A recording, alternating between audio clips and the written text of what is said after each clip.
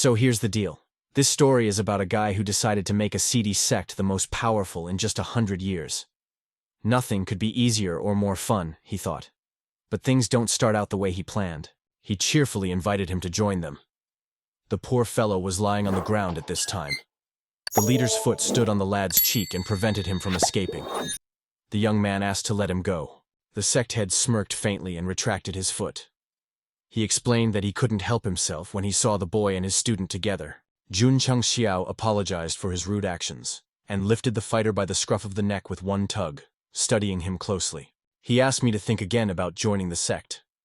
Shivering with fear, the boy said that he was already a member of the Spring Water sect. The clan leader sighed heavily and defiantly pushed the young man aside.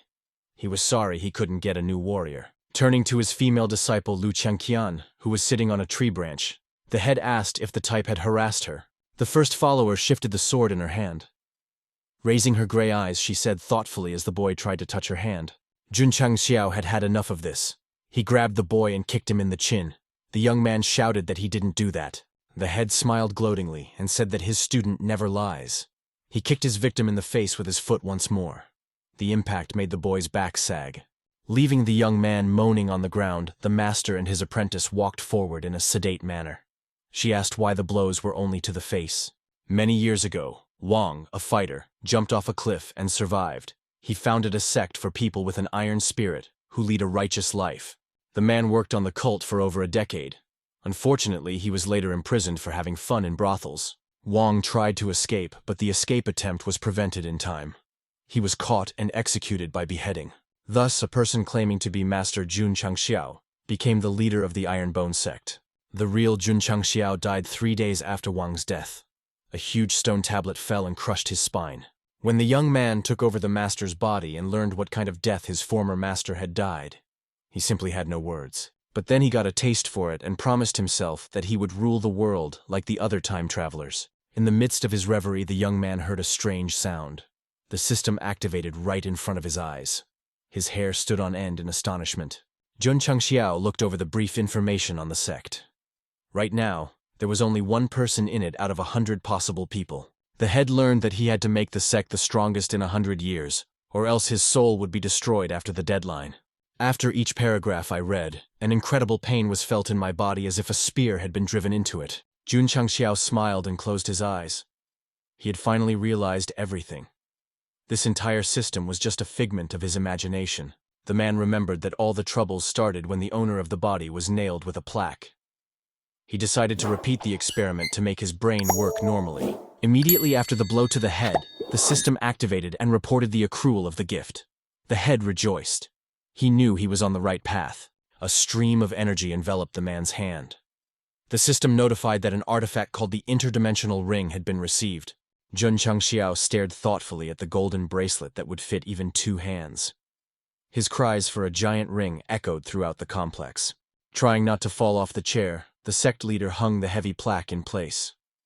The man thought glumly that the system's task was very difficult. Plus he got a weird giant ring, though in cases like this the protagonist should get combat experience or strength. Jun Changxiao thoughtfully placed the bracelet on his forehead, trying to figure out what to do with it. His body was enveloped in streams of energy. The young man rejoiced. Judging by the feeling, the system wanted to provide him with an unusual gift. To the boy's surprise, in a few seconds it was all over. In his hands was the most ordinary brick. Jun Changxiao almost cried out in frustration. It would have been better to be given a few skills or a mythical beast egg. Suddenly, the young man realized that this brick was not quite ordinary. There was something inside it, and he could clearly hear a sound like a heartbeat. The man rejoiced. Most likely some master of ancient arts is hidden inside. He would teach the boy all the skills. Jun Changxiao brought the brick closer to his eyes. He was already ready to kiss the magical object for the gift of fate. Meanwhile, an inscription appeared on the brick. The young man realized with horror that the countdown from 100 years had begun. The man angrily threw the brick to the ground and screamed that he had been dastardly deceived. The artifact was actually a bomb. After hitting the ground, 1 hour of countdown was missing. Jun Changxiao shouted that even the timer on this brick was set incorrectly. Turns out the bomb has a soul of its own. If you upset it, the countdown accelerates. The young man immediately fell to his knees, begging for forgiveness. The system reported that the mission could not be cancelled. The man felt completely helpless. He wanted to kill himself. At this moment, a large sword with a black and gold hilt appeared right in the air. The system notified the delivery of the Sword of Destruction. It stabbed into the ground right in front of the boy. The boy crawled away, startled, the weapon almost hitting him. After learning that the sword was meant to commit suicide, Jun Changxiao sighed heavily. The stupid system had gotten it all wrong. He called up the system interface, hoping to learn something new about his assignment. The structure of the sect was of particular interest. Apparently, all the most interesting things started when the sect reached level 5. Now the level of the structure was at the first. The man sat down on the temple steps and began to question the system on how to level up and what the value of the sect's contribution was. After a short conversation, the young man realized that the value of the contribution was linked to the sect's store. In order to open it, it was necessary to attract followers. Now it was clear. The strongest sect was the one with the most followers. The boy decided to look into it tomorrow. Quickly constructing a plywood board, Jun Changxiao wrote a call to join the sect on it. He was confident that he could recruit the first 100 disciples in 3 days. To his surprise, no one showed up even after a month and a half. In that time, the doors to the complex had grown cobwebs. The young man's enthusiasm was fading with each passing day. He saw that it was difficult to realize his plan. He had no appetite and had to eat noodles. It was at that moment that a girl in light-colored clothes appeared in front of the temple and declared her intention to join the sect. Jun Changxiao almost choked at the sudden appearance of a potential sect member. He noisily sucked in the remaining noodles. The man looked admiringly at the gray-eyed beauty. He introduced himself as the sect leader and solemnly announced that he was pleased to welcome her. Lu Qiangqian glumly announced that she had changed her mind. The young man fell to his knees, begging the girl not to leave. His sect had great potential. After being persuaded, she agreed to become a follower. As a result, the sect's store became available on the system. The assortment of the store offered ancient techniques and artifacts. The leader was very excited and asked to be shown the items available for purchase. Unfortunately, artifacts and abilities could be forgotten about. He could only get a beginner's kit for 1 point of contribution value. The system offered to show this set. The young man grudgingly agreed and received several spells, which are placed in an interdimensional ring. The man put on the bracelet and asked to be shown the capabilities. 5 colored holograms with information about spells appeared in front of him. The image with red letters was an experienced spell and accelerated cultivation. The young man grabbed it and crushed it between his palms. Immediately after that, he felt that he was getting stronger and stronger. Jun Changxiao went through the stages of development very quickly. It turned out that all the stages of the initial stage meant nothing. He was still at the lowest stage. Even to the apprentice level was far away. The young man pretended not to be too embarrassed and wondered why the seal-opening spell was needed. It turned out that this spell was needed to open the Sword of Destruction. The guy got angry and tossed the hologram aside. After learning from the system that Qinyan City was recruiting followers, Jun Changxiao traveled there with his female disciple. Suddenly, 5 strangers in dark robes appeared in their path. After a few somersaults, the fighters landed in front of the leader. While the guy and girl were trying to figure out what was going on, the young man beaten by the leader shouted to his fellow man that this was the guy. Lu Qiangqian wondered in surprise who the man was. The head whispered in the girl's ear that it was the guy he had beaten up. Li frowned and asked the man to introduce himself. No one dares to beat up the followers of the Springwater sect with impunity. The young man smiled and proudly said his name is Jun Changxiao. He is the leader of the Iron Bone sect. The man turned to his companions in surprise. He had heard that the sect leader had been executed for visiting brothels and escaping from prison, and the clan had broken up. Lu Qiangqian asked the head of the brothels with surprise. The young man pretended not to hear the interlocutor. Li said that a talentless leader has no right to touch their follower. Jun Changxiao asked the girl to step back. He was about to slap them. The apprentice obediently stepped aside and asked for the position of clan leader to be handed over to her before he died. The young man couldn't believe it. He had only 1 follower in all his time, but even she was vying for his place. The confident leader proudly straightened up and demanded that the system activate his skills. 3 circles of fire appeared on his wrist. His opponents were puzzled. A school leader should at least be a student, but this type clearly didn't reach that level. Li stepped forward and promised to spare the young man and forget what he had done if he would fall to his knees now and beg for mercy. Lu Qiangqian realized that the opponents are stronger. They are at least at the 4th step of opening acupuncture points. The suggestion of begging for mercy made the leader very angry. He threw himself at Li with a lightning leap, pushing his face away. The man fell to the ground. Jun Changxiao victoriously asked why he would kneel before his enemies. The members of the faction watched cautiously as events unfolded. It was clear that this leader was not as simple as he seemed. Li indignantly asked how a level 3 master could have such strength. At this moment, a new task appeared. The system suggested to deal with the enemies. The sect leader lifted his opponent's head and slammed it to the ground. The task was updated, and there were only 3 opponents left. The angry companions rushed to attack to avenge their boss. The young man smirked and said it was too easy. A second later, the defeated enemies trembled in fear. They found out that Jun Changxiao was actually at the 5th level.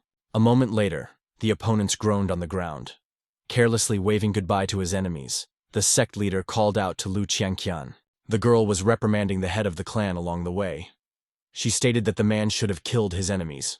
He replied that there was no need to be cruel. The follower informed him that the starland they were in was more dangerous than the jungle.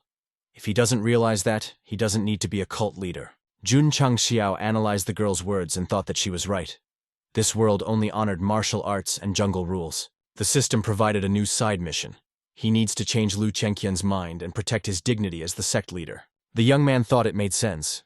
Even though there were only 2 of them in the sect at the moment, it was necessary to show at once who was in charge. He turned to the girl and said he agreed with her. They cannot show mercy to their enemies.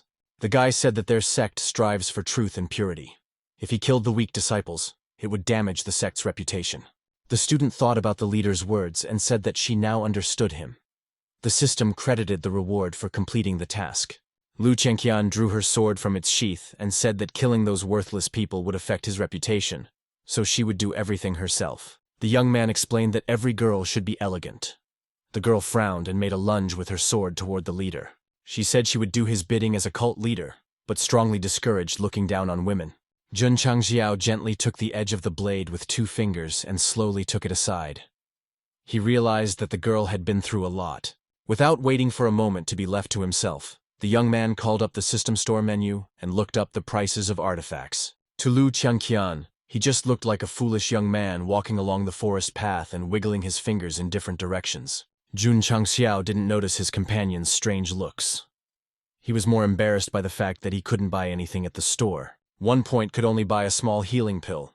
The young man told himself that he would buy it if he were dying. The girl was walking alertly, and so she immediately noticed some noise nearby. She drew her sword and asked him to be careful. Hoping it wasn't a wild animal, the leader told his companion that the forest looked rather muddy and dangerous. They'd better find another road. After walking a few meters forward, Lu Qianqian raised her sword up and said, "It doesn't look like a wild beast. There's a human in there." There was indeed a man behind the bushes. Badly injured, he sat down under a tree. His clothes were missing large scraps of cloth. The young man moved closer and checked the injured man's pulse. It looked like he didn't have long to live. There were multiple bloody streaks on the guy's back. Jun Changxiao assumed that the stranger had come across a wild beast. Lu Qianqian hurried the boy. They should go as soon as possible. If the beast caught them in the night, they would suffer the same fate. The man can't be helped anyway. He could die any second, especially since they're both non-medical. The young man smiled faintly and stated that he was not trained in medicine, but he had a miracle pill. Buying a pill from the system store, the leader scrutinized it carefully, then put it into the dying stranger's mouth. The girl sighed and instructively said that the warrior had many wounds. 1 pill would not improve his health. Suddenly she heard a cough. The mortally wounded guy started to lift himself off the ground. Jun Changxiao smiled and asked his disciple what she would say now. Lu Qianqian stated that it was simply impossible. The guy was almost dying from injuries, and now he was almost jumping. The leader seemed more mysterious to her now. She'd noticed that gloating expression on his face during the conversation. There was a reason for that. The leader was anticipating a quick fortune. Such a pill should be very expensive, but it costs less than any commodity. Jun Changxiao saw himself already wearing expensive clothes and gold. He decided to buy pills with all the money he had and sell them more expensively. Unfortunately, the young man was bitterly disappointed. There was a limit on this pill. The player could only buy 1 pill per month. Besides, it turned out that the stranger he had rescued had also just run away. The guy couldn't believe that he wasn't even thanked. Lu Qianqian took it up again. She said that good guys don't achieve anything here, so it's better to be bad. The leader exclaimed irritably that there must be at least one person in this world who acts according to conscience. The girl raised her eyebrows in surprise. In her opinion, some people in this world don't know what conscience is at all. Jun Changxiao was dissatisfied. He had hoped to save this guy and invite him into his sect. But it didn't work out. The young man remembered that there were no laws or moral restrictions in this world. Anyone could humiliate him, or just run away after being rescued. He decided from that moment on to take up the challenge and live in Starland the way the rest of us live here, by the rules of the jungle. At that moment, the system notified a secret mission that involved understanding the rules of Starland. The guy remembered that all the tasks assigned by the sect's higher system could be divided into main, side, and secret. Of course, there are other assignments. He recently had the epic task of slaying the legendary blood dragon. The leader became very excited. The type of task implied that the reward for it would be very generous. Unfortunately, it was impossible to fulfill it right now. It was necessary to obtain a certain level of development. Anyway, for the last secret mission, the young man got 10 contribution points and could buy something from the store. Suddenly, his companion tore him away from his grand plans by tapping the hilt of her sword right on his forehead. She reported his arrival in Qingyang City. There really was a lot to see here. Jun Changxiao decided that his sect would definitely look more majestic than this city. The guy's enthusiastic exclamations attracted the attention of many random passers-by. One of them scornfully said that he was a disciple of the Iron Bone sect. The young man angrily declared that he was not a disciple, but the second leader of this sect. There was silence in the square for a moment. Suddenly, everyone exploded with laughter, holding their bellies. Absolutely everyone was laughing at him. One guy exclaimed that the sect was long gone. Some young man and girl were almost crying with laughter. Given his low level, they could have started a sect themselves. Jun Changxiao heard all these remarks perfectly. He pretended not to pay attention, but he was very painfully worried. Each of the insults was a heavy spear thrown at his back.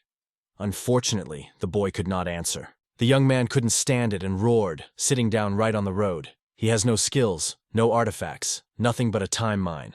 Lu Qianqian gently placed her hand on the leader's shoulder. He enthusiastically declared that at least the girl stayed with him. At the same second, his companion motioned him with her fist and said scathingly that he should be ashamed. The young man was a little taken aback by her harshness. He got up from the ground and replied that he'd been through more than that, so he wasn't hurt by other people's criticism. The man offered his companion to go to the pledge recruitment ceremony. The girl asked how he tolerated the mockery of himself. Jun Changxiao didn't bother to explain anything. He knew that his companion wouldn't understand anyway. Such people could only be silenced by brute force. In a few minutes they came to a wide square with rows of pavilions. In each of them were representatives of different sects. Looking at the great Sheng sect's pavilion, the guy remembered that he had done various tasks for the system in the past. But now the situation has changed. It is a different time. Starland would soon feel the force of his swift and powerful attacks. In one of the tents, an apprentice was fervently proving to his master that they would definitely be able to recruit a newcomer with great potential this time. The sword-wielding man standing beside them laughed unpleasantly. The sects here are all level 8 sects, so it would be hard to get a newcomer. He turned his face with a scar across his eye and declared that the Broad Sword sect would come out on top this year. The deacon got angry and rolled up his sleeves. He told his opponent that he would see whose sect would gain the most followers. At that moment, some stranger with a portable tent in the shape of a large umbrella wedged himself between the tents. He put up his banner. A man from the Broadsword sect shouted that he had no right to sit there. His disciple timidly said that the Iron Bone sect was part of the alliance. The man smirked gloatingly and said that the place belonged to the Broadsword sect. The two of them had better look for another place. Jun Changxiao didn't even move. He reminded that they were all members of the alliance. There was no need to be angry with each other. The deacon came out of the tent and stated that he previously had nothing against the Iron Bone sect as long as leader Wang was alive. But now he considers it a disgrace to himself that such a sect is recruiting new members in the neighborhood of his pavilion. The young man replied that he would expand his sect, and no bald men could stop him. The masters of both tents tensed, their eyes blazing with hatred. They began to argue that there was nothing wrong with baldness. At their call, the disciples came running, ready to tear down the enemy's tent. Jun Changxiao rejoiced. With a little showdown, he would be able to promote his sect and gain disciples. Suddenly, someone shouted that Li Qingcheng was coming. The deacon from the Lion Roar sect demanded that all the disciples come over to him. With his ears perked up, the young man overheard that this guy is the direct heir of the Li family. Everyone is out to get the young master. In addition, young Li had a supreme spiritual development route. In the city, even the middle level was rare. After carefully analyzing the situation, the guy realized that he had the lowest level of development. He told his companion that Li was a real genius. Now he had one idea to get the master to join their sect. As Li Qingchang walked through the square, all the pavilions were empty. Their representatives were begging to join their sect. A man in white clothes with gold jewelry walked proudly down the center, ignoring absolutely every suggestion. The thoughtful face of a guy with blue hair and elements of gold jewelry on his white clothes seemed familiar to the leader. He asked his follower if they could have met this man somewhere before. Lu Chengqian recalled that this was the same crippled man who had escaped from them in the forest. The young man smiled. He was not mistaken. At that time, a green-clothed elder came out to meet Li. He invited the young man to join the Kangshan Mountain sect. This sect was 5th in the rankings and had its own centuries-old temple. None of the other recruiters had a chance to get the guy. Jun Changxiao sighed heavily. He could barely restrain himself from screaming. All hope was only for Li to join his sect because of the healing. Suddenly, the young man saw Li Qingchang stop in front of him and bowed. The man asked if the guy was really the head of the Iron Bone sect. All the recruiters were stunned. They all offered the best terms, and Li went to some lowlife. Jun Changxiao felt his superiority over the other challengers and sat back down. The young man smiled and replied that it was him. The representatives of the Broadsword sect and Lion Roar sect stared dumbfoundedly at what was happening, unable to believe their eyes. The legend of Qingyang City easily chats with that snooty guy who sits on a chair and doesn't even think of getting up. Li Qingyang admitted that he had run away from the forest that day. He didn't have time to apologize, so he apologizes now. Jun Changxiao smiled and politely wrapped his arms around Mr. Li's brush. He said that there was no need to worry about it. After all, he had already forgotten himself until Li reminded him. Lu Qianqian frowned, thinking that this was all the leader had been talking about a few minutes ago. The young man smiled welcomingly and asked for more details about the history of the origin of their powerful sect. Immediately, a side task from the system was activated. One had to convince Mr. Li to join the sect. Both of Jun Changxiao's neighbors simultaneously shouted that the Iron Bone sect had no great history. The deacon exclaimed that the sect's greatest merit concerns their leader Wang. He had helped stop the distribution of pornography. The leader of the Lion Roar sect wailed that the sect itself was worthless. He could swear on the rest of his hair. The young man gave his opponents a look that made their blood run cold. He said that this was only the part that was known to everyone. In fact, the Iron Bone sect has a centuries-old history. It has its own temple complex of buildings. Li Qingcheng asked for more details. The representatives of the other sects frowned at the young man, unable to understand why he believed the trickster. Jun Changxiao asked the man if he had heard of the East Sea. Li surprisingly replied that the sea was in the east of Star Country. The leader continued the story. At the edge of the eastern sea there is a country called Dolai with 2 mountains. One of them is called Ironbone Mountain. It was there that their oldest sect originated. Their first leader was Sun Wukong, whom everyone knew as the Monkey King. The young man's story was so convincing that many casual passers-by believed him. Only an elder of the Kangshan Mountain sect cried out that it was a lie. He said that the East Sea is very dangerous. Especially Dolai State is not mentioned by explorers. No one has heard of the Iron Bone Mountain. Jun Changxiao turned to the elder and stated that in that case, he knew absolutely nothing about Star Country. The old man became enraged and demanded an explanation of where the Sun Wukong he was telling about had come from and who was his master. The young man told that the first sect leader was born from the Divine Stone after 1,000 years of incubation. His master was Subhiti of Mount Linthai. The elder became even more angry and said that all men are made of flesh and blood.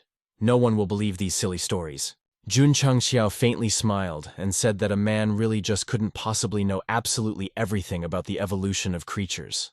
The old man's eye began to twitch with anger. He shouted that he wasn't as dumb as the boy wanted him to be, and he wouldn't believe such nonsense. It was as if Mr. Li didn't hear the old man. He smiled and said that he was glad to hear the long history of the Iron Bone sect, but he wanted to know more about the current state of the sect and what he could accomplish if he agreed to join. The elder almost cried with happiness. It was the right question. Of course, this sect couldn't provide any benefits. The sect leader humbly replied that all powerful sects die out one day. His sect was no exception. He smiled and added that the Iron Bone sect was time-tested. After losing its former glory, it had left a solid foundation. And that pill is the best proof. Li Qingyang couldn't argue with that. He remembered how he had almost died. Besides, a man of such great value gave such a huge amount of money to a chance encounter. He could very well be telling the truth.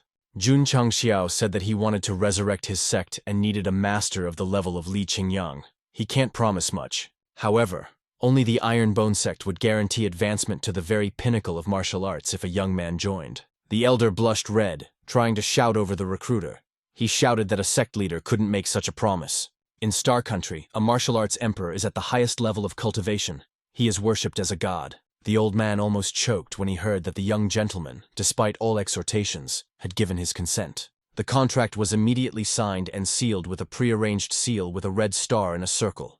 This was how the sect leader completed the side mission. The elder still couldn't calm down and tried to convince Li Qingyang to give up. After all, he would ruin his potential in such a sect. The sect leader softly said that the Iron Bone sect would surpass all others in 3 years. The old man would still remember this conversation. The elder turned black with anger. If it wasn't for young Li, he would have torn his friend apart. The man shouted that words alone would not do anything. He promised to clear things up a bit and explain to the arrogant young man the vast gulf between them. Li Qingyang frowned and softly asked Elder Ma not to disrespect his sect leader anymore. The old man realized that all was lost and walked closer to Jun Changxiao. He said that he would look at the development of his sect. A tall man with a black mustache approached the friends with quick steps and asked the elder to take his time. The entire job fair simultaneously aid. The man wearing dark clothes and gold-embroidered ribbons was Master Li. He bowed politely to the Kangshan Mountain sect elder and promised that he would accept an invitation to his sect on behalf of his son. Li Qingyang angrily exclaimed that he had already made a decision to join the Iron Bone sect and would not back down from it. Master Li angrily said that his choice today would not only affect Qingyang himself, but also the future of their entire family. The young man recalled that his father had always taught him to be honest. He had joined the Iron Bone sect and was not going to take it back. The man lost control of himself and declared in public that he would give up his son if he did not leave the cult immediately. His shout caused Master Li to cough violently. The man accompanying him anxiously picked up the master. He excitedly reminded the young man that his father was already in his old age and also asked him to come out of the wretched sect. Elder Ma took advantage of the moment and said that one should not forget about piety. It is not very noble to act against father's will. Li Qingyang was in an awkward position. He himself saw that things had gone too far and couldn't afford to embarrass the family. Seeing his hesitation, Jun Changxiao put his hand on his shoulder and smiled. He promised that they would achieve dizzying success together. Master Li turned black with anger. He was very unhappy that his son had joined the sect and believed the silly stories. He stepped closer to the guy and suggested that the sect leader clearly had incredible knowledge of martial arts. Barely restraining himself, the man jabbed a finger in his direction and said that Mr. Jun was acting very confident. The young man smiled and said that he knew more about the arts than everyone gathered here combined. Lu Qianqian thought that this time he had really screwed up. Master Li began to lose his patience. He took out a small book from his pocket and asked for advice in such a case. He said that Qingyang City has had a sword technique for 100 years. None of the masters had been able to master the 9th style. The man made a demand. If Jun Changxiao didn't master the last step of mastery, he would expel his son from his sect. The young man smiled and replied that it wouldn't be a difficulty. He realized that Master Li had chosen a win-win situation. The sect leader opened the system store menu and activated an hour-long illumination spell. It allowed him to learn the combat skills and secret techniques of his opponents. After activating the illumination spell, Jun Changxiao began feverishly flipping through the stapled book handed to him. Everyone around him was watching him with interest. Even Lu Qianqian and Li Qingqiang couldn't understand why he was turning the pages so quickly. The Lion's Roar sect leader said incredulously that the kid wouldn't learn anything that way if he just turned the pages. Hearing the talk about himself, the Iron Bone sect's sect leader faintly smiled and explained that he was using the quantum fluctuation method. In fact, the young man saw the book differently than the others. The red images of the fighters in the brochure looked to him like a training video. After finishing reading the guidelines, Jun Changxiao defiantly slammed the book between his palms. He turned to the girl and asked for her sword for a while. Lu Qianqian handed over the blade with surprise. The sect leader drew his sword from its sheath and quickly made a circular motion. The air current shattered the paving stones in the square, sending small shards of stone flying. Elder Ma knew perfectly well what it meant and was very surprised. This guy only took a minute to learn the first style from the book. Meanwhile, the young man continued onward. He waved his sword a few times and visualized the second style. Now it was Mr. Li's turn to be surprised. In his time, he had to spend 5 days to learn the second style. The guy made several lightning-fast movements. From the outside, it seemed as if 3 swords were cutting through the air at the same time. The powerful energy release caused the surface to collapse more and more. The blast wave blew the guy's recent opponents backwards. Despite the effect produced, Jun Changxiao was dissatisfied. In his opinion, this technique could be used even faster. Demonstrating the 8th style, the sect leader made unimaginable movements in the air and quickly spiraled downwards, producing another explosion. Elder Ma stated to the surprised Mr. Li that it was impossible to learn the 9 styles in such a time.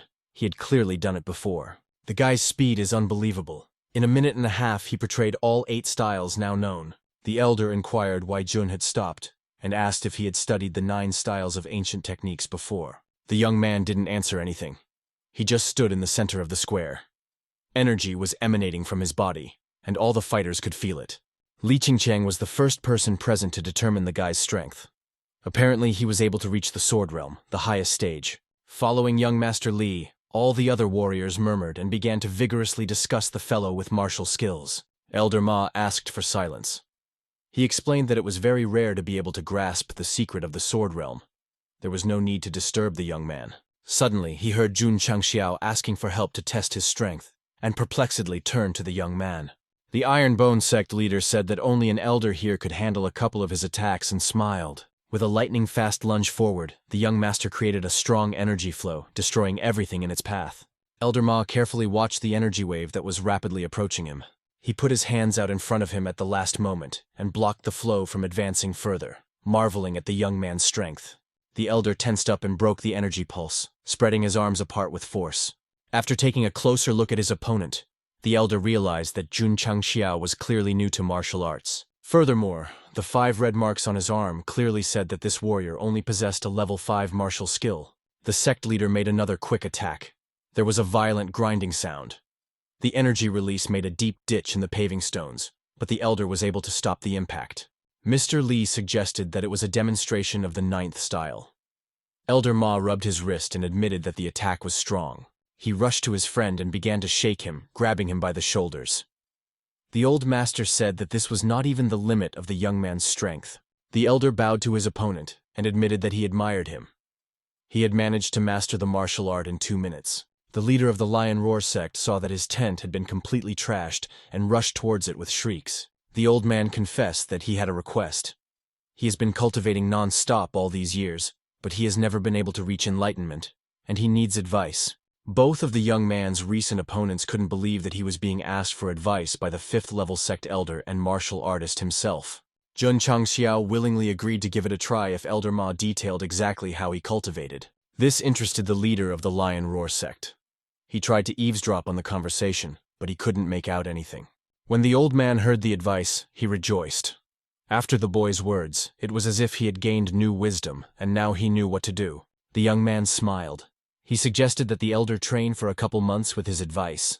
After that, he would be able to break through to the next level. The Kaishan sect leader ran off and shouted goodbye, saying that he would ask the guy for some more tips a little later. Seeing how respectfully Elder Ma treated the sect leader, everyone gathered in the square ran for advice, pushing each other away. Jun Changxiao saw that he had only wasted 3 minutes out of an hour.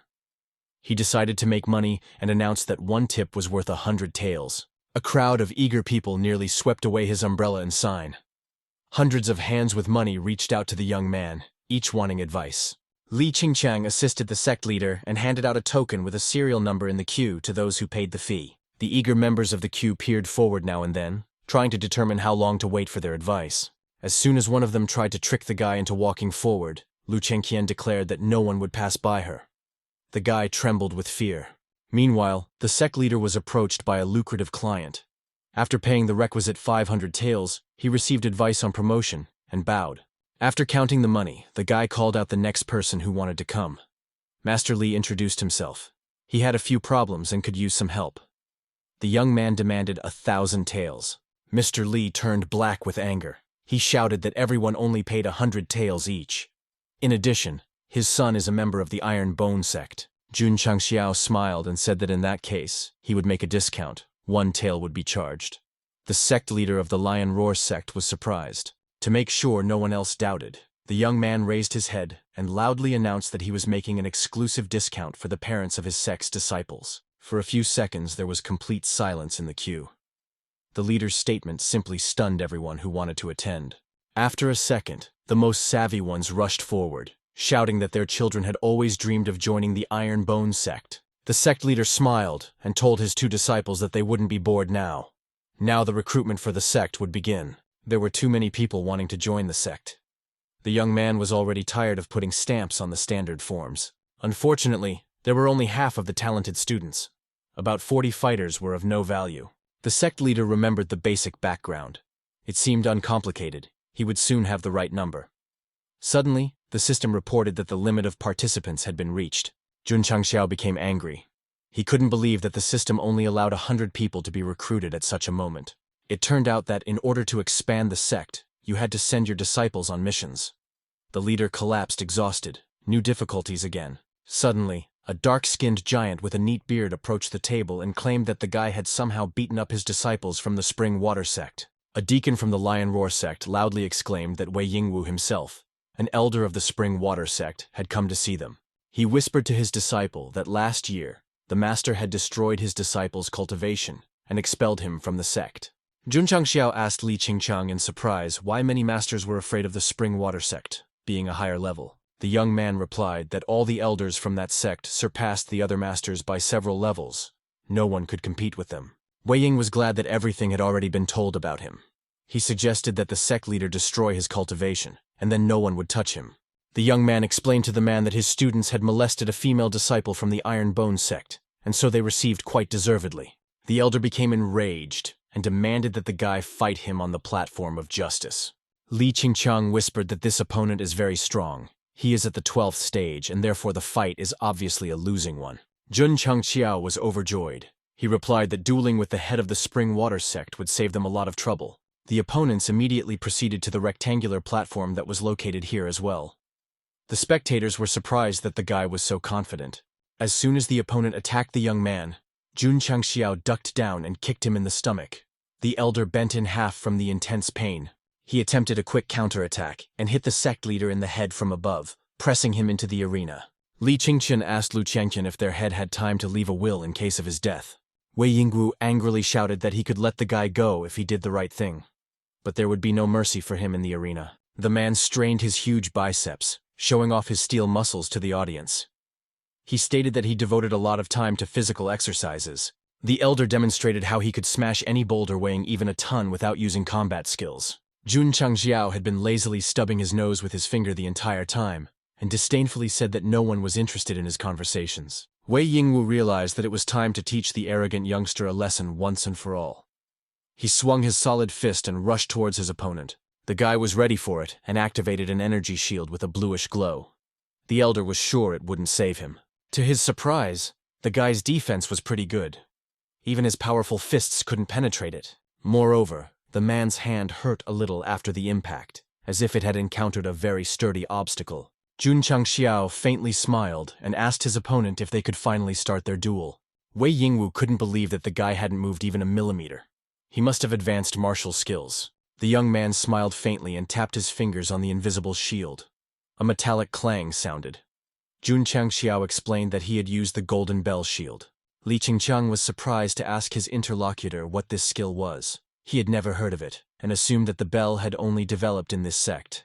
Lu Qingqian had already studied the leader quite well, and said that there was a high probability of lies in his words. However, their head has many secrets that ordinary people are unable to unravel. The girl was right. The Golden Bell shield was out of the question, and Changxiao was miraculously alive.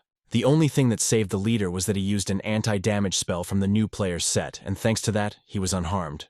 The elder was confident that his strength could not be handled by any skill. He enthusiastically attacked the opponent. Unfortunately, not a single punch was able to overcome the defense. The powerful punches only resulted in Wei Ying's fists shattering to the point of bleeding. The young man only laughed at his opponent and roused him. He assumed that in a little more time the man would be able to wrinkle his clothes. The elder couldn't believe it. There was almost nothing left of the arena, but Jun Changxiao didn't even have a scratch on him. Li Qingqiang also saw such a defense for the first time. He said that with such a combat skill the sect leader was practically invulnerable. The enraged Wei Yingwu wailed that the young man himself had forced him to go to extreme measures and slammed his fists against each other, creating a bright source of light between them. The sect leader said thoughtfully that the elder resembled Hercules from the famous game, and his skills were very similar. Li Qingqiang paid attention to his head's words and began to look closely at Wei Ying, trying to figure out what skill the young man was talking about. Now he remembered and shouted to the boss that this unique martial skill of the Spring Water sect was called the Magnificent Golden Fist. While dodging the blow, Jun Changxiao realized that the leader of the Holy Spring sect was called Minato Namikaze. This name seemed familiar as well. The elder angrily shouted that no one dared to turn away when displaying art and rushed forward to attack, pushing a huge golden shield in front of him. The young man waited patiently until the last moment and then thrust his arm forward. To the man's surprise, the shield shattered. Wei Yinu continued to run at the enemy, realizing with horror that his unique combat skill had no effect. Li Qingqiang's jaw dropped down in surprise. The girl frowned, saying that the sect leader really has a lot of trump cards. The deacon couldn't believe that this golden bell shield was the most ordinary skill. In that case, the guy was very strong. The young man smiled and suggested that Wei Ying show the rest of his martial skills if he had any trump cards left. The sect elder sat in the arena, breathing heavily. He didn't even have the strength to respond to his opponent. The other warriors spoke up, saying that the man was very tired and therefore would not be able to continue the fight. He had expended a lot of energy. Wei Yingwu raised his head with an effort and muttered through his teeth that he had more than just combat skills in reserve. The man quickly got to his feet. A huge sword appeared in his hands with golden energy emanating from it. Jun Changxiao frowned. This was already an unpleasant surprise. From everything, it appeared that the elder also had a spatial backpack. The branding on the sword indicated that the blade had been forged by Master Fang, one of China's most famous armorers. Wei Yingnu proudly told everyone who had yet to touch a martial art that Master Fan was the best blacksmith in Star Country. He spent a lifetime forging thousands of weapons, each one considered a treasure for martial artists. The elder showed everyone a shiny, curved, serrated blade. He bragged that he had spent a fortune on it. The master solemnly swung a broadsword with a stylistic depiction of flames, and announced that he was showing it in public for the first time. Jun Changxiao noticed the chips on the edge of the sword and frowned and advised him to find a service master first. The elder angrily exclaimed that any weapon from this master was valuable in any case, even if it had flaws. He swung his sword furiously, cutting off chunks of paving stone, and shouted that the guy had simply never encountered a perfect weapon. The man demanded to see his weapon immediately. He was eager to engage in a deadly duel. The young man smiled and asked to wait a bit. He needed to choose a weapon. The boy was just in the process of buying a suitable blade. The system offered to buy the cold sword at a bargain. Jun Changxiao tried out the blade and swung it. It seemed to be a good choice. The elder rejoiced. This was the moment he had been waiting for. Wei Yinu exclaimed that now he could fight and rushed at his opponent. With a few movements, the man broke off many shards from the arena and left a deep furrow in it. As if not noticing his intentions, the young man was thoughtfully practicing with his sword. It looked quite strong. The guy decided to try it out and proudly showed the ninth style technique to everyone gathered. Everything happened too fast. Wei Yinu only realized that something irreparable had happened when he saw the blood spatter. The shard of his perfect sword clanked into a crack in the arena. The Iron Bone sect leader apologized. He wasn't used to the sword yet. At the same moment, the defeated elder fell to his knees exhaustedly. His battle was lost in a few seconds. The power of the Sword of Cold was not only enough to shatter a weapon of dubious origin. Wei Yingwu had lost his arm in this fight. Jun Changxiao even felt a little sorry for his opponent. But then he remembered that the elder was going to kill him. So it was fair. The young man jumped off the platform of justice and decided that henceforth he would compensate people for evil in proportion to their desires. The sect leader called out to his first disciples and said that it was time for them to return. Li Qingqiang was delighted with such an art. The broadsword sect elder couldn't believe that Jun Changxiao had defeated the sect leader Wei Yingwu so calmly. The deacon frowned, saying that the Pure Water sect would now be furious. His friend wasn't sure the young man could handle an entire sect. At the exit of the city, Jun Changxiao stopped and looked intently at his disciple Li Qingqiang. He gave the guy 10 days to spend with his family and say goodbye with dignity. After that, they would meet in the cult. The young man replied that his father had already started cultivating anyway, so there was no point in going home. The leader suggested that in that case, he should continue on his way. Li Qingqiang smiled shyly and informed the sect leader that he had one presumptuous request. He remembered his favorite girl and stated that he would like to bring one very dear to him into their sect.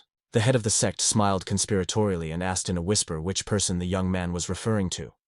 The boy was embarrassed and replied that it was a woman. Remembering his beauty, Li Qingqiang closed his eyes and reported that it was about the most ordinary girl from a poor family. Jun Chengxiao assumed that it was because of the girl that the young man decided to join his Iron Bone sect. Li Qingqiang smiled and admitted that none of the other sects would allow an outsider to be brought in. The leader frowned and said that he would accept the girl with pleasure. They were just short of people to take care of the household. Not holding back his aggression, the young man grabbed his friend and shouted that it was a bit early for him to be thinking about women. The head himself was unmarried and would be jealous. Unfortunately, the conversation took place too late. His beloved had left town and left only a letter for the boy. Li Qingqiang told the sect leader and Lu Qiangqian about it. The girl didn't want to interfere with his future and left of her own free will. The young man replied that it was better for both of them if his beloved had indeed been born into poverty and destitution. Li Qingqiang was surprised to ask if the sect leader really thought so. It turned out to be the majority opinion, but the leader himself thought otherwise. The young man vowed to achieve supremacy and find the girl. Then he will tell his beloved that it was he who was unworthy of her. The sect leader listened intently to the young man's promises and declared that he would turn him into the strongest man. The young man was very much moved by the promises of the sect leader and even wept. Now he saw that he had come to the right place. To his surprise, the sect building looked very abandoned. The roof was holey, the rusty hinges of the door creaked, and the sign was barely hanging on. Li Qingqiang began to realize that he had actually been deceived all this time, and cautiously asked if he could change sects. The young man replied that there was no need to worry about that. They would fix the building. Suddenly, they saw a boy urinating on the wall of the temple. The sect leader shouted that no one dared to desecrate his building and pulled out the sword of cold. The little boy trembled with fear and ran away. He tearfully shouted to his mother that he was being bullied. The young man pretended to keep running after him. When the kid was gone, Jun Changxiao exhaled. He admitted that he didn't like arguing with children and invited the sect members to go inside. As soon as the young man pulled the doorknob, the heavy sign came off and hit him on the head. The followers watched the boss warily. The angry leader with a bloody head drew his sword. Li Qingqiang held it by his belt and explained that it was only a signboard of the sect. The head went inside and showed the interior. He said that the main task now was to rebuild the sect. They needed to repair the windows and doors. After bandaging his head, the young man handed Li Qingqiang a weighty wad of money and smiled. He said that he was entrusting it to him. The cult leader admitted that he had a slight headache and needed to go back to the room. The young man left the followers alone. The girl surprisingly told her friend that their leader was a very strange guy. He could do the repairing of the building himself. A few days later, the building began to change. The renovation was in full swing, and scaffolding was put up around the section. Workers were constantly bringing materials upstairs to fix the roof. The foreman made sure that everything was done properly. Jun Changxiao was satisfied. He didn't miss out. Li Qingqiang had organized the building repairs well, so he could do his own cultivation. For 50 points, the young man bought an ability-enhancing liquid from the system store. It added 1 skill level to the user. Emptying the flask of bluish liquid, the leader remembered that abilities were needed to increase cultivation speed.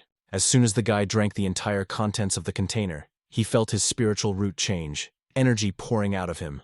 The system reported a successful breakthrough to the next level. The young man was overjoyed, but recognized that it was still not enough for a battle with the Pure Water sect. Jun Changxiao asked if there was a quick way to level up. After receiving the advice, he exchanged the contribution points for a cultivation base. Thanks to the favorable exchange, the young man had broken through to the 10th stage of acupuncture point discovery. His wrists were now adorned with 10 red bracelets. The sect leader shouted excitedly that he felt an incredible power within him. He was ready to roll mountains. Without putting off the experiments for later, Jun Changxiao ran to the nearest wall and punched it with his fist. The wall immediately cracked and began to crumble. The powerful impact created a huge hole in the outer wall. The young man realized that this was not the limit of possibilities. One of the pieces of wall fell right on Li Qingqiang's head. He added the repair to the estimate and told the head that it would take another 200 taels. The young man gave the follower a huge wad of banknotes that formed a square.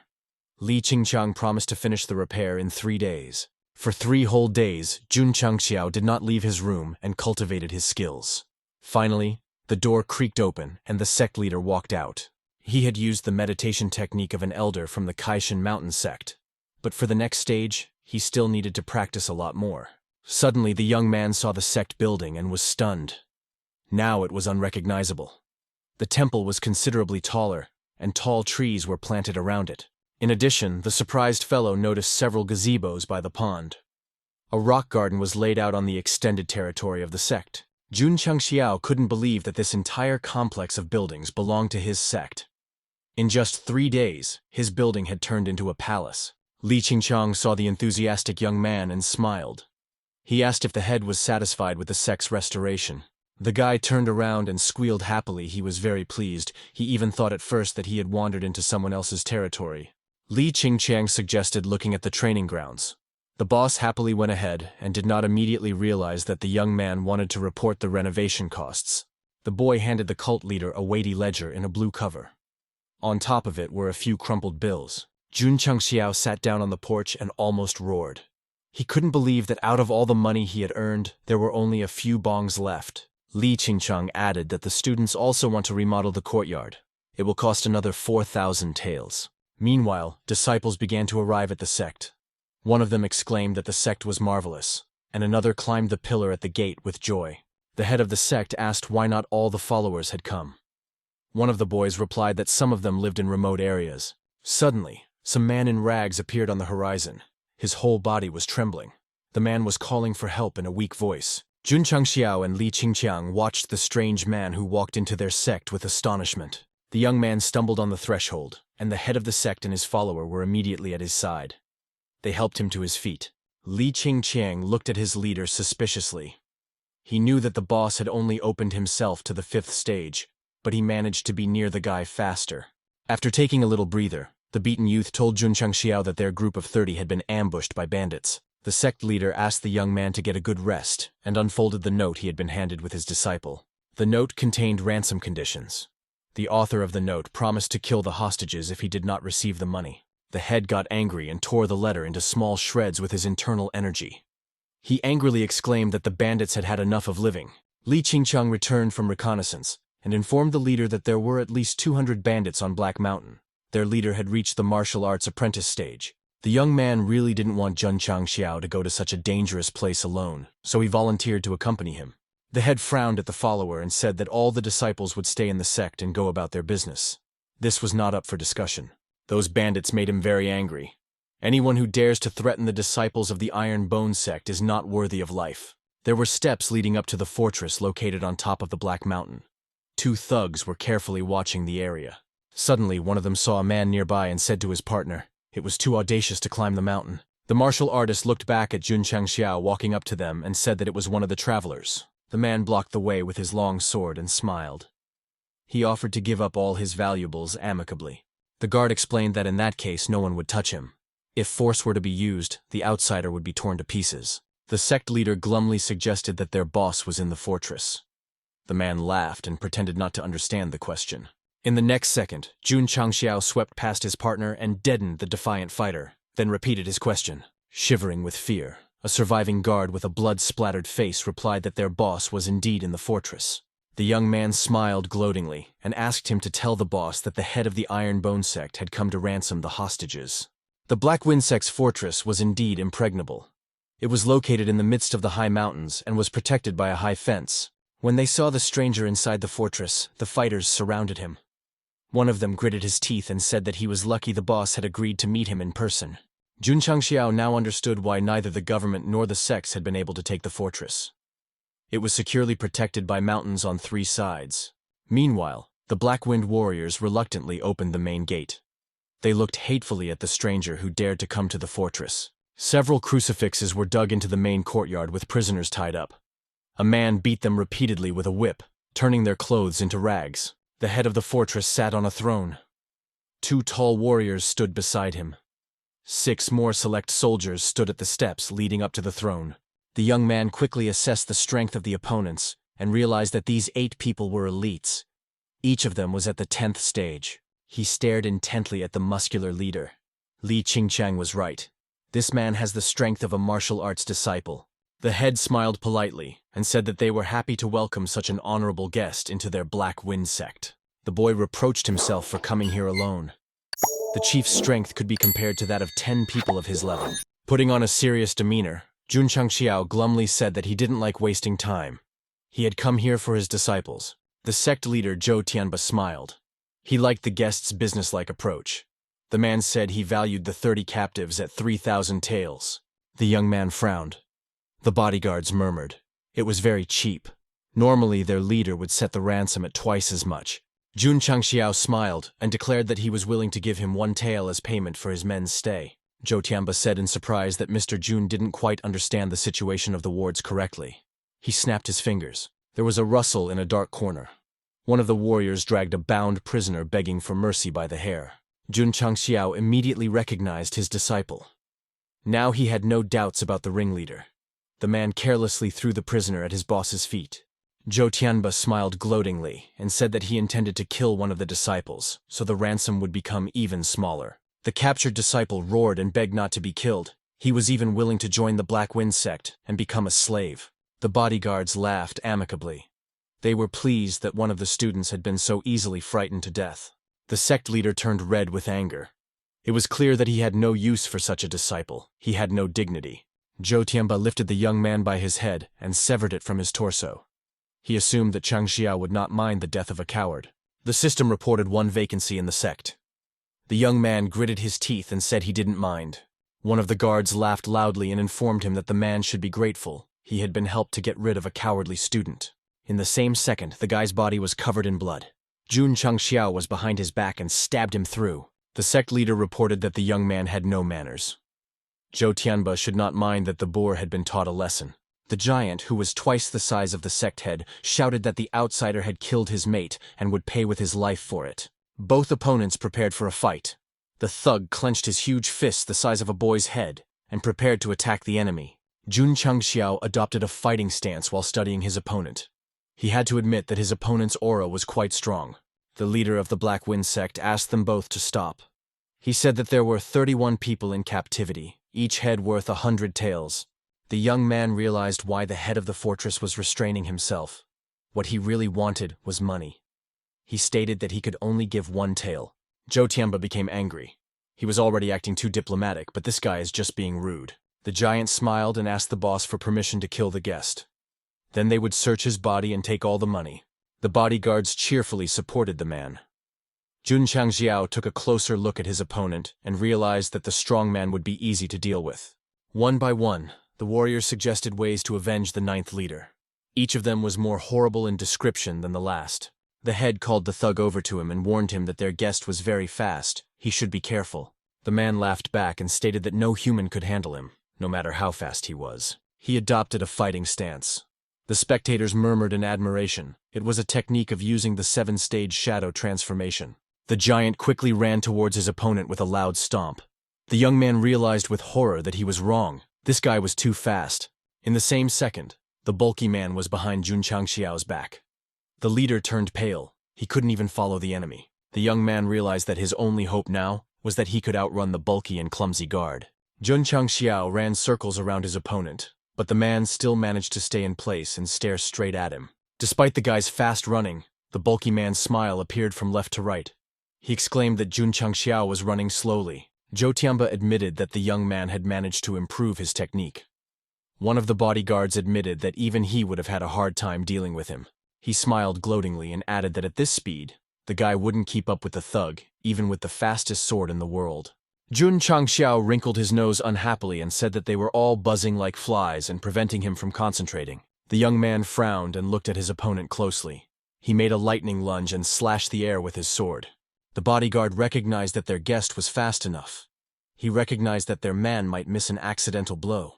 Suddenly, the man was silent, terror in his eyes. The sect leader caught the bully during the attack and cut off his head. Jun Changxiao contemptuously said that the giant couldn't even turn. It was enough for him to bump into his sword. The guards snapped out of their seats at the same time and mobbed the offender. It was the second solid loss. The boy stood calmly in place. He assumed that all the warriors were actually weaklings, so they decided to attack all at once. No amount of exhortation worked. 4 blows came right where the young man was standing, and he barely had time to jump back. The leader shouted that the bodyguards had provoked him themselves, and now he would have to use his trump card. A weapon hilt appeared in the guy's hand. A steel sword blade began to grow out of the air at the hilt. Jun Changxiao proudly said that it was a catastrophe sword and lunged towards the opponents. To his surprise, the sword was very short. Its blade was even shorter than the hilt. It became obvious that it would not be enough for an advantage. One of the opponents was almost crying with laughter. He wasn't sure if such a trump sword could cut even an apple. This was enough for Zhou Tianba. He ordered to immediately grab the guy and search him for valuables. The forces were clearly unequal. The young man knew he would have to give his best, each of the four of them outnumbering him in strength. There was only one last chance left. The sect leader used the spell to open the first seal and unlocked the Sword of Catastrophe. A blinding source of light appeared where Jun Changxiao was standing. It spread out in bright rays in all directions. Covering their eyes, all four fighters puzzled over where this strong source of light had come from. It swept past their heads. The light reached the head of the fortress as well. He thought, covering his eyes with his hands, that a small knife could not give off so much light unless it was of high quality. Opening his eyes, Zhou Tianba realized with horror that the blade was at the bridge of his nose and trembled in fear. On the turn, that small knife turned into a sword with a long blade of 40 meters after activating the spell. Trying not to give away his excitement, the head of the fortress insinuated to himself that it was not the length of the sword that frightened him, but the pressure their guest was exerting. For some time the rivals were against each other. None of the bodyguards dared to interfere with the young man. Jun Changxiao was pleased that the catastrophe sword had grown in size. But still 40 meters was a bit much for a slashing weapon. Still trembling with fear, Zhou Tianba asked the young man to put his sword away and calmly discuss everything. The sect leader admitted that this sword is difficult to remove, so he has to say goodbye to some viewers. He swung his blade lightning fast, decapitating 2 bodyguards with one blow, and knocked a piece of the backrest and headrest off the throne. Both warriors fell breathlessly to the floor. The splinters from the throne continued to fall downward, making it even more frightening. The head of the fortress was stunned. He couldn't believe that 2 of his best men had died in 1 second. Jun Changxiao revealed that he had only spared him because he wanted to ask a few questions. That was why he was able to dodge. Zhou Tianba was surprised to hear that it wasn't just these 2 trustworthy guys who had actually been killed. The entire fortress was cracking at the seams. Even the tall trees outside were only low stumps. The weapons were destructive. All around, the walls were crumbling. The young man proudly said that he had come here today to help the people of Qingyang City. All the bandits as one began to beg for mercy. They had seen what this guy was capable of and begged to be let go. The guy angrily recalled how many innocent souls they'd put to death and declared that he couldn't afford it. Jun Changxiao gripped the hilt of his sword tighter. He frowned and announced that today would bring death to each of them. With a single swing of his sword, the sect leader massacred all the opponents, their bodies instantly cut in half. Turning to the head of the fortress, the young man said that it was now just the 2 of them, and raised his sword upwards. He gave a friendly smile and announced that he would allow his opponent to run the full 39 meters. Zhou Tianba already knew it was useless to run. He fell to his knees and begged for mercy, promising to bring back all the disciples. Feeling the sword above his head, the head trembled. Jun Changxiao inquired about his sect's interest. Stammering, the head of the fortress mumbled that he had just heard about the Iron Bone sect's recruitment of disciples a few days ago. The young man struck the sword to the right and left of the man, scaring him a little. The boy said he wanted to hear the truth. Zhou Tianba raised his head and roared that he had been paid by the Pure Water sect. Their head ordered to kidnap the disciples and kill the leader. Jun Changxiao said goodbye to the head of the fortress. He elicited the information he needed. The sword blade collapsed on the palisade and killed the head. The system reported the completion of the additional task and awarded 50 points. The sword turned back into a short knife. Suddenly, the young man learned that after using the catastrophe sword, he would experience fatigue for half an hour and would be left completely defenseless. Losing consciousness, the guy thought that the system could have informed him a little earlier. Fortunately, he had already eliminated everyone. The sect leader was lying on the floor and breathing heavily. He looked at the result of his activity and thought that now 200 enemies would not harm anyone. A man was sitting on the doorstep, clearly nervous. He tried to calm his anxiety with his hand, but it didn't help much. That man was Qinqiang Li. The guy was sitting on the steps of the sect and asked Lu Qianqian what they should do if something happened to the sect leader. She said that it was easy because she would be the head of the sect and he would be her first disciple. Nevertheless, with a stony expression on her face, the girl said that in any case, they had far more than one secret in their heads. Suddenly, however, While looking into the distance, she opened her eyes wide. The image of the protagonist appeared before her eyes as he approached them with an easy gait. Li immediately ran up to the protagonist and said that he had finally realized that it was too dangerous to go alone, and it was better to report it to the authorities. However, Jun Changxiao easily passed by his second disciple and said that there were 30 disciples at the foot of the mountain and told someone to take them away. The man closed his eyes and asked if Li wanted to upgrade the courtyard earlier. Immediately afterward, he threw some bars of gold into the hands of his second disciple and told him to take this. Li clearly didn't expect this, and with an expression of incomprehension, he wanted to ask what happened to the Black Wind sect. Of course, a creepy smile appeared on the protagonist's face, and he interjected to ask about this particular sect. The guy turned back around and said with a slight smile that it had already been destroyed. At the same time in Black Mountain, only ruins remained of the sect. The man saluted his superior and said that, judging from the wounds on these bandits, they were killed by the same weapon. The man said that, judging from the location of the wounds on their bodies, it is likely that they were killed by the same person. That mysterious man smiled eerily and asked if he had done it alone, then said that he might be a powerful man in the city. At the same time, incense was smoking and smoldering elsewhere. Jun Changxiao paid his respects to that very tablet and closed his eyes and said that he was counting on it to continue. As it turns out, he built a literal small temple for his system. The guy activated the system and realized that he now had both disciples and a sect. The guy realized that he needed a basic cultivation technique, but it wasn't available in the store. The guy realized that he had to upgrade for 10 points of contribution value to his store. Jun Changxiao realized that the result would be completely random, and he might just be left with nothing. The guy didn't realize that he was always out of luck, and gave up wondering what he should do in this case. Desperately, he realized that he would have a better chance if he made 10 attempts in a row. In the end, Jun Changxiao made up his mind and risked his 10 points. At the same time, the value of the sect's contribution decreased by 10. Suddenly, the system window lit up with a bright light, and the guy stared at the pop-up in bewilderment. Jun Changxiao opened his eyes wide as he couldn't believe what he was seeing. As it turns out, he had obtained an initial divine-level cultivation technique. Jun Changxiao was literally dancing and crying with happiness. The system congratulated the protagonist and said that the chance of obtaining a divine-level motivation technique of the initial store was less than 1%. Enjoy!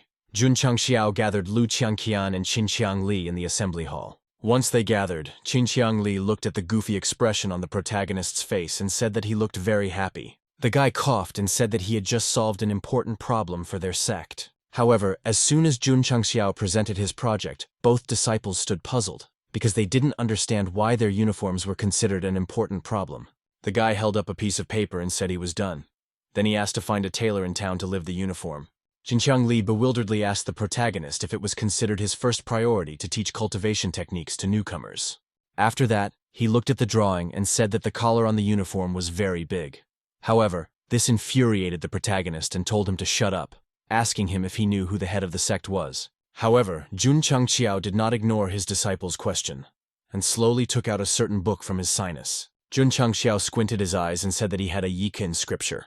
The system described this scripture as a very good technique that was suitable for martial artists in the stage of opening acupuncture points, and also mentioned that after completing it, it would strengthen the body and increase the chance of level up by 50%.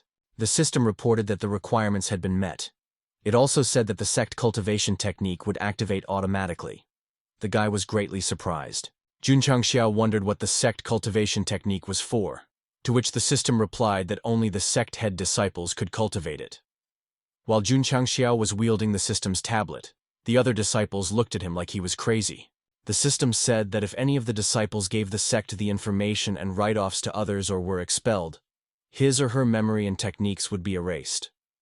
Jun Changxiao smiled widely, as he realized that this was an incredible intellectual property protection that he would definitely need. Jun Changxiao was literally shining with happiness as he realized that he didn't have to worry about someone trying to steal it.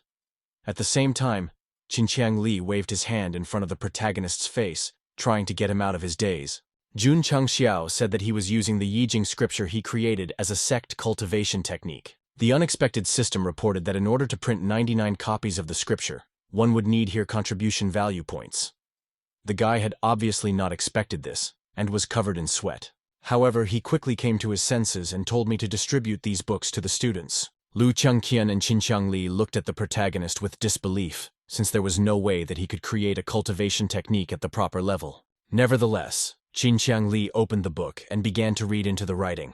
The guy instantly realized that this technique is awesome and really perfectly balanced. Qin Li realized that the mid-level technique his father had bought was no match for him. He wondered if it could be a supreme technique. Jun Changxiao then placed his hand on Qin Li's shoulder, who thanked the head. Lu Chengqian looked at the protagonist and asked if they could let her pass, if the technique they had created was inferior to the one they were using right now. Jun Changxiao bent down in front of the girl and looked her eyes, calling her name. He moved closer to her ear and said that if the technique she cultivated was divine level, then she naturally could do it. The girl flushed and instantly left the hall with the words that she would check everything out. Jun Changxiao smiled because he assumed that the girl was shy. He thought that he wasn't aloof enough. At the same time, Qin Li was in the background asking for help. Jun Changxiao walked up to the guy and asked, how did he confuse himself so much, to which the guy replied that he was just practicing writing. The girl opened the writing and was greatly surprised. She realized that it seemed simple, but it was actually very complicated. And she instantly realized that it must be the divine level. Lu Qianqian realized that a martial arts master at the stage of discovering cultural points would never be able to create such a technique. She wondered if everyone who was iron-blooded could really be a forgotten ancient sect. The girl exhaled and realized that she had just completed several microscopic orbits, and they were completely compatible with her freezing skill. She smiled as she realized that if she practiced them together, she would be able to carry out her revenge very soon. Lu Chengqian realized that she had greatly underestimated everyone who was iron-blooded, and especially her leader. At the same time, Jun Changxiao also exhaled. He turned to the system and said he had been practicing for an hour. His legs were numb, but he still hadn't learned anything. The system said that even if the scripture was easy to understand, it would be harder for him than others because he didn't have good spiritual roots. Jun Changxiao questioned whether it thought that without the system, he was nothing. The system explicitly responded that this was exactly the case. Jun Changxiao squinted his eyes and said that he would finish it even if it took a whole year. The guy didn't believe that he wouldn't be able to cultivate without a system. After that, he got into the rack and continued his workout. 2 days later, a black-eyed Jun Changxiao rejoiced the whole after such an amount of time. He was finally able to activate the microcosmic orbit. The system immediately congratulated the protagonist and gave him 30 contribution value points at once. The guy realized that the system doesn't want him to depend on it, and luckily Jun Changxiao is hardworking. Right after that, Qin Li burst into the room and said that he had reached the macrocosmic orbit in 2 days, and very soon he would be able to reach the 11th stage of opening points at the culture. Hearing such praising fashions to himself, Jun Changxiao couldn't help but choke up. Immediately afterward, loud shouts and insults were heard from the hall. There was a huge amount of energy accumulating around a certain guy while he sat in lotus pose and meditated. He stood up abruptly and laughed. It turned out that he had just reached the 4th stage of opening acupuncture points. Immediately afterward, however, a pillow flew into his face. The roommate said he was the last one in their dormitory to reach the level after everyone started studying the scripture. He questioned, "What's the point of bragging right now?" and said to give him back his pillow. The blushing guy only sent his friend away. The next day, Qin Li reported that on the 10th day of scripture cultivation, 10 people had reached the 3rd level, 5 had reached the 4th level, and 1 had reached the 5th level. The guy said that on the 20th day, all the disciples had increased their level. He also said that it was amazing how many disciples raised their level on the same day. Jun Changxiao calmly tended to the leaves in the garden and called out his disciple's name. He turned back around and said that from now on it would be routine, and second apprentice he should get used to it. The apprentice immediately saluted his master and said that he was amazing because he had created such an amazing cultivation technique. The guy apologized because he was overreacting, and now he would organize further training for the disciples. Immediately after that, Qin Li turned back, and Jun Changxiao abruptly reached out. He smiled as he realized that the level increase had happened so quickly. He was glad that it was indeed a divine level technique, but regretted that it didn't help him much. Pretty soon he was looking away with sweat on his face. The boy said he would never get rid of his bad luck. He grabbed his head because he didn't understand why he hadn't been able to level up, even though he had been absorbing spiritual energy all day. Jun Changxiao realized that the success rate was only half, but he was the only one in the entire network who hadn't leveled up. And it was all because of his ordinary spiritual root. Immediately afterward, however, the system offered a solution that was a pill. She said that the spiritual energy was increased 5 times, and it was worth 10 points of contribution value. Jun Changxiao realized that this was just a wonderful everlasting cultivation and immediately bought this pill. Without thinking long, Jun Changxiao threw this pill into his mouth and instantly felt a change. He realized that he could absorb spiritual energy by activating the microcosmic orbit. He was happy because he would soon have enough energy to level up. The guy clenched his fist and realized that about this speed was most likely his disciple Qinqiang Li's, which made him very happy. The system said that the disciple had a higher spiritual level and was absorbing energy much faster than Jun Changxiao, and he couldn't imagine how happy he was. Out of anger, Jun Changxiao immediately dispelled the system's message by telling it to shut up. Very soon, deep in the night, Jun Changxiao was still absorbing energy. His body felt as if it was cracking. Suddenly, Jun Changxiao opened his eyes. He was happy because he had finally discovered the 11th stage of acupuncture points. The system reminded her that despite the help of the writing and energy-gathering pill, it still took 5 tries. She wished she could give him the title of the most untalented man in the world. Jun Changxiao noticed that it was said that this pill could only be used by the sect head, and legitimately asked if that meant that there were pills for disciples. The system said it was true, and she was impressed with her master's intelligence. She also said she had a recommendation, and showed the information of energy harvesting to the students. Jun Changxiao realized that 1 point of deposit value per day was a very bad deal, and even completely what he had, he would only be able to keep it up for a month. The system said that only when the disciples became stronger, then the sect could become the same, and strongly recommended this item. Jun Changxiao agreed, and bought the formation after all. The system alerted that Jun Changxiao had spent 10 contribution value points to buy 1 gathering information. It wasn't long before a basket of flags and instructions for use appeared in the hands of the protagonist. The system reminded that the value of the sect's contribution was 30 points out of 100. Jun Changxiao had already started to read the instructions as he suddenly heard a loud scream. One of the students abruptly walked into the protagonist's room and said that someone was causing trouble at the entrance. The guy squinted his eyes and asked exactly if someone was causing trouble. After that, he smiled and said that it was about time he got some more experience. With a loud sound and incredible force, the foot ended up on the stomach of one of the passers-by. The guy coughed up blood from such a strong blow. Some hooligans said to beat him and show no mercy. It must have been retaliation for the stolen pills. A certain man with a calm gait approached the beaten victim and said that he didn't have a good cultivation base, but he was pretty fast at running. Looking at the victim as if he were nothing, he resented having to follow him to this dump. She, of course, someone shouted, "Everybody stop." The men immediately looked in the direction of the voice. Jun Changxiao stood at the threshold of the gate and said that this was the territory of all iron-blooded people and told them to scram and fight elsewhere. The same man got angry and asked how the man dared to talk to him. However, it didn't take long for the protagonist to find herself right in this villain's face. The man was literally thrown back from such a hard blow, and his subordinates began to worry for their young master. With a clatter, the man found himself at the nearest tree post bleeding out. At the same time, the main characters wondered why he hit him since he didn't mean to. A subordinate approached his boss and begged him to wake up. Another subordinate asked the protagonist how dare he kick the 3rd son of the Hai family and threatened to pay for it. Jun Changxiao smiled and asked if the Hai family was that strong. All the other disciples also began to gather at the entrance of the sect. Jun Changxiao asked if that family had the strength to destroy his sect. Jun Changxiao looked back and realized that his heart had become more united after they had all upgraded. Qinqiang Li approached the protagonist and said that the Hai family owns the largest pill business in the city, and is the supplier of many sects who has great connections. The very 3rd young gentleman inhaled the air sharply into his nostrils. However, this did not save the fact that his nose began to bleed again while he was yelling at the protagonist. Haizu wondered how Jun Changxiao dared to hit him in the face. He shouted about how he wanted to see the head of their sect. Jun Changxiao abruptly realized why he had such a sudden urge to kick him as soon as he saw him. Jun Changxiao said that he looked simply disgusting, and with these words, his opponent was clearly a people.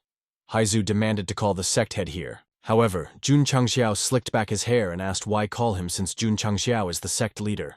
Haizu, along with his subordinates, looked at the protagonist as if he was an idiot, or stood silently. They obviously didn't believe him, because they started shouting and calling for the sect leader. Jun Changxiao turned to the stone at the same time. The guy grabbed the bully by the collar and asked if he was an idiot because the head of the sect was right in front of him, and if he couldn't see anything. Immediately afterward, he threw Haizu into flight once more and told him to take off. The subordinates surrounded their master as he said they would leave and then sleep them later. While the subordinates were literally carrying their boss in their arms, Jun Changxiao turned to the second disciple. Jun Changxiao literally asked with tears in his eyes whether he didn't look like a sect leader. It was not long before the victim of the beatings found himself in the sect building. He was obviously deeply wounded and could only grunt in pain. Qinqiang Li said that 8's ribs are broken, and he is showing signs of internal bleeding. The guy also said that he could only last 4 hours at most. However, there was nothing the doctor could do about it anymore. However, right after that, he looked at the main character and remembered that there was a way out of this situation. The guy said that if the one uses a healing pill passed down from ancient times. Lu Qianqian asked, "Does Qinqiang Li think it is some kind of candy that is so easy to get?" Jun Changxiao said that he actually had healing pills and wondered if he should save him. The first student and the second student were immediately divided in their opinion. Hearing such contradictory answers, Jun Changxiao squinted his eyes and realized that this was quite an interesting situation. Qinqiang Li proved his words with the assertion that saving people is the greatest virtue.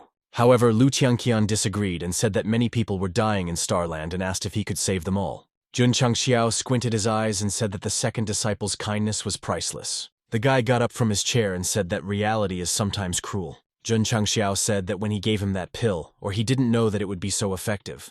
The guy said that now that he had learned more on it, he didn't want to use it to save people he didn't know. Qinqiang Li asked if Jun Changxiao regretted saving him.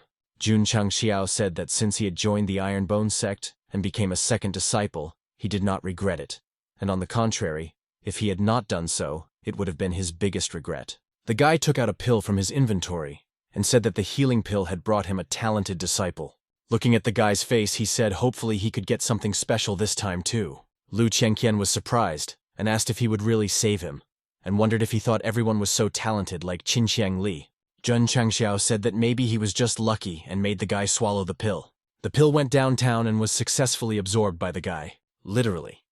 A second later, the man who would seemingly be dead a couple hours later coughed loudly and woke up. Jun Changxiao had already started to say that he had used a valuable pill to save him as a guy, interrupted him and asked if it was really Jun Changxiao.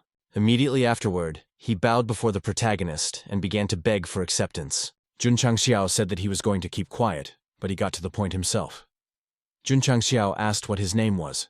The guy said that his name was Xiao Zuiji, and he was a direct descendant of the Xiao family from Liang City. Qinqiang Li was very much surprised when he heard the guy's name, and asked if he really was who he introduced himself as he was a rare talent with a supreme spiritual root. The main character's eyes instantly lit up, and he felt that he had hit the jackpot. Xiao Zuiji was a direct descendant of the Xiao family from Liang City. His supreme spiritual root was known to absolutely everyone in this city. However, at some point, his spiritual root degraded to the lowest level, his 12 meridians joined together, and his cultivation base disappeared.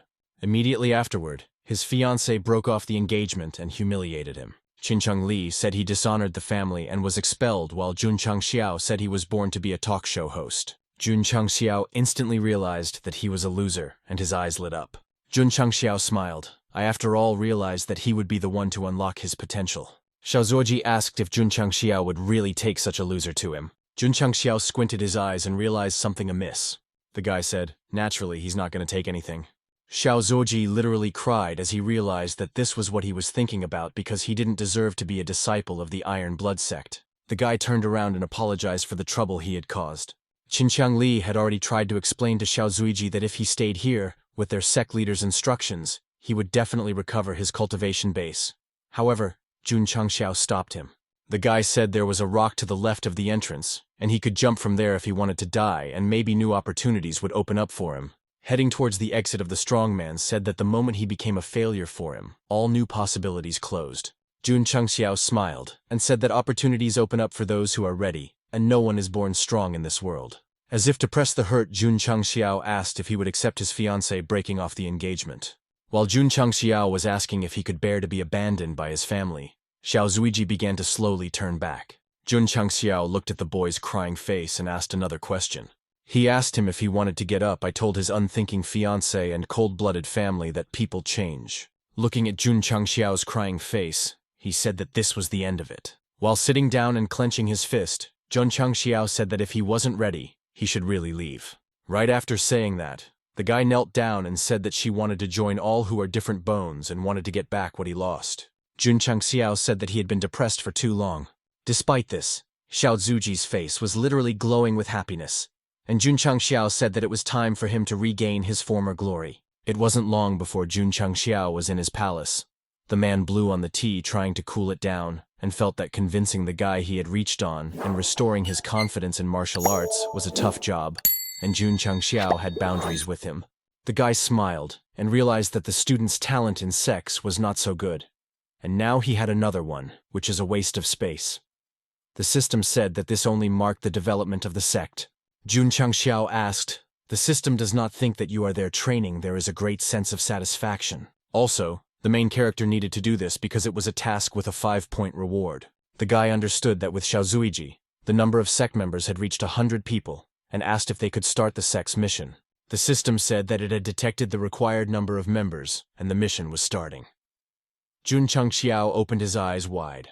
Right in front of the main character was at once a huge list of all the tasks of different varieties that, not on a joke, scared the head hero. However, what made Jun Changxiao even more resentful was the fact that this was just an ordinary household chore. The system said that if Jun Changxiao was unhappy with these tasks, he could spend 10 points to upgrade, and he instantly changed his shoes. Jun Changxiao shouted to the second disciple to take the students to complete the tasks. Pretty soon, absolutely all the students were busy with strange errands, the meaning of which they still didn't understand. Similarly, Lu Qian, who had been tediously rewriting texts for a very long time, was also busy. She was angry the entire Jun Changxiao had tricked her into writing letters. The girl asked a nearby man what he wanted her to write, but the man clearly did not hear her. Realizing that perhaps because of his old age he had begun to have trouble hearing the girl, increased her volume and asked again. However, it still didn't have the desired effect. The girl was literally busting her throat and asking what the man really wanted her to write, and her screams could even be heard outside. In a certain room, Jun Changxiao could sneeze more easily. Jun Changxiao scrunched his nose and said to the system that wasting points made him corrupted. Guy looked at the strange structure and said he hoped the true 10 points were worth it. The system said that the machine could accurately check the force of the blow, and he could measure the force of his blow and his students at regular intervals. Jun Changxiao concentrated the energy in his hands and decided to give it a try. Facing the so-called punching bag, he struck with all his might. The system said that the punch that Jun Changxiao threw was equal to about 900 kilograms. She also reported that the blow delivered by a fighter in the 11th stage of the opening stage of what culture is only 750 kilograms. The guy smiled and realized that it was probably because of the writing and he wanted to try again. However, an unexpectedly loud scream brought the protagonist out of his positive state. The guy realized that the voice was deep loud, and it sounded like it was coming from 1,000 miles away, and it was most likely one of his enemies. The guy saw Lu Qian near the gate and asked if she had seen the enemies outside. However, unexpectedly, he heard this voice exactly from Lu Qian and was covered in sweat. A furious woman asked if he knew what it was like to write letters for a bunch of old men. The girl screamed and demanded the protagonist to return her sweet voice, while Jun Changxiao begged her not to punch him in the face. Jun Changxiao clapped his hands as if congratulating someone. The guy pointed his thumb and said that he had designed them himself, and they were the perfect embodiment of their sect's temperament. As it turned out, the sect had been given new uniforms. The girls' uniforms were red, while the guys were blue. However, Qinqiang Li wanted to change the subject. The guy asked what had happened to his face. Indeed, the protagonist's face looked like there was no living spot on it. At these words, Jun Changxiao said that he was just practicing writing and had gone too far. Suddenly, Lu Qian said in her broken voice that she hated red light. Qinqiang Li was very much surprised the whole didn't recognize this voice and started to look around for it. Jun Changxiao panicked and told Qinqiang Li to give his uniform to Lu Qian. After that, the guy looked at the girl and asked if it would suit her. The girl clenched her fist and frowned heavily. Jun Changxiao understood that this was not like a simple dislike for the color red. The guy wondered when this girl would reveal her past to him, as suddenly someone burst into the hall and called out to the protagonist. Su Xiaomo ran into the hall and said that there was an elderly person outside who wanted to see the protagonist. Jun Changxiao said that he could already feel the aggression in his breath, and was surprised that he himself didn't rush over here while the system issued the main character a task to teach the High family elder a lesson. Quite soon, Jun Changxiao walked out to the doorstep, while the elder said that he did not expect Jun Changxiao to be so polite. With a contrived smile, he asked if the guy was the leader of the Iron Blood sect and introduced himself as Hai Shanke. Jun Changxiao asked if the man came here because Hai Zu was beaten up, to which the man agreed. Jun Changxiao smiled and said that he was causing trouble in front of his sect, and was trying to fight with his disciples. Jun Changxiao said that it was quite reasonable that he had been taught a lesson. Hai Shanke squinted his eyes and asked if the one who stole the pills from the Hai family was also his disciple. The man said that for the sake of the 100 sect union, the Hai family would let the thief go, but since they had beaten up Hai Zhu, he should take revenge on him. Hai Shanke opened his eyes and said that he was obliged to break his arms and legs. Jun Changxiao clapped his hands and said that he was inviting the elder to the training ground. The guy smiled caustically and asked politely. It wasn't long before both men were in the building and heading to the training area. Actually, she was surprised that Jun Changxiao, who was only at the discovery stage of that cultivation, had the guts to challenge him, a martial arts disciple, at the 5th stage. While some followers were scared for the protagonist, others realized that the bandit leader on the Black Mountain was also a martial arts student. However, they were all killed by the leader. It shouldn't be a problem for him. Hearing the whispers, the man was greatly surprised at the familiar name. The man squinted his eyes and said that he would not be able to get out of the Black Wind sect unharmed, and asked, is Jun Changxiao so desperate for 1,000 taels that he even lied to his disciples? Jun Changxiao didn't understand at all what the man was talking about, or what thousands of taels the man was talking about. Suddenly the guy remembered that there was a reward for killing bandits, and some people would want to take it. The guy realized that he had to go to the city as soon as possible. It wasn't long before the opponents were on the training ground, and Hai Shanke took out his blade. He asked if Jun Changxiao was ready. Jun Changxiao picked up the fast-running talisman and asked the elder something. The guy asked if he knew that among all martial arts skills, speed matters. However, the man was not going to finish listening to the protagonist's speech. With a sharp movement of his hand, he ripped off the main character's arm and leg, crippling him. Fully confident of his victory, the man said that being fast is his credo. However, Jun Changxiao was immediately behind the man's back afterward and asked what he was still doing here. The man was very surprised at the fact that Jun Changxiao was unharmed and panicked. As it turns out, the man struck a blow to the residual image of the main character. That very image began to slowly fade away, and before its end only smiled evilly.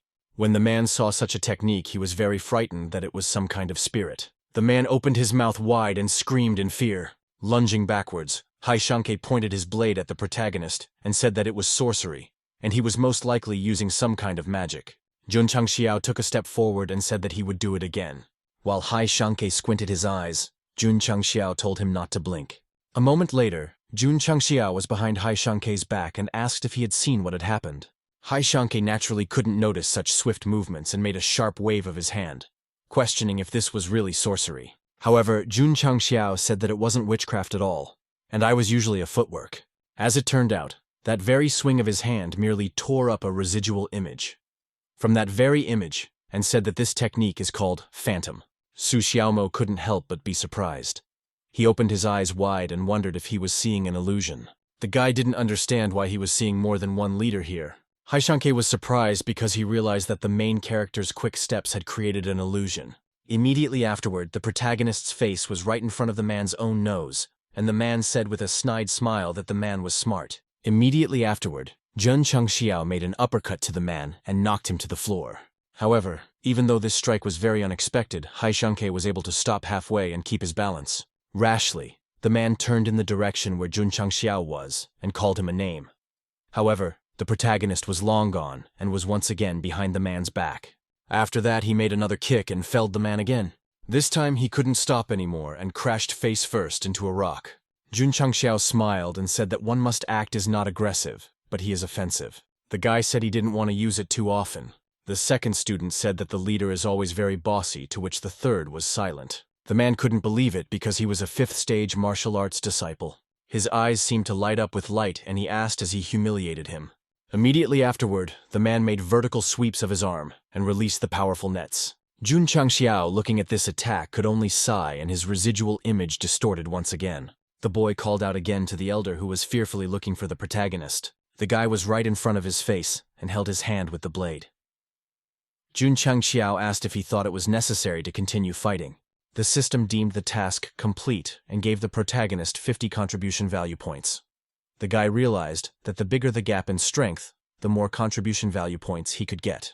It wasn't long before Hai Shanke calmed down and saluted the main character. He thanked him for his concern. Jun Changxiao, with a cracked smile, put his hand on the man's shoulder, who couldn't help but jump up in surprise and fear. Jun Changxiao said that it was his disciple who stole their pills, and he as the sect leader was also to blame. Jun Changxiao smiled and said that his disciple had been badly beaten by Mr. Haizu. After that, he asked if it was considered that they were even. The guy squinted his eyes and pressed the man to ask what he thought about it. With a sport on his face, the man bowed to the main character again, and said that he, young people, energetic and fighting is normal, and the Hai family. It is not interested at all. After saying that, Hai Shanke stood up to go down to the foot of the mountain. The man realized that he had clearly underestimated the Ironbone sect's litra, and he should tell the head of the family to treat this guy well and not make an enemy out of him. Hai Shanke realized that at this speed it would be easy for him to kill even martial artists. Meanwhile, two concerned voices sounded in the forest thicket. The woman's voice told the man not to fool around and asked what if someone saw them. However, the man said that no one was here, and he had not seen her for several days. He said that he missed her so much that he couldn't eat or sleep. The man was about to kiss his blushing girlfriend when he noticed something strange. The man looked up where he was trying to question what that noise was. As it turned out, on the tree branch was Jun Changxiao, who revealed that he was just drawing their picture, and the residual image of the guy disappeared into thin air. Then that very same drawing went down while both of the people watching stood in a stupor. The man shouted loudly that it was the ghost, and many birds were frightened by such a sound. Meanwhile, Jun Changxiao fled to the city with all his might. Guy realized that as a senior member of the single-man kingdom, he had the overriding principles of breaking up all couples. With tears in his eyes, the man realized that the fast-running spell still worked, but he must hurry to the city and get the reward. Not noticing that in this way, Jun Changxiao interfered with everyone else. Huge gusts of wind and pressure rushed to the gates of the city, and wondered if perhaps he would find a beautiful girl. It wasn't long before Jun Changxiao found himself outside the city mansion. With the force of stopping his own body from the incredible speed, Jun Changxiao found himself right beside the guard, who was looking at the protagonist like he wasn't crazy. With heavy breathlessness, Jun Changxiao smiled and asked him to tell the city lord that the leader of the Iron Blood sect was here, and he was here to collect the reward for destroying the Black Age sect. The guard took the leaf in his hands and told him to take a number and get in line. Jun Changxiao turned extremely pale when he heard about a certain line. The guard pointed his finger at the scene and said that they all said that they had destroyed the Black Wind sect. Jun Changxiao looked in that direction and saw many masters waiting for their reward. At the same time, a loud shout was heard from the city lord's mansion. Not who was shouting that even a lowly person dared to claim the reward. After that, with tremendous force, another fake annihilator was pushed out of the mansion. However, it turned out that it wasn't a punch at all, but merely sound waves in which even Jun Changxiao himself was surprised. The system said that the city lord was stronger than Hai Shanke of the Kangshan Mountain sect, and he was at least a grand master of martial arts. After that, Jun Changxiao coughed and was about to shout out his speech. Jun Changxiao said that he was the Iron Bone leader, and he was here to meet with the city lord. The city lord said that he had heard a little bit about the recruitment meeting for rookies that was held a month ago. However, he was conducting closed training and could not invite him to the mansion. The man told the protagonist to come in. It wasn't long before Jun Changxiao found himself in the conference room right in front of the man. The city lord was glad for the chance to meet the protagonist. He felt that Jun Changxiao met his expectations and was a talented young man. Nevertheless, the man squinted his eyes and asked if the guy had really come for the award. Jun Changxiao smiled and said that it was indeed true, and he was the one who had destroyed all those black winds. Another man who was also in the room asked with what kind of strength he was able to do this and said stop. The man said that the protagonist was just short of money and had come to cheat them. Exhaling, Jun Changxiao asked the city lord who the two trolls were. The city lord said that these two are the elders of the Springwater sect. Wei Yi on the left and Wei Yil on the right. Jun Changxiao squinted his eyes and realized that enemies were always encountered. The city lord asked the protagonist how he could prove that the Black Wind sect was destroyed by him. Jun Changxiao said that he alone climbed the mountain and killed the sect's literature, and over 200 bandits, and no one saw it. The city lord felt that Jun Changxiao was lying again. However, Jun Changxiao smiled and started pulling out something from his inventory, and said that he had some evidence. From the protagonist's inventory, a 1.5 sword appeared. The city lord immediately realized that this sword belonged to Zhou Tianba. Wei Yi realized that the matter was taking a strange turn. In the hands of the protagonist was a green dragon sword. The guy realized that if it wasn't for the system, he wouldn't have been able to pull this off, he'd accidentally broken the blade. The system only required 1 point to fix it, which couldn't have been bad news. Wei Yil said that when they went to the Black Mountain, the green dragon blade they rode was just like him. Wei Yil asked if everyone who Black Wind had really been destroyed by the protagonist and couldn't believe it. The city lord said that this blade really proves that he was the one who destroyed the Black Dragon sect. The man asked for a little more detail. At the same time, the system gave the protagonist side quests to convince the man that Jun Changxiao was the one who destroyed the Black Wind sect. The guy licked his lips as he realized that this story assignment would be obviously simple. Jun Changxiao smiled and realized that he had to learn how to tell stories. Jun Changxiao said that it was impossible to kill only bandits alone. The city lord asked if there was anyone who helped him. The guy said that this someone was not a human, but spirits. The guy said that to be precise, it was the spirits of the Iron Blood sect. Okay, the hero said that being an ancient sector she has lost her former glory. However, the spirits of their ancestors still exist. Jun Changxiao said that when she is in danger, then the spirit appears beside him and endows him with great strength. The guy squinted his eyes as he realized that he was a newcomer to the discovery stage, and the cultural points and destroy the Black Wind sect alone was unrealistic. The guy realized that he had to say something that they could not confirm. He by elder instantly rose from their seats and said that Jun Changxiao was fooling them. The elders told the city lord not to believe this story, but the man only remained silent. The city lord asked if Jun Changxiao could demonstrate spirit attachment. Wei Yil saluted the city lord and said that he was ready to fight the protagonist and see the power of the spirits on the training ground. The man said that he believed that Mr. Jun Changxiao would not be afraid of this challenge. At the same time, Jun Changxiao asked the system in his mind how long the fast-running spell would last, to which the system replied 20 minutes. Jun Changxiao said that was enough time, and after he dealt with those two guys, he would still be able to return to the sect using the spells. It wasn't long before both opponents were in front of each other in the arena. Wei Yil picked up a whip with a pointed end and said that howling would be dangerous, and asked if Jun Changxiao was ready. The man thought that since the Black Wind sect did not kill the protagonist and his students, he would do it. The city lord asked the protagonist if his spirits were ready. Jun Changxiao summoned his imaginary spirits and recited a technique. However, Wei Yil wasn't going to listen to the protagonist said that he didn't care what it was all called. However, Jun Changxiao paid no heed to his opponent's rudeness, and the floor beneath him cracked. The guy picked up the very green sword and said it was called a flash of lightning. Jun Changxiao squinted his eyes and asked something of the man. Looking at the decapitated head, Jun Changxiao asked if he had thought about where his alliance would lead and how it would end. City Lord instantly wrote since he didn't expect something like this. Wei Yi was similarly taken aback. However, it was too late because Jun Changxiao was already standing behind him.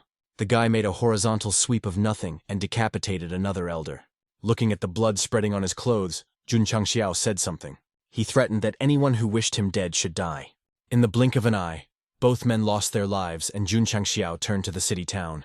Jun Changxiao swung his sword again to get rid of the blood on the ball and said that he would have to bother his servants to clean the floor. Very soon, a golden tail appeared in the hands of the protagonist, which indicated payment. Jun Changxiao easily grabbed it and thanked him for the reward.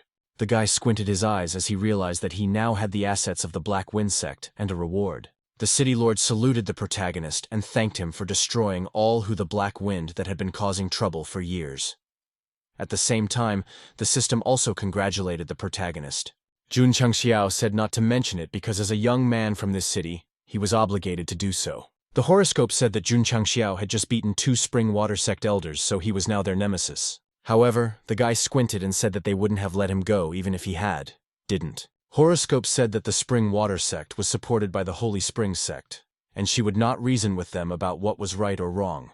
Jun Changxiao waved goodbye in his hand and said that he was not afraid of anything. Immediately afterward, the protagonist's face darkened and said that if they dared to provoke him again, he would kill them too. Immediately afterward, a dark mercenary appeared beside the city lord and said that, judging by his swiftness in the footsteps of everyone who Black Wind had most likely really been destroyed by him. The city lord realized that in order not to give away his power, he had made up a story about spirits. The man laughed and wondered, did Jun Changxiao really think that he, as a 3-year-old child, would believe this story? He then asked the mercenary if his skin really looked as soft as a child's. However, City squinted his eyes because he realized that it was surprising that Jun Changxiao knew such an incredible technique, and perhaps it was true that his sect had been established back in ancient times. The man understood that in any case, Jun Changxiao was a very determined guy, and it was better to be friends with him than hold a grudge against him. Jun Changxiao realized that right now, he had 50,000 taels in his hands, and not Jun Changxiao still didn't hear the accelerated footsteps towards him.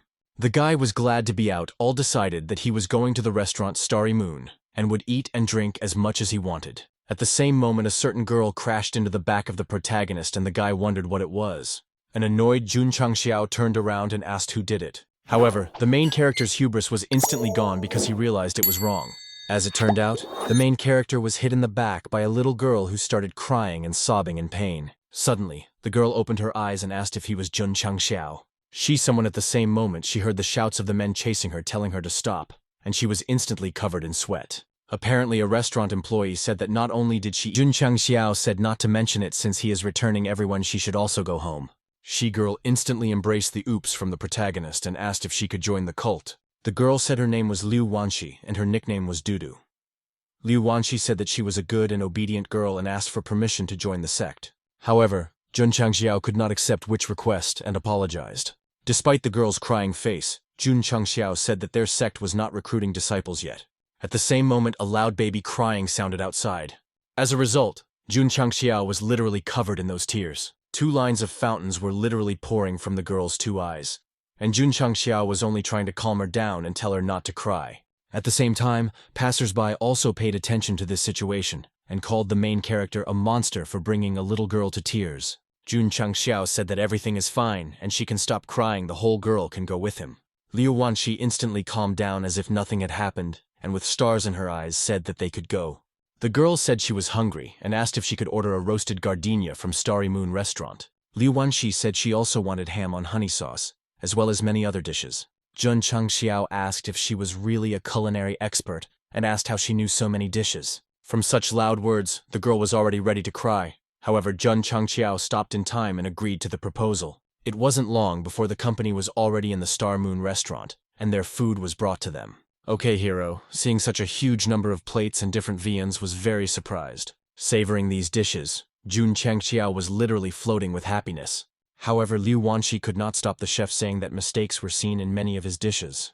Jun Changxiao asked if she was complaining after eating everything. Liu Wanxi said that people who are very hungry will not care about the quality of the food. Jun Changxiao smiled and said that she sounded like she could cook well. However, right after that, the girl said that there is no one in this world better than her at cooking, and she has all the cooking skills such as pan cooking, baking, braising, frying, grilling, and so on.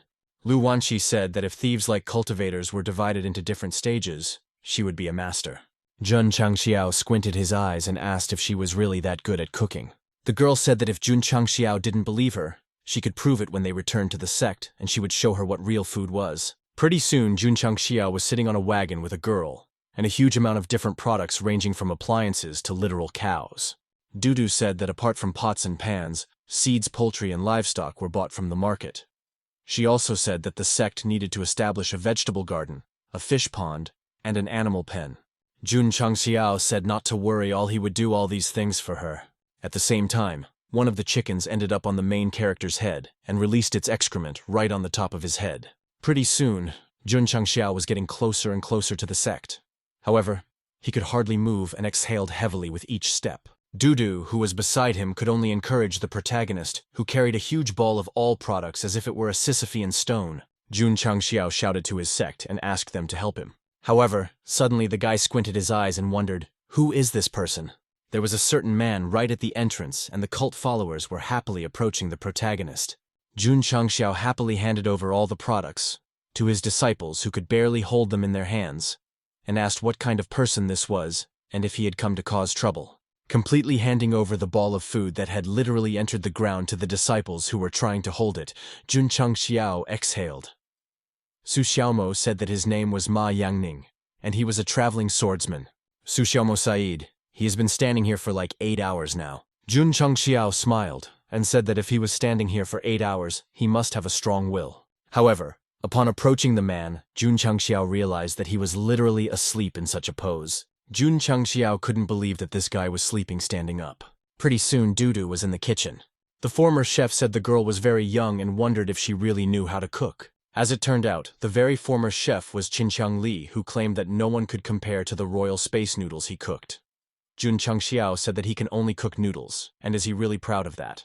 Qin said, only to see how she wielded the knife. However, to everyone's surprise, the girl wielded the knife as if it were a part of her body and easily sliced carrots. After that, the girl started frying rice. Having brewed the broth, Dudu began to boil a rich soup. Pretty soon lunch was ready, and everyone was gathered in the dining room. All the portions looked like they came straight from the restaurant. All the disciples of the sect happily devoured this food, because they realized that it was incredibly delicious. Jun Changxiao and Qin Changli, who also happened to be the former incompetent chef, were literally devouring the food with their plates. Jun Changxiao said that it was much better than the chef of Star Moon restaurant, while Qin Changli was amazed that even ordinary noodles were so delicious.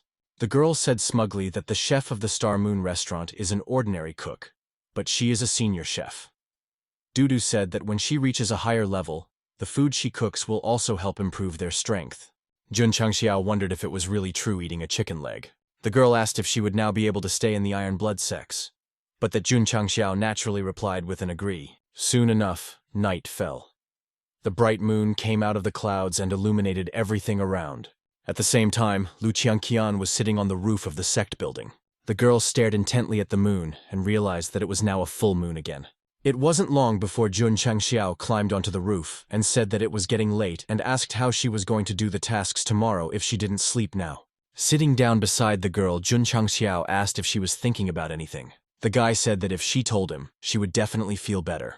The girl said she wasn't worried about anything and just went out to admire the moon. Pretty soon the couple sat in awkward silence. Lu Chengqian looked at the main character and said that Liu Wanxi was an unusual girl. She said that as far as she knew, only the Ouyang family in Tianyu Imperial City could prepare food that increased strength. Jun Changxiao heard a name not known to her and realized that she looked quite extraordinary. However, Jun Changxiao said that Dudu's surname was not Ouyang, and Lu Qianqian parried that people's names could be changed. Jun Changxiao asked if she meant to reveal her identity directly, as she had done exactly as she did. The girl got up from her seat and said she had to go, avoiding the question. Jun Changxiao turned to the girl and told her to memorize something. The girl trembled and stopped after that. Jun Changxiao looked at the moon and said that she would always be the first disciple of the Iron Bone sect, and if she made enemies, she didn't need to do anything stupid. The girl listened to this quietly, looking down and thinking deeply.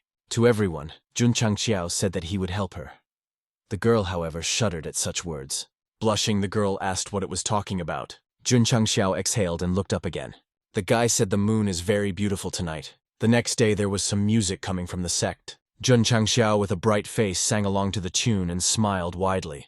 The guy was still watching the beat and continued to sing along as he heard an incomprehensible squeak. At the same time, the door to the hall literally shattered into splinters and Jun Changxiao stepped back with a cry. A certain man put his foot on the remains from the door and looked at the protagonist with confidence. This man turned out to be a wandering thing who introduced himself that way.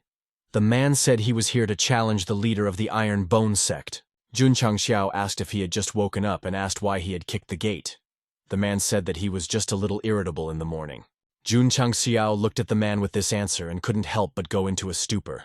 The sword appeared in the main character's hands, and he said it was an incredible coincidence. With a grim face, the guy said that he too is irritable in the morning and is ready to knock someone out right now. Ma Youngning took off his hat and said that he was just the man for the job. Jun Changxiao made a sweep of his sword and said that it was disgusting. Immediately afterward, Wanderer drew his sword and made a dash towards the protagonist. Both opponents clashed in fierce resistance, and the two punches collided, canceling each other out. Ma Yangning was very surprised at such a weak attack that didn't even belong to a martial arts disciple. The man said that he had challenged the leader of more than 30 sects, and among all of them, Jun Changxiao was the weakest. Jun Changxiao smiled and said that he had prepared 9 styles of sword-wielding for him. Immediately thereafter, the man launched his first punch. Ma Yangning instantly realized that he was struggling to fend off the main character's attacks, and had absolutely no time to counterattack. In the midst of one of the blows, the sword of the traveling swordsman was literally split in two, which even the man was surprised by. Jun Changxiao said that for him, the cultivation stage was of no importance, because the stage did not always show the real strength. Jun Changxiao looked down at the guy from above and told him to challenge him when she understood the main character's words.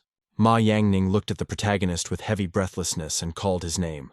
To top it all off, Jun Changxiao turned to him and told him to fix that door and threatened another beating. Pretty soon, Jun Changxiao found himself in his own hall and sat down on his chair with irritation. The guy couldn't believe that he had fought a maniac so early in the morning.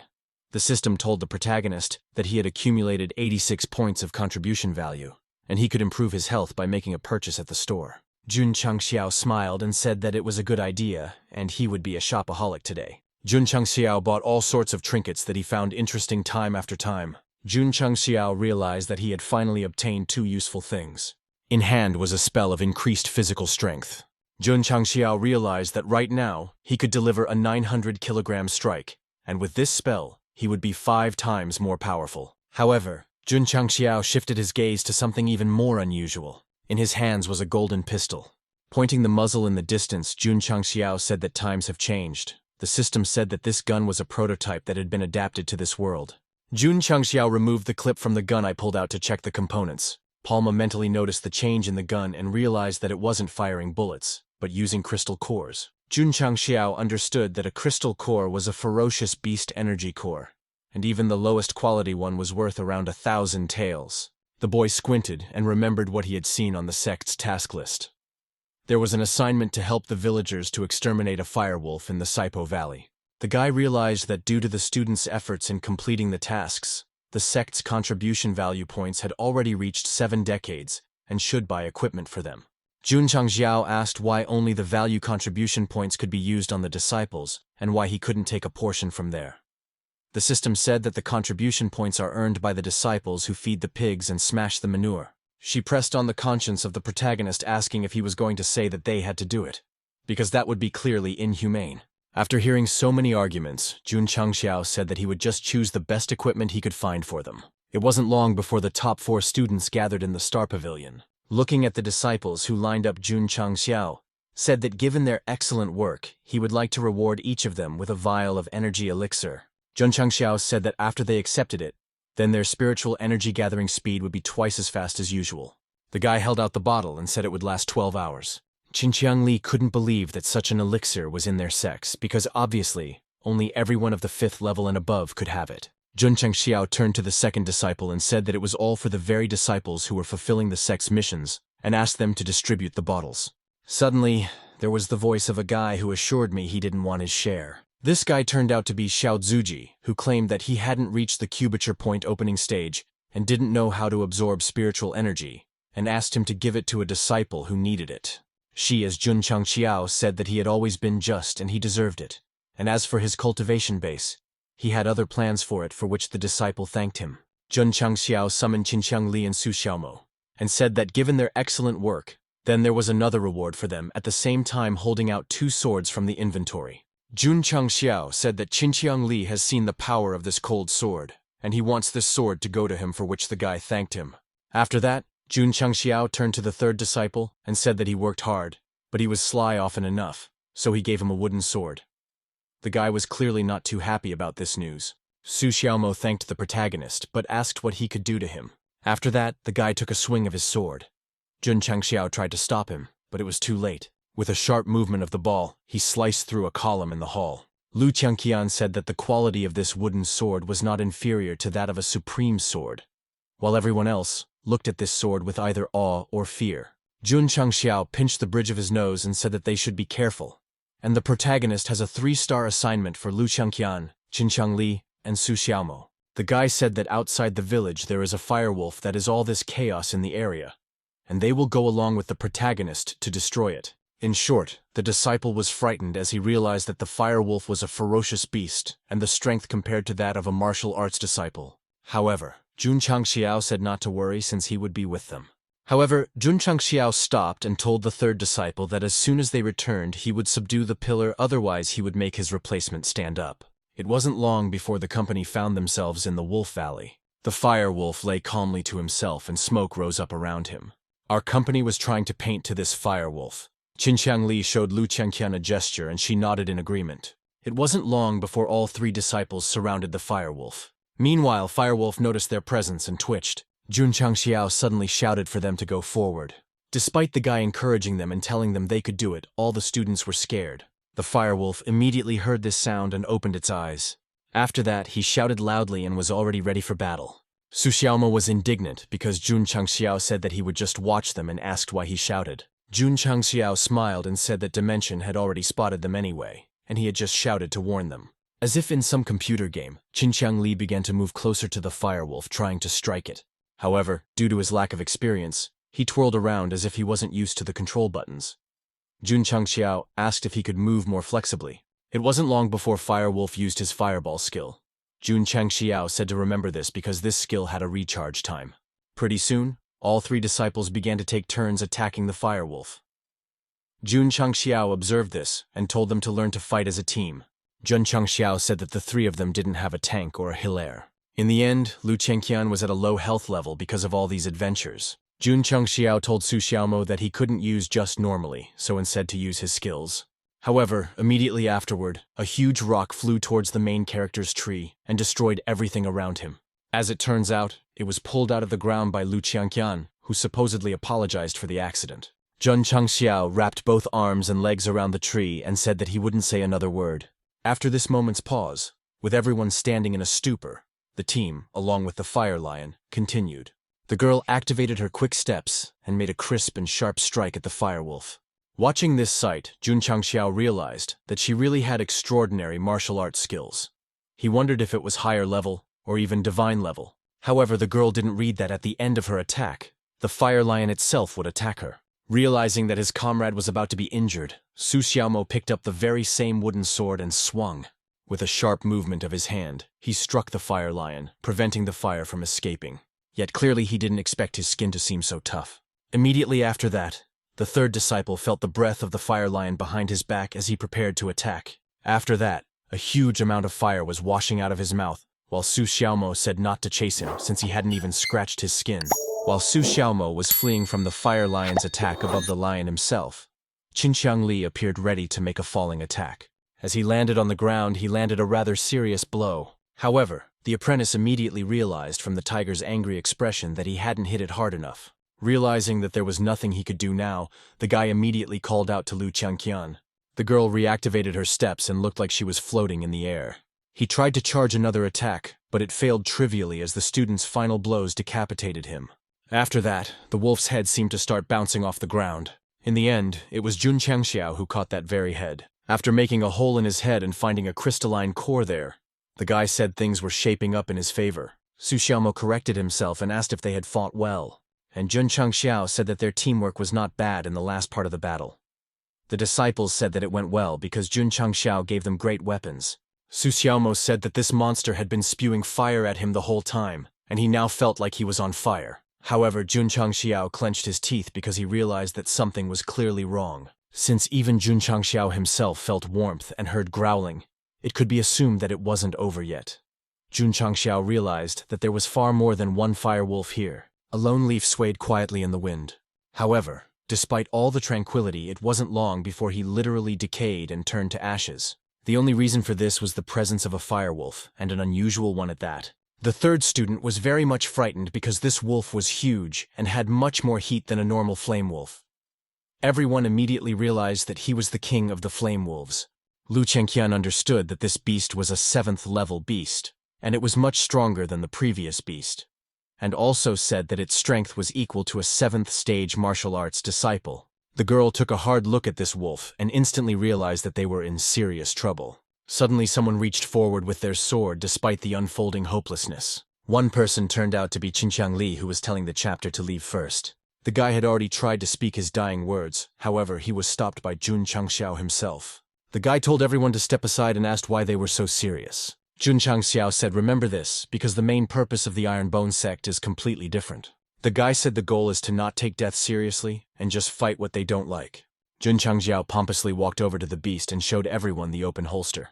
While Jun Changxiao smiled confidently, Qinqiang Li and Su Xiaomo looked at him with bewilderment. The guys looked at each other and questioned whether the main target was completely different, while Jun Changxiao shouted in annoyance and said that he had just changed that target. The guy picked up a gun and said he's been practicing his reloading skill hard lately. Jun Changxiao took out a clip from his pistol.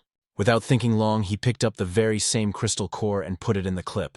The sheath happily absorbed this charge and began to fill with energy. Pretty soon, the clip panel showed that 7 shots could be fired with this crystal core. The guy put the clip back in the gun. Immediately afterward, he pointed his muzzle at the beast and bid it farewell.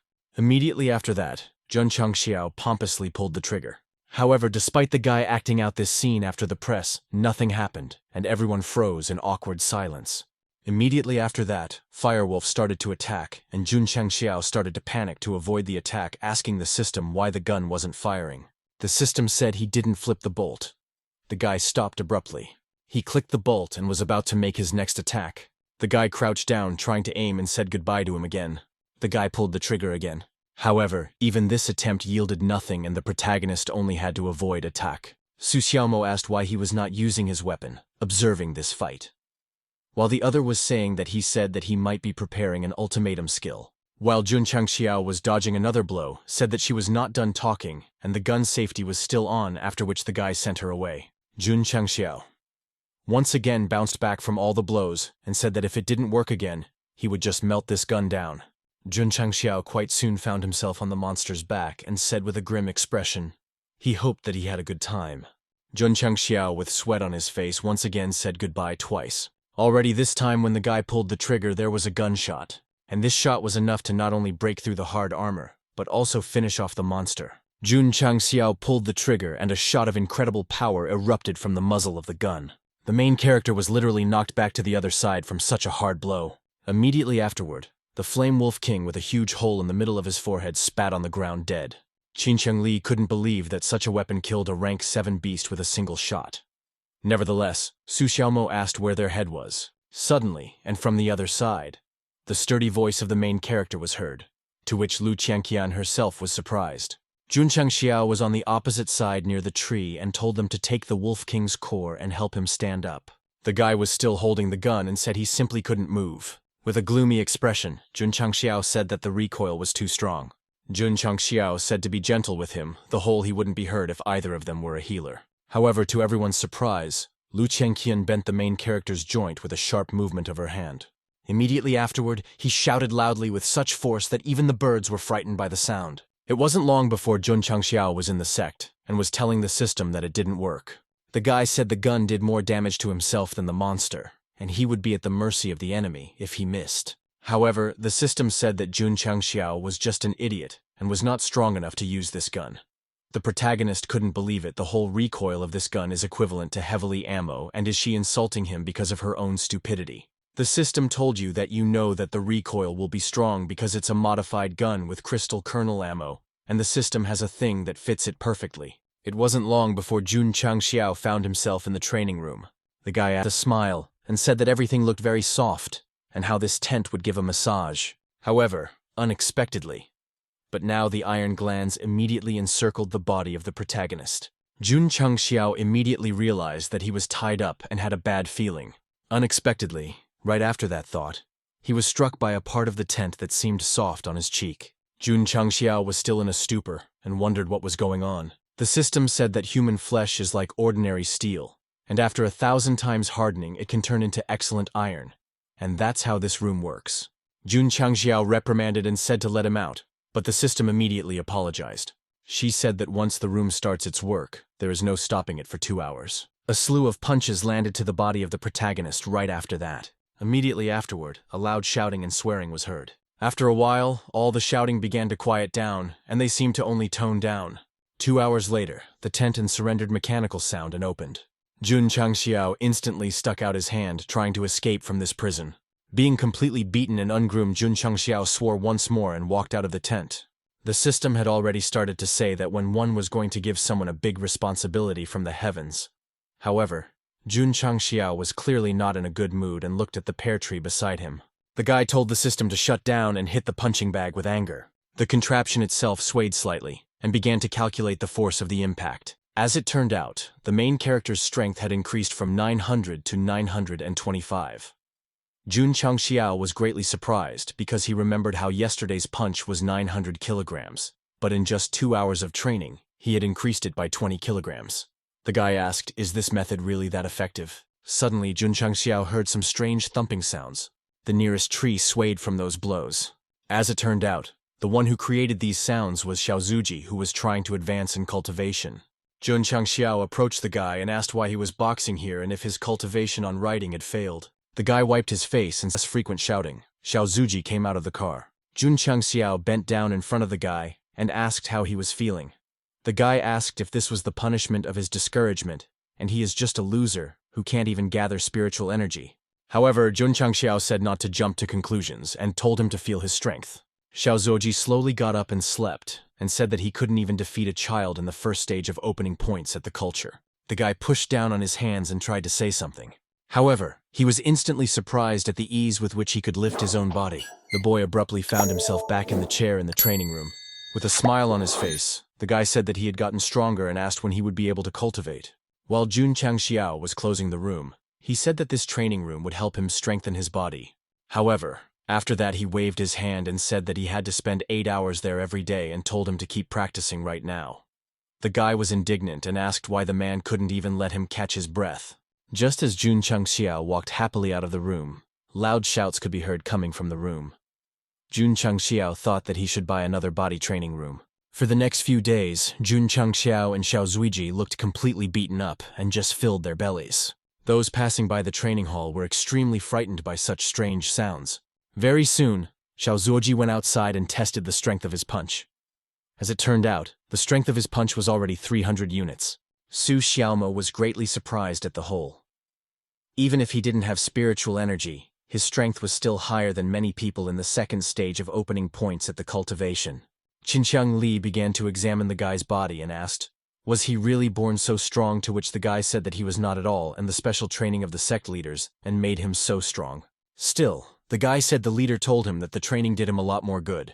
After meditating for a long time, Jun Changxiao opened his eyes and said that he had finally done it. Jun Changxiao squinted his eyes, and the system congratulated him for reaching the 12th stage of acupuncture point opening. The system said he was qualified for epic missions, after which it immediately gave him a mission about a sect competition. The system said that from the requirements, any of the students must be in the top 3, and if they don't register in time or all students lose in the first round, they will fail. She also said that the reward depends on how the competition ends. Jun Changxiao asked about the very last point. Jun Changxiao asked if the reward would be very great if all 3 of his disciples made it to the top 3. The system said that she admired his intelligence. However, she said that the punishment for failing an epic mission is very harsh. However, Jun Changxiao opened his eyes wide as he realized that if this happened, there was a chance that the bomb in his ring would explode, and then he would enter another world after death. However, Jun Changxiao immediately called out and said to meet at the training hall. Holding back his laughter, the hero said that in 10 days, everyone in the city will have a competition and asked if everyone knew about it. Qinqiang Li said that only advanced sects are involved. They usually send their best disciples, and most of them are at the apprentice level in martial arts. Once Qinqiang Li, who was all beaten up like everyone else, spoke, Jun Changxiao couldn't contain his laughter. Laughing heartily, Jun Changxiao said, just looking at them, he realizes that they have been practicing hard in the body training room, and they will take part in this competition. Jun Changxiao said that he wanted them all to take the top 3. Once the students heard this information, they couldn't help but be surprised. Lu Qingqian said that it would be difficult. Jun Changxiao said that this would really be a challenge for them and took out an accelerated training formation. The guy also said that all these 10 days, he would train them harder than ever. After that, he released a formation with dual spiritual energy. After the flags finally formed a structure, Jun Changxiao continued. Jun Changxiao said that Lu Qingqian would cultivate within this formation for the next 10 days. Then he told all the boys that they would spend their time half in the structure and half in the body workout room. The guy also said that he would put 2 more body training rooms. In the meantime, Xiao Zuji could only look sadly at the energy in the guys. After that, Jun Changxiao turned to him specifically and said that the competition would be held in Liang City. Jun Changxiao said that it was his hometown where he was, humiliated. The guy said that in addition to 3 food breaks a day for the next 10 days, he would be in a room with no body workout. However, the guy interrupted him and said he only needed 1 meal break a day, and the rest of the time he wouldn't leave the room to exercise his body. Jun Changxiao squinted his eyes and agreed with this. Watching the boy's grim face, he told him to get stronger and show others what he was capable of. Jun Changxiao said that even without a spiritual root or cultivation, he is still an unrivaled genius. It wasn't long before Jun Changxiao found himself at his brother's side at the entrance of the city.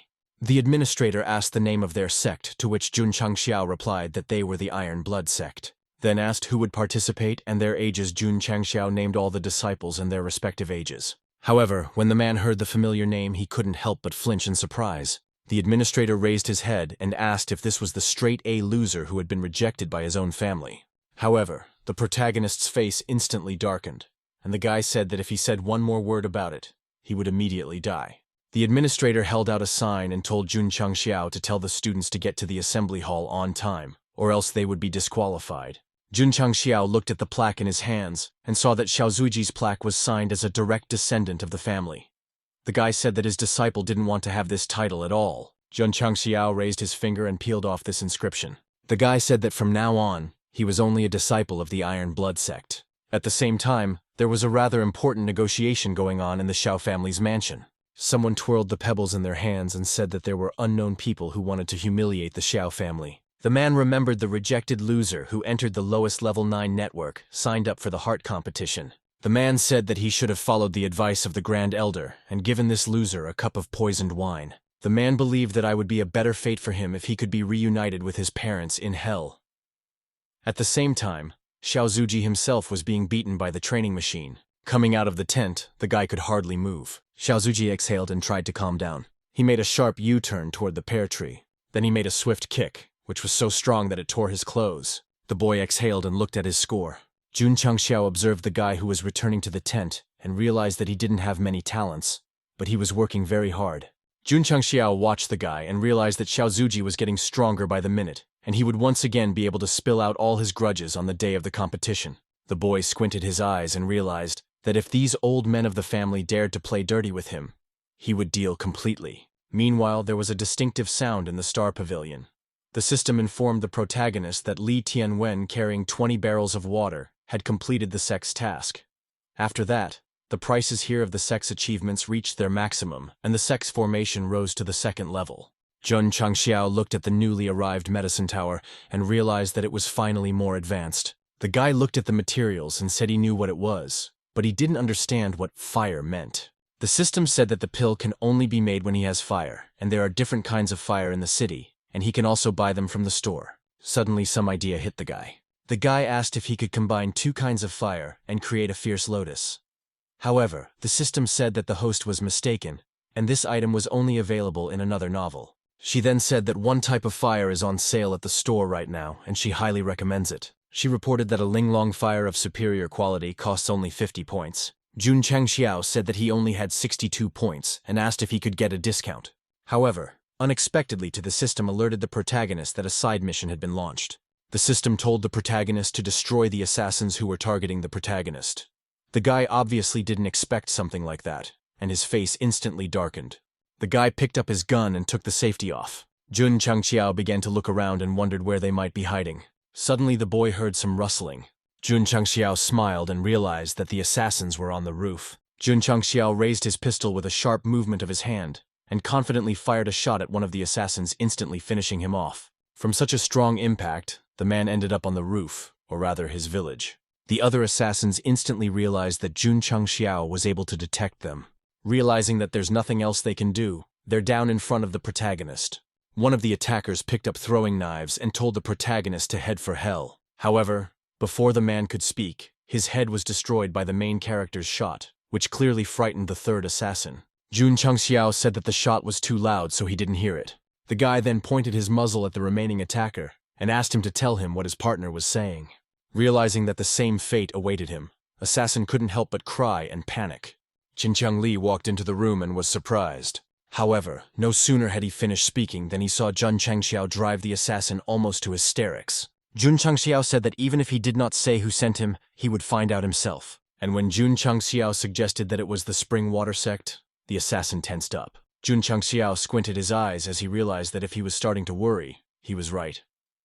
He realized that it was not surprising that the Spring Water sect had never done anything because they were busy hiring assassins. Jun Changxiao gloomed and thought that when the sect competition was over, he should deal with them. Jun Changxiao said to seal his spiritual energy due to warm him.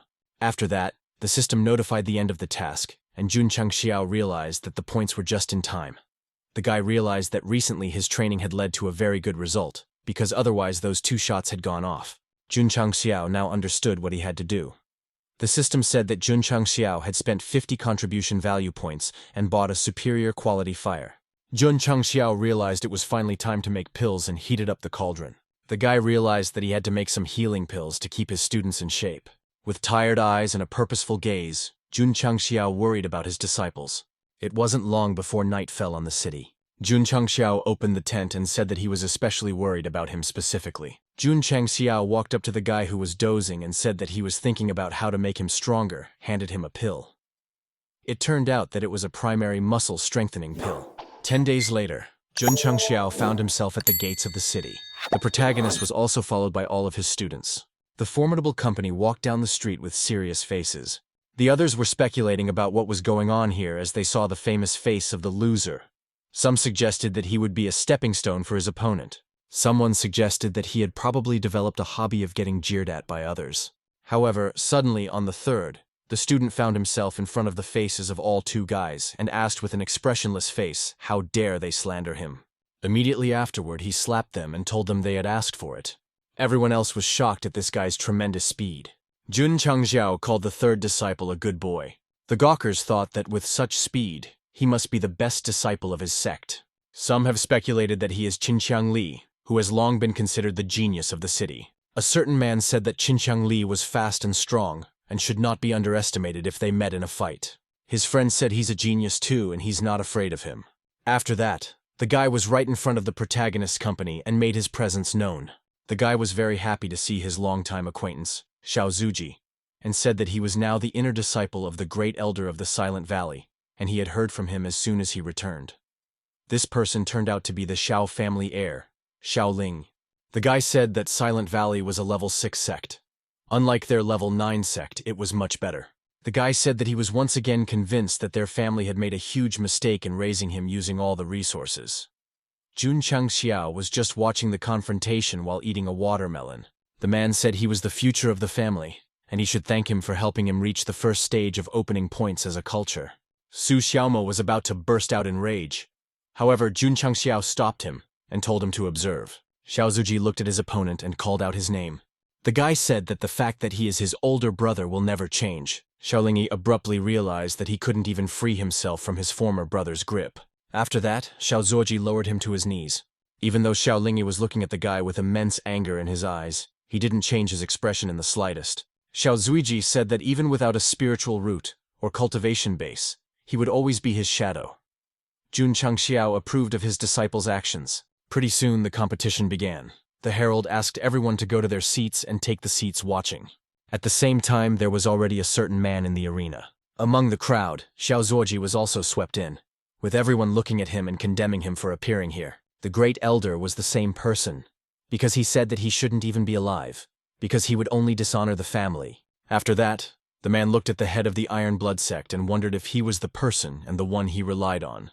However, Jun Changxiao showed a gesture to hear not to hold a grudge against his disciple, otherwise he would shoot him. However, the man clearly didn't understand what the gesture meant. Xiao Huang thought that this sign signified that there was something wrong with his head, and no wonder he took this loser to him. The herald said that 200 people are participating in this competition to help the contestants avoid meeting their comrades and their A sect, and divided them into 4 groups. Very soon, the first match of the first round began, with Tianqi from the Iron Blood sect opposing Sang Kai from the Red Gate sect. Tianqi was very much surprised that his opponent was so big and large. After that, a certain man approached the protagonist and said that today was a good day for the Red Gate sect. The man said that the opponent was at the 12th stage of acupuncture, but he wouldn't mind fighting his disciple, so the protagonist shouldn't worry. The boy thanked Elder Liu. After that, the referee started the fight. At the same moment as the man spoke about the start of the fight, Tianqi made a sharp lunge forward and struck his opponent. It hit with such force that the man ended up on the other side of the arena and crashed into the stone. The man beside the protagonist instantly opened his mouth, because he had not expected such an outcome. Tianqi immediately became worried because he couldn't hold his strength because he couldn't believe that he was so weak, and the head was telling them not to give their best.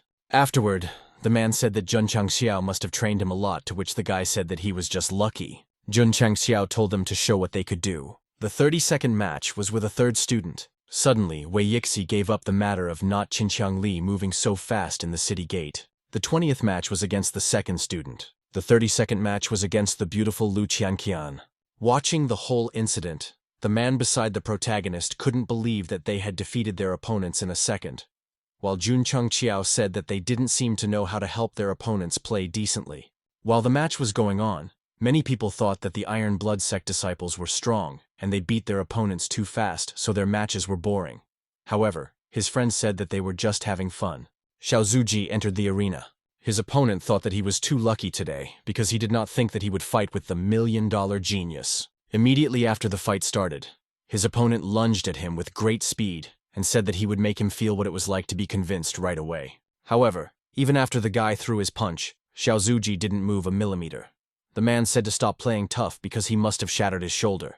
The guy said that compared to the hits he got in the training room, they were just too easy. The opponent couldn't believe this was happening and asked what kind of body workout room it was. Immediately afterward, Xiao Zuji struck a small blow with his fist, and his opponent's body ended up on the other side of the arena. The man clattered down the nearby steps with all his might and barely managed to slow his flight. As it turned out, from such a simple blow, the man's arm was dislocated and he involuntarily screamed. Everyone watching was left in deep shock. The referee declared the match won. The system said that 5 students had qualified for the second round, and the epic task was 10% complete, and the guy received 20 contribution value points. Jun Changxiao understood that since the contribution value points were based on completion, it wasn't that difficult to complete it. However, the protagonist's biggest problem is Xiao Huang. The guy realized that once Zuiji defeated his opponent, something changed. The guy noticed that the man had become even angrier, and Jun Changxiao should take precautionary measures. Afterward, the protagonist's friend asked why you're here playing with a toy instead of watching the competition. The man said that even though Tianqi had defeated his disciple, however, he should recognize him because he was great. The man noticed how the disciple hadn't even used spiritual energy yet. The opponent of the 4th student asked why he did not resist. At the same time, the protagonist's friend realized that each punch of a disciple from this sect weighed about 75 kilograms, and since Tianqi was calmly taking all these punches, he couldn't help but wonder how he was doing it without the help of spiritual energy. After that, Tianqi threw his punch, but his opponent was able to dodge it. The man said that apparently he would have to break down his defenses with his own fighting skills. The man activated a spectacular palm strike and a huge amount of energy concentrated in his hands. The man pointed those hands toward his opponent and shouted loudly. With such a move, he was able to jump high and a huge amount of energy formed arcs. Tianqi calmly dodged all of these, however. He couldn't do anything. Suddenly, the guy turned his head as he noticed something unusual. Tianqi asked his opponent here plans to break his defense, and with a single hand movement, he grabbed him. With a grim face, the one said he didn't stand a chance and broke his arm. The referee declared the 4th student to have won. After the second round of trials, the system said that all 5 students had passed on, causing the fulfillment of the epic task to increase by another 10%, for which he received 20 contribution value points. The man who was sitting beside the protagonist said that he was indeed a capable teacher, because even Xiao Zuji was able to strengthen his own body. Jun Changxiao said that he was after all a genius, and even without a spiritual root, ordinary people wouldn't be able to compare to him. Jun Changxiao realized that this was most likely bad news for the Xiao family. At the same time, the head of the Spring Wind sect only clenched his fingers and trembled. The man realized that the underdog had most likely trained his body, but any human body has its limit, and he was just lucky to win the first 2 rounds. The man smiled and reckoned that he couldn't defeat the opponent this time with his strong body. The 6th match of the 3rd round was between Xiao Zuji and Haizu. Haizu surrounded his finger with mysterious energy and looked at his opponent cheekily. The guy said that it was very surprising that he had made it to the 3rd round, and asked if his body could resist his purple flame. Haizo said that fire cultivators were the natural enemies of martial artists, and the one wanted to see his opponent fall into hell. Jun Changxiao pulled out a telescope for himself and wondered if he was the rich kid that he had chased away. The friend asked if it was another toy of the protagonist and called him a child. Jun Changxiao said that it was not a toy and was extremely useful. The system described this sight as a sight with a magnification function capable of recognizing targets at a distance and introducing accurate shooting at long range. Haizo said that even if he was the genius he was 5 years ago, he was no longer the perpetually losing loser. A huge sphere of energy headed towards his opponent with a distinctive sound. Haizo told his opponent to turn into ashes, however, he did not even flinch. With a sharp movement of her hand, the guy instantly extinguished that fire. Haizo couldn't believe it or opened his eyes and mouth wide. Xiao Zuiji said that Jun Changxiao had said a lot of things that he couldn't understand. The guy was saying that if Xiao Zuji were to punch fast enough to create negative air pressure vacuum and something else, he would be invincible. Haizo couldn't believe what had happened. Energy concentrated in his hands and he focused. The man summoned many fireballs and told him to defend himself against them. The guy bent over a little and prepared for another blow. After that, he started doing his series of punches as if it were air. However, what this series of blows did was that not only did it destroy the fireballs with the power of wind, it also knocked the enemy out of their calm state. Xiaozuji said he beat him back then when he bullied others in the past. The guy said that even now that he has lost everything, he still has his fists. The guy swapped upwards and was about to make another strike. Even Haizu's begging Haizu, who asked him to stop, couldn't do anything about it. After that, a loud scream was heard and Jun Changxiao closed his eyes. The guy realized that this was a very cruel fight, and he couldn't watch it anymore. Jun Changxiao understood that Xiaozuji would definitely win. The guy remembered how Lu Qianqian had participated in the first 2 rounds, and realized that she had definitely become a martial arts disciple then. Jun Changxiao realized that she had immediately thrown her opponent off the stage with her spiritual energy. Guy felt an inferiority complex, because he realized that even though he was the head of the sect, he was much weaker than his disciple, and this thought made him shiver. The guy realized that he couldn't let that happen, and said that he would work hard on his cultivation. The protagonist smiled and realized that the better his students were, the more pressure he felt. The guy looked at the fighting students and realized that their opponents would only get stronger as the next rounds passed, and they should put all their efforts and pressure on the protagonist. The system notified the protagonist that 5 disciples had entered the 5th round, and he once again received 20 points of contribution value. At the same time, the others were whispering because they realized that the 5th round was coming to an end. But not a single Iron Blood sect disciple had been eliminated, and they had no idea of their true strength. That one suggested that it might be their opponents, and they were simply not strong enough. One wondered why everyone who was level 9 had so many strong disciples. A certain mysterious man smiled and said to enjoy his triumph.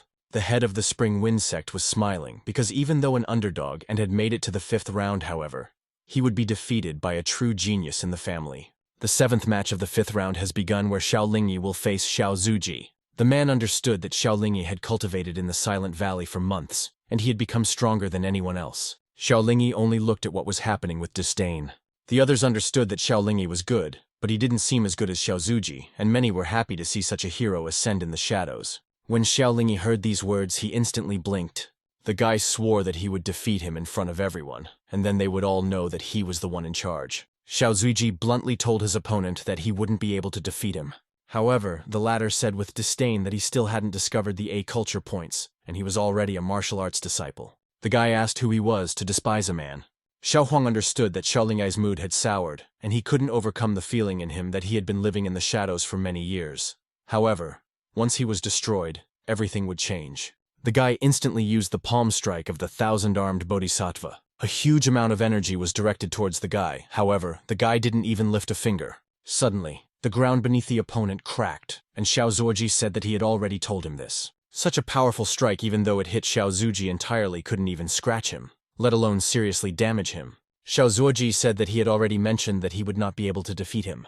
After such a serious blow, all that happened to Xiaozuji, it was just a disheveled garment and no scratch. People didn't realize if anyone in this sect could take this blow and remain unharmed. Others said to pay attention to the fact that not only was he unhurt, but he didn't even take a step back. Xiaolingyi said that he knew he had a strong body, but he didn't expect it to be strong enough to withstand a blow weighing a ton and 250 kilograms. However, the guy was not discouraged, and said that if one punch didn't work, he would punch twice, and if 2 punches didn't work either, he would punch as many times as he needed to take him down. After that, he struck again and there was a small explosion. Xiaozuji raised his hand to protect his own face, and all that happened to him was that the clothes on his sleeve also got torn. The opponent realized the guy wasn't even moving. He looked at the guy's legs and thought about how to get him to move. He went behind his back and told him that if he didn't want to move, he would make him. He swung at the guy from behind and told him to die standing still. After such a powerful impact, it couldn't help but crack, and large puffs of dust rose upwards, smelling the scent of victory. Xiaolingyi laughed and said that he didn't expect him to be able to dodge his attack. After that, he once again concentrated the energy in his hands and used the same technique. As Xiaozuji took a defensive stance, Xiaolingyi only laughed and said that he still had some fighting spirit left. However, despite his joyful expression, he realized that things were far from rosy. Unexpectedly, Xiaozuji's eyes opened wide. Xiaolingyi said, making him just a punching bag. However, What no one expected is that the guy would guess that the strength of his rule and palm is 150 kilograms heavier than the left. However, the guy did not understand why it happened because he remembered that he was left-handed. Xiaolingi questioned what nonsense he was talking about and prepared to attack once more. The powerful blow was directed toward the opponent, who fully embraced it. He noticed how his left arm wasn't flexible enough in combat, and it was most likely because he had practiced too much. The guy threw another punch. However, this time the seller turned slightly away from him. After that, Xiao Zuji successfully threw a punch that his opponent dodged. Xiaolingi was barely able to slow down his flight and cursed. However, in the same second, Xiao Zuji was in front of his opponent's face. With a sharp arm movement, he broke his opponent's arm. Xiaolingi barely managed to stop and looked in the direction from where the punch was coming from. Immediately after that, he launched another combination of strikes, each of which Xiao Zuji easily deflected. Xiao Huang didn't understand how this was possible because he realized that Xiao Zuji had only reached the speed of the Buddha palm strike due to his physical training. At some point, Xiao Zuji struck back at his opponent, and already this strike had hit. Immediately afterward, his opponent declined on the other side of the arena. With a heavy breath, Xiaolingi said that he was just a loser refusing to accept reality. He didn't realize that his cultivation base was gone, and his life was ruined, and even his family had abandoned him. However, he still didn't understand how he couldn't compare to him even in his current state. The guy bowed to the winner and asked why he was still such an invincible genius. In the end, Xiaolingi admitted that he had lost after all, which clearly displeased the elder. Xiao Zuji looked at the elder and asked if he was his greatest creation. Xiao Huang literally cried and said that he was gushing. However, at the same moment, his body instantly reacted to the blow and dodged. Jun Changxiao asked with a smile, wondering if someone had given him permission to stand up and told them to sit back down. Jun Changxiao looked at the scope and said that he would shoot him in the head next time. After that, the battles continued, but they were nowhere near as interesting. Xinqiang Li faced off against another sect disciple in a duel. However, after an intense battle, she was still able to defeat her opponent. The referee announced that the first match of the final 8 was won by Xinqiang Li. The protagonist's friend said that he remembered that 2 months ago, Xinqiang Li was only at the 10th stage of opening his daughter as a culture, and asked how he was able to put a first-stage martial arts disciple so quickly. However, the man suddenly noticed Jun Changxiao sweating and questioned why this was so. It turned out that Jun Changxiao was literally jealous of his disciples, as he realized that even Xinqiang Li was stronger than him, and now he was the 3rd strongest in the sect. They were perplexed, and wondered if talented people could achieve anything they wanted. Jun Changxiao Yi mentally asked the system if there were any tools for this. After all, he needed them urgently. The system said that he would get what he wanted when he completed this epic task. After that, the matches continued, and in the end, the final 8 finalists included all of the main character's students. In the end, Tianqi was opposed by Xiao Zuji. Absolutely everyone was excited for this battle. The 2 boys huddled together across from each other. Tianqi and Xiao Zuji looked at each other with smiles. The guys started exchanging their blows, and after a while they were back in their seats. All the spectators were extremely enthusiastic from such a battle. Both boys tried their best. One blow after another, they got together and decided to settle it with an argument. As it turns out, they were just playing rock, paper, scissors, and Tianqi showed the scissors while Xiao Zuji stone. Tianqi was greatly surprised since the guy had said he would show the paper. However, Xiao Zuji laughed and said that he had outplayed and destroyed him, so victory was his. The spectators and the referee observing this state of mind both stunned.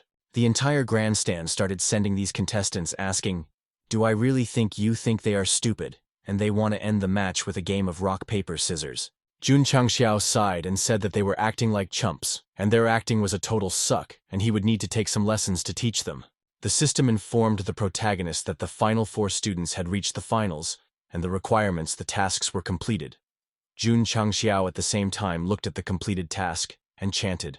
Jun Changxiao realized that if he added up the rewards from the previous rounds, he now had over 300 contribution value points. The unexpected system said that the host had exceeded the epic task and awarded him a seal opening spell and a certain amount of experience.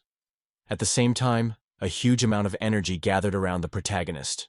Pretty soon, this energy formed a kind of experience that went straight to the protagonist. At the same time, everyone around him was also incredibly surprised by this burst of energy. Jun Changxiao struggled to breathe because he realized that this was an incredible burden on him. Then on his face, the guy said he couldn't believe the system gave him so much experience.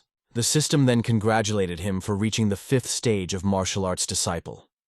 Jun Changxiao was happy that he was once again the best in the sect. At the same time, the protagonist's friend asked if you really enjoyed watching his students win in battle since he even made a breakthrough. At the same time, the judge coughed and decided to ask the finalist a question.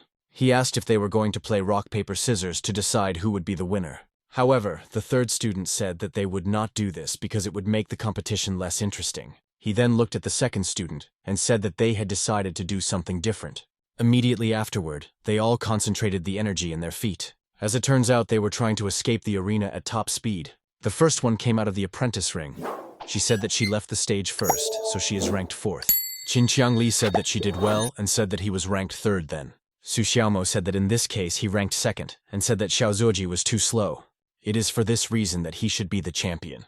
The guy literally cried, however he thanked his fellow soldiers. At the same time, the spectators who had been silently watching this competition only walked out of the arena dejectedly. At the same time, Jun Changxiao laughed and said that he would ask Dudu to give them a feast to celebrate their victory. Jun Changxiao said that they were even able to obtain a supreme skill book and 10 spiritual stones, each worth 10,000 silver. However, the disciples asked something else. Qin Li asked if they should really go back to their all in such a shabby state. At the same time, Lu Qiangqian, unable to tolerate the red ribbon, just ripped it in half. Jun Changxiao said that they looked great and said not to doubt his taste. The guy then asked why don't they go out and celebrate with the 13 students. Qin Li was greatly surprised and asked which 13 martial arts disciples we were talking about. Jun Changxiao said that they had been following them since they left the city and must be very tired. The guy asked if they were from the Spring Water sect or the Xiao family. With a nonchalant face, Jun Changxiao thanked them for becoming punching bags after his breakthrough. It wasn't long before the tree began to shake and the assassins emerged from there. Jun Changxiao lightly put down most of them with a slight movement of his hand. After a short while, Jun Changxiao walked over to the remaining bandits, who were already starting to be afraid of the guy. Constantly, one of the assassins in the pair noticed something unusual. On his chest was a clearly recognizable badge. Su Xiaomo abruptly raised his hand, to which even Jun Changxiao was surprised. The guy revealed that all the remaining assassins had managed to take the poison so they wouldn't be able to get the information. Jun Changxiao asked if they were kamikaze assassins at the same time as the other assassins, and made sharp payments forward trying to wound the protagonist, and did not rush to the body of the protagonist, even realizing that with such power, they could not do anything important. Jun Changxiao asked what kind of assassins went on a mission with identity tokens. The guy realized that he probably wouldn't get their boss's name from them. I made murals and movements with my fingers. He said he would give him a message using their lives. Immediately afterward, the decapitated and cut bodies went down. Jun Changxiao realized that right now, he was at the 5th stage disciple would be in their arts, and martial arts disciples of the 1st and 2nd stage were simply too weak for him, since he hadn't even received a side quest. Still in his thoughts, Jun Changxiao realized that the system forced him to defeat the strong, and remembered the names of all those who wanted to go against him. At the same time, in another part of the forest, a fierce bolt of lightning descended on a tree, breaking it into pieces. It was a rainy night, and no one even suspected anything out of the ordinary. Suddenly, however, a certain man appeared out of the tree, fuming as lightning struck the tree. What's even weirder is that he didn't scream, just laughed. The guy asked if he was chopping wood in this weather, and didn't he know that trees conduct lightning, as if he had taken over this body and was addressing the original owner. Nevertheless, he said that today was his lucky day, leading finally reincarnated after his soul had been imprisoned for several thousand years. With hatred unleashed upon the world, he said that he thought that one was his soulmate. However, she had set him up in front of the sutra and the great mystery, and he would set something up with her after recovering his cultivation base. Suddenly, the mystery man's head began to throb, and he questioned what these memories were. Suddenly, he realized that it was the woman who had ascended to heaven and become the faith for the mortal whom, known and revered by all. However, the guy realized that he was Lord Ye and the best among the 10 martial arts gods, and with the sutra in the great secret, he would once again become a martial arts god in a few decades. Suddenly, the guy noticed that the rain had stopped. He laughed loudly, for he realized that even heaven was on his side. He extended his finger upwards and said that he would destroy a certain empress. However, an unknown object was suddenly falling from the sky, which the guy obviously didn't pay attention to. He kept saying that the Great Mystery Sutra was a perfect cultivation technique. From this point on, Ye Xingcheng would subjugate the entire world. The guy already wanted to say that if Sky did not agree with this decision, he would make him obey, as a game ball flew to his face with incredible speed. Suddenly, one of the students told the protagonist that the soccer ball hit someone, to what the guy could not believe. because who can be in such a wilderness? After that, the guys approached the unfortunate victim, and Jun Changxiao said that he had just made an accidental strike, and it hit him. They thought that he was just incredibly unlucky. Su Xiaomo asked if they could just leave him here and pretend that nothing happened. However, Jun Changxiao said that he should learn to be kind. Jun Changxiao took him by the scruff of his neck and said that if they met someone who had fainted for no reason, then they should take him to All Who and help him so. The disciple asked if Jun Changxiao had forgotten about how they sent him to Who, to which Jun Changxiao said that he should be more savvy. At the same time, the guy put his foot on the ball, and the system reported that it was a lucky soccer ball and was the ball that players from Argentina once beat Brazil in the final. The guy introduced himself as Ye Xincheng. He realized that he had once been the god was in their art who ruled the entire continent. However, someone had surreptitiously weaponized him, and now he was sitting in some hall wiping blood from his nose. The guy wondered what he was doing, because it looked like someone had helped him. Ye Xincheng understood that he had to be.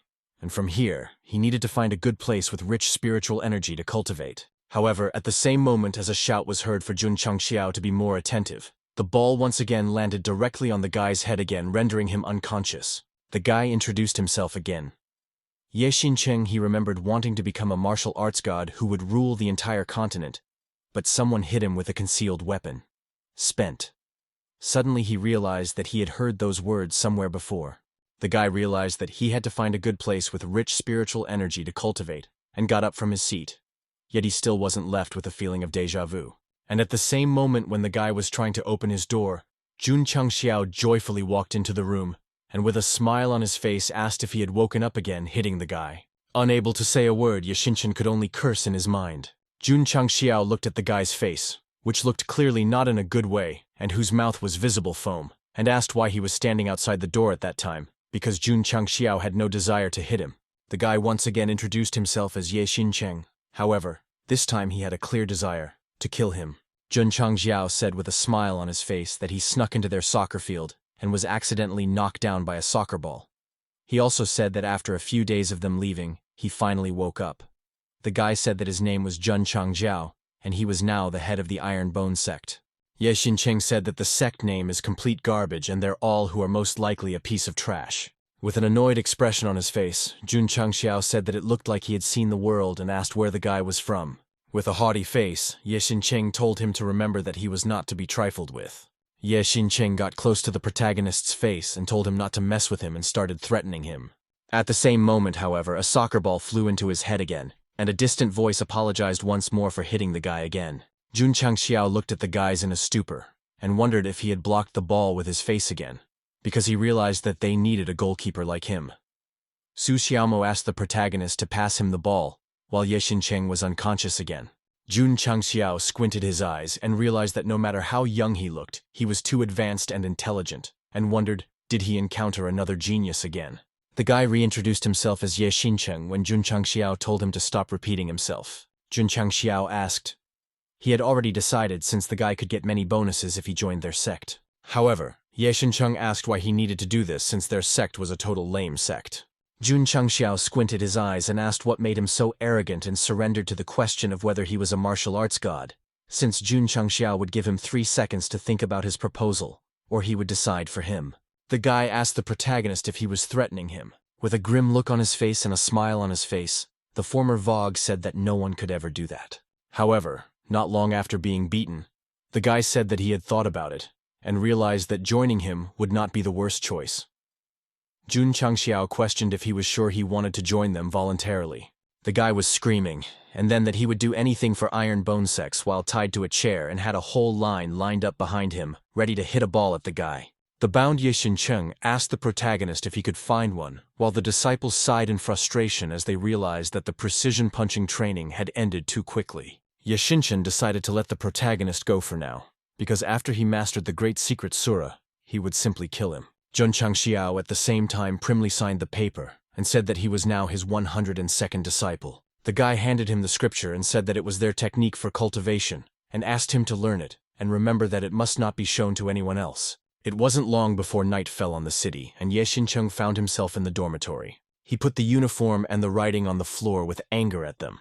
Placing his feet in lotus posture, he wondered just how good a 9th-level sect cultivation technique could be, and to him, it was simply trash. He realized that he could look at her if he checked his cultivation process, found an excuse to bother him. However, as soon as he picked up the book and started reading, he was literally stunned. He couldn't believe that he was holding a divine-level cultivation technique for body enhancement. However, at the same moment, a pillow from another student flew into his face and told him to shut up because they had practice tomorrow. Immersed in deep thought of some sort, the man pondered what defines an assassin. He understood its ability to kill a target in a couple moves without leaving a mark. While Jun Changxiao was looking at the notes on the bamboo paper behind him, the same assassin landed behind him. He realized that the victim would only sense his presence when he hit the target. The man smiled as he realized that this was how a professional killer worked. Still smiling and taking a swing at the protagonist, the man said that death had come for him. However, unexpectedly, the man's sword literally bounced off the bamboo paper with a distinctive metallic sound. The man wondered why this bamboo scroll was so strong since he had used all his power, but it was still intact. As it turns out, the system gave the protagonist a scroll on how to become a good sect leader, and this scroll is so valuable that the bamboo scroll was reinforced. However, the man did not know about it, and realized that a failed mission means immediate escape. Jun Changxiao pretended not to notice him the whole time. He said that he was really good, because he had only sensed his presence after he got close to him. Squinting, however, he sank into his thoughts. The guy said that he wouldn't be able to leave the Iron Bone sect so easily while the man tried to run out of it. And so it was indeed, for the man encountered an invisible barrier during his flight. The man was greatly surprised and wondered if it was real. Realize his mission doomed to fail. The man fell down without even resisting. Jun Changxiao said that he wouldn't be able to use the same trick twice, while the system notified that the entire sect was surrounded by a dome, or rather a small protective structure, because it was strong enough to withstand the attack of a Grand Master of Martial Arts. While the failed assassin was trying to escape from the protagonist, Jun Changxiao said that he had a very unusual hairstyle. Unexpectedly, Jun Changxiao asked if he was number 47 by chance. The assassin smiled and said that he had underestimated the protagonist because he didn't think that he would recognize his codename. The man said that he seemed to have learned something secret about the Drizzling Tower, and Jun Changxiao probably knows how strong they are. However, Jun Changxiao squinted his eyes and repeated the name. After briefly thinking, Jun Changxiao said that this was the first time he had heard this, but the man resented this and asked how the man could know his codename without knowing about her. Jun Changxiao merely said that he had just guessed it, and the man literally cried at this, for he had tricked him. A martial arts student in the 4th stage who had completed 264 missions, and he would not let him do it again. Jun Changxiao thought very hard about the suggestion of hiring a professional like him. The guy realized that it must have cost the Springwater sect a lot, and it probably cost no less than 5,000. The man said that 5,000 couldn't even cover the cost, and they offered 10,000. Once Jun Changxiao heard this information, he only smiled while the man was covered in sweat. The guy took him by the scruff of the neck and said a guy like him shouldn't be doing that kind of work, and said, "Think about your future and career in his dungeon." The assassin literally cried as he realized that Jun Changxiao had prepared a trap for him. At the same time, a pleasant atmosphere brewed in the Springwater sect. A certain man was lifting an iron barbell, breathing heavily. He kept getting angry and realized that Jun Changxiao had killed 2 of them, and why it was so hard for him to kill a third-rate sect leader. However, looking at the man's pathetic efforts, Wei Yixi said that Jun Changxiao had killed them with his own hands and asked if he still considered him a loser. The man said that this time, he had hired a professional Drizzle Tower assassin, and now Jun Changxiao would definitely die. The man said that the 4 of them had become disciples of the Holy Spring sect and left there to found All Who Spring Water, and asked why they should hire others to take revenge.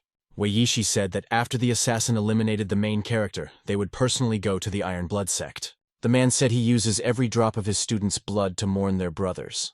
Suddenly another man approached the company and asked if he would disturb them. The sect head was very surprised to see such a significant face. He asked what brought him here. Qin Haran had come here to apologize for not raising his subordinates well, and asked for forgiveness.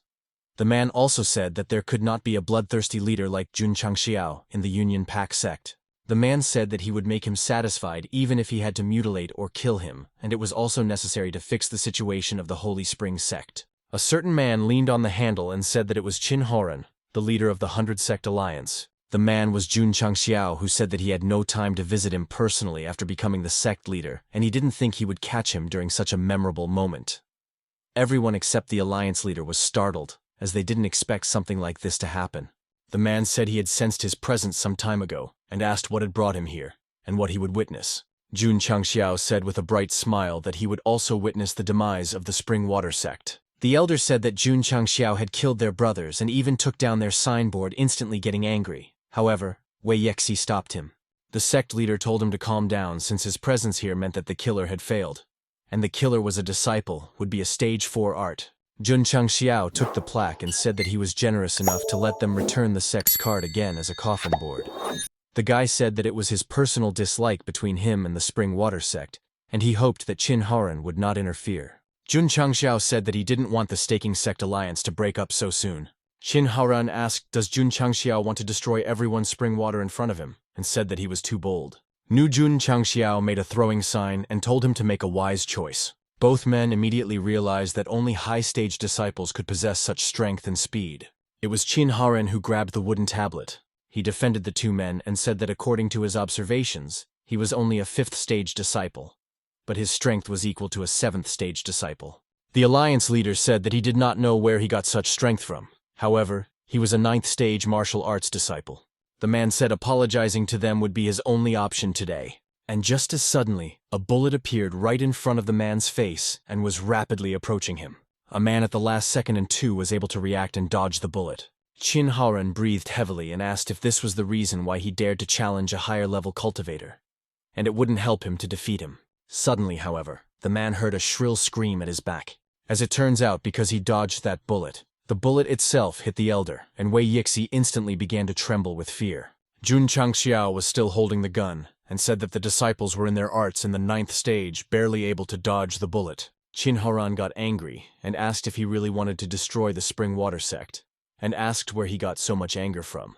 Listening to the threats and censures of the alliance literature from the hands of the protagonist, slowly disappeared the very same gun. Jun Changxiao said that the Spring Water sect colluded with bandits and tried to kill his disciples. And after that, they offered a reward to the drizzling tower for his head. He asked how he could stop just because of the alliance leader's words, and asked why he wouldn't ask all those of the Holy Spring to do nothing after he destroyed the Spring Water sect. The sect head said that he had sent disciples after the people from the Holy Spring sect to restore justice, and said that there would be nothing left of the Iron Blood sect. Literally crying, Wei Yixi said that he would be waiting for him in hell, and he along with his brothers would be waiting for him. Jun Changxiao said that the rule of the 101 Iron Blood sect stated that they would fight any offender, and said that such a hopeless barking dog didn't deserve his bullet. Immediately afterward, the main character's mood soured and he sent him to burn in hell. Realizing what would happen in the next second, the alliance leader's clothes were instantly destroyed from his muscles. The man said not to do that and took a swing at the protagonist. After that, the sword of the protagonist and the fist of the alliance leader clashed together. Jun Changxiao swung his sword and was greatly surprised. The guy smiled and said that he couldn't believe that he wanted to stop the sword system with his bare hands. As a result, this sword easily pierced not only the arm of the alliance leader, but also the head of the sect leader. Qin Haoran couldn't believe that his skill couldn't stop the main character. Jun Changxiao chopped off the head of his assailant and released his sword from his grip. Jun Changxiao said that the Spring Water sect was expelled from the alliance, and the same would happen to the Iron Bone sect. Jun Changxiao said that fools like them didn't deserve to be his allies. Qin Haoran quite soon found himself beside the city lord, and said that a scoundrel like him could not be spared. The city lord said he would take care of the main character if he did something heartless. However, Jun Changxiao merely killed the sect villains and dispersed the disciples. However, the Spring Water sect raises many more questions. The city lord was furious when he said that the sect colluded with the bandits to kill innocents, and they were even allowing the people from the Drizzle Tower to infiltrate the city. The city lord asked the alliance leader how dare they do such a thing. The man said that he knew how he wanted to curry favor with the Holy Spring sect, and the man instantly stumbled on flat ground.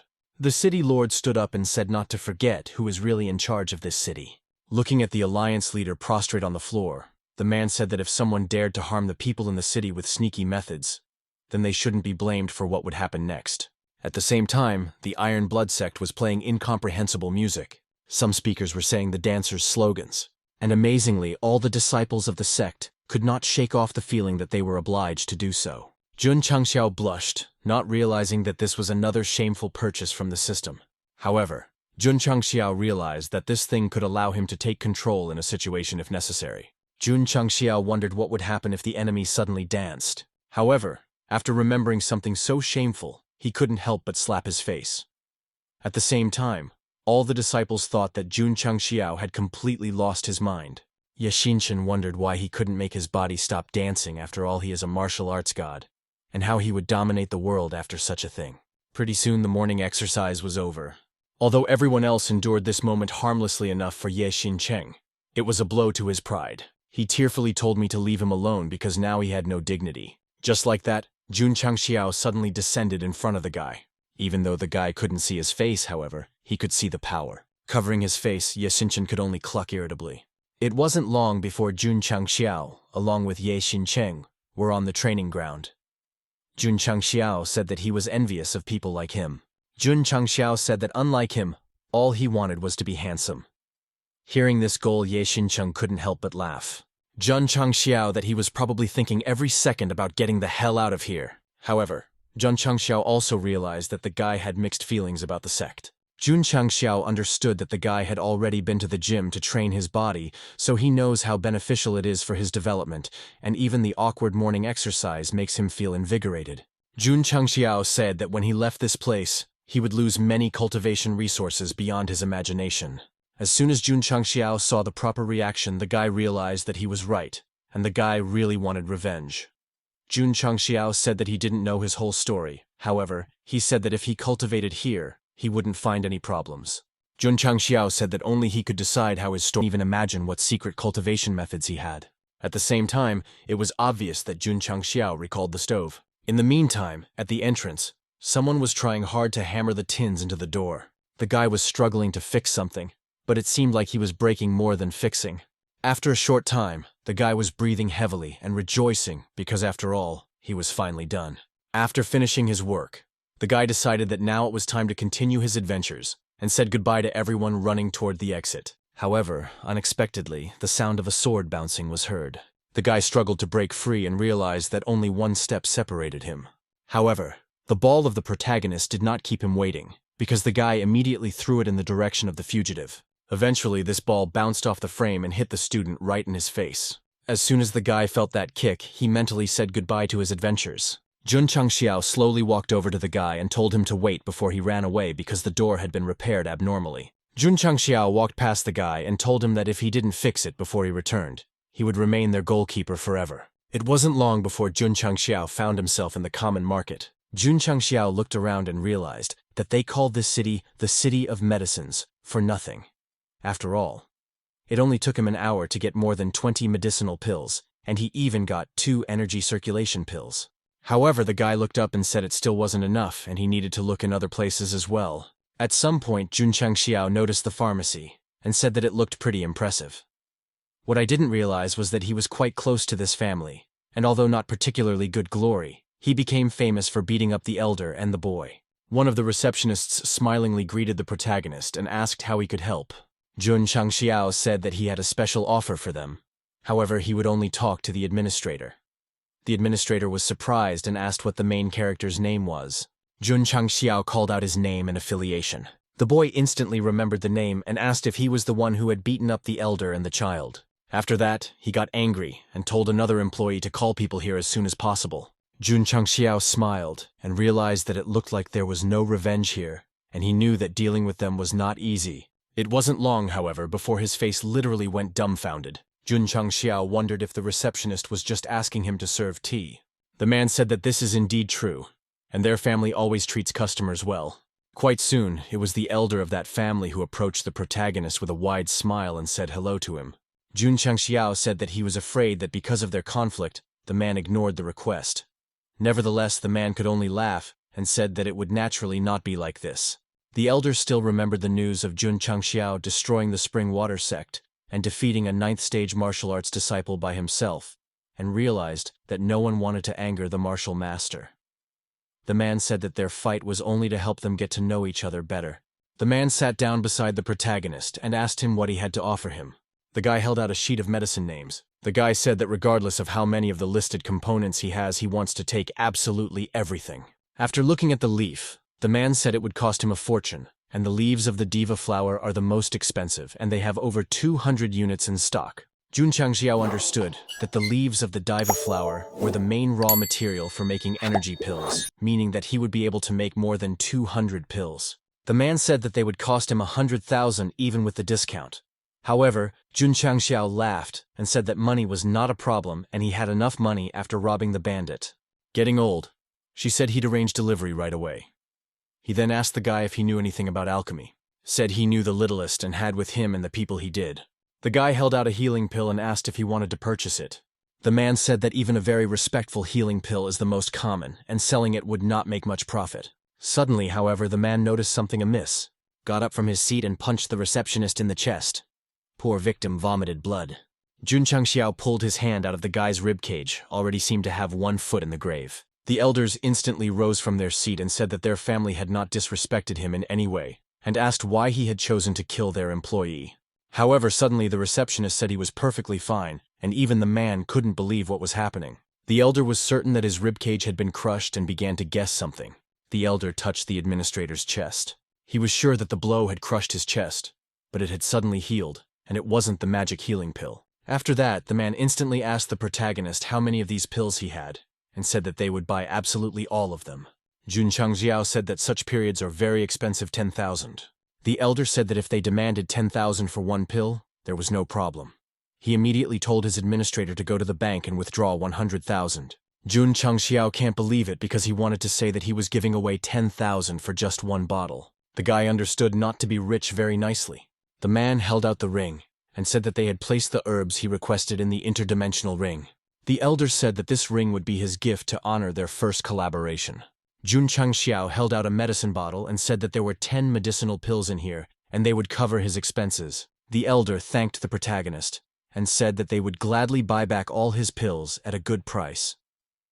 The system congratulated the protagonist on the fact that he was able to earn 1,000 silver, and immediately 10,000, for which it gave him 20 and 5,000 treasure points respectively. Jun Changxiao was still greatly surprised when the system provided him with a hidden reward, a liquid that improved abilities, and even 2 pieces. Jun Changxiao said that he had something to do and said goodbye to the receptionist. The administrator said they could sell the pills for 30,000 silver each and congratulated him on making a terrific deal. However, the elder told the boy to think twice. The man realized that belonging to advertisements and auction prices for such magic pills would start at 50. The elder said that Jun Changxiao is a terrific money tree, and Jun Changxiao, who was running at one time, sneered sharply. He wondered if 2 bottles of ability fluid had just made him sneeze, and asked the system if he had gotten those medications he needed. At the same time, Jun Changxiao found himself in the forest thicket and instantly began to absorb energy. In the middle of the lawn, the main character literally saw with his naked eye this incredible surge of spiritual energy. Jun Changxiao surrendered to the question of whether this was exactly how it felt to have a supreme spiritual root. The guy said that since the spiritual energy was causing such a violent reaction, he would absorb it completely. The system said that Jun Changxiao had successfully broken through to the 6th and 7th stage of martial arts disciple. The guy was literally floating in the air and realized that a higher spiritual root was awesome, and with it he felt like the master of the world. I didn't realize that there was a reason why Qinchang Li was progressing much faster than everyone else. Jun Changxiao realized that this made him wait with even more trepidation to obtain the highest spiritual level. The guy thought that he had become a genius like Qinchang Li. Suddenly, he remembered that the female disciple was even more talented and wondered how you want the spiritual root of her. It wasn't long before Jun Changxiao was in his sect and pressing the pill creation button. The guy sulked that the system didn't allow to create pills in batches, and it was unreasonable that his finger was about to cramp. However, the guy realized that in his past life he had been single for 30 years, and otherwise his hand speed couldn't have been so fast. 2 hours later, Jun Changxiao had finally finished producing the pills. The guy realized that he had created too many pills at a time and his finger was already suffering from spasm. The guy reached out and said that he would distribute these pills tomorrow and his disciples would make progress in cultivation. The guy looked at the boiler and said that it was getting dark outside and he had been working too long. The guy thought he should look in the store and maybe he could buy something useful. Suddenly, however, his eyes focused on one commodity that he couldn't even believe existed. He instantly told the system that he had to get it. The system asked if he was sure or not, because it would cost him 100 points in contribution value.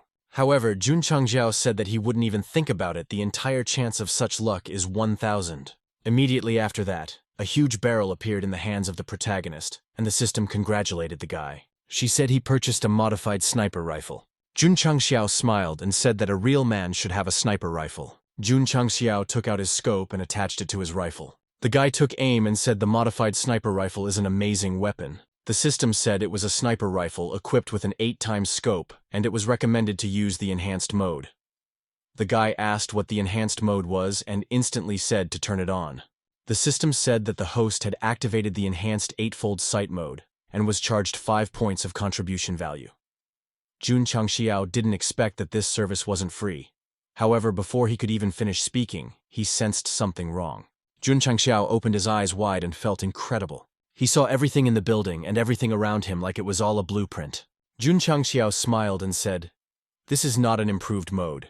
A is a cheat tool that makes everything around it transparent." Suddenly, the guy heard some voices saying that something strange was going on in the sect, and they had to be very careful to save the 47.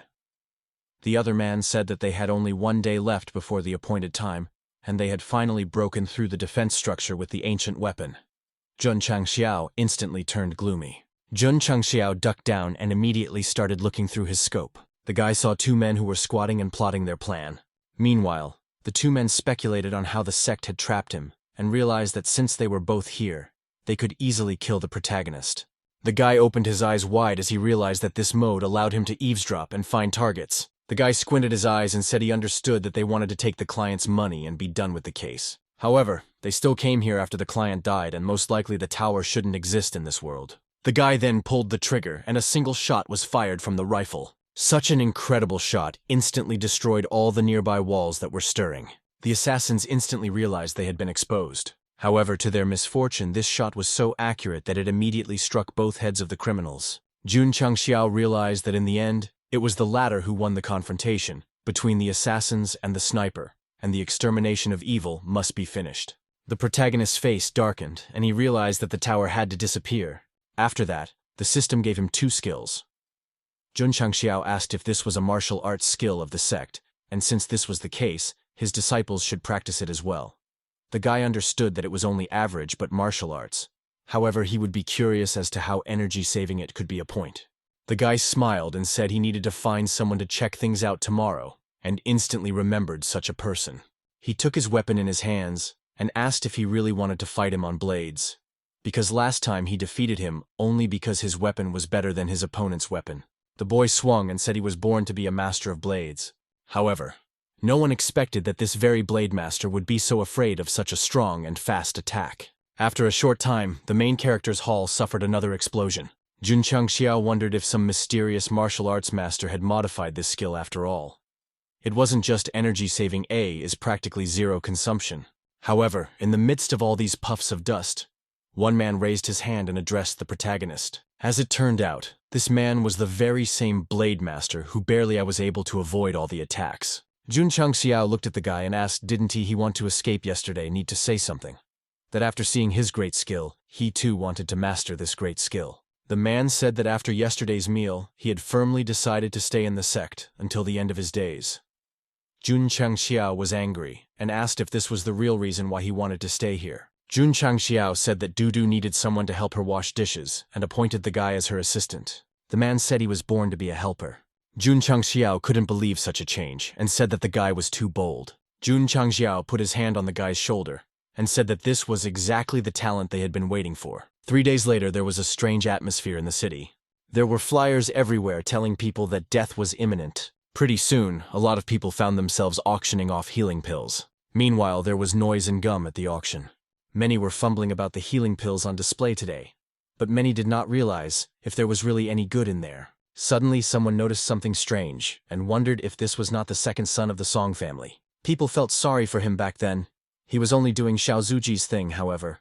When he was attacked by a beast in the wilderness, his body was paralyzed. People looked at this guy and realized that now this is a case where he won't be able to live normally, and he won't be able to die normally. And in 2 or 3 years, he would have become a very important big shot if it wasn't for this case. Someone gave him that very period protagonist. The overseer over the boy asked the elder what he was giving the second son of the Song family. Despite all the insults, the guy could only flinch. However, it wasn't long before the unbelievable happened. The man was able to lift his arm on his own. Both the overseer and everyone watching instantly shut up.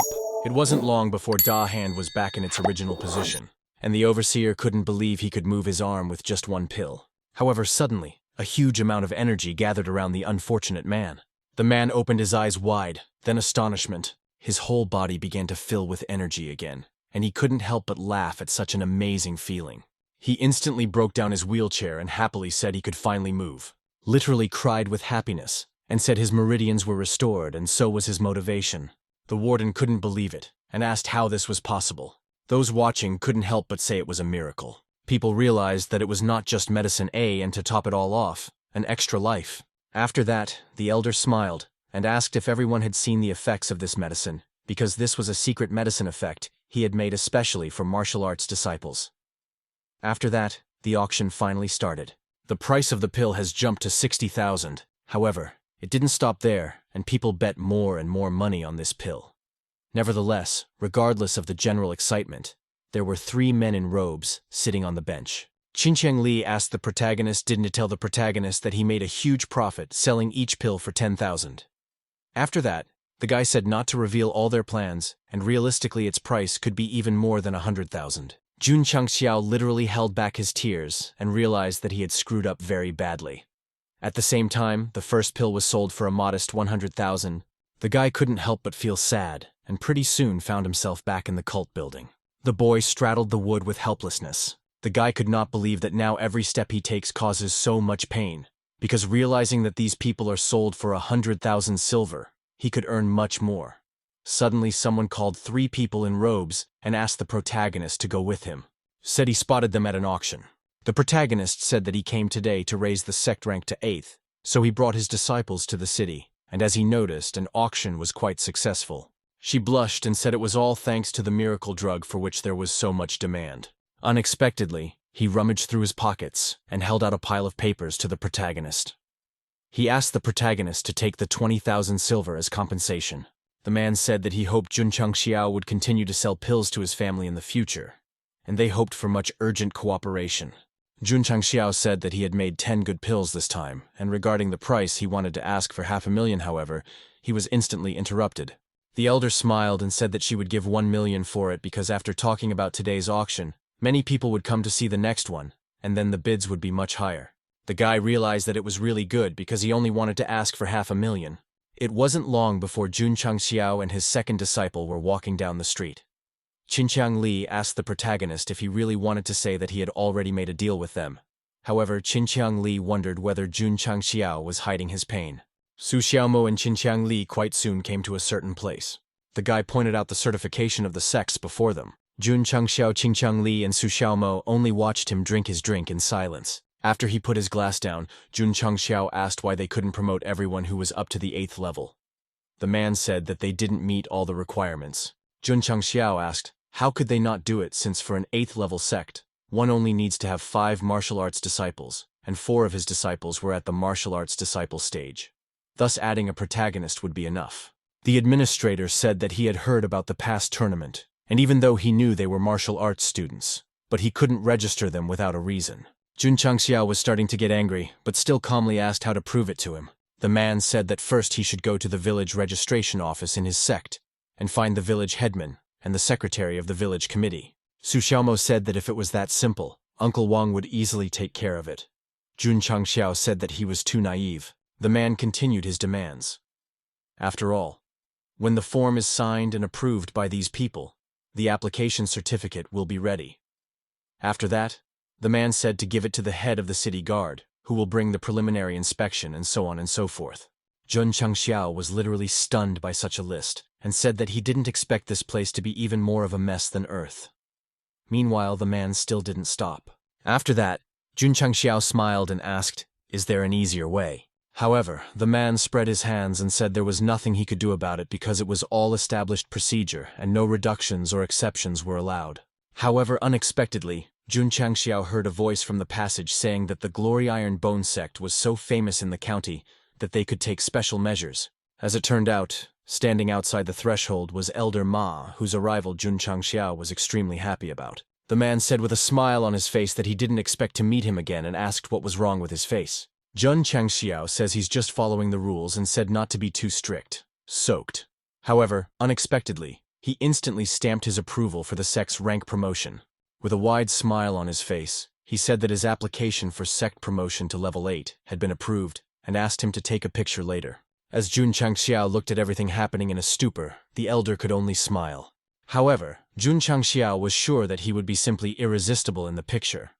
The main character's disciple said that his charisma should be spread, and that was his requirement. Another said he should style his hair to show his ears. Eventually, on the count of 3, the main character was shot and done. The photo was far from perfect. Jun Changxiao tore up this piece of paper and said that Elder was very helpful today and he would definitely visit him to thank him. The system congratulated the protagonist on the sect's promotion to the 8th level and gave him 100 sect achievement value points. Jun Changxiao, literally with tears in his eyes, asked the system if it knew what he had gone through. At the same time, the sounds of furious training could be heard in the training room. The guy was trying his best to beat up a punching bag to increase his strength. Jun Changxiao walked over to the guy with a smile on his face and said that he had brought it as a gift. The guy tossed the guy a sack, and the guy looked at him in surprise. Inside the bag, there seemed to be a huge amount of nukes, the value of which was hard to imagine. Jun Changxiao said that he had given just over 1,700,000 for everything, and needed them for the next step he had prepared for the guy. The guy said that his punching power had now reached 4,600 kilograms, but his body had literally reached its limit.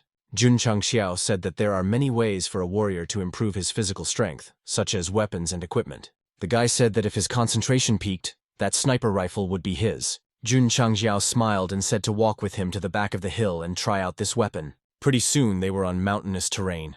Xiaozuiji looked through the scope, while Jun Changxiao said that range, firing speed, and wind speed all affected accuracy, and after removing the safety, he would be able to pull the trigger smoothly. Jun Changxiao told him to aim and shoot. The guy said yes, and without thinking long, he pulled the trigger.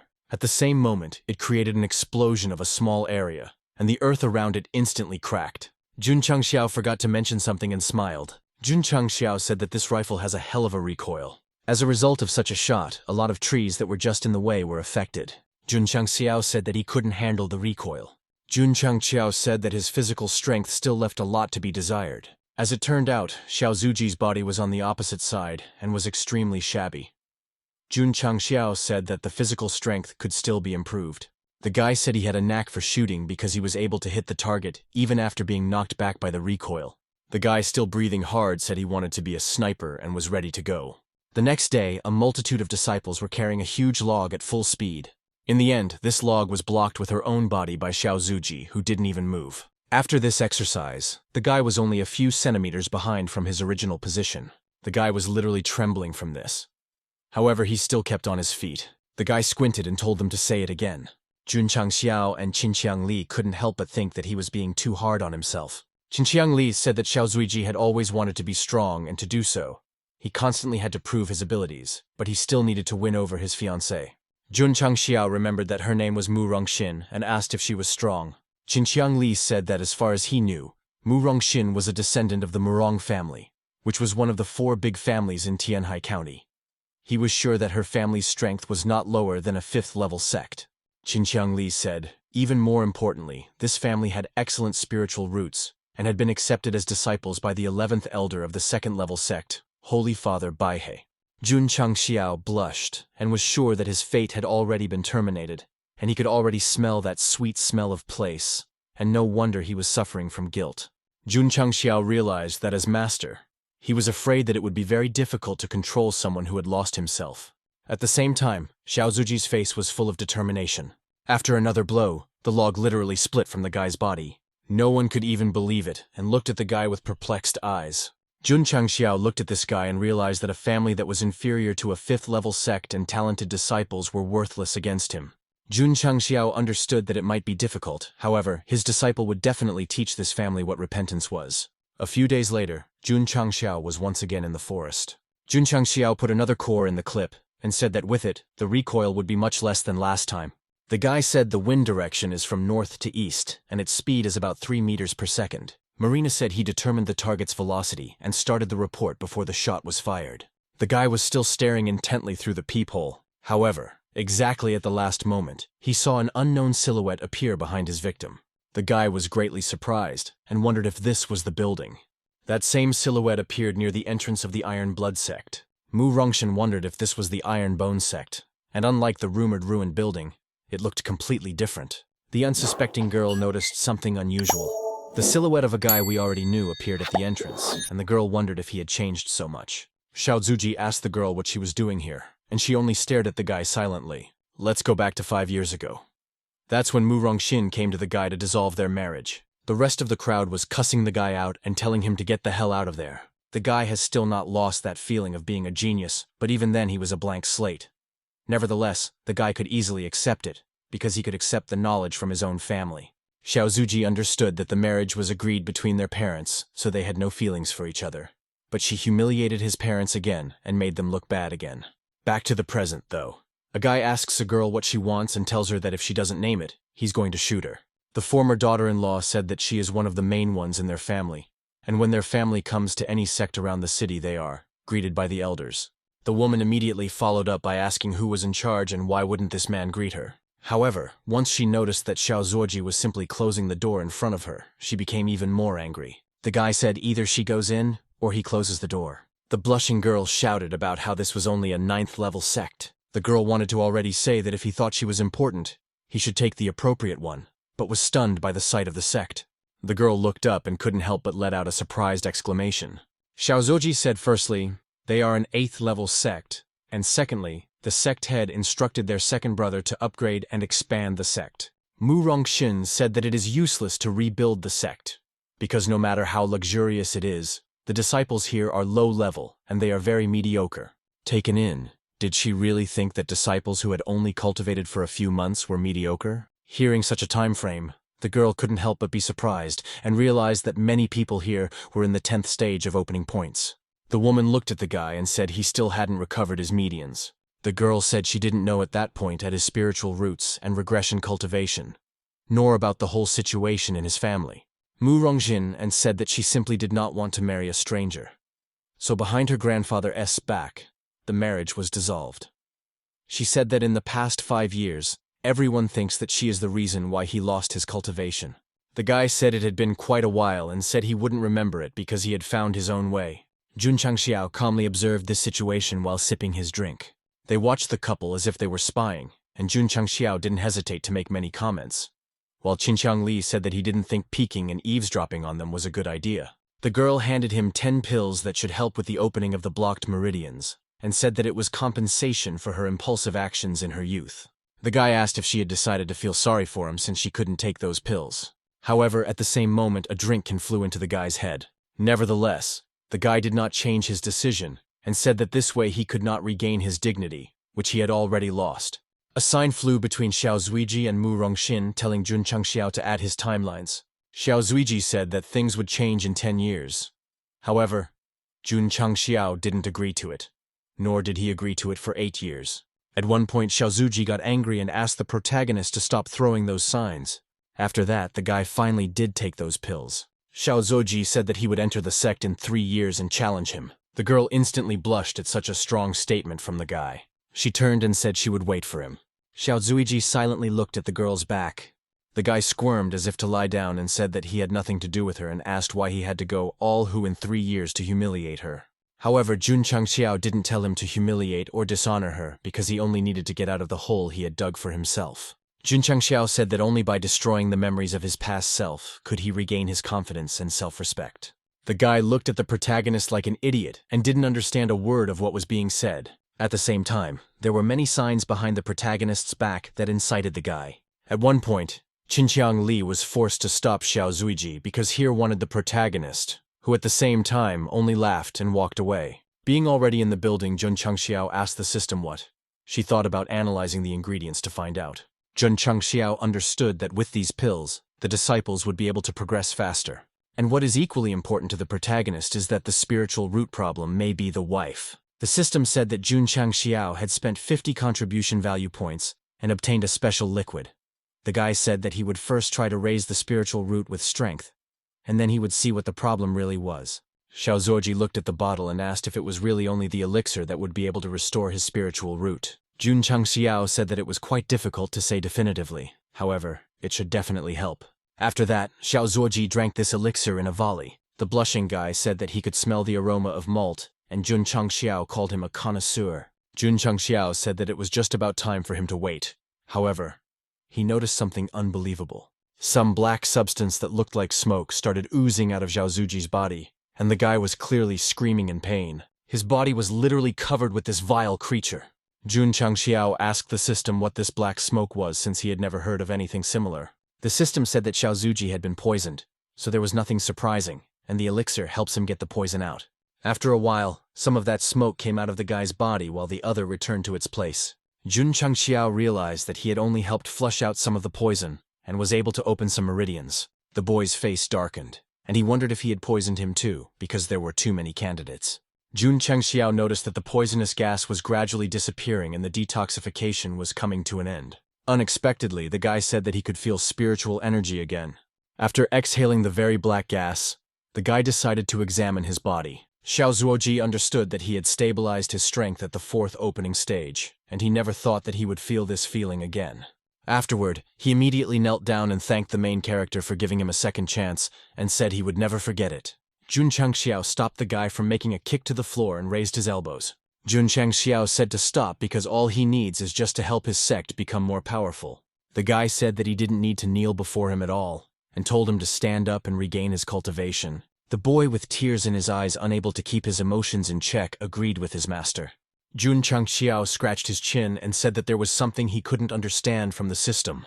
The guy said that the guy's cultivation had been sealed and his spiritual roots had degraded, all because of some eye something.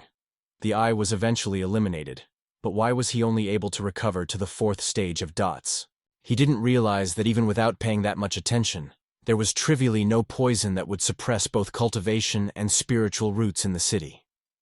Guy realized that even if it existed, it was unlikely that the poison would have an overwhelming effect even after it was removed.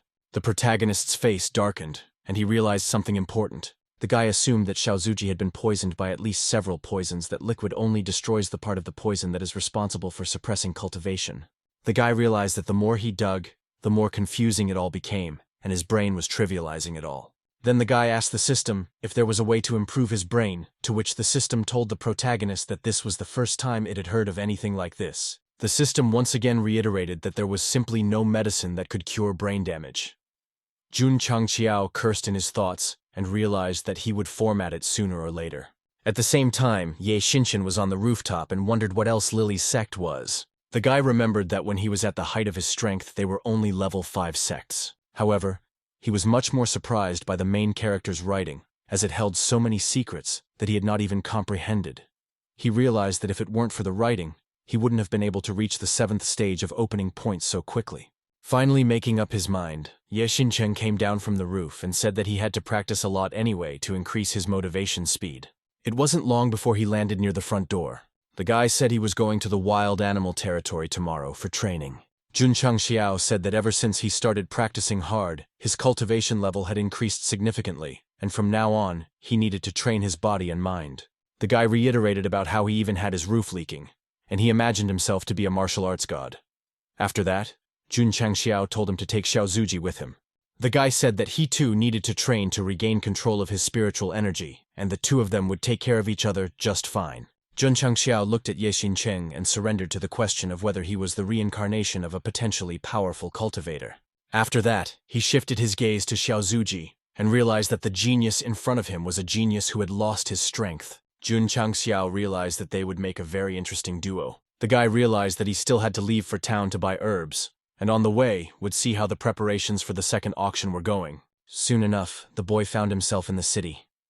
Everyone on the streets was talking about the fact that the medicine had a divine effect, and that was not all, because the injuries were instantly restored. People whispered that several big families and sects were waiting for the auction to start, and they, as small and poor families, couldn't even hope to own something like this. For the protagonist, these conversations were like honey for their ears, and decided that if things continued like this, they wouldn't count the money until they had cramps. However, suddenly the guy realized that he once again felt like a fool who was just bringing in money because he had sold pills worth 100,000 silver for only 10. The guy scratched his head and said that he still needed to grow medicinal herbs as soon as possible, without wondering who would process them. It wasn't long before he was back at the drugstore. One of the receptionists shouted at the customer and wondered what kind of insolent old man he was. He beat the customer with a broom and told him to get out of here because there was no room for such a crook in their store. Jun Changxiao calmly approached the receptionist. Afterward, he asked what was going on here. The man explained that this old man had come to ask for a job, but as Splinter. The very man being beaten said he was a third-year medical student and wouldn't miss much. However, the administrator still beat this man up because he said that a third-grade medicine disciple was almost the same as a disciple was in their third-stage arts, and wondered how he could be so cocky.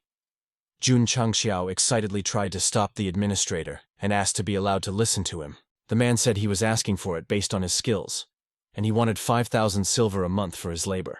Jun Changxiao realized that it was a bit more than usual. However, he still had no right to beat him for it. However, at the same moment, Jun Changxiao realized what was so strange, and the elephant in the room was the exorbitant demands of the job itself, which were reaching absurdity. Jun Changxiao asked the administrator for another broom, while the insolent beggar said that it would be nice if he gave him some more helpers since he had a few.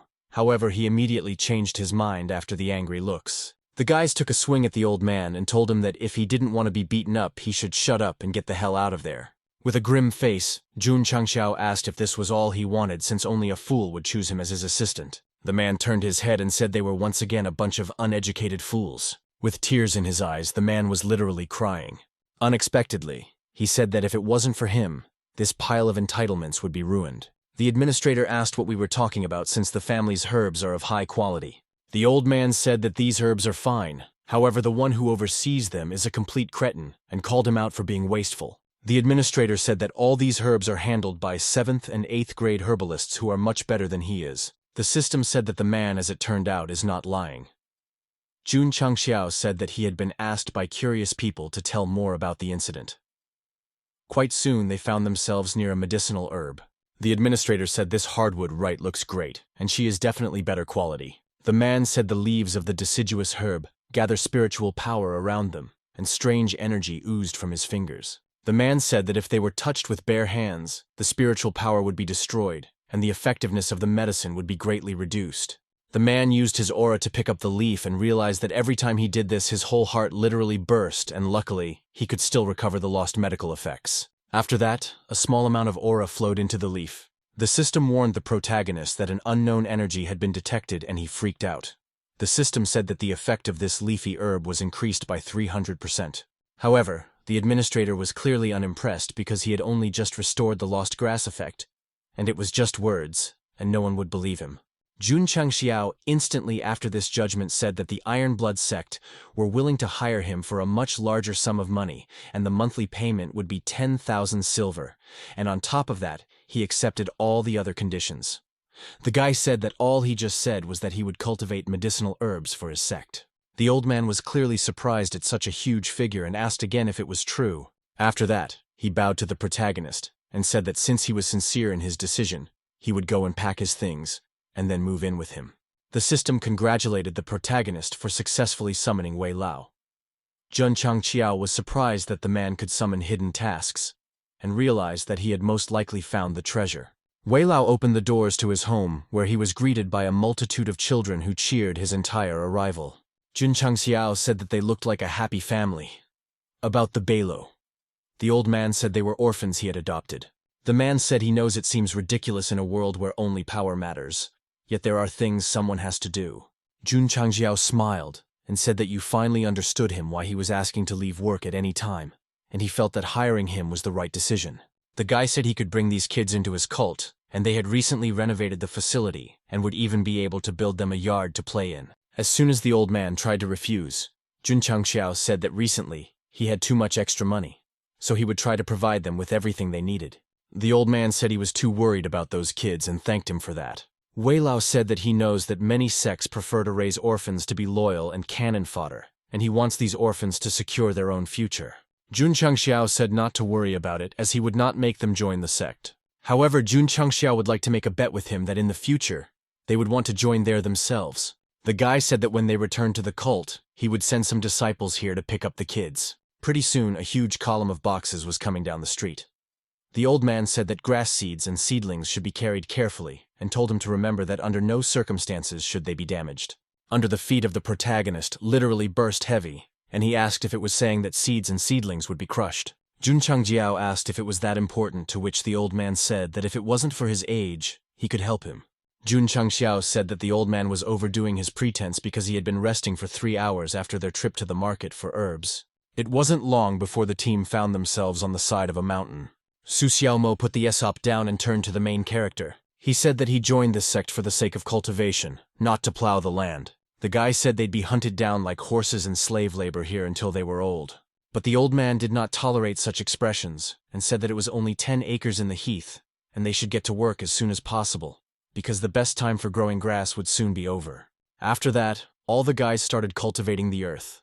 Eventually, the old man ended up beside the panting lads, and said that the earth was very well cleared and prepared for landing, and now it was his turn to deal. Su Xiaomo wiped the sweat from his forehead and smiled. Wei Lao said that in order to plant the seeds of medicinal herbs, one must have a pure heart and connect it with the spiritual energy of heaven and earth, and so far they are not ready for that, so he will show them how to do it. Suddenly, energy began to emanate from the man's body. All this energy went into the seeds that were buried in the ground. Suddenly, a huge seal formation formed around the elder. Jun Changxiao realized that the planting technique was not so simple, and the space between the ramps seemed to create some kind of mystery. And the more seeds were planted, the more spiritual energy was accumulated. Qinqiang Li said that he had been very shrewd recently. After that, he also said that as soon as Jun Changxiao entered the market, they received a letter. Jun Changxiao received the letter and asked if it was written by the Spring Spirit sect. The letter contained a proposal for a duel, and his opponent would be a disciple of the Spring Spirit sect, Mo Shanfei. Jun Changxiao abruptly realized that it looked like he was being underestimated and looked down on again. Qinqiang Li said that it wasn't true at all. The guy said that if one wanted to become a disciple of the Spring Spirit sect, their talent and strength should be as outstanding as his own. Jun Changxiao said that he should close his mouth in time. Jun Changxiao smiled and said that since his opponent was a disciple, he should write a reply letter where he would not engage in combat. The guy pulled techniques out of his inventory and said they should be enough for combat and told me to study them. Qinqiang Li looked at the skill books and wondered what it was. After that, Jun Changxiao also threw him a bag of spirit stones that he had won at the tournament, as well as 10 energy-gathering pills. Jun Changxiao said not to worry about anything else for the next 2 days and just focus on training. Qinqiang Li said that with these spirit stones and energy-gathering pills, he would be able to break through to the 4th stage of a martial arts disciple within the next few days, and he would do his best to fulfill his expectations. Jun Changxiao smiled and said that this duel was a matter of sect honor, and no matter what, he was bound to win. 3 days later, Jun Changxiao, along with his company, found themselves but invited. The guy said that in this sect, everyone is like strong types and they can lose. He said to try to keep him alive. In 3 days, the stone chairs were seen by the very name behind which the other disciples were also seated. At the same time, 3 elders of the sect were seated on the chairs. Absolutely every single one of them was a martial artist. At the same time, everyone froze in an awkward silence as the entire place was imbued with an oppressive atmosphere. Jun Changxiao said that although they were only 5th-level sects, however, their skills were too great. Jun Changxiao said that even though they might lose, Jun Changxiao is not an unusual loser at all. Right after that, many weapons appeared behind his back and formed a sort of seating. The guy sat down on it and looked at them. Jun Changxiao said that he was the head of the Iron Bone sect and gave his name. The guy said that if in order to accept the challenge, Qin Haran said that it seems like he is simply tired of living because even though he has the 3rd, 4th, and 5th elders in front of him, he laughs at how arrogant it is to lead in front of them. Watching this situation stare off into the distance, the 3rd elder was greatly surprised that Jun Changxiao, being in front of 3 martial artists, was not afraid at all. Suddenly, an aura swirled around the man, and he asked if he was really the one who had destroyed the Spring Water sect. Jun Changxiao smiled and said that the pressure of spiritual energy was too strong. The guy asked if he was the 3rd elder, and asked why he was asking what he himself already knew about. Jun Changxiao said that there was no need for any empty path, and said to summon his disciple Mo Shanfei, and his disciples were already tired of waiting. The city lord who was observing this situation couldn't help but smile because she didn't expect Jun Changxiao to be so bold. At the same time, the alliance leader believed that the protagonist was clearly facing death. The 3rd elder looked at the cocky guy and couldn't say a word. Said that the 8th-level sector was acting so arrogant, and no wonder they dared to kill the head of the Spring Water sect. The 3rd elder smiled maniacally and said that he liked it a lot and called his disciple over. The man said to finally show up in the arena already. In the midst of all this crowd, there was a clearly disgruntled voice saying that he had been fed up with everything a long time ago. A big man who was twice as big as usual stepped forward and said that other than the sect leader, he didn't see anyone who could fight him. Unexpectedly, Qinqiang Li entered the clearing. He said that the Iron Blood sect was providing their 4th stage martial arts disciple, and Jun Changxiao was supporting him. Mo Shanfei smiled and asked if he was really a stage 4 provost. With his manic smile, he said that he was an 8th stage martial arts disciple, and was most likely the last name he would ever hear. When Qinqiang Li heard such a statement, he clearly tensed up. Immediately thereafter, the collision began. Mo Shanfei made a leap forward. Seeing his opponent advancing, Qinqiang Li covered himself from the blow with his hands. Nevertheless, he clearly had not calculated the strength of his opponent. He couldn't hold back a suppressed groan and realized that he had clearly underestimated him. His entire punching power should be at least 17T, and a normal 8th stage disciple has about 14.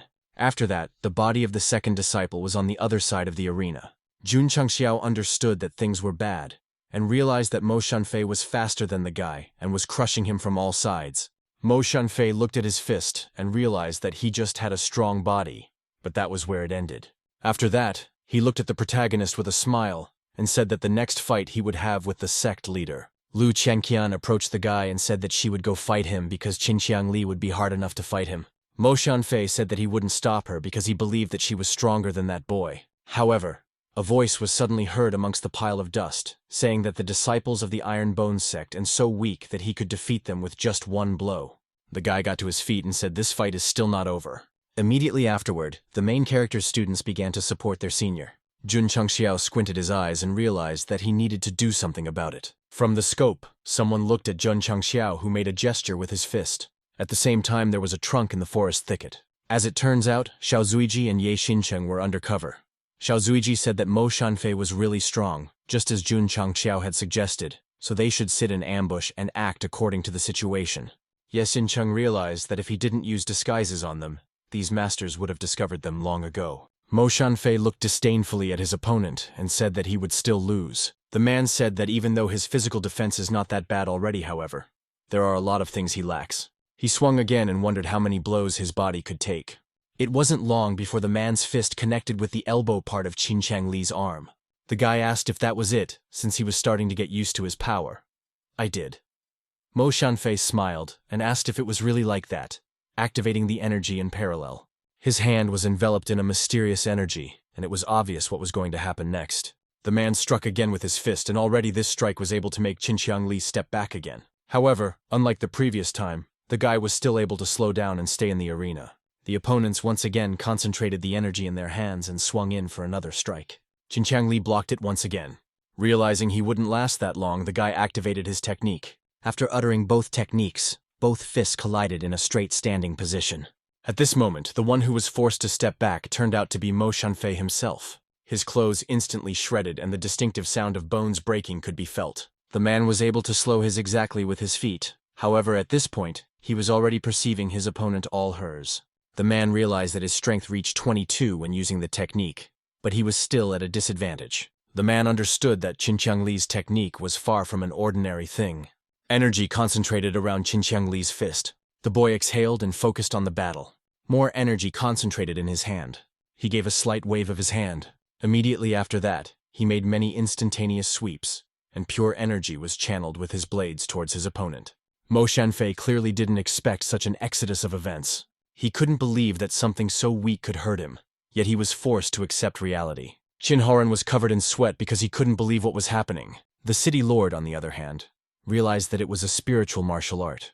The sect elders were watching, and when they saw such an attack, it shocked them. Everyone understood that this would be his art that could only be mastered at the martial artist stage. Ye Xincheng, who was watching, couldn't believe it at all. He understood to you spiritual type arts are known for their unimaginable consumption of spiritual energy, so they could only be used by a master-level person. But for Qinqiang Li to so easily use a technique 3 times in a row, he must have an incredible amount of energy.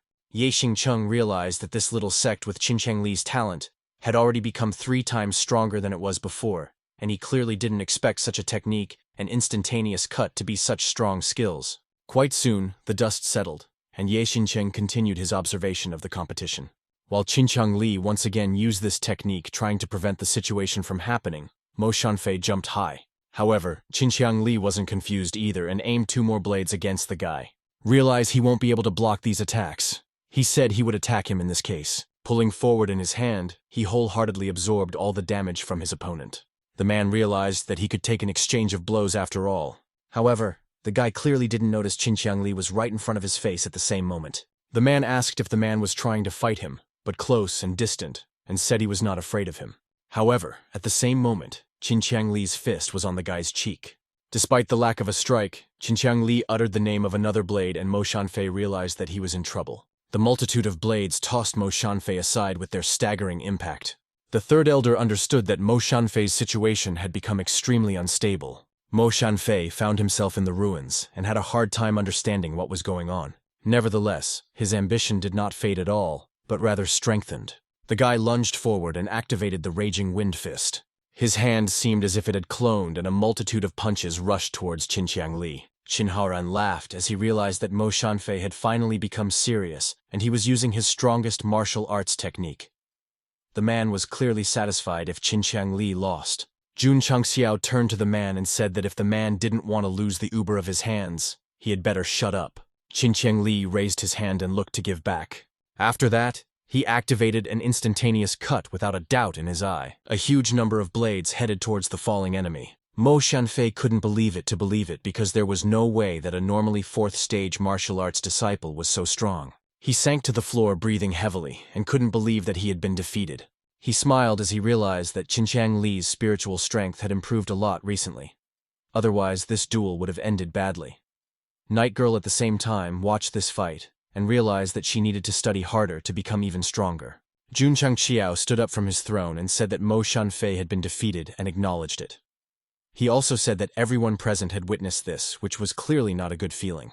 From the third, the elder looked at the protagonist and said that Qin Qiangli was truly the giving of the heavens. Nevertheless, he smiled and said that his student's performance had brought up a very interesting idea. The elder rose from his seat and approached the protagonist closely. He smiled and asked what Jun Changxiao thought about a duel between the two of them. The guy realized that with such an advantage, he was clearly not in a winning position. Jun Changxiao turned to the system and asked what stage he was and how strong he was.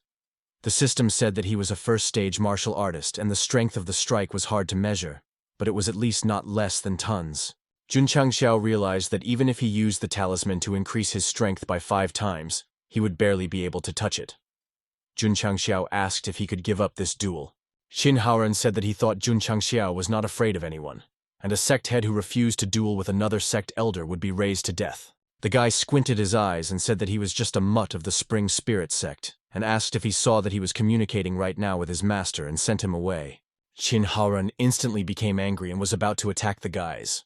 However, suddenly, from an incredible angle, a bullet landed on the arena and passed within a few centimeters of the leader's face. The one could hardly notice this shot, and it was obvious that even the elders had trouble recognizing it.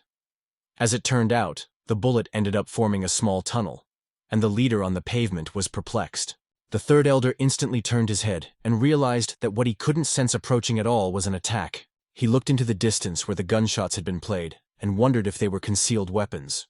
At the same time, Xiao Zuoji rose from his seat and still with the smoking muzzle from his sniper and looked into the distance. Jun Changxiao said that it was his Shadow Dragon squad from his sect, and it was a divine weapon. The elder instantly realized that he need not fear this weapon, for if he was fast enough, he would be able to dodge it.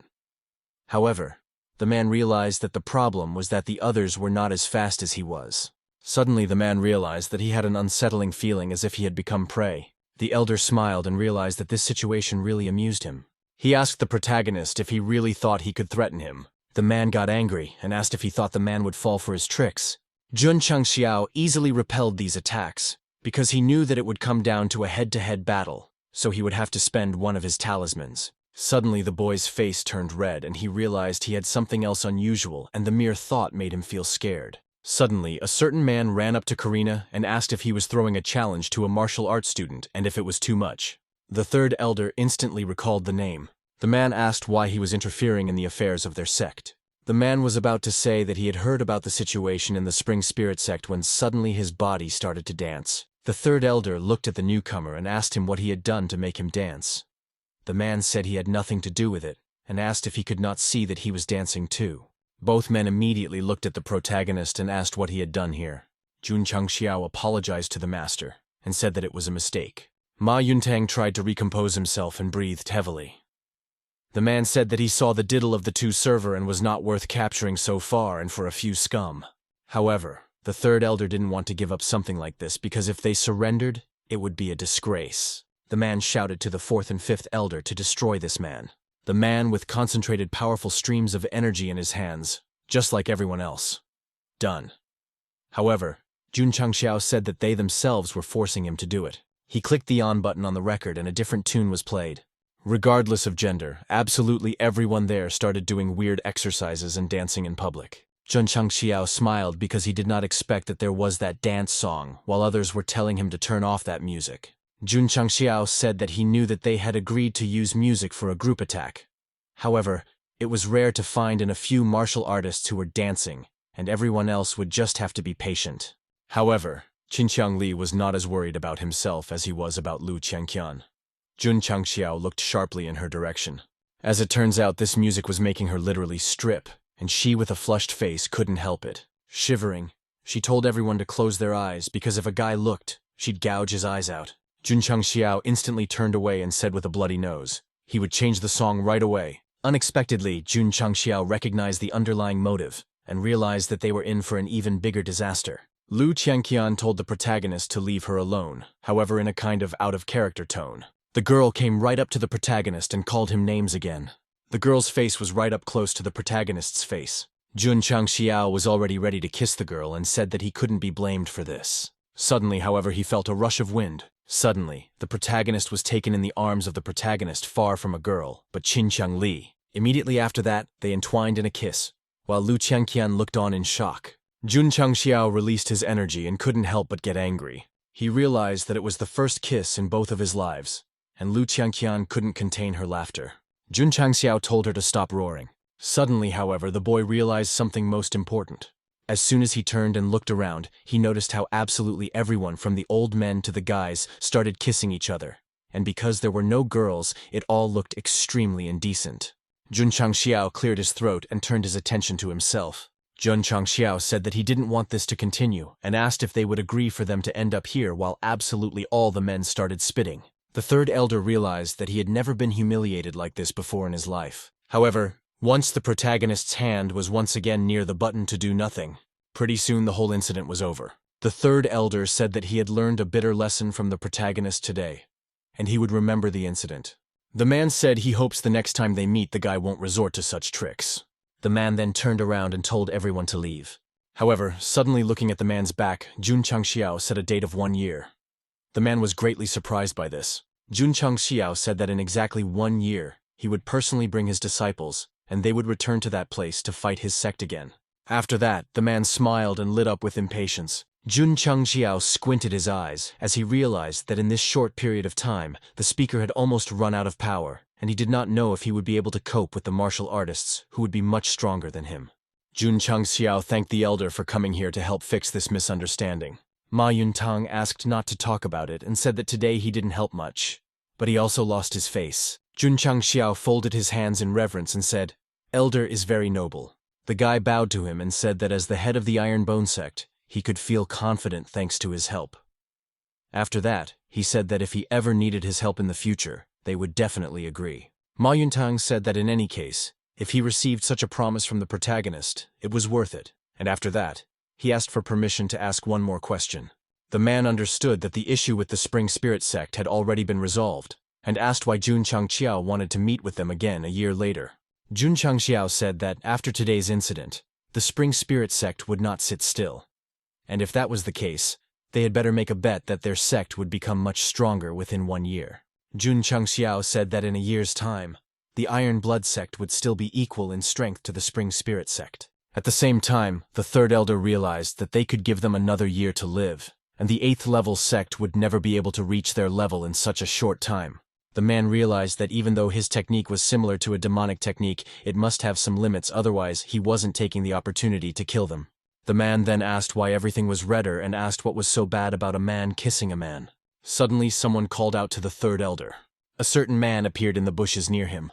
Immediately afterward, he fell down in front of the man and said that he was a disciple of the Spring Water sect. The man asked to take it all who's spring spirits, after all he wants to kill the protagonist with his own hands.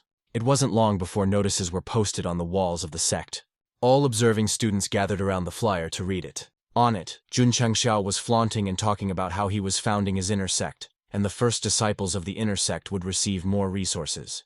Everyone has read that the strength test will be held once a month, and the outer disciple competition will be held once every 3 months, while the inner disciple competition will be held once a year. Also, every year, the winner of the main competition would become an inner sect disciple, and the top 9 would be rewarded with a certain amount of money. Suddenly, someone read the inner disciple award and saw the transformation liquid there. Not many people understood what it meant. However, everyone decided that if it was a reward for the inner disciple, it must definitely be something amazing. Suddenly there was a loud explosion. Everyone turned back and saw that the martial arts arena was literally ablaze with energy. Everyone instantly rushed to the scene and didn't understand why such a powerful energy was emanating from there. As it turned out, the older disciples of the sect were in the arena at the time. Jun Changxiao waved his hand and told everyone to come over here and look carefully, because in front of them was the first group of Iron Blood inner sect disciples. The guy named Su Xiaomo Tianqi and Li Fei among them. Jun Changxiao said that it also includes Qin Qiangli, Lu Qiangqian, and Xiao Zuiji, along with Ye Xincheng. The guy said that he would treat everyone equally, so they should put in maximum effort to become a disciple of the inner sect. Jun Changxiao said that the transformer liquid would help directly increase the level of their spiritual stones, and bad spiritual roots would no longer be a limitation for them. As soon as everyone heard this information, everyone immediately became eager to become an inner disciple of the sect. At the same time, in the forest wilderness, someone was eating their prey. Some fearless man, even though he saw a predator, walked forward.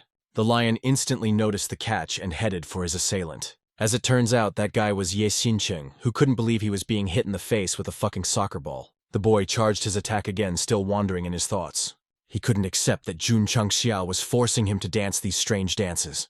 With one blow, he blew the monster's head off and the fight was over before it even started. Ye Xincheng looked at his hand and realized that he was only holding a low-grade crystal core. Xiao Zuoji looked down and asked if that person was angry with Master. The man jerked the bolt and was about to aim at the guy. However, Ye Xincheng instantly covered himself in sweat and said that it was just a couple of words. However, the guy clearly wasn't listening to his friend's excuse. Unexpectedly for him, here is this bullet flying Ye Xincheng, and the tiger that pounced on them from behind. Ye Xincheng realized that he was careless, and he didn't even feel that there was another beast hiding there. He realized that he needed to raise his spiritual root as soon as possible since he didn't want to die from such worthless beasts. It wasn't long before the twosome found themselves in a cave in front of a campfire. The guy realized that even though Xiao Zuji was weak, however, his vigilance gave him confidence. Carried out. Ye Xincheng closed his eyes and immersed himself in his thoughts. He realized that right now he would be able to study in peace. And in the past few days he had reached the 2nd level of the sutra, and he would try to pump up his spiritual roots today. The red light detached itself from the guy, and it began to consume him. It was aura who started enveloping the guy. Suddenly all the veins in his arms swelled. A second later, the boy vomited blood. Xiao Zuji was about to approach his comrade, however. The latter held out his hand and said that he was fine, and not to worry. Despite the amount of blood that poured out of every possible orifice, that despite the fact that it was painful. But his spiritual roots began to renew. The boy looked off into the distance and noticed that he had another advantage. Ye Xincheng realized that he had forced his spiritual roots to open the sutra, and now he felt like he could sense everything around him. The man understood that this entire place was an Iron Bone sect. Jun Changxiao pounded on the table and asked if they were being targeted again. Qin Qiangli agreed with this, and Master Qin made a declaration that in 6 months, they would crush their sect. Jun Changxiao said that there was nothing surprising about it. The guy now realized that when with the creation of the inner sect they had a new goal, the disciples would be willing to put their best foot forward. Jun Changxiao understood that they could then take this opportunity to make their disciples train harder. The guy looked up and said someone was coming. A certain man approached the sect with a quiet step. Prompted. He introduced himself as Lang Ziyang and said that he had long admired the sect and had come to join him. Jun Changxiao looked at him with disbelief, and while Qin Qiangli was lingering on the arriving, Jun Changxiao was writing something on paper with increased speed. He pointed to a leaflet the protagonist had attached to his face. The leaflet said that the sect had no vacancies. So a few days passed. Jun Changxiao slumped down and literally cried. The guy read that he himself didn't have a big enough charisma and complained to Qin Qiangli. Suddenly, another disciple came up to the counter and said that he wanted to join everyone who was iron-blooded. The man said his name was Yang Yuhua, and said that he had already opened his 3 meridians at the age of 15. Jun Changxiao was frightened because he knew that he was lying about being 15 years old. Jun Changxiao still took him in and told him to urgently order a size XXXL uniform. Jun Changxiao realizes that because of the spring spirit sex recruitment in everyone who passes is not as good as he thought it would be, and it greatly affects the speed of the system upgrade. Suddenly, the protagonist was told that the 7th elder of the Nebula sect had come to challenge him. Jun Changxiao said that he had promised to destroy them all who in just 6 months, but in reality, he was just sending other sects to solve their problems. The guy got up from his seat, and an epic quest appeared to him. Jun Changxiao told me to blame his cruelties, because they themselves were the first to attack. However, unexpectedly for the protagonist in one moment, all 4 students of this nebula were dead. Jun Changxiao did not understand what was happening, because he did not even have time to leave his room, so it happened that the task had already been completed. The guy stepped out onto the threshold and saw a lot of scattered bodies. Someone was clutching the throat of the last remaining guy and asking how he had the conscience to come here and try to cause trouble with such a low level. The guy said that if he hadn't been so exhausted from the hunt, he would have killed him with one left. The remaining Nebula sect elder couldn't believe that 2 5th-stage disciples, and one at the 4th stage, not only couldn't defeat him, but also scratched him at the same time. He wondered if Master had told him that this sect only had 2 4th-stage martial arts disciples. However, the man was not upset and picked up a knife. He realized that if he did not take action now, their sect would lose face. The man threw himself at the student and started threatening him. However, suddenly, the old man's heart twitched at the unexpected aura. Some angry silhouette asked what he was doing here, and if he wasn't ashamed to attack stealthily. Didn't understand what was going on, or why this man was giving him the creeps. Immediately after that, he threw his weapon, and that mysterious voice said that even if he couldn't hold his sword in front of him, he should get the hell out of where he came from. Immediately afterward, the man's mouth became covered with foam. He was lost in the knowledge and could only think that this sect was full of monsters. Jun Changxiao stepped onto the threshold and realized that without making a single move, he was able to fulfill an epic quest. Jun Changxiao looked at the guy and asked the system what kind of unknown energy he could sense from Ye Xingcheng's body. After all, his martial strength should not be close to that of a master, but he didn't understand how he was able to defeat Elder Song. The system said it was his spiritual root power, which is known as the tyrannical spiritual root. Jun Changxiao watched the entire punch and realized that it wasn't bad at all. He squinted and said they didn't disappoint. I was in my training. Jun Changxiao said that he would give them these 2 transformation liquids as a reward for their successful training. The guy said that with it, they would be able to improve the quality of their spiritual roots. A second later, Xiao Zuiji drank this liquid while Ye Xingcheng still stood in a stupor. The boy smiled poorly, not expecting the sect leader to turn out to be a crook. The man realized that even he, being in a past life, had never heard of such a method, and in this life, even with the help of the scriptures, he had to suffer a lot to improve the quality of his spiritual stones. Xiao Zuiji, who had already drank this mixture, said that his spiritual roots had been improved to the middle level, and now he had advanced to the next stage. Ye Xingcheng, when he saw it, I couldn't help but be stunned. I didn't understand the point of bleeding and going through all that pain. Jun Changxiao said something to the effect that Ye Xingcheng was a low-level transformation liquid, and that was what he needed to raise the level of his spiritual root. The guy stretched his hand forward and said that when he was in the wild beast territory, he had tried to purify his spiritual roots and accidentally made a breakthrough, so he was really strong now. He said that he didn't need this liquid anymore. Jun Changxiao said that in that case, he would give him another one since his sect had enough medicine. After Jun Changxiao held out to him, "Would you feat?" then immediately drank it. His body was covered in soft energy. Ye Xingchen mentally realized that his spiritual root had risen to the middle level as well as his cultivation level had risen to the 12th stage of opening points, and he felt no pain at all. The guy realized that the effect of such a medicine was a miracle. The guy wondered if it could be a medicine from the immortal realm, since only emperors could overcome the barrier and get there. Ye Xingcheng realized that even when he was the strongest on this planet, he was only a bug there. He couldn't believe that Master Jun Changxiao was handing out such medicines to his disciples, and considered him to be a clearly extraordinary personality. Jun Changxiao opened the system and started laughing at the kid's words. Jun Changxiao realized that he thought he was the ultimate fool, and asked the systems what she thought about it. The system said that it agrees with the information of the continent in this world. There are no methods of forcibly raising spiritual roots in this world, unless it is a method above the divine level. Jun Changxiao opened his eyes wide and asked if such levels a priori existed. The system said that there were different types of martial arts on this continent, and they were all categorized as superior or inferior. The system said that some martial arts challenged the creation of heaven and earth, but they could not be adequately categorized. The guy asked if she had any information on such martial arts.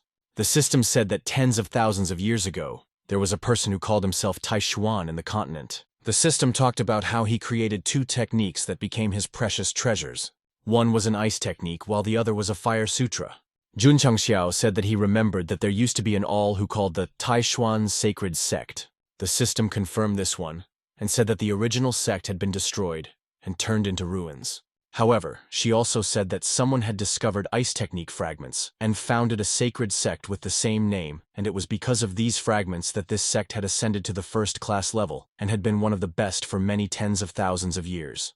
She also mentioned that there was no trace left of the writing except for some words in the history books, and also mentioned that countless saints and martial arts emperors had spent their entire lives searching for it, yet no one had ever been able to do so. The system said that in her opinion, unless one has studied them before, no one can find these scriptures, let alone cultivate them. The guy smiled and said that he remembered their first meeting with the former block very well, and his cultivation level and spiritual roots were low.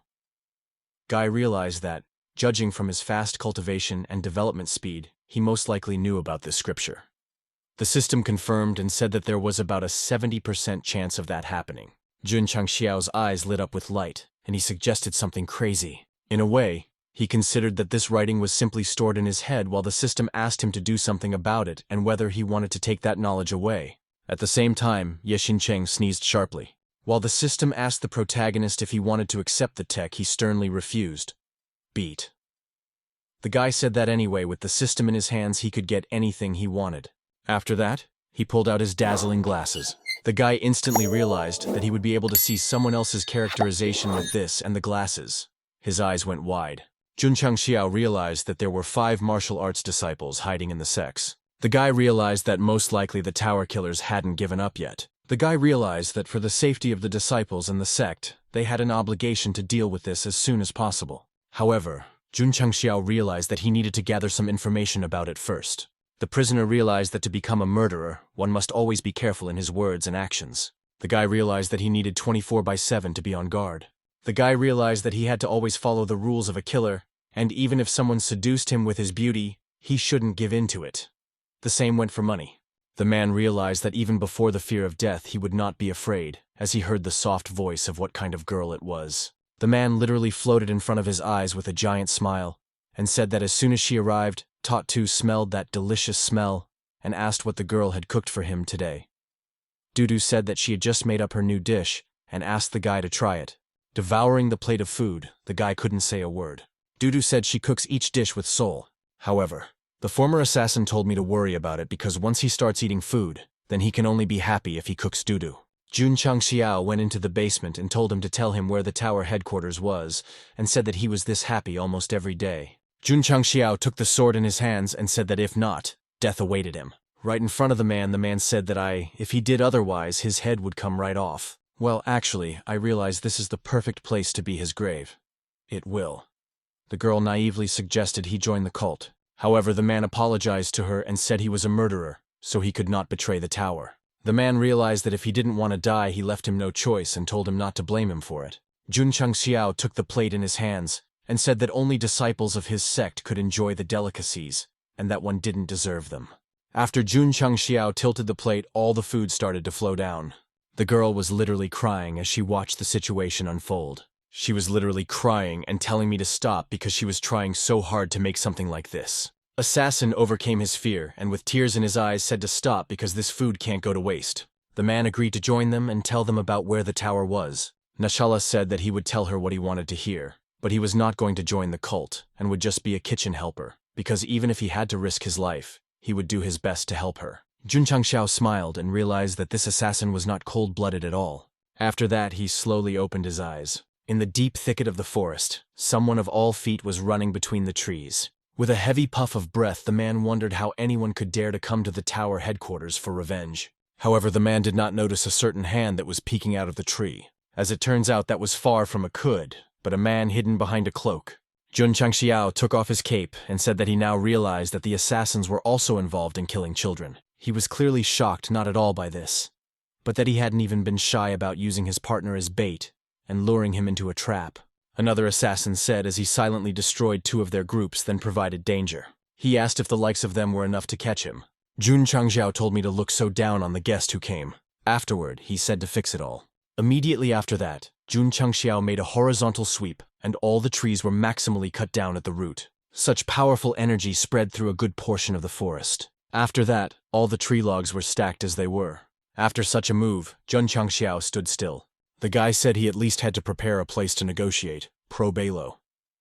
At the same time, there were far more than a dozen people around the guy. Jun Changxiao said sharply to Blackhawk. The assassins said that there are 4 strongest assassins in the tower, and they all have the strength of martial artists, and they are much stronger than gold-ranked assassins. The man said that the Scorpion is the strongest of them all. The Viper is the most inscrutable. The Lynx is better at autopsy kills, and the Blackhawk is the most difficult. As soon as the man realized that Jun Changxiao knew his name, he mentally freaked out and realized that a buddy had appeared in the tower. I'll be there. Putting a smile on his face, the man said that he would soon add another one to his collection of hearts as well. He concentrated the power in his hands and said that either Jun Changxiao was too cocky or too stupid, because with the trees cut down, he wouldn't even be able to come up with a strategy adequately. Jun Changxiao said that when it came to hidden attacks, then he was definitely not as good as him. Nevertheless, the guy was still burning with the desire to fight him head-on. The guy concentrated energy in his hands and made a lunge. Turns out the entire force of the impact was directed at the ground. All the assassins instantly realized that they couldn't keep their balance. Some were even injured by the stone slabs that protected them from the general chaos. Jun Changxiao said that was now in the ears is not him, not. Everyone instantly realized what it all meant.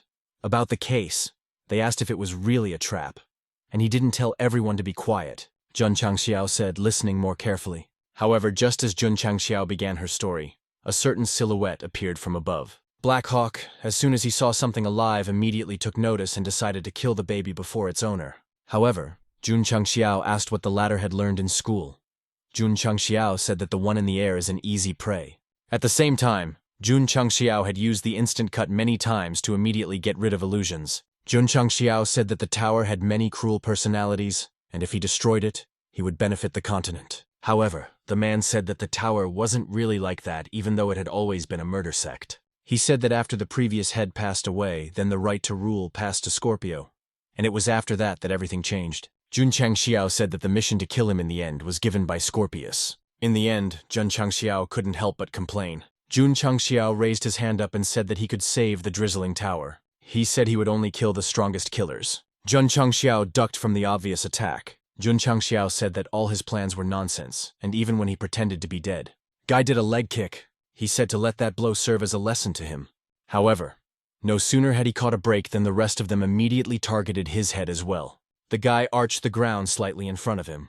He then shattered this stone with one blow and gave all the attackers what they deserved. The guy said they should be ashamed. Nevertheless, I was all killed by this attack. However, there were so many such people that Jun Changxiao could break them one after one. The guy bounced back a few more people. However, what no one expected was that even underground there would be assassins who would immobilize the guy. Blackhawk opened his eyes wide and threw his crisp punch. Jun Changxiao smiled and said that they were so synchronized that it was hard for them to fight, and their teamwork was really amazing. However, they had chosen the wrong opponent. Jun Changxiao easily freed himself from his pursuers. At the same time, the man's fingernails that should have injured him literally cracked, and Jun Changxiao merely said that Blackhawk was too weak. The guy said he should pray to be a better person in his next life. In the end, the whole structure and trap was doused in fire. The unsuccessful assassins were telling their colleagues to run away. At the same time, Jun Changxiao did not have it as his goal to destroy everything around him. However, it seemed so only at first glance, for it was not long before one could see 3 shell casings and 3 bodies trying to escape. Xiao Zuiji successfully reported that he had eliminated 3 targets. In the end, the number of escapees turned out to be 0. A certain man was reporting casualties. He told then that Blackhawk was also missing, and the base was destroyed, and no one could even send any message. A subordinate who was nearby said they looked at several bodies. The man said that some of them had been killed with ugly kills that could only be inflicted with special weapons, and were most likely the work of the Iron Bone sect. The man looked up, and it was as if his surroundings had turned into a huge number of red skulls. He asked if they dared to strike back. The man turned to the rat and said it was his turn. The man said he would come back with his head. The man made a bounce off the surface and said, "They will find out who you are, king of this forest." Pretty soon the guy was already near the protagonist. Jun Changxiao sensed at the last second and turned his head. The guy said he's having a harder and harder time finding these killers. Jun Changxiao wondered, "I'll finish off another assassin. When will this be over?" Jun Changxiao said to be on the lookout and asked if he would see any movement. All this time I was in the tree watching the situation unfold. Suddenly, however, he felt his own life threatened. Link said that 2 people dared to attack the tower. The guy could barely turn his head as he got hit. Jun Changxiao immediately noticed this. With a sudden movement of his hand, he managed to catch the sweater and asked how he was. However, the man who showed up in that sweater was a far stranger to the protagonist and he could barely dodge the blow. Said protagonist has good reactions if he can get back at such close range, and no wonder he could get rid of Blackhawk. Still, he's better than the guy who broke his neck. As soon as Jun Changxiao heard this, he flew into a rage. The man clearly did not expect such speed, but he quickly adjusted to it. In the end, the protagonist had to dodge another attack, and the man again said he had a good sense of combat. Jun Changxiao bounced back and said that this guy was cunning. Jun Changxiao said to take the system 100 contribution points for the purchase and buy what he recommended yesterday's point. The system asked if the host was sure this thing needed to be studied before it could be used and asked how he was going to do it in the middle of a battle. However, Jun Changxiao said that he had someone who would help him buy time. On the ground descended Xiao Zuoji, who irritably asked if it was his hand that turned his head. Lynx was sure that since he had become an assassin, none of his targets had survived, and said he would deal with just him first. Jun Changxiao gestured for him not to fight him, but simply delayed for 15 minutes and left the rest to the protagonist. However, Xiao Zuji understood these gestures exactly the opposite. All matches encouraged and said he would fulfill his assignment. The system put a 50 on the fact that he understood absolutely nothing, and Jun Changxiao only stood in a stupor. The guy realized he couldn't afford to fight all night alone, and bought the art of the divine towering ball. At the same time, the fight was still going on, and Lynx tried to attack with the concealed weapon on her foot. However, he didn't expect such a blade to literally not pierce his skin. Lynx said it doesn't matter how strong his defense is. However, as long as he can't get it, then he's just a punching bag. Beat him. Right after that, he literally suspended the guy in the air and gave him a loop. The man said that since he broke his neck the first time, he would just attack again and again. However, unexpectedly, Xiao Zuoji started swinging at that fishing line. Eventually, he was even able to hit the tree behind him. That's the kind of hard blow he was able to free himself from choking. At the same time as Jun Changxiao was almost ready, the lynx could not believe that he was even human. Of course, in the end, the guy took a tree and approached his opponent. However, he gracefully chopped the tree and said that since he couldn't deal with him quickly, he would just kill the head of the sect first. Xiao Zuoji clearly didn't expect something like this and tried to warn him. Lynx watched Jun Changxiao cultivate and asked if he was really looking down on him that much. However, the guy said it was over just in time and activated the swift and sword style. Jun Changxiao said that it was not good for the ball to be too fast because Mo Shanfei still did not realize that he was already a corpse. The man asked what nonsense he was talking about. However, at some point he began to notice something amiss. Jun Changxiao said that the power of this blade is truly incredible, and once you understand the first part, you can master an astounding martial art. After that, he chopped the man in two. Jun Changxiao apologized and said that he had just learned a new skill, and now his plan had changed, so they didn't need to fear the tower anymore. Sold. Jun Changxiao smiled and said that he would just destroy everyone. At the same time, a messenger reached the Scorpion with some bad news. The man said Lord Lynx's body was nailed to a tree in front of their base, and they left him in a strange pose. When Scorpius heard this news, he was visibly unhappy. At the same time, the whole thing was really in a very strange pose. It was nailed to a tree, and both parts of it were literally sewn together that would hold together. Scorpius looked at that body and laughed loudly. In the end, he sent everyone to kill the gold class, and told them to destroy the sect to the ground immediately. A huge gang of kill headed for the exit. Scorpius himself didn't sit idly by either. The man was surprised that someone would reveal his position just to kill a few pieces of trash. The man used his technique and was going to poison the guy. Pro bello. However, a mysterious device appeared right in front of his eyes. As it turned out, the device was a flash that exploded right in his face.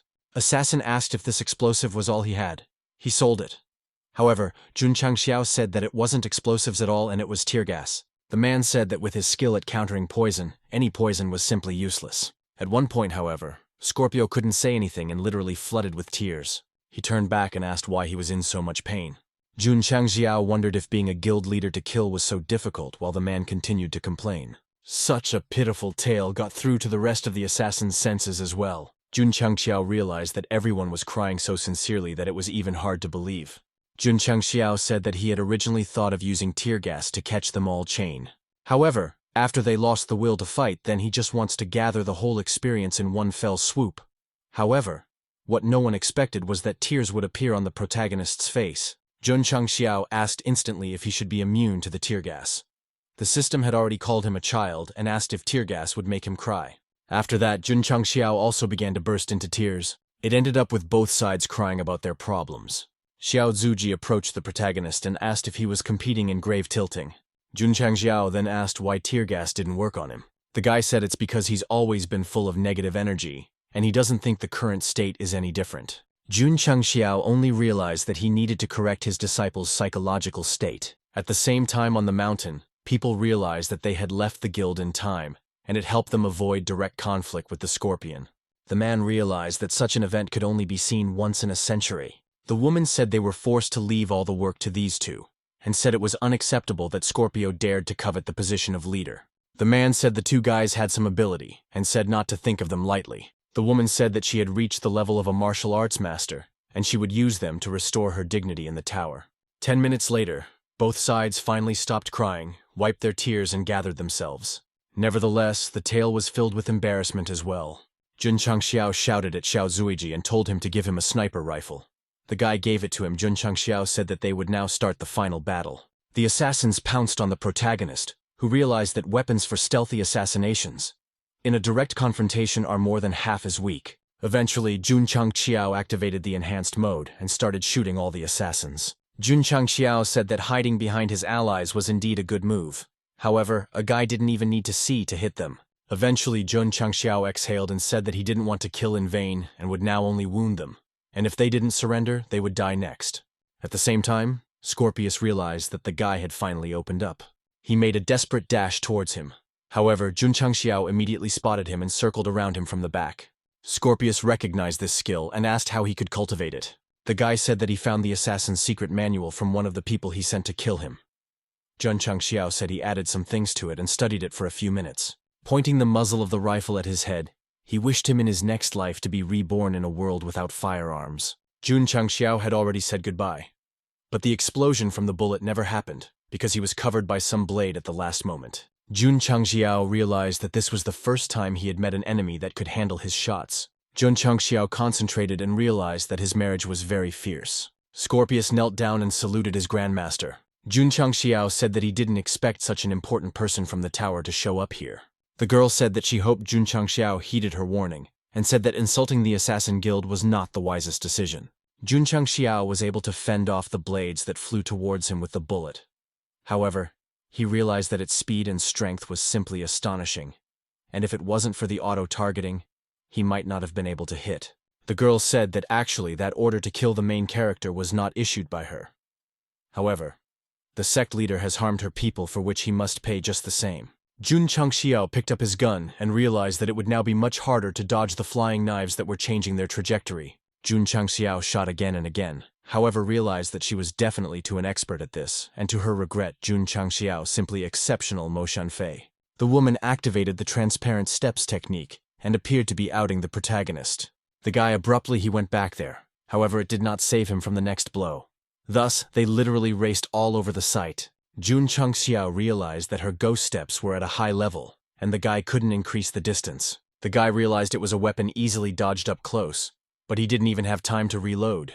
At the same time, Scorpio, who was watching the two masters fight, could only hope that they would kill each other, and thus the tower would become his. However, his evil laughter was heard by both opponents at once. Afterward, they said that his laughter was horrible and instantly joined forces against killing him. Soon, they were down, and Jun Changxiao said that his attack would be much stronger next time. The guy activated the 9-style sword and struck. At this point, the girl could resist no longer, and the guy said he had to go back. Jun Changxiao summarized by saying that he would just take all the assassins as prisoners. The guy looked at them disdainfully and asked who was up for it and who was against it. Qinqiang Li tried to hurry everyone else up because they wanted to finish the work before the protagonist returned. After that, It was said that Qincheng Li had to adjust his schedule. The guy asked, how did the sect leader destroy the tower so quickly? Zhan Changxiao said that he had a bit of a change of plans, so he just captured everyone, and so they should build a separate room for them. Qincheng Li immediately started calling the architect and foreman here because the drawings needed to be redone. Zhan Changxiao said that this was the reason why he liked Qincheng Li, because he always took the task very seriously. Lu Qiangqian said that it would take a lot of money to feed so many mouths. The girl said that if the cult leader didn't want to kill the schmuck, she was willing to help with that. Zhan Changxiao said that she didn't understand it that way at all, and they wouldn't discuss it. Lu Luojiu approached the student and told her not to be jealous, and not to wrap her arms around her breasts, because it was bad for her height. As she walked past her, the girl stretched, and all her virtues were immediately visible. Lu Changqian was still standing in a stupor after what had happened. However, Zhan Changxiao brought the girl out of this state by stroking her head. But he said he captured them to create their own intelligence network, and no one fit that role better than assassin. Zhan Changxiao said not to worry because no one would be able to take away her throne of chief lady. The girl, as soon as she heard those words, instantly blushed. Zhan Changxiao realized that it was really exciting to run away after being teased. However, Zhan Changxiao ended up just slamming into the wall with all his might since the floor was wet. Lu Chengqian understood that her heart trembled again. However, she realized that she also needed to focus, because she needed to be calm. Eventually, Zhan Changxiao asked the woman what her name was. She said her name was Lu Luoju. Zhan Changxiao asked if the people from the Drizzling Tower were happy or unhappy about coming here. The girl said that everything was fine. Still, she couldn't shake the feeling that everything was a little too cramped. Zhan Changxiao said that the dungeon is only 2 or 3 chambers, and since they are having a renovation right now, they will be able to give them housing and a separate residence right afterward. Lu Luoju asked if Zhan Changxiao was going to keep them here for a long time, to which Zhan Changxiao agreed, and said that he wanted to invite them to join the sect. The guy said that if the woman helped him, she would become the master of the exploration pavilion. Lu Luoju smiled and said that he must be joking since she was an assassin and not related to anything else. Zhan Changxiao asked if she was kidding herself, since it couldn't be that she was hiding in the dark all the time and didn't show her face when she was free. The guy said that the tower was functioning, and even without her leadership, but she was still reporting back, and they were unknown a few months ago. Zhan Changxiao said that she had most likely already realized that their sect was still in a state of development. The guy said that if the girl brought her people here to join now, it would be tantamount to buying the original shares, and one day the main character's sect would become the strongest sect that is on this mainland, and she would become the head of one of the pavilions. Zhan Changxiao had already said that she herself could imagine what kind of privileges and power she would have. Zhan Changxiao said that she could use these weapons like nothing, and he also said that they would raise the martial arts level of her subordinates. After that, he handed the girl the gun. Zhan Changxiao said that this was the first and last time she would receive such an invitation, and asked her to think about it. The girl asked if she would have any privileges if she became the head of his sect's pavilion. Zhan Changxiao said that she and her subordinates were not restricted by anything and could come and go as they pleased. However, there was only one thing they had to do. Lu Luoju asked, wondering if it was murder. However, Zhan Changxiao said that their purpose was to gather information, and he was willing to give her time to think. However, Lu Luoju didn't think at all and immediately agreed. She said the potential and perspective of his sect really attracted her. After that, she said that the tower would join his sect. Qiangqian recalled how the sect leader accused her of disobedience and repeatedly committing unforgivable sins. Lu was eventually expelled from the sect, demanding that he no longer practice martial arts. People said that the clan's first female disciple shouldn't have done such a thing, and Elder Tai had always defended her. Qian walked out of the temple and met her rival, who swept up that from now on, the palace of Tianzi's Ice Heart Palace belonged to her, adding that she even wore a red dress to celebrate. Lu stated that it didn't matter how she dressed up if she didn't have a heart inside. The girl replied that she had a root, and Tai Xuan's ice heart body. Chen called her the dregs of society. The gloating lady muttered that without the sex technique, her ice heart Tai Xuan body was worthless. Lu said quite confidently that the outside world was huge, and soon she would be standing on top of it. The villagers nicknamed that day the descent of the god of ice, as it was abnormally cold at that time. Sitting on the roof of the building, Chen recalled how Elder Tai had handed her the ice heart of Tai Xuan because he expected her exile. However, the girl has finally found a place where she can find peace. Looking at the protagonist, Lu realized that she had also found a trustworthy man. Meanwhile, the newly minted head of the pavilion was showing off her shooting skills. Chang Xiao remarked that she had great talent in shooting and should keep it up. After a while, Jun organized an admissions committee in his person for admission into his guild. The first applicant was Shantian, who stated that he dreamed of joining the sect, the Iron Bone sect. The young clan leader asked what exactly the young man was dreaming of. Lee muttered that he wanted to reach the heavens and become an invincible master. Qian thought that only a fool would accept such a naive youngster into the guild, but Chang Xiao made an extremely unexpected decision and accepted the boy into his clan. Lu mentally muttered to Elder Tai that it was most likely that the sect leader found merit in him. However, the next challenger, Sima Duda, Jun also accepted indiscriminately. Despite the fact that the youngster was actually a thief, the protagonist encouraged him to develop in his clan.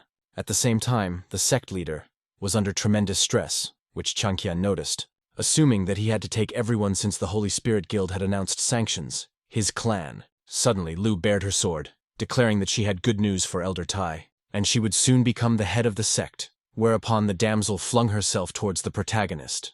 Jun realized that he needed more sect members to be able to raise the level of the clan. The next lucky girl was Ling Yuankue, who wanted to prove to all men that she could be stronger than them. Chang Xiao decided to help the girl, as he realized that women were really disadvantaged in the current world. Then followed imperial medicine expert Sun Bukong. The protagonist was surprised to meet the emperor's successor, much less a doctor. Bukong declared that he had an enormous amount of regalia, and began to actively search his pockets for his business cards. After which, he laid out a few plaques that said that he was the successor of the Reverend Magician and Sword Emperor. Naturally, the guild leader was impressed, and he enrolled Sun into the ranks of his clan. The sword practitioner Zhou Hong arrived next. Chang Xiao was shocked by his appearance. Because his cultivation and qualifications with might, it was impossible to recognize. The master in question was so powerful that it was beyond estimation. Since the points were limited to a martial artist, he couldn't analyze his characteristics either. Jun ordered Qinqian immediately feed the sword practice. The protagonist was upset with the overall result of the clan's admissions. After all, he had only accepted 5 people, and that wasn't enough to boost the sect. Chang Xiao remembered the poisonous serpent saying that the drizzling tower had sent 3 assassins to kill him. He told the story of how the head of the Xiao family disguised himself, infiltrated the tower, and bought methods to nurture assassins. The young clan head speculated that the Xiao family might be hunting him. In addition, the B family is also suspicious because the assassins with their emblem outside Leon City were most likely sent by them. Consequently, Jun asked the poisonous serpent to arrange a surveillance on the Bei and Xiao families. After a while, Chang Xiao reached the 9th stage. His strength doubled. The head continued to work hard to become a martial arts master and increase the strength of his wards, since it was necessary to defeat the Spring Spirit sect. But if the clan level remained low, there would be no chance of success. After all, if the Spring Spirit Guild is a powerful opponent, the Noble Spirit sect, they are elite warriors. Jun intended to get busy training Qinqiang and the rest to eliminate the opponents. During the training, Chang Xiao damaged the wall. Haran immediately asked him for more funds to rebuild the wall. The next day, the protagonist decided to test the abilities of the sect's inner disciples. The first to pass the test was the lightning-fast iron-bone disciple Su. Xiaomo set his own record at 3,500 kilograms. The second was Xiao Zuiji, which exceeded Su's strike and was 5.5 tons. The next to test his power was Ai Xinqing. His punch was 6 tons. The guy had recently broken through to the 2nd stage disciple level and was feeling the effects of using Yiqin and Sutra Taishuan. Thus, Chang Xiao found out the strengths of his trainees. There were enough ranged and melee warriors, but there was one spot left for an attack position. At this moment, Hong stepped into the testing arena and struck a blow weighing 30 tons. Everyone present was shocked by such a powerful Zhou, and even Jun was shocked.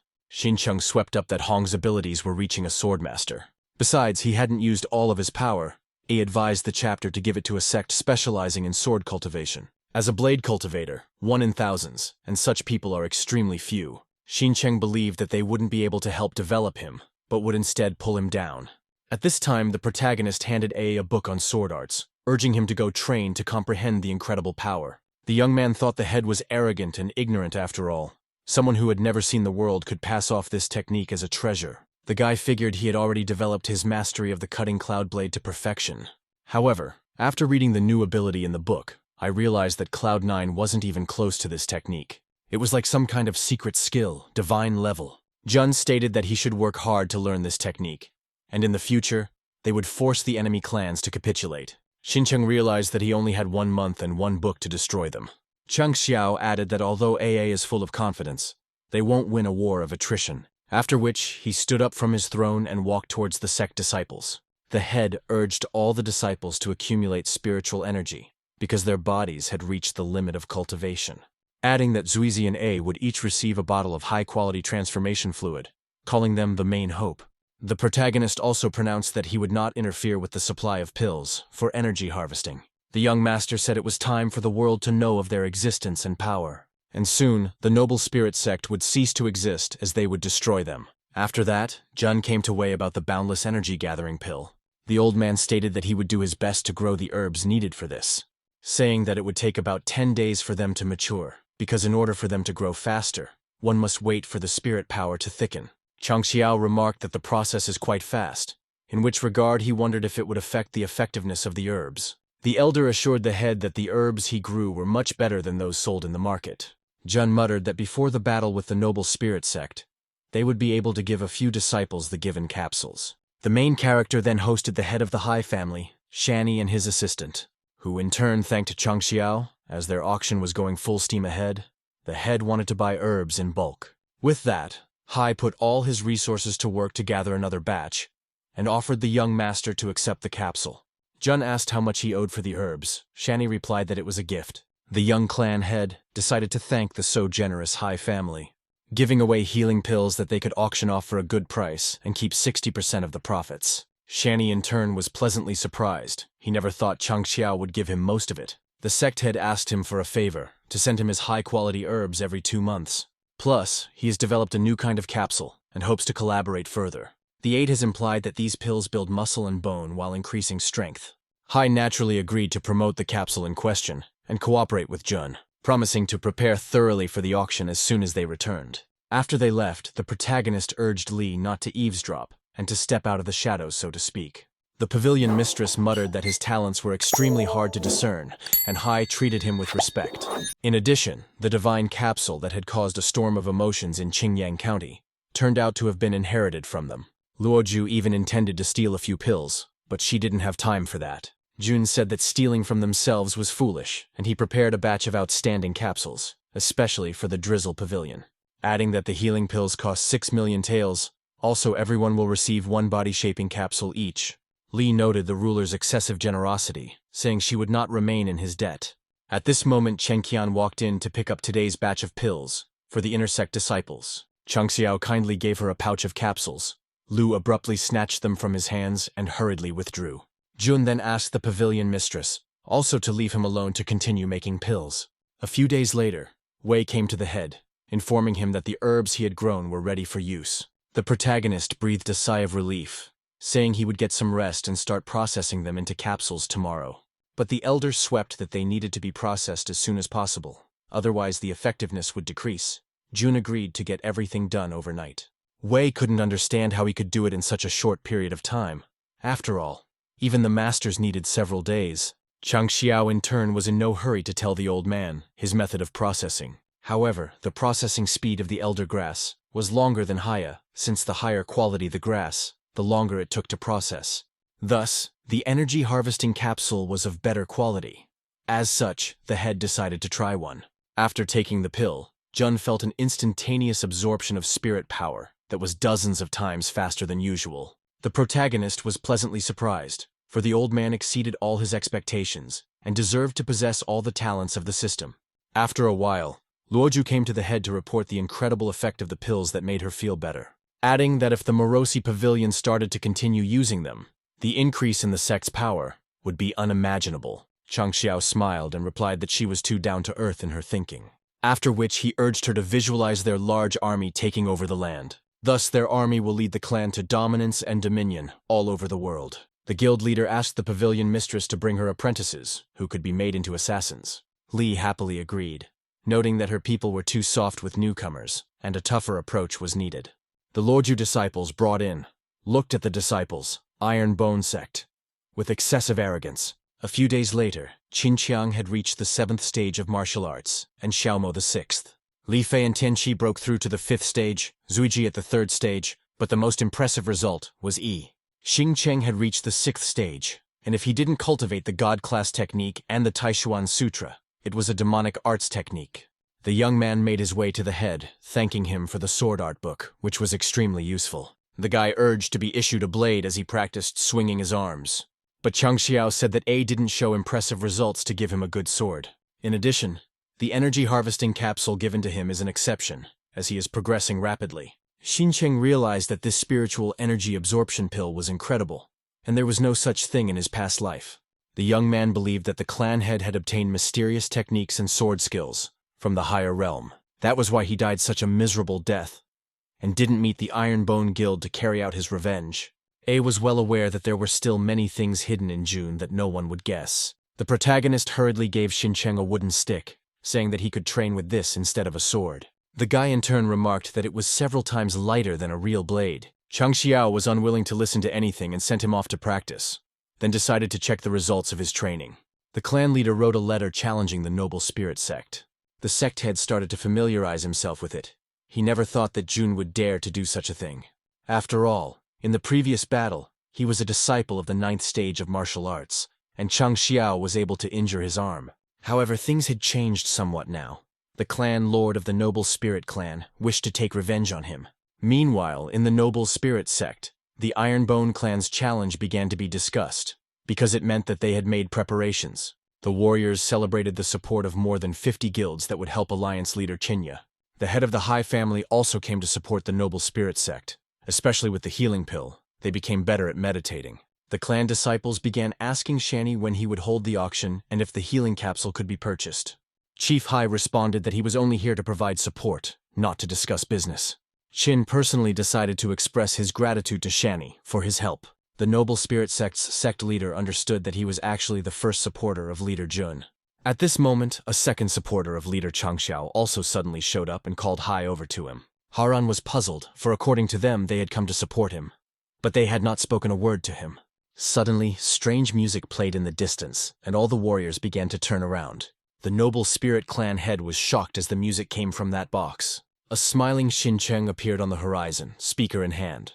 The leader of the sect urged his disciples to be on guard. Following A, the members of the Ironbone Guild also came out, with their master Jun. The protagonist corrected his glasses and pronounced that they intended to destroy them. Shen, the head of the Longsword sect, said that Changjiao should treat the Alliance Lord with respect. The young leader of the Ironbone Guild urged him to shut his mouth, as no one had given him his word.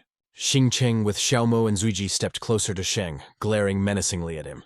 The leader of the Longsword clan trailed backwards, subsequently stumbled and fell to the ground. Qin stated that since the last time they met Jun, the guy had become more defiant. The system gave Changxiao the information that the leader of the Noble Spirit sect had become a first-stage martial artist. The young lord couldn't understand how he had reached such a level in a month.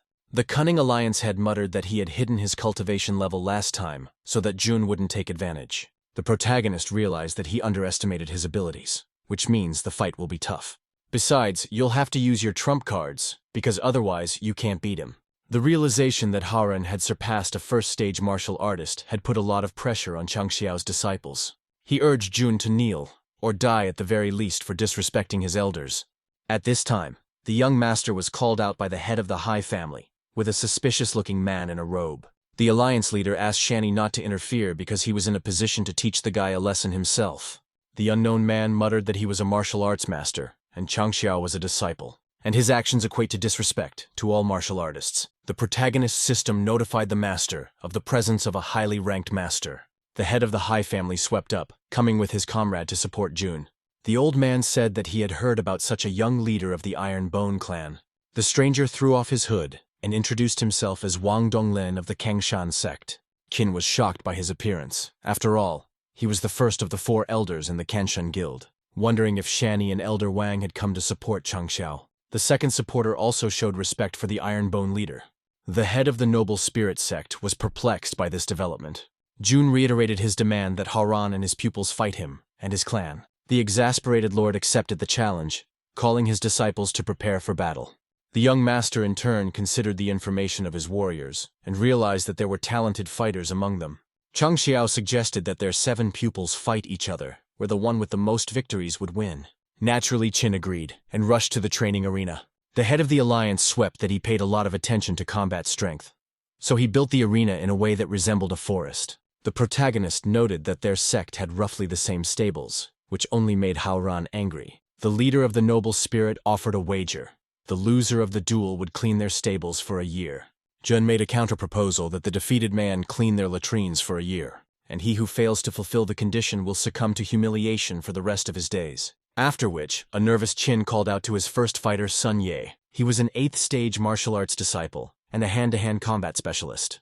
His opponent was Li Fei from the Iron Bone sect, who was at the 5th stage of martial arts and loved soccer. The onlookers began to say that the masters from the Noble Spirit sect were much stronger than the disciples from the Iron Bone sect. Sun instantly threw himself towards Fei, declaring that he would break every bone in his body. However, Li literally put down the cocky Ye with one punch. The guy in turn masterfully applied soccer techniques in the fight. Sun realized that he had underestimated the extremely fast and agile young man. Meanwhile, Fei hurriedly delivered his crushing blow, after which Yi no longer stood up and was unable to continue the battle. Hai and Donglin noted the guy's incredible strength, thinking that he had taken a body-shaping pill. Haoran began to realize that it wasn't that simple. It was most likely Jun's miscalculation, and Li's level was much higher. The head of the alliance called out to Chang Xiao, sending his apprentice first. The protagonist ordered Tian Qi to enter the arena to play for a bit. The Noble Spirit Clan's clan leader saw that the young man was also at the 5th stage and could not be risked. Tang Yong, a 9th-level martial arts disciple, stepped up against Tian. Without having time to do anything, Yong took Qi's lightning-fast attack. Tang swept up the young master's excessive power, even though he was at the 5th stage of cultivation, after which Tian gave him another blow. The perplexed Noble Spirit disciple literally flew into the wall. Qi instantly started to finish him off, simply beating Yong against the wall. At this moment, one of Qin's adherents muttered that the Ironbone disciple intended to attack the Templars. The young master continued to beat Tan, pinning him against the wall. One of his many blows suddenly collapsed part of the wall, and the Templar fell down into the arena. Tian didn't hesitate long to launch a final series of attacks that killed the two of them. The leader of the Noble Spirit sect was furious and watched on in shame. A smiling Jun swept in, only 2 rounds separating him from imminent defeat. He and his students will then proceed to clean the latrines. The next one to come out to mock the masters of the cocky Qin, Xiaomo. He was much faster than Lao Tai, who had no way of keeping up with Su. Lao urged him not to run, but to fight a fair fight, looking him straight in the eye. Gloating Xiaomo agreed to move closer to yet another clueless student. A couple seconds later, the Ironbone warrior was in front of Tai. Subsequently, the guy threw a powerful punch at the surprised Lao. The Noble Spirit Sect representative managed to block the attack, saying that all his attempts were pointless. However, the next moment, he saw a huge whirlwind that caused him considerable damage. Donglin, in turn, noted the young master's incredible speed, even though his physique wasn't as strong. It was painful for the supporters of the head of the alliance to watch their pupils being trampled into the mud. Angered, Haoran accused Changshao's disciple of being overly violent. Jun replied that Lao himself had asked him to be more serious. The dumbfounded sect leader ordered Hu Zheng to enter the arena and destroy the Ironbone Master. Qin's adherents began to say that a peak martial arts disciple with a top-grade spiritual root would manifest himself. Jun instantly began to apply his best abilities, saying that the Lightning Fist is a mid-grade skill and no one can resist it, because the impact force is more than 10 tons. However, Zuiji was completely unharmed. Moreover, he urged Hu to use his strengths. A distraught Zhen rushed to run away from Xiao, calling him a monster instead of a human. Haoran was furious and ordered him to return to the battlefield immediately. Cheng Xiao gloatingly asked the alliance leader why he was so angry, after which he urged Zuiji to destroy the cowardly Hu and beat him until he regretted being alive. The young master used one of his strongest abilities, causing blocks of stone to rise up from the ground. Zhen was surrounded. After a moment, the stone cliffs closed in, thus walling him in. Xiu eventually shattered the monolith with his strike and killed Hu. Cheng Xiao snidely, smilingly muttered that his disciples would soon surpass Qin as well.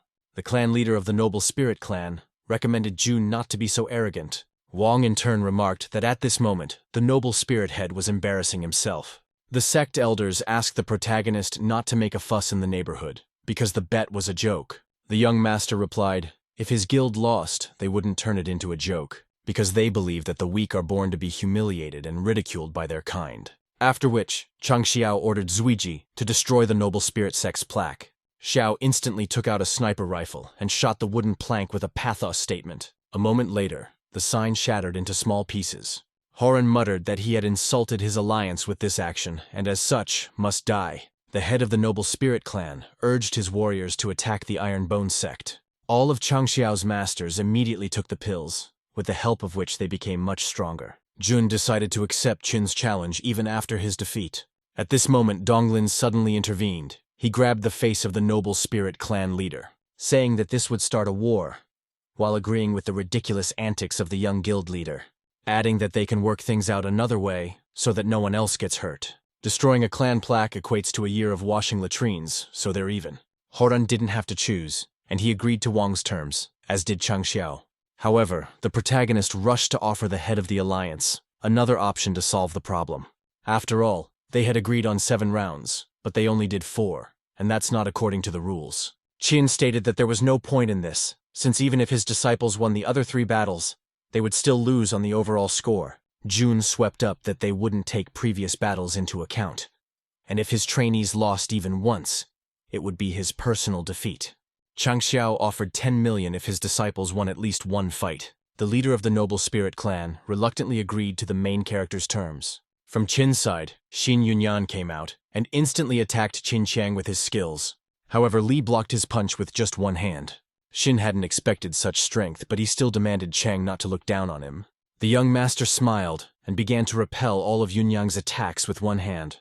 After praising him, he launched his crushing series of lightning attacks.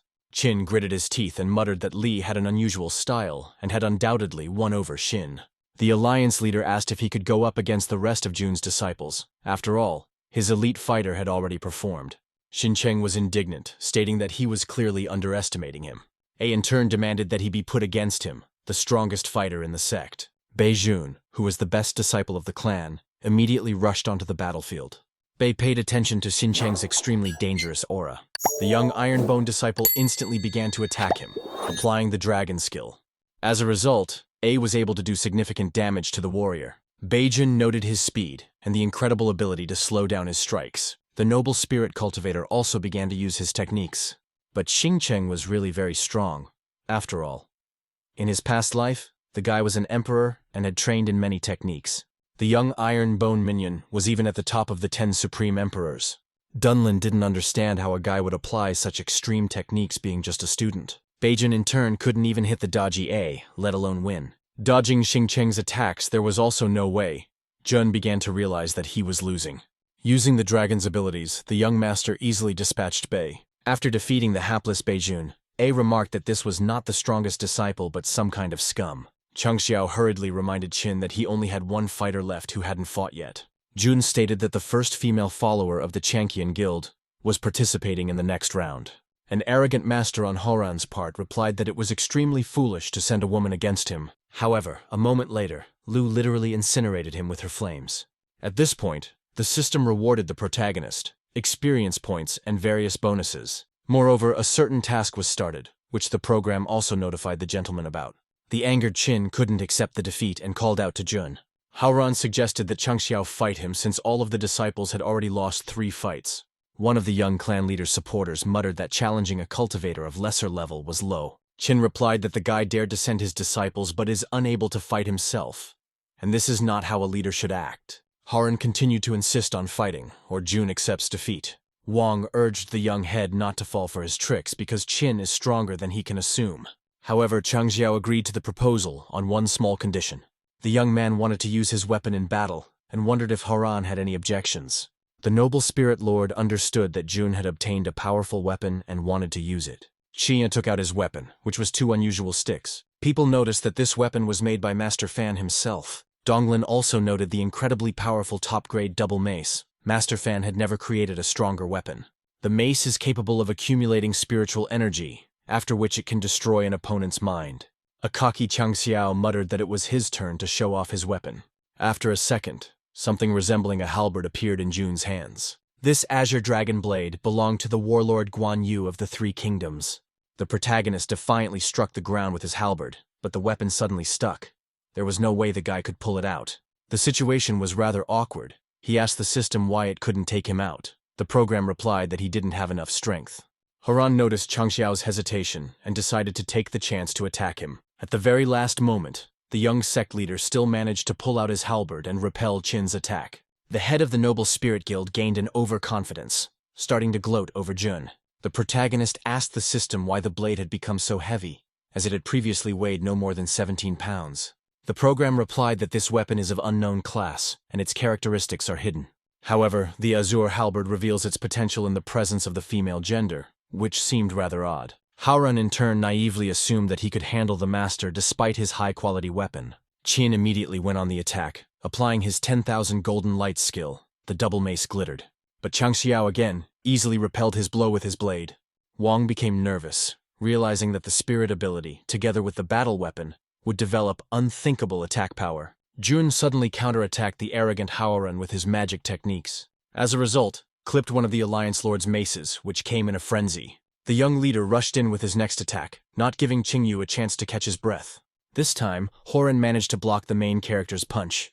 However, Changxiao was unstoppable. The guy rushed forward with numerous series of attacks. Subsequently, Jun was able to cut down the second mace as well, thus disarming Qin. Blurring into a smile, the young man called out to the Noble Spirit Sect's sect leader, accepting his final blow. The young head instantly spun around with halberd in hand, thus creating a sort of vortex. A second later, the ground shook from Changxiao's crushing hold. The mangled Haran couldn't understand how this was possible, or why the young man was so strong. Jun defiantly walked up to Qin and declared that it was time to repay the favor. The alliance leader held out 10 million taels to him, noting that his sect was by no means poor, adding that the amount wasn't that much for him, but he was in no hurry to let go of the check, which Changxiao mouthed to him. After a second, Haran still handed him the money. The guy remarked that this battle had added confidence to his students. Qin nervously uttered that their clans couldn't coexist. The smiling protagonist replied that he and his sect had lost in a fair fight. After that, Jun went to rest as the battle was not an easy one and needed to recover his energy. The system notified the host that he needed to develop his strength to 90 tons to unleash the full power of the azure blade of Yan Yue. At this moment, a certain mercenary suddenly appeared in front of them. Fei recognized him as a member of the Morosi Pavilion. Remarkably, he was holding the corpse of an assassin. The unidentified man identified himself as Captain Little B, who informed the chapter that he was being pursued by 6 mercenaries. Jun swept up that these assassins were extremely strong since he had only eliminated 1 assassin. B replied that he intentionally let a few escape to catch bigger fish. The retreating murderers were furious, for their brothers had been killed. The mercenaries couldn't believe they had been discovered so easily. Meanwhile, the disciples of the Iron Bone sect and the disciples of the Morosi Tower were watching them, noting the incredible weakness of the assassins. Seeing the path of retreat, Xincheng concluded that it was one of his guild's enemies. Captain Little said that it was actually a disciple of the Xiao family, because the day Changxiao went to the Noble Spirit clan, an elder from the Xiao family suddenly disappeared for a while. The last place he was before he disappeared was his elegant home.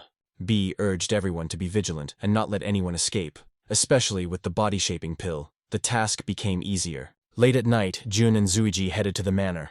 The boy asked the young head why Xiao specifically, since he was still the blood and flesh of this family. Changxiao reminded him how they had bullied him and eventually banished him from their family. And to rehabilitate themselves in the eyes of everyone, they'll want to kill him. The leader of the Iron Bone sect urged Zuiji, accept reality as it is. Meanwhile, in the secret basement of that most elegant house, the Xiao family members resented their dead brothers and demanded immediate vengeance. Head Shanghai assured the elders and the others that this was only a temporary pause and they would surely take their revenge. Plus, he's come up with the perfect plan by which to elevate their family. The leader of the Zhao family swept up that the Iron Bone Guild was extremely dangerous, for they had defeated the Noble Spirit sect. But if they use the Tower of Morosi to hire a top-notch assassin, their problem is solved. At this moment, someone suddenly expressed their displeasure. The master and leader froze. The deputy then looked around the basement. He thought the room was too quiet. Literally moments later, they were attacked by Ironbone men. They killed all the guards and went inside. Luozhu mouthed that she wanted to hear something special and learn their secrets. Shanghai and his disciple were shocked to see the mistress of the Drizzling Tower. They started saying it was a misunderstanding and she got it all wrong. Li swept up that he was the Xiao family's director of external affairs, adding that she was henceforth no longer the mistress of the Drizzle Tower, but the head of the Iron Bone Pavilion. Then pointing a gun at them, the master threw a knife at her and urged the leader to flee immediately while he held them back. The girl stated that he could only blame himself for hurting the wrong person. At this time, the protagonist urged Zuiji to burn all the bridges linking him to the Xiao family. The young man threw a burning torch into the house and declared that henceforth he would cut all ties with this heartless family. Changxiao smiled and said that he was now only a disciple of the Iron Bone sect, and he should forget about the past. A confident Juno muttered that it was time for them to go home. The townspeople, in turn, immediately began to extinguish the flaming building. It was soon reported to the Xiao family elder, with a note that the fire was supposedly accidental. But the old man refused to believe it and ordered the servant immediately find out the true cause of the fire. The second elder noticed that there were traces of blood in the secret basement, but there were no people, and no corpses either. They couldn't understand how this could have happened, and who was really behind it. The old man said that they should wait for the head to finish cultivating before acting. Jun was rubbing his hands together with the work he had done, realizing that the Zhao family was still not to be underestimated. He was pleasantly surprised to learn that the family's main business was mining, herbs, and pills. Changxiao hurriedly rewarded his disciples by issuing them improved equipment and weapons with the system. Xingcheng was over the moon, for he would finally be able to use the sword art. Plus he has the perfect partner for the practical part of learning this technique. Hong asked Ai if he was also practicing the art of wielding a blade. The guy replied that he only knew the basics and wanted Zhou to help him develop some techniques. The disciples instantly bared their swords and began to fight. Hong was absolutely calmly fending off all of the attacks from the rather fast Xingcheng. At the same time, he praised the young man because 9 sharp movements in one breath was a pretty good result. A seemed only hyped up and urged Zhou to try out another technique of his, which bore the name the divine art of the sublime sword. The cocky Xincheng immediately threw himself into another attack. This time, Zhou had a hard time dodging the punches, the young apprentice. Hong pointed out that more than 20 movements in one breath was difficult. A boasted of the provided technique from the sect head. The sword practitioner stated that he too wanted to ask Changxiao to teach him these techniques. Xincheng replied that he was a little late since Jun had gone to Huyang. Meanwhile, the main character was walking around the city, as suddenly a little girl ran up to him and gave him a bouquet of flowers. The amiable young leader thanked her, promising to try even harder for them in the future. The townspeople began to turn around and recognize the young man as the leader of the Iron Bone sect, who had defeated the Noble Spirit clan. Changxiao headed to the Hai family's pharmacy, where Shani asked him why he had come on his own. Because Hai was just about to send a batch of herbs to his camp, he asked if Jun had created a new kind of pill. That's not what the protagonist asked to talk about, saying he was concerned about one thing. Shani assumed that the guild leader was talking about the Xiao family. The young master replied positively. Hai said he knew of a burned-down house that was running an extremely questionable business. Plus, he had an apprentice, who the family elders want to kill. Changxiao was surprised that he was in the know. The old man remarked that the Iron Bone sect was much stronger than the Xiao family. Jun placed the pill bottle on the table and said that it was compensation for the damage. Extremely polite, Shani swept up. Such a bottle is worth several million. The young man said he wanted to recoup the loss of his business. In response, Hai uttered that he was fortunate enough to cooperate with him, and he would cut all ties with the Xiao family tomorrow. The young leader smiled and muttered that he was extremely pleased to hear that. The next day, an elder from the Xiao family was furious, and asked his brother why the Hai family didn't want to cooperate with them. The old man replied that they did not give the reason for this decision, only sent a letter. The elder realized that they had crossed the path of a powerful man since they were not embarrassed by the payment of 10 times the penalty. The second elder inquired as to whom exactly they might have layered. After all, the Iron Bone sect had never had such an influence on the Hai family. The old man, after briefly pondering, came to the conclusion that it might be the Bai family who had started it all. Despite losing a business partner, they can buy herbs elsewhere, but their profits will drop significantly. The brother hastened to reassure the elder, stating that their main income was from the mines and they were in working order. Suddenly he realized that it was worth it to immediately send a reinforced guard to the mine, so that they wouldn't have that taken away from them as well, which he asked him to do. Meanwhile, the workers were heading towards the mine. Old Mo started to resent them again for being paid meager wages and not being appreciated. His colleague asked to speak more softly so that no one from Xiao's family could hear them, as he didn't want to be beaten up. Upon arriving at the mine area, the workers were puzzled and thought they had taken a wrong turn, because the mine itself was gone. In its place was a huge crater. Dropping their picks and hammers, they hurriedly reported everything to the Xiao family, the mercenaries watching from the side. It was pouring rain in the evening when the servant alerted the elder of the ruined mine and the missing men. The old man realized that the burnt house, the Hai family's non-cooperation, and the mine, all these events were related. He didn't know how to report it to the head, and couldn't figure out who was making an attempt on their family. He was also notified by a loyal servant that the Bei family was buying out their medical stores. The angered elder ordered everything to be sorted out immediately, for all clans benefit from their failures. At this time, Li came to Jun, saying that as a result of his machinations, the Bei family had come under suspicion. A satisfied Cheng Xiao replied that the Xiao family would destroy themselves, and they wouldn't even have to do anything, adding that for the moment, they will observe what is happening while stopping to attack them. The system alerted the host when the peak stage was reached, and the maximum number of sect members. With that, an epic-level mission appeared. Luoju wondered why the leader suddenly fell silent. The protagonist asked if the owner of the pavilion knew about the Valley of Death. Li surprisingly replied that it was a forbidden area of Qingyang County, and no one dared to set foot there, because it is inhabited by powerful beasts that can kill even martial arts masters.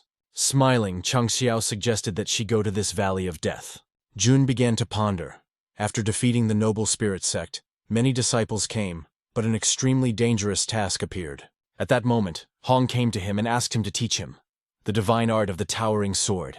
The young leader had a hint that in order to do so, he needed to contribute to the guild. Zhou confidently stated that he was willing to undergo the toughest tests to get his hands on this technique. Cheng Xiao said that he and his disciples were soon going to a dangerous place, and if he proved himself well, he would teach him the technique. Hong muttered that practitioners had two dreams, to have the best blade and unrivaled technique. So he is willing to follow his ruler, even to the ends of the earth or to hell. The guy smiled approvingly, saying that he needed to check on Wei to get the necessary herbs from him to create the pills. After a while, Jun went to see an elder who was extremely careful to dig up his ripened herbs. He talked about the fact that these plants take more time, but they are more effective. Cheng Xiao realized that entrusting the herb cultivation to the old man was the right decision. The young Ironbone sect leader said that for Wei's labors, he wanted to thank him. The leader took out a pill and urged the old man to take it, remarking that it would strengthen his body considerably. The elder was sincerely grateful to the head for the care he had shown. The old man instantly felt a surge of strength and muttered that Jun's capsule was simply unbelievable. Suddenly, Cheng Xiao felt a huge flow of energy coming from Wei. The young man assumed that the elder was actually a hidden master. The protagonist asked him to join the guild as the head of the medicine pavilion. The elder began to get puffed up, saying that they didn't need such an old man in the clan. The old man sadly added that he no longer had a goal or a dream, and he just existed. Jun muttered that as long as one was alive, one had an obligation, something to strive for, and one should not be so pessimistic. Wei replied that when Cheng Xiao was in his shoes, he would realize that it was impossible to be optimistic. The guy tried to calm him down, telling him that life doesn't end here, even though he's been through a lot. After all, most people waste their lives. There are bad moments as well as good moments, and even if he doesn't see any more meaning in life, it's worth doing the best he can, at least for his loved ones. Suddenly the old man looked at the young man and caught a glimpse, a similar manner of speaking to a certain person. The protagonist reached out his hand to the elder and asked for help. Wei remembered his friend saying that one day they would accomplish many great things. After glaring, the old man still agreed to join the Ironbone clan, after asking what exactly he wanted to accomplish. Jun stated that he wished to glorify his guild so that the whole world would know about them and become the strongest sect. The elder had noticed that Cheng Xiao's plan was more ambitious than his longtime friend's. However, he wouldn't be able to manage his alliance with a single medicine master. The young leader said that he knows about it, so he wants Wei to apprentice a couple of guys and teach them how to grow herbs. The old man smiled and thanked him, saying that the sect leader could be relied on. The protagonist was genuinely happy that his clan was slowly developing, as he now had a Morosi and medicine pavilion. The system alerted the Lord that the sect's disciple limit had been reached, and awarded a few hundred points. After which, Jun began to beautify the mission hall and hung up a beautiful plaque. At this moment, someone shouted for the clan head to dodge, but the ball still hit his head. All the kindergartners immediately rushed to the mission hall to see what was inside. Running into the hall, the students noticed a large bulletin board in the shape of a tall pole. Cheng Xiao mouthed that on this board they could take new assignments every day. Also, all missions will be divided by difficulty levels, and the more missions they complete, the better reward will be waiting for them. The head saw Fei, an ardent soccer player, and stopped him, saying that he had charged him with the ball right in his face. Li naturally apologized to the young clan leader. Jun took the ball and hit with all his might towards Fei to punish the disciple in this way. The cultivator swept up that the guild leader was undoubtedly strong and his cultivation level was impressive, but he was extremely weak in soccer. A moment later, a huge guild disciple caught the ball. The protagonist was surprised, as Ian was able to not only stop the ball, but also remained standing still. Yuhua swept up that the head had a really strong kick, and it wasn't easy for him to catch the ball. Chang Xiao hit the ball with the strength of a 5th stage master, and this guy was at the level of opening acupuncture points, which couldn't help but be impressive, the young sect leader realized. He should definitely take Ian with him, to the Valley of Death. Jun also realized that before going to a dangerous place, one should raise the level of masters. The head of the Iron Bone clan immediately sent the bulky man to the muscle-shaping room. Xiaomo noticed a large enclosed room. He was curious as to what it was. Su hurriedly asked what kind of body training hall it was and immediately went inside. Suddenly the door behind him closed. The young apprentice walked to the center of the room. Suddenly, some sort of cannon-like devices came out of all the walls. After a couple seconds, the guns opened fire on the perplexed sect disciple. Jun explained to everyone that this was a training room to strengthen his body. Chang Xiao prepared a transformation liquid for each disciple to improve their performance. Also, the guy felt it necessary to replace Li's rifles with silenced guns. The system, in turn, notified the host of the guild level increase. Thus, the sect's membership limit and contribution points increased while the foundry was opened. The protagonist decided to see what kind of foundry machine he was lucky enough to acquire. Were originally available for creation, 3 weapons. However, to make a cold glow sword, one needed to acquire cold steel and icy spring water. The Conqueror's spear needed obsidian, which the young leader also did not have. But a sturdy iron shield was the ideal option since Jun had enough steel ore. After all, just recently, Chang Xiao and his disciples had taken the ore veins in the Xiao family's mine. The young man asked the system to make 1,000 shields, saying he had the resources and money. However, the program recommended that the gentleman use the ore more wisely because it is needed to create other things. But the guy still made some sturdy shields to head into the ominous location. Thus, the disciples were equipped with shields, and one could go to the Valley of Death. Meanwhile, Qinqiang and Xincheng had reached the 9th stage of martial arts. Su Xiaomo, Li Fei and Tian Qi were all at the 8th stage, which was also a good result. Zuiji was at the 6th level, and Long Xiang was at the 5th level. Well, finally, Yuhua had only reached the 4th stage. The rest of the cultivators were around the 3rd stage, and even the elites from the 7th level sects wouldn't compare to them. That being said, the bulk of the students in the camp, the less powerful ones, so you have to be ready, because they've hurt quite a few people lately. The clan head left in charge, Pavilion Mistress Luoju, and traveled with the masters to the Valley of Death. Li assured Jun that nothing would happen during his absence and wished him good luck. While walking through the forest, they noticed a huge yak-like beast. Xiaomo immediately set about dealing with it. Su wielded his blade quite deftly and dealt considerable damage to the ram. He decided to help Hong, who literally chopped the animal into small pieces. After a while, the disciples of the Iron Bone sect roasted him and ate him. Xincheng swept up that their synergy still needed to be refined. Jun replied that training promotes development, so it is a valid suggestion. At this point, they came to a distinctive rock formation that had scratched into it.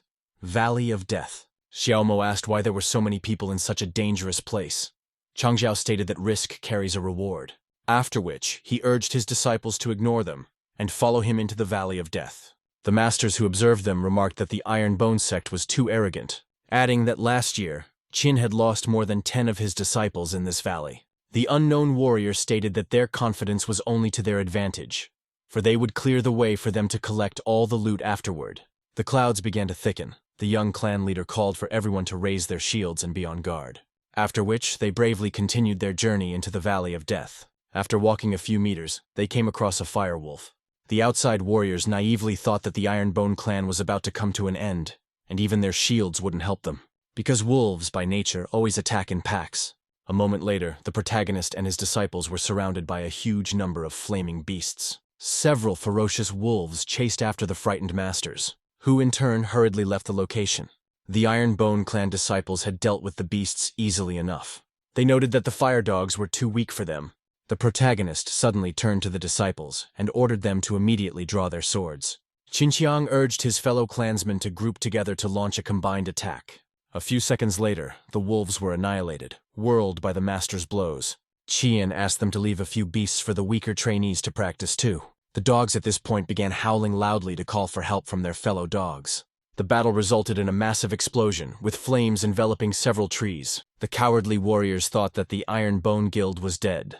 However, the disciples defended themselves quite skillfully, using a magical barrier that the wolves couldn't break through. At a certain point, It was as if the beasts realized that they couldn't handle the humans, and they crawled back. After a light training session with the wolves, Jun took a small rest before trekking to the central parts of the Valley of Death. Xincheng understood why he was the one entrusted to cover the rear of the clan.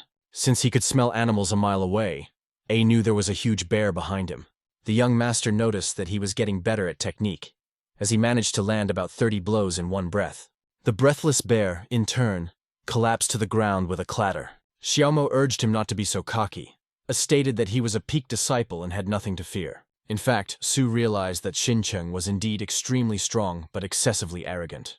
Meanwhile, Jun sat by the fire and pondered over the task at hand, and that this walk might prove to be quite challenging. Since there are a large number of really strong beasts in the valley, which it is best not to touch, Chang Xiao screwed the silencer on his gun so as not to attract much attention, after which he shot toward the woods, where the bushes suddenly rustled. There turned out to be a ferocious cheetah that intended to attack the protagonist. The agile animal, however, dodged the bullet with lightning speed. The young sect leader was surprised at the cat's quickness. The boy realized that it was better to deal with the cheetah personally before his students got hurt by it. Jun climbed up a tree and asked Zuiji, a sniper rifle. Chang Xiao took aim at the cunning beast for quite a long time before suddenly firing a shot, but hit the ground, for the beast of the cat family had slipped away again. The young man realized that the cheetah had hidden its true strength, as when he first fired the pistol, its speed wasn't that fast. It actually turned out to be a shadow leopard that was an overly intelligent creature. As he led the master to his fellows, a couple more beasts came out from behind the trees. Jun turned to the system to ask how to deal with the 3 leopards if they were dodging bullets. The program replied that his spatial ring contained the crystal core of the Firewolf King, with the help of which, the firepower of the rifle will become higher, and the speed will increase exponentially. At this moment, the shadow leopards swooped down on Chang Xiao from different directions. The protagonist hurriedly shot at the cunning animals. The maddened beasts rushed to flee from the young clan leader. The bullets, in turn, swept a hurricane of fire across the ground. After the shot left a huge mark on her, one of the leopards still managed to be seriously wounded. Besides, the sound of the gunshot was too loud, which could attract the attention of many beasts. Suddenly, the ground began to shake from the heavy footsteps of the beast. Jun froze in place. The boy realized that making noise at night in the valley was an extremely bad idea. A moment later, an incredible-sized beast that looked like a large monkey appeared in front of him. The system reported that the Class 5 giant gorilla has the ability to increase its attack power when it goes into a rage. The protagonist realized that he needed to kill the predator because that was his assignment. Chang Xiao assumed that such a huge beast was most likely slow. The shadow leopard in turn tried to run away, but the monkey spotted him. Subsequently, the gorilla grabbed the frightened animal with his hand, after which he calmly popped it into her mouth, savoring the cat. The young sect leader asked the system how he could defeat the ferocious beast. Unexpectedly, the gorilla looked at Jun and shouted loudly. Most likely the giant ape realized he was the one who woke her up in the middle of the night. As soon as Chang Xiao pointed his sniper rifle at it, the beast suddenly disappeared. He couldn't understand how such a large animal could literally vaporize into thin air. Looking around carefully, the young man saw the monkey above him. The guy pointed his rifle at it, figuring the gorilla wouldn't be able to dodge a bullet in mid-air. However, after shooting the wild beast, the monkey easily dodged the attack. Jun was puzzled and inquired and programmed where the gorilla got its tail from. At this moment, the animal landed on the ground with a rumble, rocks flying in different directions. Behind one of the rocks, the main character was successfully hidden. The beast didn't realize where he had gone.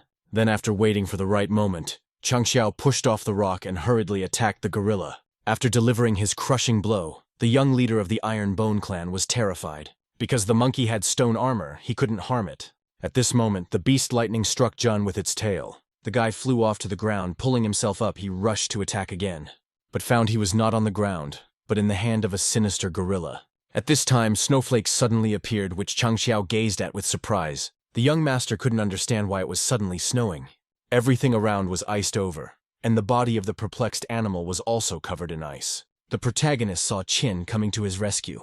The guy stated that he was only playing with the monkey and could have easily handled it himself. Lu mouthed that he had made a fuss about it, which is why she came running, asking the others to stay in camp. At this moment, the gorilla suddenly clenched his palm into a fist, shattering the ice in the process. However, the young masters managed to jump back, further angering the beast. Suddenly, Qian headed towards the distraught monkey, saying that she would deal with him.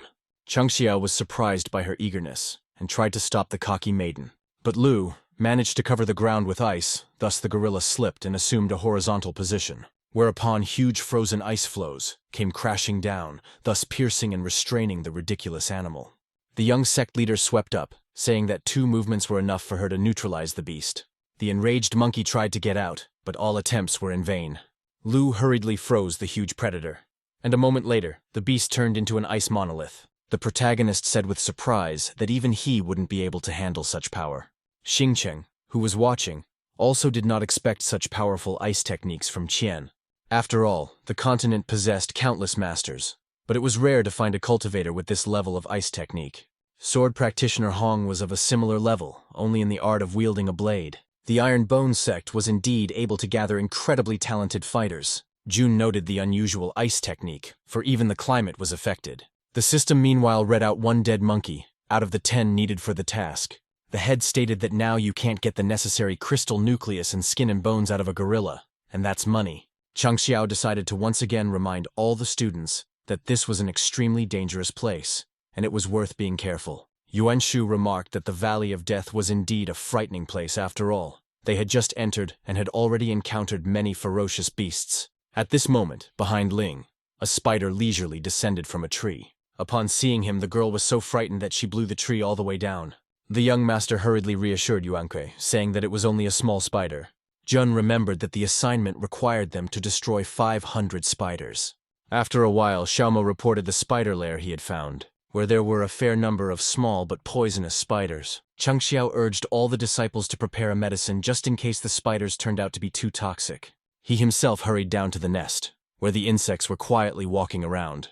Upon reaching one of the spiders, however, the lad discovered that they were somewhat larger than he had originally thought. Jun struck at it but couldn't hurt the insect. In response, the spider shot a web at him, but didn't hit. To his ruler, his brave pupils rushed to his aid and killed several monsters. Chang Xiao then ordered Yuhua and Zuiji to enter the lair to lure the spiders out, as they were easier to kill in small groups. The disciples instantly rushed into the cave, from where they ran out like crazy after a couple of seconds. Xiao stated that they were unsuccessful in luring out a couple spiders, and there are a few more. A moment later, dozens of furious monsters emerged from the nest. The main character was puzzled, asking how they did it. Yuhua replied that Zuiji shot the uterus in the head, and all the spiders rushed after them. At this time, blade practitioner Zhou intervened. He asked to leave this problem to him, because from what he said, he advanced his new technique but never tried it out. Hong had absolutely no fear and headed into the lair of the poisonous spiders. A huge number of sinister insects instantly rushed to attack Zhou, who in turn applied the learned divine sword technique in a timely manner. As a result, several dozen spiders were destroyed. Jun admired his disciples' strength. At the same moment, the system notified the master of the completed item of the task, about killing 500 insects. Chang Xiao began to tally up his earned points and was pleasantly surprised by the number. The guy thought about what would happen if Chen also had a weapon, without which she was already extremely strong. After which, he alerted his trainees of a beast with the level of a martial arts master. A large tiger with flaming coloring calmly looked at the humans. Suddenly the animal roared loudly, the young master in his face. The sect head immediately began to attack the enraged beast. After Jun had beaten the wild tiger, he intended to tame it. The young man hastily took Ash's brainchild, in the form of a small ball, from the system. Chang Xiao then, with a lightning-fast movement, threw the ball at the wounded animal. However, nothing happened, except that the beast simply disappeared into the forest. The guy asked a logical question to the program: why the capture did not happen. The system replied that the tiger in question was too high level and the master could not capture it. Moreover, the owner now needed to go to the woods to find the ball. Only the protagonist thought about where to go, as the program reported the successful capture of the beast. Jun assumed the Pokeball had gone into a random animal. Chang Xiao began to demand another magic ball from the system, but the program was mysteriously silent. Meanwhile, the tame beast wandered through the forest, looking for his newfound master. After a while, the Iron Bone clan eliminated the last gorilla. The system immediately notified the gentleman that the task item had been completed. Xiaomo brought a certain stone and said he found ore in the monkey's nest. The program identified the ore shard as obsidian, which was very helpful, since Jun had finally gathered the necessary resources and created a magic spear, and immediately decided to try it out on storm wolves, who in turn also needed to be killed on the mission. In addition, the weapon used spirit power to attack, thus it could be used to fire magic arrows. Chang Xiao handed the spear to Xiaomo and ordered him to go to the wolves' cave and bring them here. Xiao remarked that he usually asks that of him and Yahuwah, the young man replied. The wolves are too fast and only Su will be able to escape from them. A couple seconds later, Xiaomo flew out of the cave, bringing a pack of beasts behind him. Cultivators instantly began to shoo away the storm wolves. At that moment, the system notified the host that the beast he had tamed was approaching. That very animal turned out to be a small pig. The protagonist was perplexed. After all, the guy was literally dreaming of grabbing himself some ferocious wolf or dragon. And here's a pig. Zuiji wondered what this ridiculous animal was doing here. Angered, Jun pointed his gun at the poor beast, intending to kill it. However, the program urged him to come to his senses because he didn't even see how useful this piglet was. At his presence, all the wolves suddenly stopped as if frightened. Moreover, they started to run away when the piggy ran in their direction and started growling. The young master could not understand how this small creature was able to exert such an influence on the ferocious wolves. At a certain point, a huge boar phantom appeared along with the animal. A second later, most of the storm wolves were dented into the stone cave. The system has picked up that there are ferocious, spiritual, and sacred beasts in Starland. But there are also ghostly animals, which is what this little piglet turned out to be. Jun realized how in such a dangerous place, this little boar was able to survive. At this time, the system announced that a ferocious beast of the first class was approaching the gentleman. The animal in turn appeared extremely spectacularly, turning whirlwind. The protagonist felt an incredible power that surpassed even martial arts masters. A second later, a huge wolf came out to them and gave them his menacing stare. Concerned, Zuiji shouted out that it was the Storm Wolf King, after which he immediately fired a shot at the wild beast with deadly aim. However, the bullet curled up halfway through and fell to the ground. The students were shocked. The program picked up that the whirlwind armor covered the entire body of the animal, so a rifle wouldn't help here. The piglet, in turn, stood in front of the wolf and grunted loudly. Afterwards, there was a sudden explosion, but the beast again escaped any damage. Changxiao noticed that the Wolf King was literally toying with them. Piggy, meanwhile, passed out from helplessness, which was reported by the system. Turning his attention to the boar, the protagonist lost sight of the beast, who was behind them, and hurriedly attacked the sect disciples in the back. The head of the alliance was also unable to do anything, and flew into the stone next to Zuiji. The cold-blooded wolf continued to close in on them. For the next attack, Jun realized that the only way out was to use the Azure Blade. As soon as the beast tried to attack Changxiao, Lu suddenly intervened in the battle. Tian used her abilities and set up a large ice barrier between them, but the wolf easily broke it. Jun fended off the royal wolf's attacks with a sturdy scroll that the beast couldn't even scratch. Rolling up his sleeves, the clan leader hurriedly showed the animal the true power of knowledge. However, at this moment, sword practitioner Hong suddenly appeared behind the beast. The master stated that besides the divine sword art technique, he had a skill of his own, where the attack power is pretty average, and it can even hurt students, but it's worth a try. After which, Zhou immediately used the Thunder Swan technique. As a result, the ferocious beast was enveloped in fiery flames. Hong continued to attack the wolf and subsequently chopped it in half. With his skill, Zhou surpassed all the expectations of an Iron Bone Guild leader. Jun, meanwhile, discovered a small cut on the bamboo scroll. The main character was saddened to realize that he wasn't the strongest in his sect. The system swept up that in doing so, he is the most charming clan leader, afterwards rewarding the host with another pack of points for killing the hidden beast. Changxiao stated that since it was a hidden enemy, there should be a corresponding reward. The program immediately gave him a hidden gift. The guy was pleasantly surprised. Jun hurriedly looked at what the generous system had rewarded him with. The young ruler immediately upgraded the store's assortment to purchase something interesting with the points he received. But there were only 2 battle technique books in the store, for the cultivator. One treatise was only suitable for ice masters, while the other was for fire masters. Realizing that the average divine-grade ice ability was more suited for Qian, Changxiao chose the Royal Flame Art, the highest level. The protagonist looked at Lu and assumed she was upset at how easily the wolf had collapsed her ice wall, which would have hit her self-esteem and confidence. Suddenly, the girl was headed for the head. Qian asked for the ice technique treatise to be given to her, stating that her skills should be improved.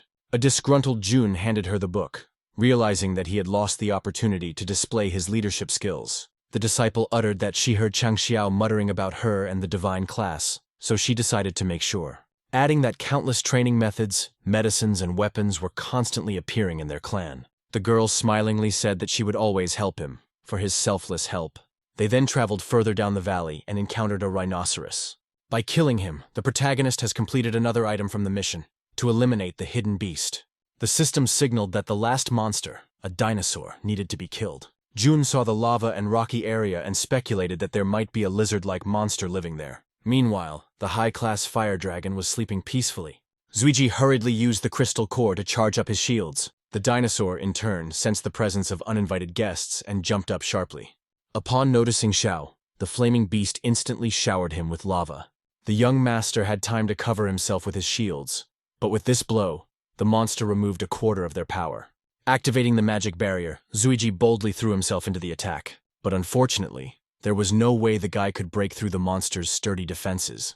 At this moment, his fellow brothers, Xiaomo and Li Fei, came to his aid. The Ironbone disciples successfully inflicted significant damage to the dragon. The angry dinosaur tried to attack them with its long tail. As a result, was able to remove another quarter of the shield charge. The monster began to rapidly approach them, while the students pondered their next plan of action. The young master tried his best to hold back the fire beast's attacks. The guy literally dug his feet into the ground, putting up maximum resistance. Suddenly, Zuiji dropped his shields and began to confront the monster with his bare hands. Xiao threw lightning-fast punches at the dragon, diverting its attention to himself. For the sake of his sect and brothers, he was willing to overcome any challenge. Meanwhile, the perplexed system wondered to the master why he was idling and not helping his students. The brooding protagonist stated that it was the choice of his pupils. Before the battle with the fire monster, Zuiji made a request to the sect leader, due to the fact that he had continuously killed all the beasts ever since they entered the Valley of Death. Understandably kept his masters out of the fight because he is worried about them. But they have a responsibility to evolve and to rely mostly on themselves in life. Therefore, the disciples want to personally deal with the dinosaur without the head's involvement, asking Jun to intervene only as a last resort. At this moment, Zuiji was suddenly able to lift the dragon by grasping its mouth, then literally knocked him to the ground, causing significant damage. Xiao was rushed to Xingcheng's aid with his series of crushing attacks. The young man used the reversal ability. Thus, the stream of flames coming from the monster's mouth turned the other way. A realized that the state he was in was still not enough to fully repel the beast's attacks. The fire dragon suddenly placed flame crystals that served as a kind of barrier. Zuiji said that he would handle it himself and headed towards the flaming rocks. Xingcheng was amazed at such resilience and fortitude from Xiao, who had taken the monster's blow a second ago. The young apprentice skillfully demolished the burning crystals, gradually getting closer to the dragon. Fei in turn jumped onto the monster's muzzle and delivered a painful sword strike. As a result, the lizard went into a rage, literally going up in flames. All of the Ironbone clan's disciples began to attack the dinosaur without wasting any time. At a certain point, Li called out to Big Sister Chen for help. Masters urged Lu to signal in case of need. The girl boldly threw herself at the fire dragon, using her abilities. Suddenly, Sis used a 9-finger frozen palm. Subsequently, everything began to be covered with ice. Sensing danger, the beast began to retreat, but Chengqian managed to restrain it with the chilling stones. The monster was trapped. When a fire dragon is in a state of rage and its body is engulfed in flames, its body temperature is also elevated. If he also freezes at this point, the monster will be significantly weakened, which is what happened to the dinosaur that was inside the ice block. Lu swept up that she would be able to restrain the beast for a while. Asking the sword practitioner Hong how much time he needed to build up his strength, Chu instantly got to his feet and began to use the cutting skill. A couple seconds later, the young master pierced through the monolith with the flame monster inside. As a result, the ice floe cracked and the injured dragon fell to the ground.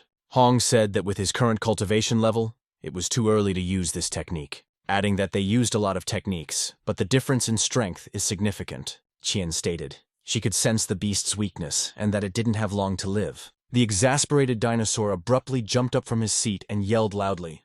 Lu urged all of the students to throw themselves into the attack, as she had enough energy for ice abilities. However, as it turned out, the beast had called his fellow beasts for help with his roar. From the volcanic basin, lava monsters began to emerge in large numbers. There were even high-level lizards among the monsters, making it difficult. At this time, the young leader of the Ironbone sect suddenly appeared.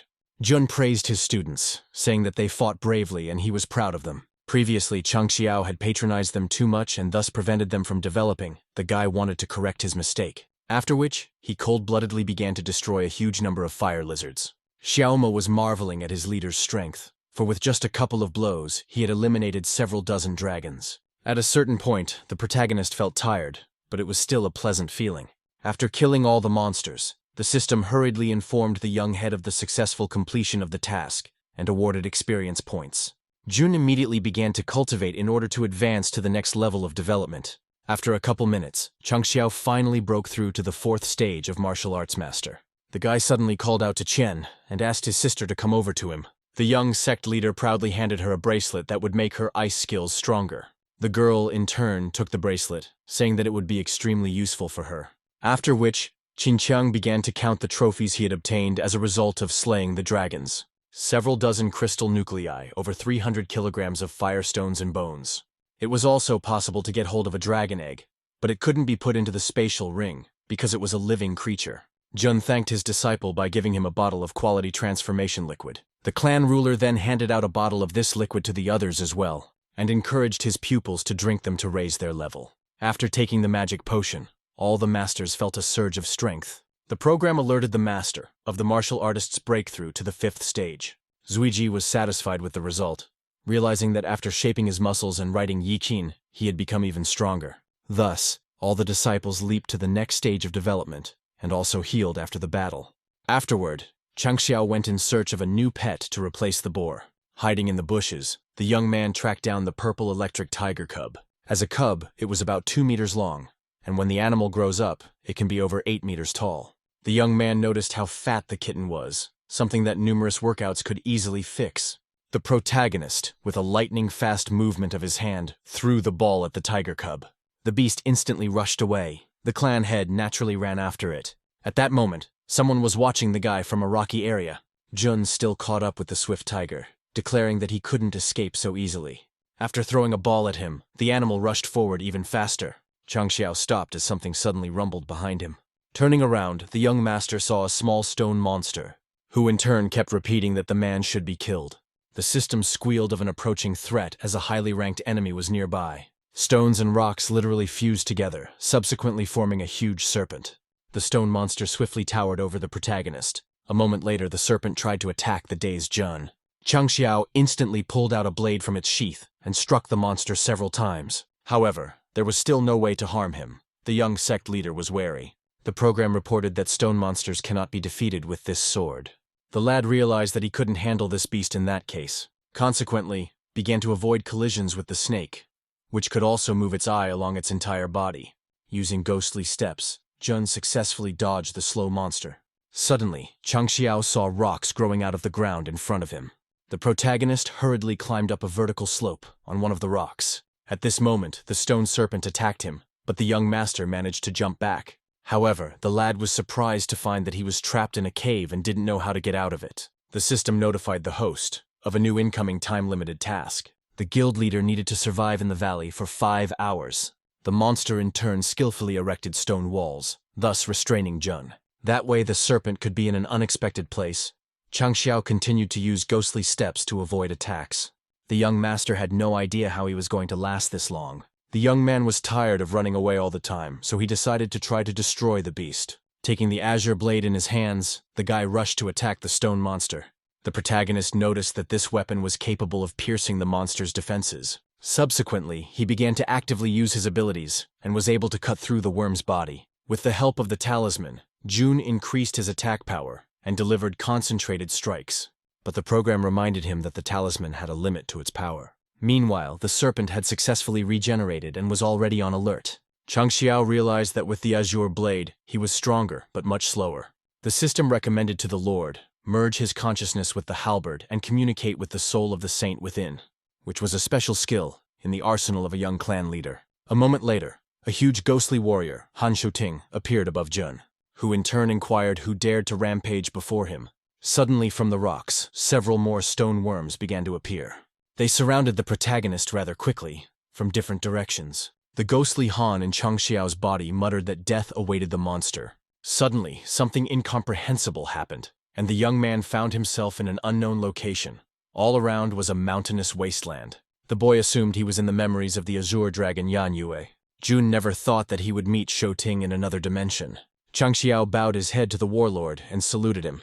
Han wondered if all his descendants had become as weak as him, after which he declared that he would help the young head in a duel with such a ferocious monster.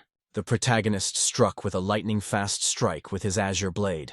As a result, the stone creatures scattered in different directions. The young master observed that Han was able to overpower such strong opponents with just one move. However, Ting on the contrary noted Jun's incredible strength. But the difficulty was that the scattered stones came together in a moment. Thus, after a few seconds, a huge golem was formed.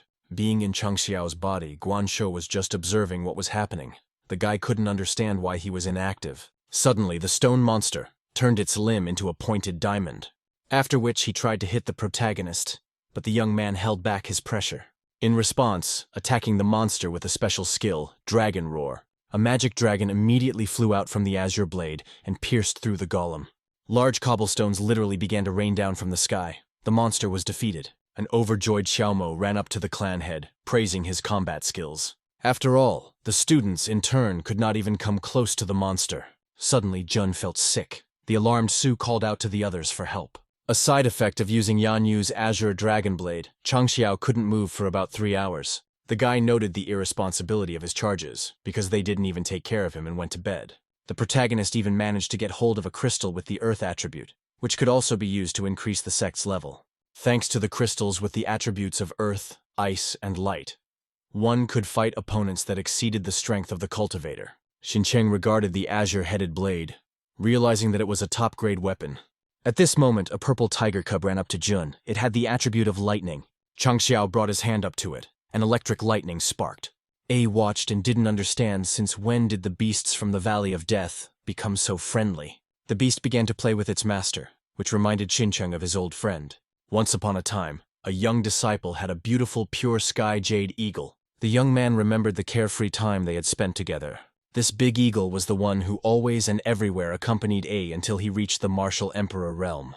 But from the moment his body was destroyed, Xincheng never saw his feathered friend again. The guy dreamed of finding him, because if the soul is not dead, the contract is still valid. After drinking a couple transformation potions, A began to possess a high-grade spiritual root. Suddenly, the clan leader approached him and gave him another transformation potion for his bravery in the battle with the dragon. Hearing this, Xiaomo muttered that he too had done his part. Jun gave out a potion to him as well. However, the system informed the host that the purchase limit had been reached. Since per year, only 3 bottles of potion could be purchased. This was so as not to upset the balance of cultivators on the continent. Changxiao responded to the program that imbalance is what this system is all about. The program stated that a large number of masters will increase the rate of spiritual energy absorption. And if the balance is disturbed, all spiritual energy can disappear. The young man agreed to the terms of the game and hurriedly spent his accumulated points. The protagonist asked the program to update the store as soon as possible. Jun wanted to buy a divine-level equipment even if he had to go broke on points. Updating the assortment in the store, Changxiao spent 500 points. The sect head inquired about the divine artifact. The program stated that no such artifacts have been obtained. But he is due a reward of 100 points for completing a hidden task, and is given the title Prince of Trangira. The guy asked what benefits or bonuses this title gives. The system reported that his luck had been increased by 1 unit from now on. Jun was furious, for he had to use up a huge amount of points for such a terrible result. The program tried to reassure the gentleman, saying that with this good fortune, he would soon receive many valuable items. Meanwhile, at the entrance of the Valley of Death, masters from various sects were talking about suddenly running out of beasts, discussing the march of the Iron Bone clan who hadn't been seen for a week now. The cultivators thought they were dead. Suddenly, a tiger roar sounded, and the humans turned around in anticipation of the high-ranking monster. At this moment, riding a tiger, Jun rode out. Everyone began to whisper amongst themselves, recognizing the young man as the leader of the Iron Bone Guild. Changxiao smilingly mouthed that they had gathered all the precious resources and items in the valley, so the clan finally goes to their home in their native land. The cultivators turned their attention to the sect disciples who were carrying bags full of goodies. One of the wizards remarked that this alliance was extremely strong, and perhaps he should join them. Suddenly, unknown men came out at the exit and demanded to give up some of the treasure as they were guarding the area. The leader of the Black Hawk gang urged the others to leave the location immediately. Naturally, everyone rushed to flee, realizing that they shouldn't take any chances. The protagonist jumped off the tiger and inquired about this sect, the Black Hawk Hall. Qincheng said that it was a fairly average 7th-level clan from the neighboring Huayin city. The head of the bandit guild remarked that they were only a level above and already so arrogant. The robbers again repeated their demands, threatening physical violence. Jun muttered that they weren't hiding their true identity, and that was a good thing. In response, the Black Hawk leader ordered his Verzillas to destroy the Iron Bone sect. The cultivators, along with their leader, instantly swarmed towards the overconfident Chang Xiao. The young master suddenly grabbed the head bandit's arm and gave it a sharp squeeze. While the robber was squirming in pain, Jun suggested that Qinqiang visit the Dark Alliance on occasion, after which he ordered Xincheng to exterminate the others, especially after raising his level. He couldn't wait to start training. He defiantly took his blade out of its sheath and declared that these thugs weren't even fit for a warm-up, adding that he would only need one hit to kill them. Xincheng, with lightning-fast strikes, wiped out a huge number of bandits. After a few minutes, the guy had outlasted absolutely every thug. Jun urged the disciples to gather all the treasures that the robbers had.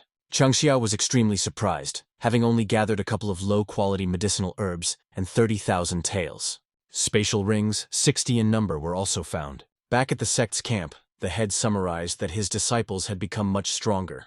The system reported that it was really better for the students to practice on wild animals. Jun replied that there was no way to get rich from monsters, and it might be a good idea to start provoking some clans. The program suggested to the gentleman, try his luck in the store where the training tower appeared, especially since he has an increased luck level, which could contribute to the lottery. The protagonist agreed, though, and rushed to upgrade the store. Thus, the young man was fortunate enough to acquire a universal gun clip with an increased number of cartridges, a ceiling cover that creates a protective barrier by transforming spirit energy. But most importantly, Jun still managed to win the training tower, but it was small. The system swept Chang Xiao's need to knead it into the open for it to become a huge tower.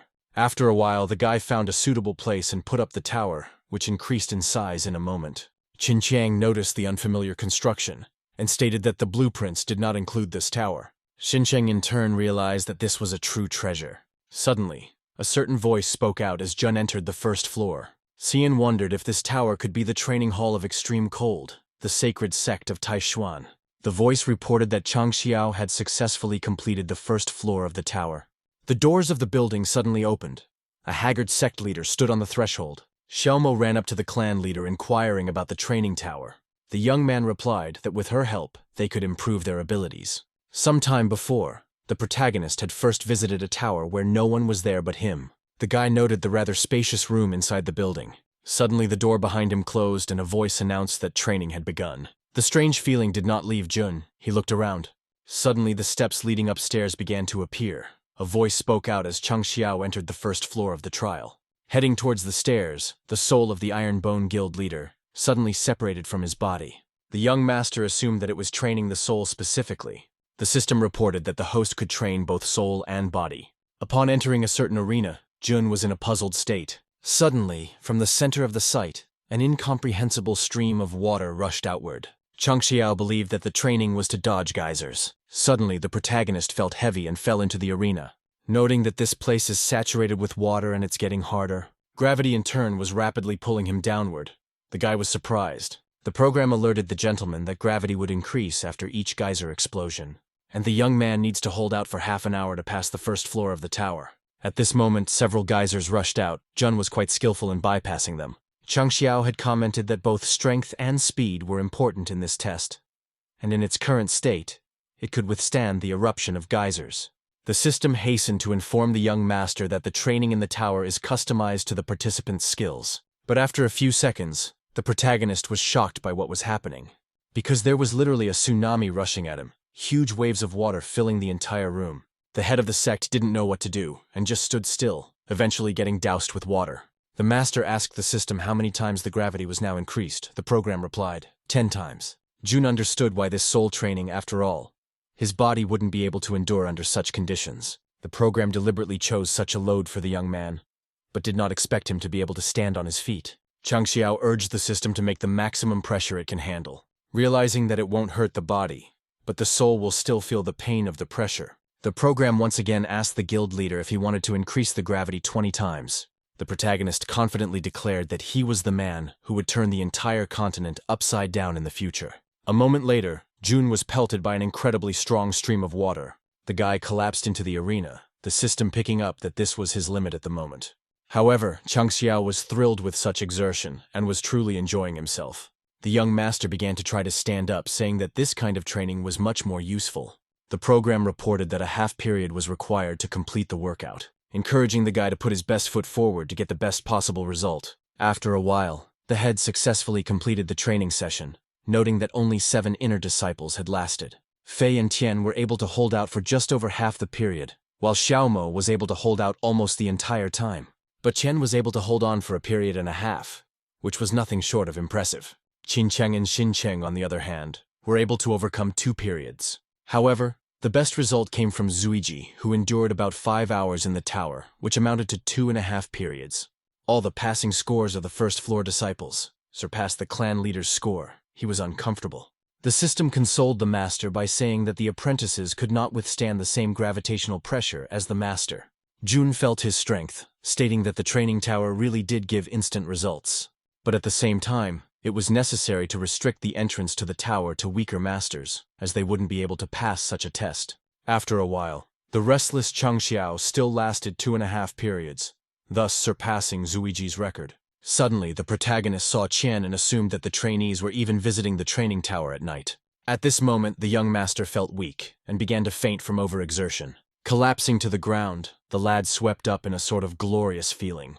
After a while, the young clan leader opened his eyes and heard the disciples discussing Qian. Xiaomo and Fei swept up that Jun was undoubtedly encouraging Big Sister. Lu had been in the tower for 2.5 hours already. Su realized why she had never visited the body-shaping room. Chang Xiao had also not expected such a result from Changqian, noting that she had gotten used to the 10-fold gravity rather quickly. In fact, last night when Lu asked what he was doing in the woods, the guy fainted and accidentally fell not on the ground, but right on top of his sister. The young man went to the tower where he apologized to Qian for last night. The girl in turn pretended not to know what he was talking about. Jun walked closer-mouthed that she had been here for 3 hours, adding that her body is quite strong, especially since she has a holy spirit root and uses the rare ice element. Chang Xiao assumed that Lu was in a guild of at least the 3rd level. Xian replied that he'd better not know too much about her. But the young master continued, saying that she was most likely kicked out of the sect and joined them to avoid trouble. Guy muttered that her enemy was also an enemy to him, whom he would destroy. Sis declared that her enemies were emperors and holy martial artists, wondering if Jun would be able to handle such cultivators. Chang Xiao said confidently that he would make them beg for mercy and would not let her get hurt. Lu swept up that the clan head was not suited to the vertical type of energy. The main character, however, completely forgot about the 20-fold gravitational force. Who laid him down in the arena after a second? Qian just watched the scene. After leaving the tower, the guy thought about it, because from now on, his enemies were martial arts emperors, which meant that he needed to develop his sect further. After a certain amount of time, Fei was still able to last 3 hours in the tower on the 1st floor. Xiaomo swept the 2nd floor open since Sis had passed the test. Su suggested that Li go up to the 2nd floor to see what kind of test there was. Once upstairs, the students were literally boiling from the overwhelming heat on the floor. Xiaomo asked Tian as a medic what he thought about this heat. Turning around, Su found that Qi had vaporized. The guy was shocked at what was happening. He couldn't figure out what exactly the training on the 2nd floor was about. The voice in the tower uttered that the training on this floor was bone-forming flames. Afterward, the sect's disciples were thrown out of the tower because they had failed the test. The clan head swept up that they should move extremely fast on the 2nd floor to pass the test. Jun understood that this training tower had made the disciples frantically interested in training. While on the message board, the masters with the most points have increased. And with the transformation fluid, one could raise the motivation level in the guild. At this rate, his students could soon achieve unprecedented success. At this time, he was disturbed by a poisonous snake. The guy said he had an important message for the clan leader. Jun replied ahead of time that he wasn't going to go to the auction, as he wasn't interested. The young master stated that due to the success of previous auctions, he had caught the attention of important and influential people. Plus, the leader of the Miaohu Palace will be there. Chang Xiao realized that Head High had really worked hard since it had produced such a result, but he still refused to go. The poisonous serpent swept up that Miaohu was quite young and one of the most attractive maidens on the continent. The young man said Shani had invited him to the event many times, and he had said no, so he should respect the old man and go to the auction. In addition, their relationship needs to be strengthened. The protagonist abruptly scrambled. As it turned out, all this time behind them was Chen, who was boiling with jealousy. Sislu announced that she would go to the auction with the clan leader. She grabbed Jun's hand and dragged him behind her, saying that they should go out early. After a while of wandering through the forest, Chang Xiao offered Chen a rest, but she flatly refused. Lu noted that the Miaohu sect only recruits women as disciples, and the leader's name is Shi Jingxuan, adding that she is well connected among influential personalities. so her support is high. After a few hours, the young travelers finally arrived in Huyang City. Near the Hai family's auction house, Jun noticed a line of people. He realized that Shanny had heeded his advice after all, and created a membership system. The guy standing in line said that Chang Xiao needed to purchase a 5 million gold card to get in. At this moment, another townsfolk turned around. He realized that it was the same Iron Bone clan head. The young man stated that one sect from his district was much stronger than his guild. Jun showed his platinum card, saying that the leader of the Hai family had kindly given it to him. The auction staff politely invited the much-revered Chang Xiao inside the building, without waiting in line. The protagonist didn't want to stand out in the crowd, but now there's no point in pretending. Making his way to his VIP seat, the guy settled into a comfortable chair overlooking the entire event. Watching the scene, an unknown damsel stood beside him and admired the beautiful auction hall. Qian assumed that this was the head of the Miaohu Palace, Shi Jingxuan. Chang Xiao sharply yanked at his sister's arm, but Lu pulled him to her. The young master realized that she should be calmed down before speaking to Jingxuan. The leader of the Miaohu Palace asked the guy if he was the leader of the Iron Bone sect. The smiling young man tried to impress Si as much as possible by writing out compliments to her. The girl swept up that his guild had just trampled the Noble Spirit Alliance. At this point, an aide approached her and urged her not to talk to unknown people. The main character naturally resented it, which definitely pleased Qian. Lu noted Jingxuan's incredible abilities, despite having an eye disease since birth. Jun assumed that she had shown up at the auction for healing pills. However, healing capsules can't cure congenital diseases. He felt truly sorry for her. Xianqian informed the head that Jingxuan is actually quite cruel and ruthless, so appearances are deceiving. It was rumored that after becoming the leader of the clan, she ordered her students to find their parents and then sent them to hell. And one day, a sect insulted the Miaohu Palace, and in 3 days, that clan was annihilated. Jun began to realize that it was best not to ruin his relationship with Shi, and in no way could he offend her. Meanwhile, Jingxuan noted the rather young voice of the Iron Bone sect's sect leader. She wished she could see what he really looked like. The assistant muttered that the Changxiao clan would soon challenge the Holy Spring Alliance. Si asked her to notify her when the bout would take place, so she could listen to their confrontation. At that moment, Shanny stepped into the center of the room and hurriedly announced the start of the auction. The initial price of the healing pill was 300,000 taels. The capsule was lying in the middle of various jewelry. It looked presentable enough. Jun knew Hai had a knack for padding the price. People started shouting out prices, interrupting each other. The best offer was 650,000. But the head of the Miaohu Palace offered 1 million for the healing pill. The townspeople began to turn around at Jingxuan, realizing that she could afford such a thing.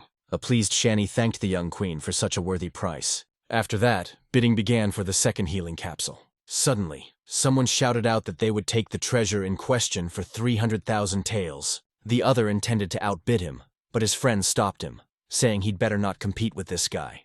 Since it was the head of the Silent Rain Pavilion, his sect was at the 5th level of development. He was known for his ruthlessness and was literally the personification of lawlessness. The young man asked Shanny to end the bidding. The head of the Hai family understood that it was better not to cross him, consequently rushed to end the bidding. But at that moment, someone shouted out 500,000. The others were also extremely curious to see the brave man who dared to challenge the young master. It wasn't until Jingxuan recognized the notes in her voice that she realized it was exactly June. Shanny in turn was shocked that the guy actually dared to go against the head of the Silent Rain clan, who began to vigorously question who dared to oppose him. His acolyte reported that it was Chang Xiao. The guy was furious, stating that the Iron Bone Guild apparently didn't know the strength of their pavilion. The main character pronounced that what he hates most in life is arrogant people, so he should put the self-righteous insolent man in his place. But the young man seemed ready to go all the way, and shouted 600,000. The protagonist immediately responded by raising the bid, setting the price at 800,000. The head of the pavilion became nervous, and raised it to 900,000 taels. The aide tried to stop his ruler, saying they needed the money for more than just the auction.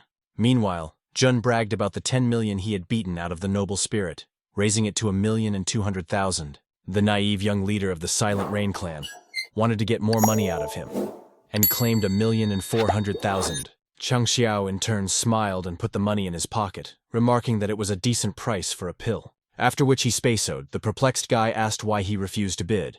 After all, he had 10 million. The ruler of the Iron Bone Alliance said that he did have money and would have time to spend it, but the young man needed to pay for the lot, sarcastically adding that the Silent Rain Pavilion would not refuse to pay for the lot. The guy realized that he had deliberately upped the ante, the acolyte offering to teach the head a lesson. However, the young master refused to harm his reputation, even though Jun has the means to stop people from putting pressure on the Hai family. Thus, Changxiao had signaled to all influential cultivators, and the upcoming auctions would probably not have a similar situation. After the auction was stabilized, the protagonist hurriedly left the auction, as the Black Hawk Hall made their move that they had been waiting for. Qingqian swept up that this dark sect was a 7th-level dark sect. Walking through the forest, Jun and Lu talked about exterminating the Black Hawk, for they were a threat to them. Sis suddenly bared her blade and urged the sect leader to go to their camp immediately. Changxiao had picked up on the fact that she didn't necessarily always have to talk, only about killing and fighting, especially since he had already worried about it and had prepared everything beforehand. Asking the masters to come out of hiding, the guy called it their guild's strongest weapon. A moment later, a huge crowd of various cultivators stood in front of them. Luoju also greeted the young ruler, saying that she had brought the most worthy assassins with her. Making his way through the forest to the Black Hawk's domain, Li moved too loudly. The poisonous serpent admonished him. Shantian in turn asked him for a favor, to give him a chance to prove himself on the battlefield. At this time, a beaten Jun master came running into the Black Hawk camp and begged the head to give him a chance to take revenge on the Iron Bone clan. The hunter squad leader declared that this scum was incapable of handling any task and grabbed his head, after which he delivered a crushing blow, thus killing the master. Scar asked the chapter to give his squad this mission to destroy the Iron Bone sect. The master of the Black Hawk Strike Force Division had swept up that this clan was not to be underestimated.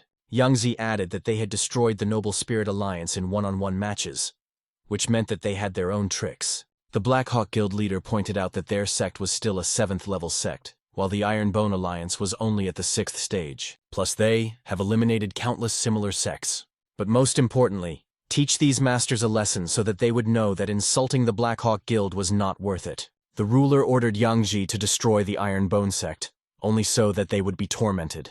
The elder of the Black Hawk Strike Force Division gave Scar a task.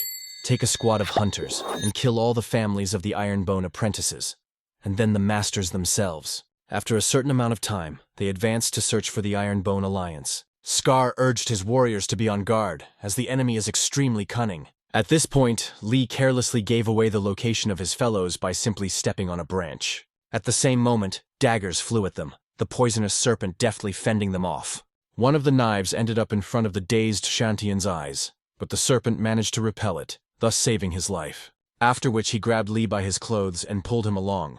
Realizing why the head had ordered the masters to team up with the newcomers, the young assassin urged Shan to move faster, and not to dishonor his name. However, the nimble commander of the hunters caught up with them and tried to strike. Serpent realized that such speed was only reserved for a martial artist. Subsequently, the master took the hit while protecting the clumsy Tian. As a result, they landed quite painfully on the ground. A frightened Li inquired if the poisonous snake was all right. The master in turn threateningly told Scar that no one dared touch his students.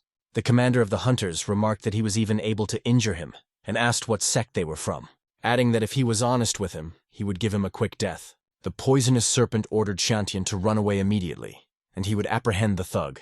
As this is not the time for sentimentality, and in situations like this, he should know what to do. Li replied that he was aware of his duty, and should not put himself in danger. After which, he instantly fled with the ghostly footsteps ability, stating that he would definitely call for help. The poisonous serpent knew he couldn't hold out until reinforcements arrived.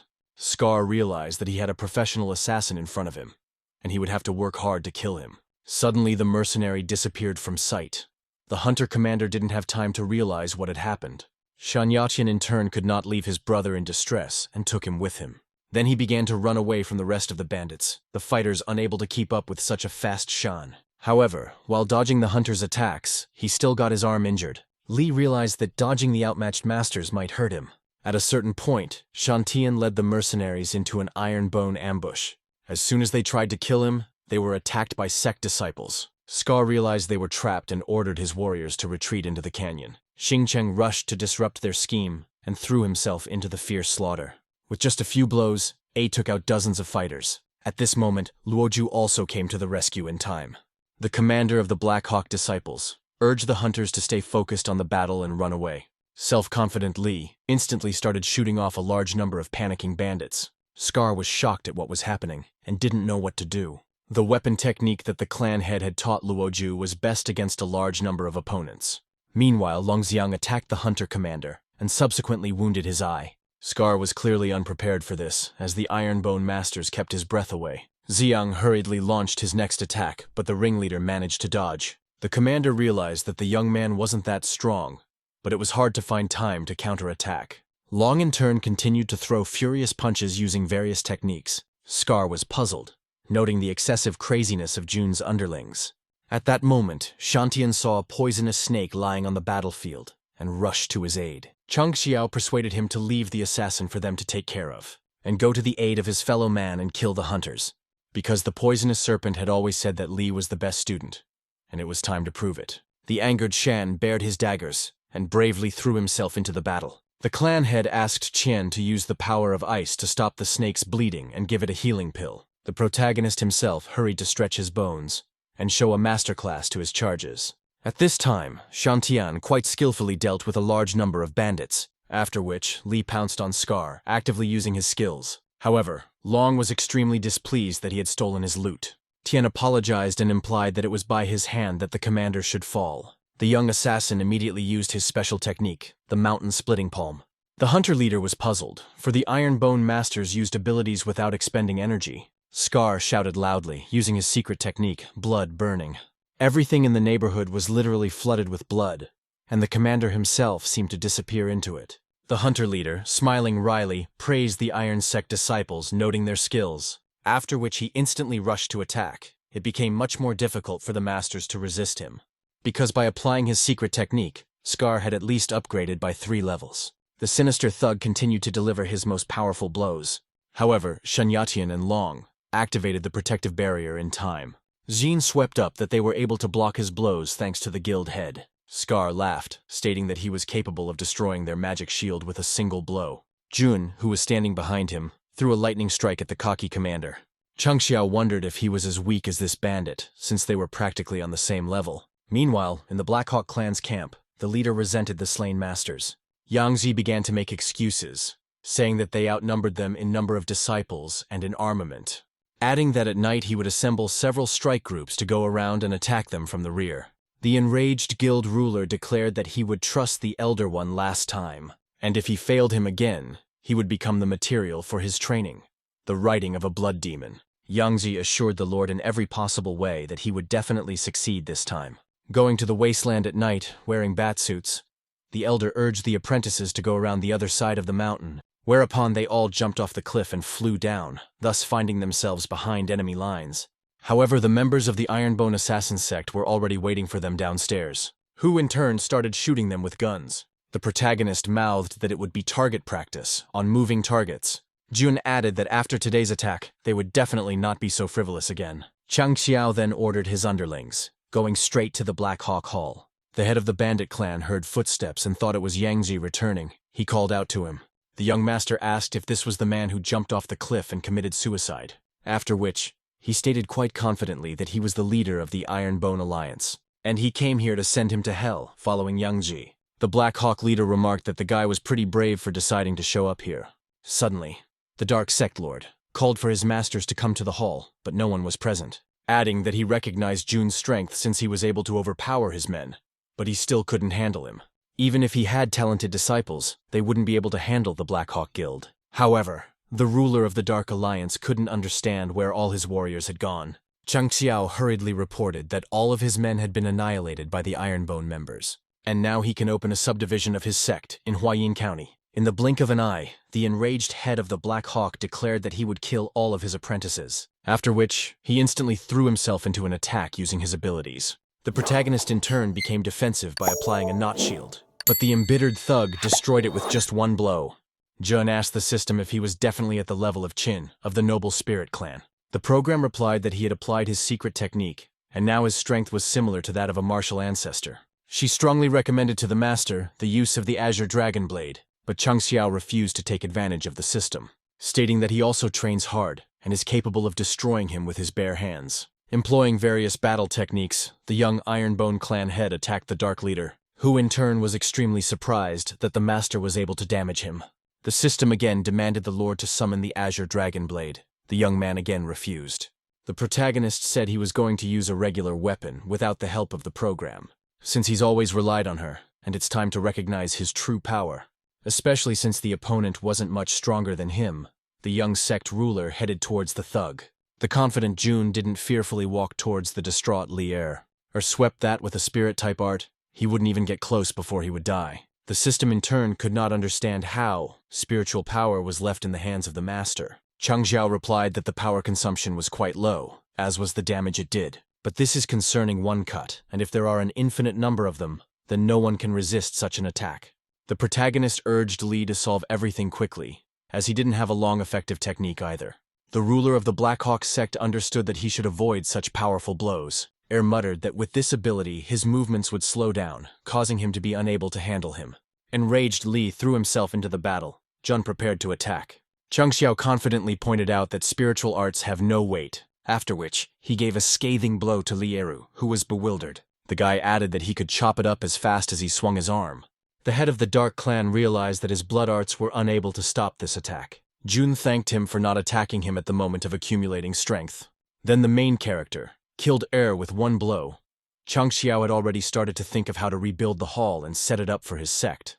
As a result, the Bloodlord's soul left his body and traveled to teacher Li, who in turn was shocked. He realized it was the soul of his student. The old man couldn't understand how this could happen, and who dared to kill him. After all, had only recently broken through to martial arts master, and the one who killed his pupil attracted the attention of 9 tribes. The enraged elder didn't hesitate and went in search of the culprit. At this time, Jun ordered his underlings to gather all the treasures of the Black Hawk sect. Spring Spirit disciple Dai Lu hid around the corner and watched the scene. He went to the Black Hawk Hall to find out which clan his brother was in. The Iron Bone Guild had killed Lu's relatives, and he naturally wanted to take revenge on them. But Chang Xiao was too strong, and at this point it was necessary to just run away, which Dai did. Walking through the dense forest, the young man noticed that it was too quiet inside the thicket. At this moment, an unknown person appeared in front of him and asked if he was coming from the Black Hawk Hall. Without giving the boy a chance to answer, the elder began to strangle him, after which he used his secret ability and began to absorb Daya's soul. The breathless Lu collapsed dead weight, the old man intent on destroying the Iron Bone clan. However, the youngster's eyes suddenly opened, lighting up with green flames. The dumbfounded old man realized that this was no ordinary guy, after all. He had ignored the soul capture skill and survived. The elder began to question him, implying that he had some sort of divine skill. He decided to use soul capture again to get to the bottom of it. Dai begged him not to do it, but the old man was unstoppable. After sucking out the kid's soul, he suddenly took his own life and collapsed to the ground. An extremely surprised Lu couldn't understand what had happened, or why Grandpa had died. Suddenly, he felt a surge of strength, thus moving to the next level of development. Thus, the young master broke through and became a 7th stage martial arts disciple. Dai realized that he was actually capable of absorbing people's spiritual power.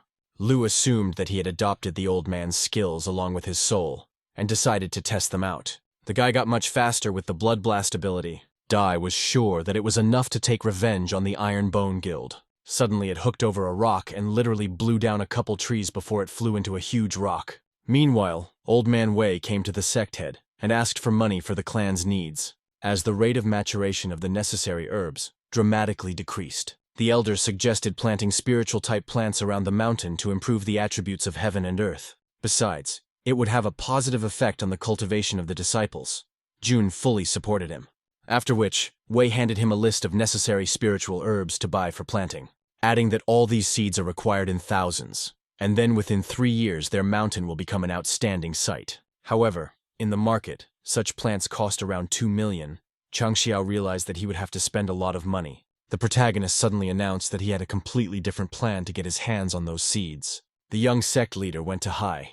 He gave the spatial ring with 20 million for herbs. Jun realized that from now on, he would have to save up money again and get out of poverty. Shan quipped that if Chang Xiao needed money, he had a suggestion. There's a martial arts competition in neighboring Pingyang County in 2 weeks, and the prize for first place is extremely generous, where the dominant sects are around stage 7, and the strongest member is at level 9. The young master's eyes lit up, naturally intending to participate in the tournament. After a while, Jun and Xingcheng were walking through the forest. A was indignant that the only reason for visiting Pingyang was for money. Chang Xiao said that the winner of the competition would receive 100 spirit stones, and it was all up to him, though the student was not thrilled about running around in dubious tournaments looking for money. But still, the head relied on him, which means he trusts him more than anyone else. Xincheng swept up that the sect leader had promised him training on his way to Pingyang. Instead, he races his tiger, even though A doesn't have a racehorse. Jun muttered that he had the ability to find a pet in the forest. The young apprentice was unwilling to put up with this, and rushed to catch up with the alliance leader. After arriving in Pingyang, they went to the tournament registration, where they introduced themselves as members of the Ironbone Guild. Xincheng swept up that Qingyang is a level below Pingyang and most counties. Changxiao was saddened to realize that his clan was at the bottom of the food chain. The competition officer stated that they are welcome to join, but there will be no indulgence for them. Also a feature of this county is the Battle Royal. Some of the participants began to discuss the sudden arrival of the people from Qingyang. They clearly underestimated the Ironbone clan. After conspiring with the other members, they intended to unite in battle against the Qingyang masters. Hearing this, Xincheng started to get rather cocky, calling them scum. The participants in turn reacted immediately, saying that he would have to answer for his words. After a certain period of time, the acolytes announced the start of the competition. A noted overconfident fighters who didn't really pose a threat to him. Xincheng's huge opponent grabbed him, and as he took to the air, he declared that he would destroy the kid. Called before defeat to memorize the name of the winner, the naive warrior turned out to be from the Shan sect, named Liu. Arrogant A muttered that there was no need for him to memorize his name, after which he threw his head back and delivered a lightning-fast headbutt, as a result of which, the enormous Verso slumped in the arena, senseless. The guy defiantly struck a pose, then urged the other participants to waste no time and attack him. The naturally furious challengers swarmed into battle, literally surrounding the young apprentice. However, they were unable to harm Xincheng in any way, as the young man dealt with the fighters deftly. Even outnumbered, the masters had no chance of success. AE continued to frolic, saying that with their training, he wouldn't even have to use martial arts skills. The challengers in the tournament were mindlessly attacking such a nimble fellow, taking significant damage in the process. Xincheng summarized that a battle royal, above all, saves strength and time. After a short period of time, A beat up absolutely everyone in the competition. The young master noticed that there were even strong opponents among them.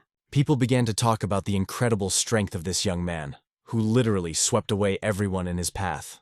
They couldn't understand how the sect leader was able to cultivate such a terrifying disciple. Xincheng in turn hurriedly gave the guild leader the 100 spirit stones he had earned, asking the protagonist to return immediately, back home to camp. After a couple days, Xiaomo and Fei were ecstatic to see their counterparts trek to Pingyang so fruitful. Suddenly, Jun summoned his trainees to him. He stated that there were tournaments taking place in several counties, so everyone will be assigned to one area where they will have to win the competition and bring the winning prize to the sect. But in doing so, Changxiao asked them not to show their true strength, but to pretend that they had barely won. Because Xincheng had killed all the participants in Pingyang using his skills, they were not allowed to enter the tournament in this county. However, if someone wants to humiliate them, there is no mercy to be shown to such a person. After that, the protagonist summoned Shantian to him and asked him for one favor, that he assigned a personal guard from the Drizzle Hall to each student traveling to the tournament. Also, some elders may take action after winning an Ironbone in a competition, and one should be on guard. After all, to Jun, his students are a treasure, and he wants them all to return alive and with money. After a few days, the disciples had won all the tournaments, and Xiaomo sadly poured the spirit stones into the clan's treasury, for he hadn't taken a penny. Changxiao reassured him, saying that whoever invested more and would be rewarded accordingly. At this moment, Shan muttered that in Huaying County, an elder got angry at Qinqiang's victory and tried to kill him. The clan had realized that some factions hadn't learned their lesson after the destruction of the Black Hawk Dark Sect. Therefore, they should definitely be taught a lesson, which is what the protagonist wanted to do. Meanwhile, Qinqiang and the masters of the Drizzle Pavilion were running away from the Ghost Hand masters. Song watched them standing on a tree branch and naively thought he would destroy them.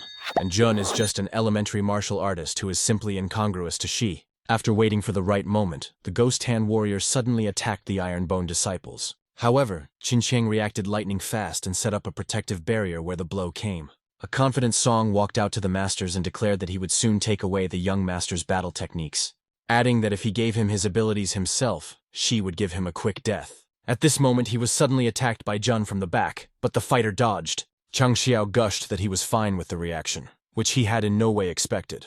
Then he struck another powerful blow, which Song could not cope with. Yiji tried to block the attack, but found himself waist-deep in the ground. The indignant foreman declared his strength to be 60 tons. The protagonist replied that he had crossed the threshold of 80 tons a few days ago. Song began begging the head for mercy, calling himself an elder of the ghost hand, and if he killed him, they would come for him. The young master stated that even if he let him go, the ghost hand would still take revenge on him. Ishai muttered that he would give him a piece of his soul and serve the Lord. Jun in turn had no idea what the distraught Song was talking about. The system hurriedly explained to him that this was the essence of a martial artist, and if he had it, one was at his mercy. Changxiao stamped his foot on Shi and began to demand that he give him a piece of his soul. A second later, a certain entity emerged from the body of the ghost hand master. The protagonist grabbed it with his hands and started stretching it in all directions to see how it worked. Then stated that Song needed to return to his sect, and when he needed him, Jun would summon him. Naturally, Shi agreed, after which the Ironbone members hurried home. Changxiao was furious, for it turns out he could get the souls of those he had defeated earlier. Back at camp, the system reported that the sect leader had been awarded experience points. The guy chose a device in the store, thanks to which he could incubate a fire dragon egg. Jun placed the egg inside the rather strange incubator, and he asked him to put in the required amount of crystals, asking for 10 high-level stones to incubate the egg. Changxiao put the desired crystals into the device and pulled the handle, but nothing happened. The protagonist pulled the lever again, but there was no effect. Suddenly on the incubator panel there was a chance of mutation in time. The probability was 1% in 100. The protagonist was perplexed. The device spelled out, to increase the chance of mutation, more crystals are needed. After that, the hatchery started urging the owner to throw in as many rocks as possible. The young guild leader naturally fell for it and cast a few crystals. However, the chance of mutation only increased by 2 points. Jun was furious. The hatchery reported that if he did not put in the required number of stones, he would simply lose them. The exasperated Changxiao, realizing that this was a trickery, meekly threw in another bag of resources. The probability increased to 8 points. The protagonist decided not to give up and threw in another bag. The chance of mutation was 22 points. Then he brought another mountain of precious crystals. The probability increased to 72%. The young master did not know what to do, for all his savings had run out, and the probability of mutation was only 85%. At this moment, Luoju appeared at the guild leader's door with bad news. Lai muttered that after their disciple won the tournament, he was attacked by over 100 extremely strong masters. Jun ordered her to gather her army and head to Heiang County, where they should be as soon as possible. Zuiji meanwhile fought off the thugs with his sniper rifle, realizing he was not in a good position. The bandits in turn demanded that he give them the gun, and then they might spare him, adding that their leader is a martial arts master, and he won't get out of the forest alive. At this moment, Zuiji suddenly killed one of them with a rifle shot. The clan leader noticed the young man's extremely effective weapon and wanted to get his hands on it. After which, the young apprentice abruptly changed position, jumping to another branch, and as he started aiming at the next robber, he realized that no matter how many he killed, they were still coming at him. Suddenly, someone at his back muttered that he was being extremely cautious and constantly changing positions. Before he could turn around, Zuiji fell from the tree and ended up on the ground. The head of the great mountain struck his blow with a force of 12 tons, but the young man was able to get to his feet, which was commendable. The master was surprised. The guy urged not to look down on him and not to be so cocky. The sect leader wondered how many blows the Ironbone disciple could withstand, then struck another blow. Zuiji knew that the guild lord was a martial arts master, second stage. The bandit swept up. The kid had already withstood 2 of his crushing blows.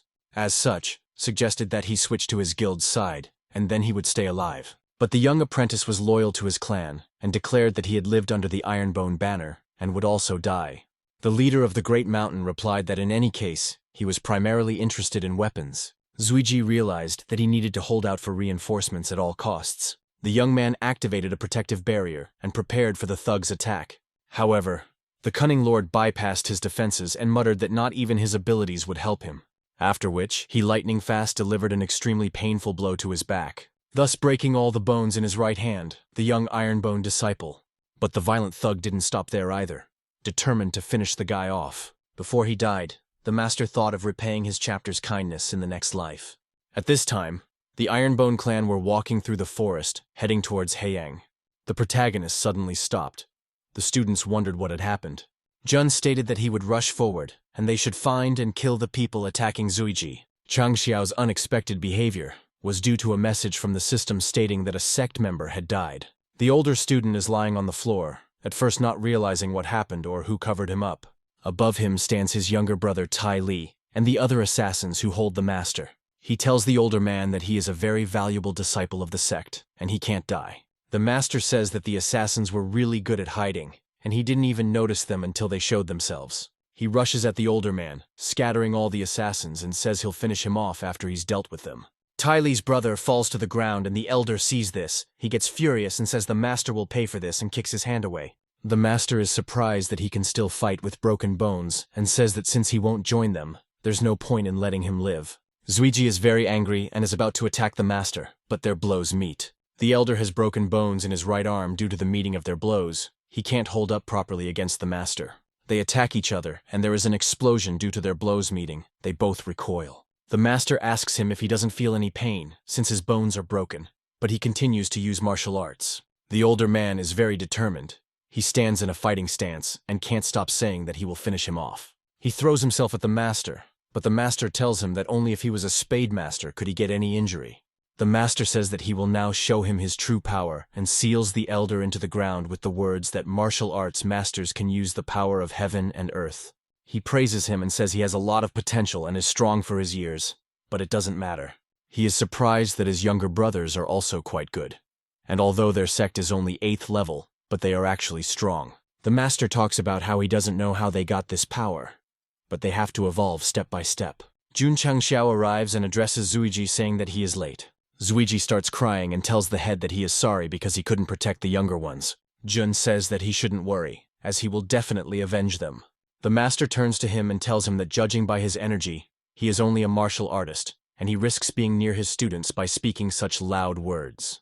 The head replies to him that on the way to them he was thinking about what to do with the master.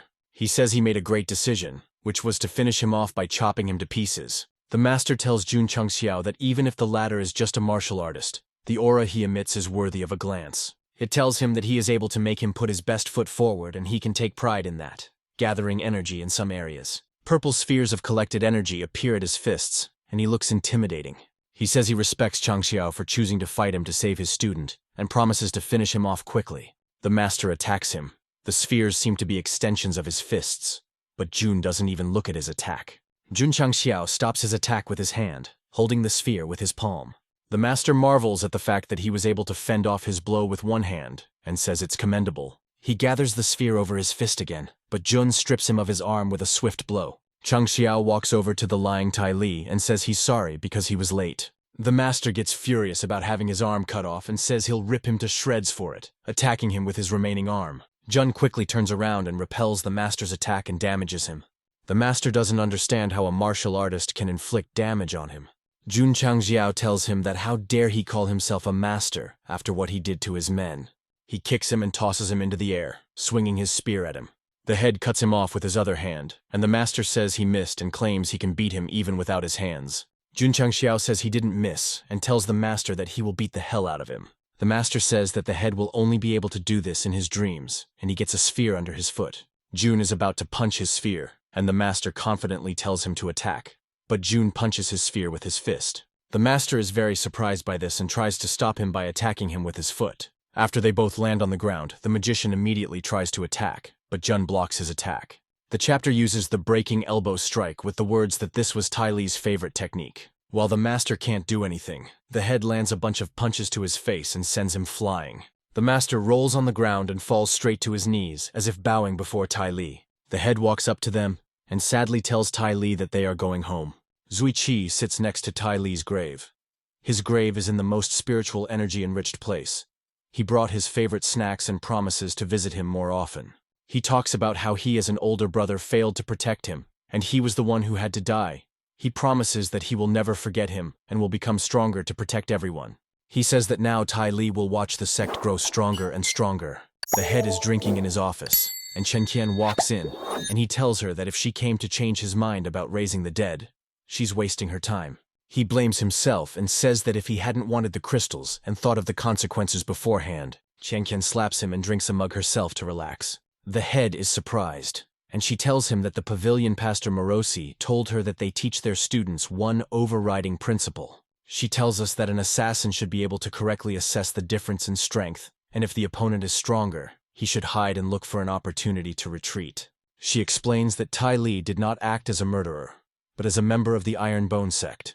sacrificing himself for the sect and his brother. She tells him that she remembers the head once telling her that dignity is the tip of the sword. Chen Qian hugs him and tells him that he is a man she likes, and on this day they will honor their brother's dignity. She says that they will continue to make their sect stronger, so that they will never shed tears again because of their own weakness. The chapter lets out a tear and thanks her.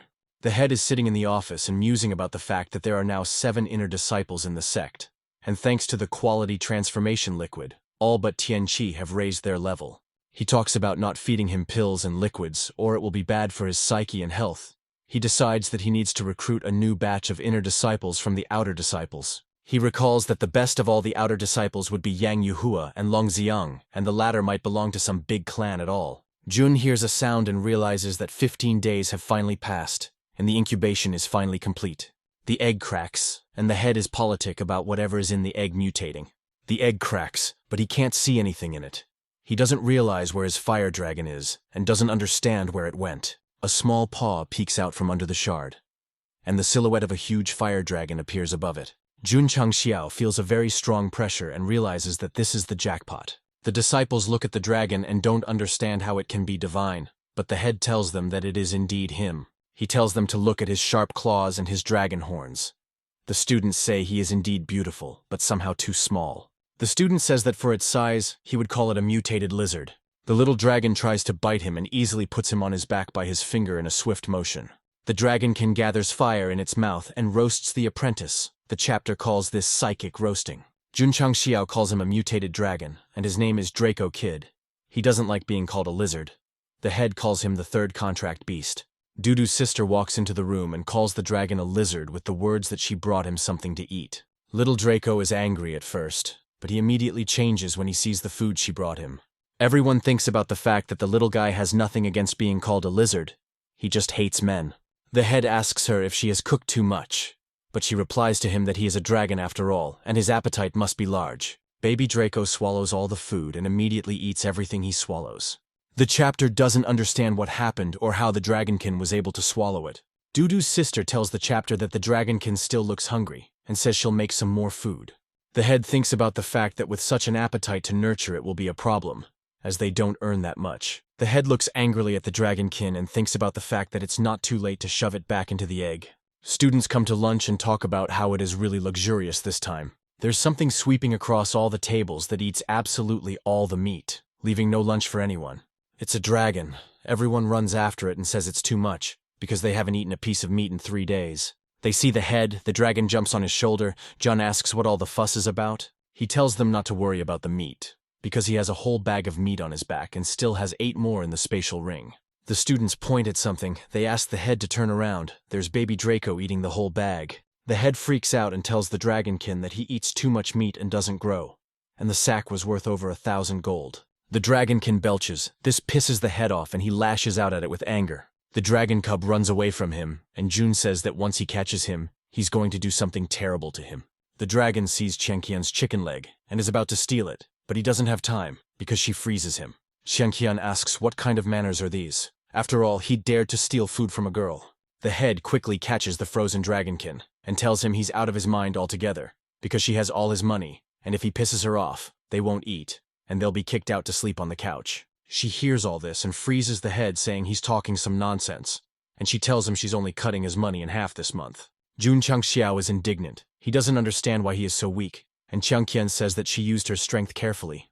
She tells the chapter that she read in ancient scrolls that beasts can evolve while sleeping. She explains that there are several species of beasts in Starland that go into deep hibernation, and during sleep, their powers evolve. She tells him that one day he'll be a real dragon, and he chats to her and asks if she's mocking him. Jun asks the system how much more time it takes for the Draco to evolve.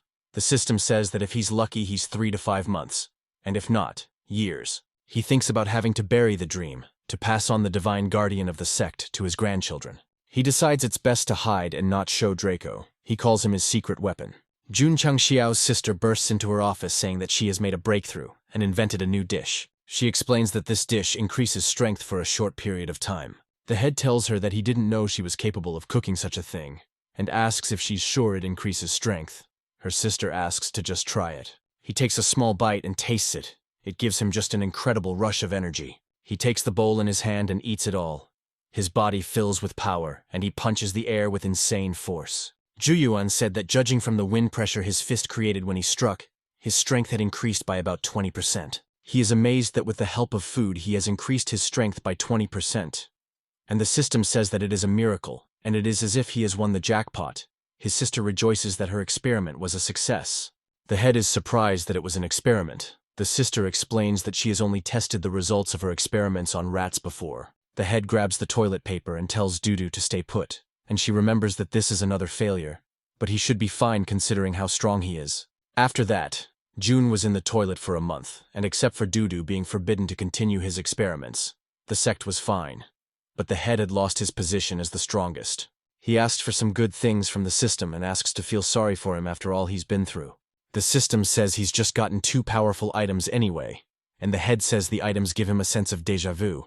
He holds a martial arts book in his right hand, which is called Cloud Steps. It allows you to jump through the air. The system says it's a useful skill because it allows you to gain air superiority. But the head asks if the skill is entry-level and doesn't understand what's special about it. Another technique he's gotten is the art of telepathy, and he thinks it will now be possible to create a group chat for the entire sect. He decides to upgrade again. That's what he needs now, and gets a mid-level healing pill that can heal martial artists and masters of martial arts. The head thinks about the fact that he now has insurance for his students, and marvels that he has never heard of any of these 8 herbs, and there will be 5 points left after the purchase. He thinks about the fact that it's no big deal, since he'll be able to get his points back after enrolling new students.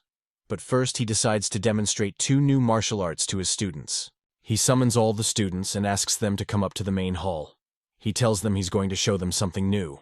He says telepathy is one of the things he wants to show, and the students hear his voice in their heads and don't understand how it's possible. Everyone comes to the main hall and they all don't realize where the head is, because he told them all to come. Everyone looks up and sees the head, who telepathically tells them that he will teach them one technique today. He steps off the roof, and everyone thinks that by falling from such a height, the chapter will be seriously injured. But the chapter stops in mid-air. The head jumps across the rooftops and the students watch him and marvel at the way he moves. He lands in front of the students and says, "Here are these techniques," and tells them they can have fun. Everyone jumps on the rooftops. One of the students of the Drizzle Hall says that the cloud steps and sound transmission technique definitely suits them, because it's noticeably faster than ghost steps. Brother Lee remembers that Zuji suggested he go out for lunch, since Draco had fallen asleep, and they could have plenty to eat. The head is sitting on the grass and looking at the scenery. Qinqiang comes up to him and asks him why he is sitting alone. He answers him that all the disciples are jumping around the sect's territory without stopping. Junchang Xiao tells him that they haven't recruited anyone into the sect in a long time, and can't earn more points if they don't recruit new people. Qinqiang says there are no longer any people left in their city who want to join them, and he would recommend looking for new students in neighboring cities. The head says that it made sense and asks him to take a couple people with him, because they're heading to Liang City to recruit new disciples, and it's also Zuiji's hometown. They come to the town, and the head tells Zuiji that he will be the main character. Jun notices someone walking straight towards them. It's the head of Liang City, Mr. Avenue. Ao turns to the head and says that he hopes he won't be mad at him for being late, since he personally came to greet him. Jun says he is honored, and Master Ao says he has heard of his accomplishments and the victories of his students. Ao says that the head is a true genius, and he would like to call him Brother Jun. And he remembers that it seems strange, because he wouldn't have been so friendly before. Zuiji thinks about the fact that their sect has become influential because of the head, and because of this, Lord Ao himself came out to meet the sect below the 5th level. The head turns to the gentleman and says that, as he wrote in his letter, he would like to hold a recruitment drive for his sect in this city.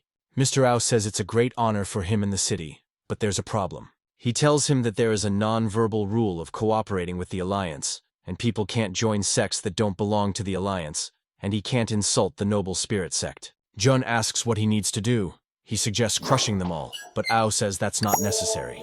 He tells him that although some members of the Alliance have befriended his sect, they are acting arrogant, and asks the head to teach them a lesson or two. They shake hands with the words that everyone will get what they need, and Zuiji thinks that they are up to something, for there is an evil aura emanating from them. There are new faces on the horizon. This person says that Jun should follow the rules. After all, his sect has no right to conduct disciple recruitment since it is not in an alliance. Ao says it's just those people from the alliance and says the head can hit him safely. The alliance member is a bit startled. He doesn't understand why he suddenly has goosebumps running down his back. Jun Changxiao says that there is only one rule, and that is, whoever is stronger is right. The alliance member says that the head can't use the force in the city, but the head tells him that they're technically out of town, and Jun uses the embrace of death. The head slaps him, and the alliance member passes out because of it. The head didn't even tense up. He turns to the sect heads of the 100 Sect Alliance and says that they are underestimating him by sending people of such a level at him. The heads of the Tiger Roar, Golden Dragon, and Long Blade sects are watching this. They don't realize how Jun hit him. The head of the Tiger's Roar addresses the Golden Dragon leader with words that even he couldn't see, even though he was a third-stage martial artist. Jun Changxiao decides to approach them and uses cloud steps. The three heads are surprised that he can walk on air. He lands and addresses them, saying that he came to recruit people into his sect, not to play games with them. He tells them if they can defeat his disciples, they will leave this city. All the students also, with a new technique, approach the head and stand to his sides. Jun Changxiao asks them what they think about it, and asks them to show him what they can do. There are two people standing in the ring. One of them introduces himself. One of them is the leader of the Golden Dragon sect, Kui Shun. Zuiji warms up in front of him. This surprises the Golden Dragon leader, and explains that the head always tells them to warm up before a fight. Kui Shun says he's talking some bullshit, just like their head, and he claims he's going to teach him a lesson. The sect leader launches his spiked ball at him, and Zuiji recalls their conversation with the head. The head told him that although he was used to taking attacks with his body and striking back, he would have different tactics this time, and asks him how much he knows about meteorites. He uses cloud steps and rises into the air, thus dodging his attack. Kui Shun says he must really be fast if he dodged that. He sees Zuiji rise into the air and asks with a surprised expression where he flew to. He has some strange feeling and sees Zuiji flying down very fast. The sect leader can't move due to the wind pressure he created. They are about to hit each other. There is a very strong energy coming from Zuiji, as if he is a meteorite. The Zuiki attack doesn't do much damage, because it takes an unreasonable amount of time to prepare for the attack, and the accuracy isn't high either. And the head said that this technique is useless in battle. Also, the head said that in such battles, the attack looks effective, and there is a large crater around them. The sect leader falls to his knees, and Zuiki says that if all the other heads are as weak as this one, they better attack all at once. Jun Changxiao says that the heads should take his words seriously, because he ordered him not to hold back, and one-on-one he can finish someone off. All the heads are surprised because of this, and say that they won't fight him one-on-one, and one of them says that they will all teach him a lesson together now. Zuiji stands sipping his shoulder while the children in the crowd are thinking about how the Iron Bone sect is strong, and if the other heads altogether don't defeat him, they will join the Iron Bone sect. The head thinks that the effectiveness of their tactics can already be seen, as everyone in the crowd is saying that the disciples of the Iron Bone sect are amazing. Jun tells Zuiji to get ready to fight. He looks very intimidating. He swiftly elbowed the head who had run the furthest first with a quick uppercut. The second head he takes the attacking arm and spins him around, and while he doesn't realize anything, throws him to the floor. A huge head appears behind Zuiji and tries to hit him with a huge stone. He quickly turns around and breaks the stone, while he thinks to himself that the sect head's demands are too strict, because he can't properly fight back with an attack that can't break through the defense. He notices a stand by another head who looks just like some kind of demon. This chapter says that since one person can't take his attack, they will try it all together. He looks intimidating, but Jun looks at it and says that they will now look at the effectiveness of their combos. The head calls them a bunch of losers. For now, Zuiji will show them and tells them to get ready, for it will be a surprise for them. The head of the attacking side tells him to go and accept his fate, and Zuiji kicks the arena, and they all fly into the air. He concentrates the energy in his fist, and turns to the sect heads, and thanks them for their help in their campaign to recruit new disciples. He attacks them all in turn and scatters them in different directions, himself landing in the arena.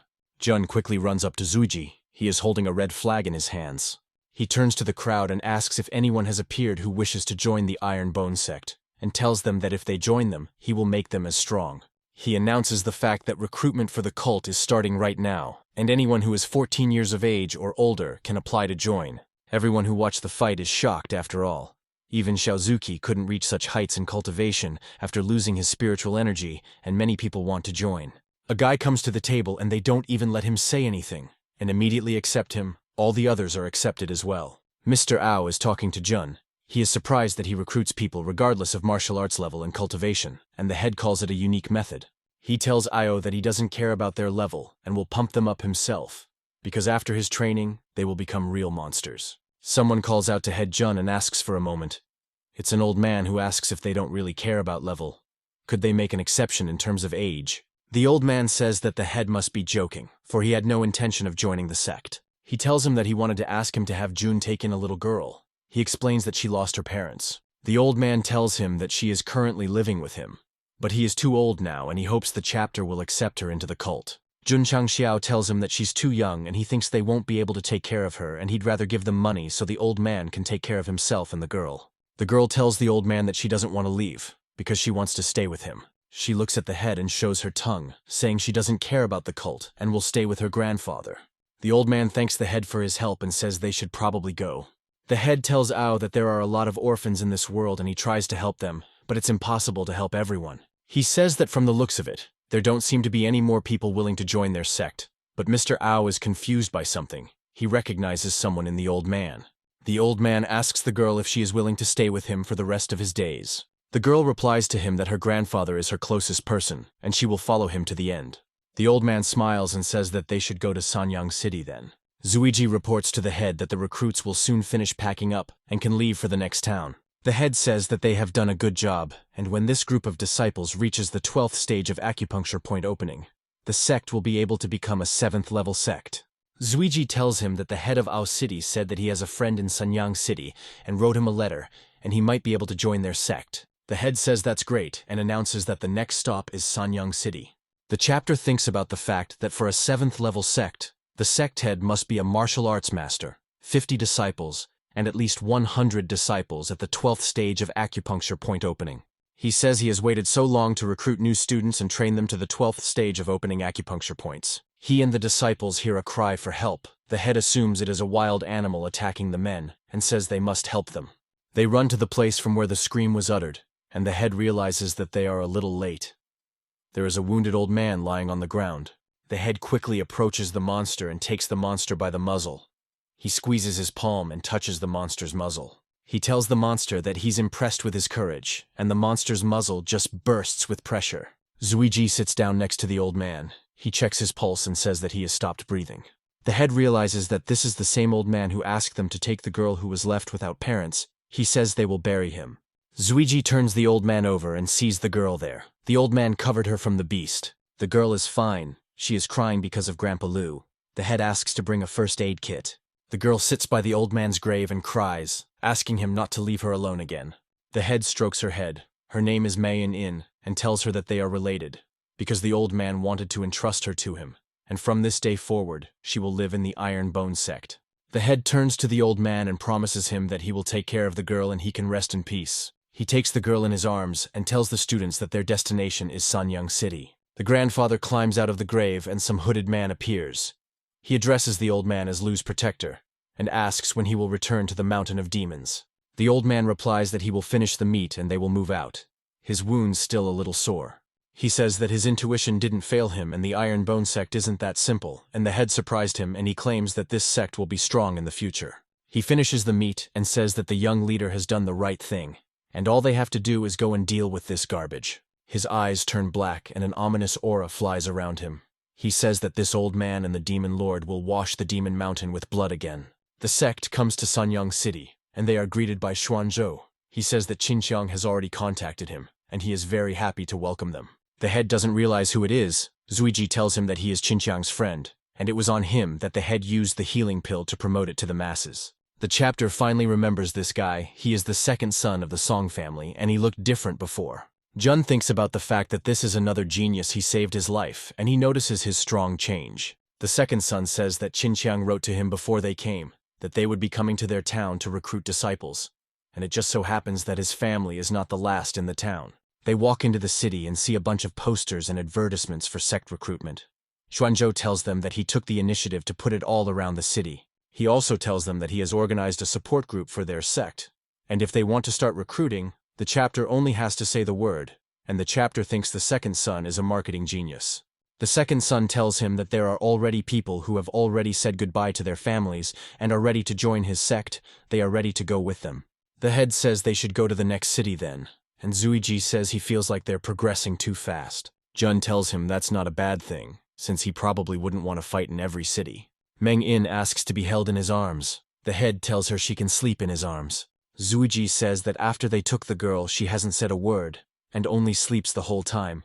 And the head tells her that she is very scared, and when they return to the sect, Dudu will play with her. She remembers the head protecting her, and he marvels at how loudly she snores and her sort of strange voice for her age. Zuiji tells him that the girl has become very attached to him, and the older sister might think it's his illegitimate daughter, and he should come up with an explanation.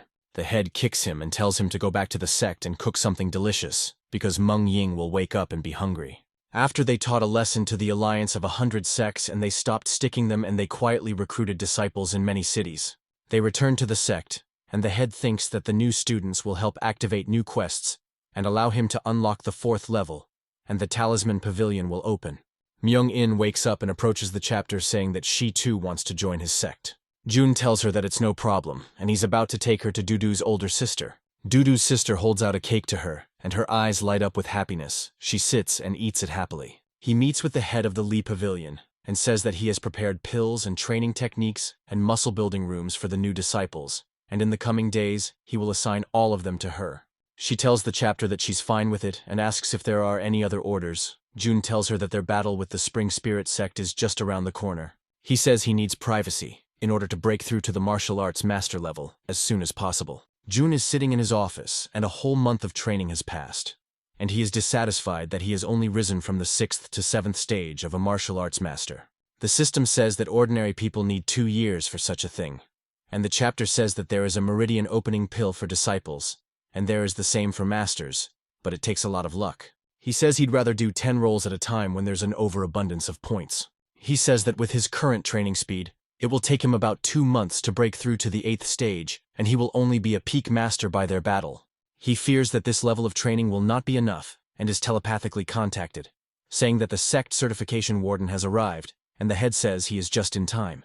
The junior assistant warden asks why they came to the Iron Bone sect instead of the level 6 sect, since it's only level 8. The overseer says that the certification standards are definite and brutal, and so they have started the process of generalizing and recording achievements, and their opponents have underestimated this sect. He tells us that HQ has decided to promote them, and even if they don't currently fit all the conditions, and being friends with such sects is like an investment. He tells the assistant that since they've been here, they've only met students who are at the level of a martial arts apprentice, and developing 100 of them can be difficult. The overseer says that according to the headquarters assessment, this sect's potential is a first-class rank 1. But it seems they are still underestimated. Head Jun approaches them. He greets him, and the overseer says that each disciple's breath is deep and energetic.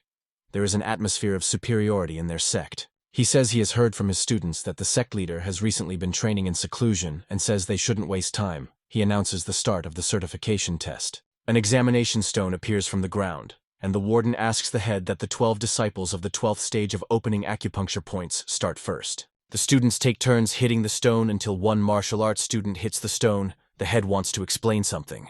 He tells the warden that only one of last month's set is at the point opening level, and the rest have broken through to the martial arts level. He asks for a replacement, and the warden agrees. The warden says that there are enough students of the 12th stage of acupuncture point opening, and says that the next ones will be martial arts students. He is surprised that they have 450 martial arts disciples, and are still a level 8 sect. And the head is summoning disciples. The disciples hit the stone, and the warden is shocked to see that everyone's strength is over 10,000 and they are all martial arts disciples.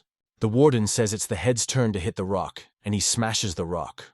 The head apologizes. He says he thought this stone had a limit of over 100,000. He explains that he recently broke through to a new stage of martial artist and was unable to properly calculate the force of the blow, and asks not to worry, as he will compensate for its cost. The warden has nothing to say. He is nervously writing something down in his notebook. He writes down that the Iron Bone sect is now a first-class second-rank sect. The system congratulates the head for raising the sect to level 7, and he rejoices at this, for the system has become level 4. He asks the system to show him what new perks are now available to him. He rejoices that now, thanks to the mascot pavilion, he will be able to provide all of his wards with various mascots, and it will only take a couple minutes to dominate the continent.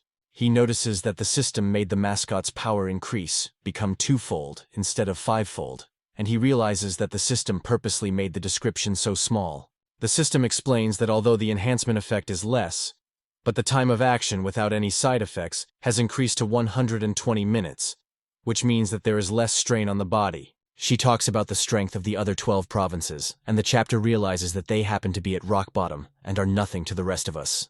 He calls their battle with the Spring Spirit sect nothing more than some squabble outside a shabby inn. Meanwhile, in the sect certification hall, the news brought by Warden Zhao from Qingyang County is being stipulated. The elders say that it is unthinkable for a 9th grade prefecture sect to receive a grade 2 ranking of 1st grade, and suggests that it is a mistake. One of the elders says that Zhao Mo has been a warden in Qingyang County for several decades, and although he has no outstanding achievements, there should be no mistake. One of the elders says that Elder Zhou will only say that after all, Zhao Mo was promoted by him and he is one of his men. He says that according to what he knows, Zhao Mo has entered into an unauthorized agreement with the 100 Sect Alliance, and he presents certificates to the alliance members without proper verification. They argue amongst themselves again, but one of the elders stops them and says that they can't deny Warden Zhao's work without any proof, for it will alert the others. He says all they have to do is send someone to check it out. The two quarreling elders say that they will personally inspect the Iron Bone sect. They fight over Zhao Mo again, and the elder who asked them to be quiet thinks about the fact that he didn't tell them that he was giving them his permission. He thinks about the fact that although their behavior is absurd, but their certification ability is really flawless, and if the assessment is correct, with such a sect, perhaps Qingyang County can save itself. The two elders grab Zhao Mo's overseer, and they explain to him that they just want to make sure that he judged objectively. The head of the city flies with them, and one of the elders explains to him that whatever happens could change the fate of the entire Qingyang County, and that's why they need him as a witness. They fly up to the Ironbone sect's territory. They notice that it is quite imposing. They notice their protective barrier, and one of the elders uses his power to get inside. They notice that they have a bunch of hidden buildings in the sect's territory, and one of the elders uses the art of stealth. They say that it's not surprising that the 7th level sect is so well guarded, and Overseer Zhao might indeed be right in his assessment. They notice one of the students looking at them and don't understand how this is possible, as even most masters are unable to see through their stealth techniques. He turns away from them and the elders calm down. He thinks about the fact that they are not enemies if Mr. Z came along with them. The elders are about to begin their study. The warden hopes that the sect disciples really are monsters, and it wasn't a stupid staging at certification. He thinks about the fact that everything must be okay, because he has personally seen the students who were at the certification, and hopes that the students will really surprise the elders. The elders grab the overseer and ask him how he did the certification, and ask him if he thinks this is the AA rank standard. One of them says that there are 50 peak martial arts disciples here, and all of them can easily compete with martial arts masters. The second says that out of the 550 disciples, the weakest ones are at the initial stage of a martial arts disciple, and furthermore, their bodies are hardened to the extreme. The warden is surprised by this. He thinks they hid their real level when certifying. The head appears and says it's true. After all, the tallest tree is always cut down first, and last time he made his students hold back. He asks the elders who they are. The overseer replies that it's Elder Zhen and Elder Zhou. They are both elders of their certification center, and the elders are surprised that the 7th stage can see them. The student who noticed them before asks the head if he knows these people. The elders are shocked that a martial arts disciple can see them. The head thinks about how the guy is really exceptional, because he only sees them because of the system.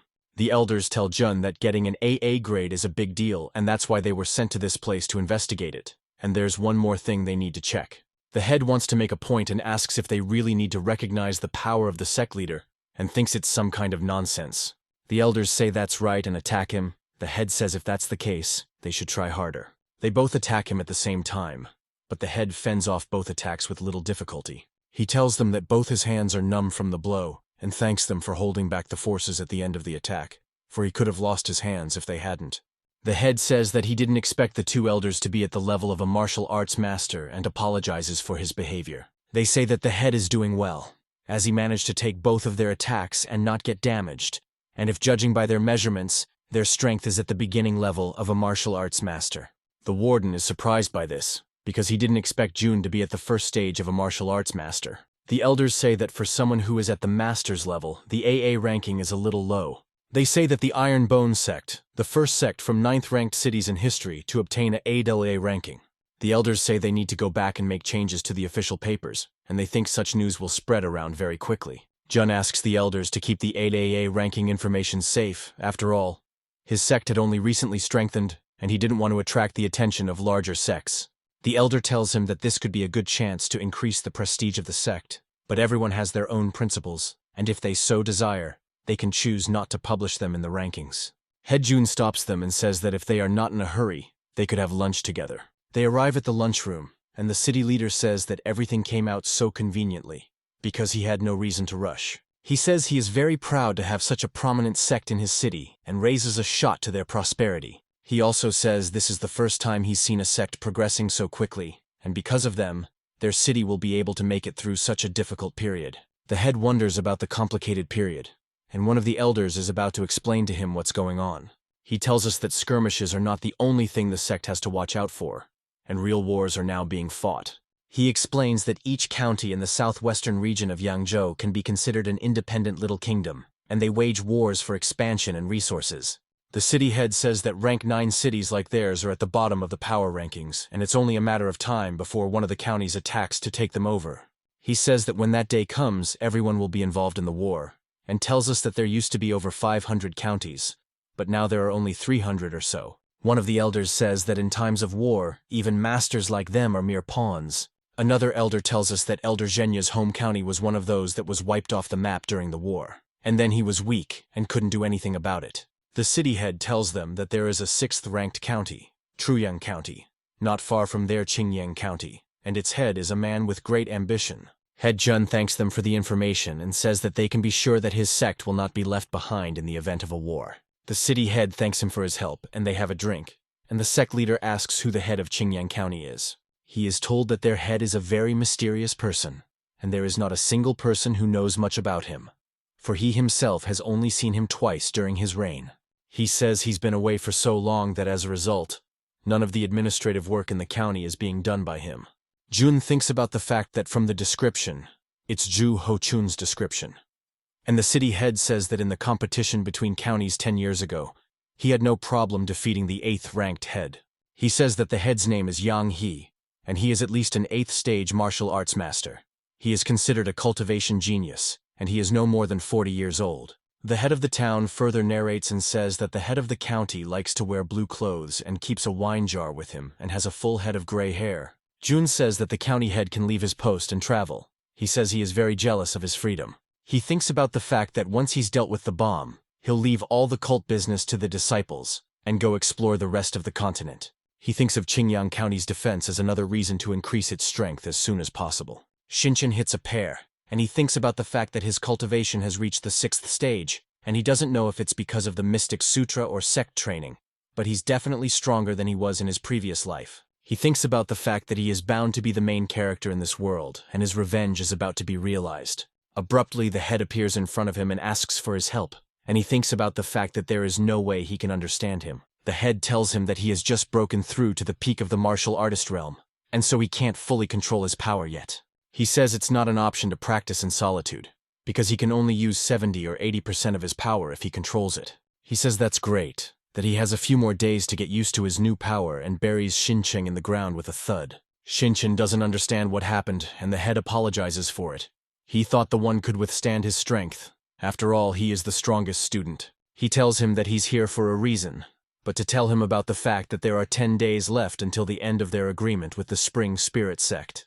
Meanwhile, in the Noble Spirit Sect, their head says that not too long ago, the Iron Bone Sect beat up everyone from the 100 Sect Alliance, and says that they will go to watch the fight.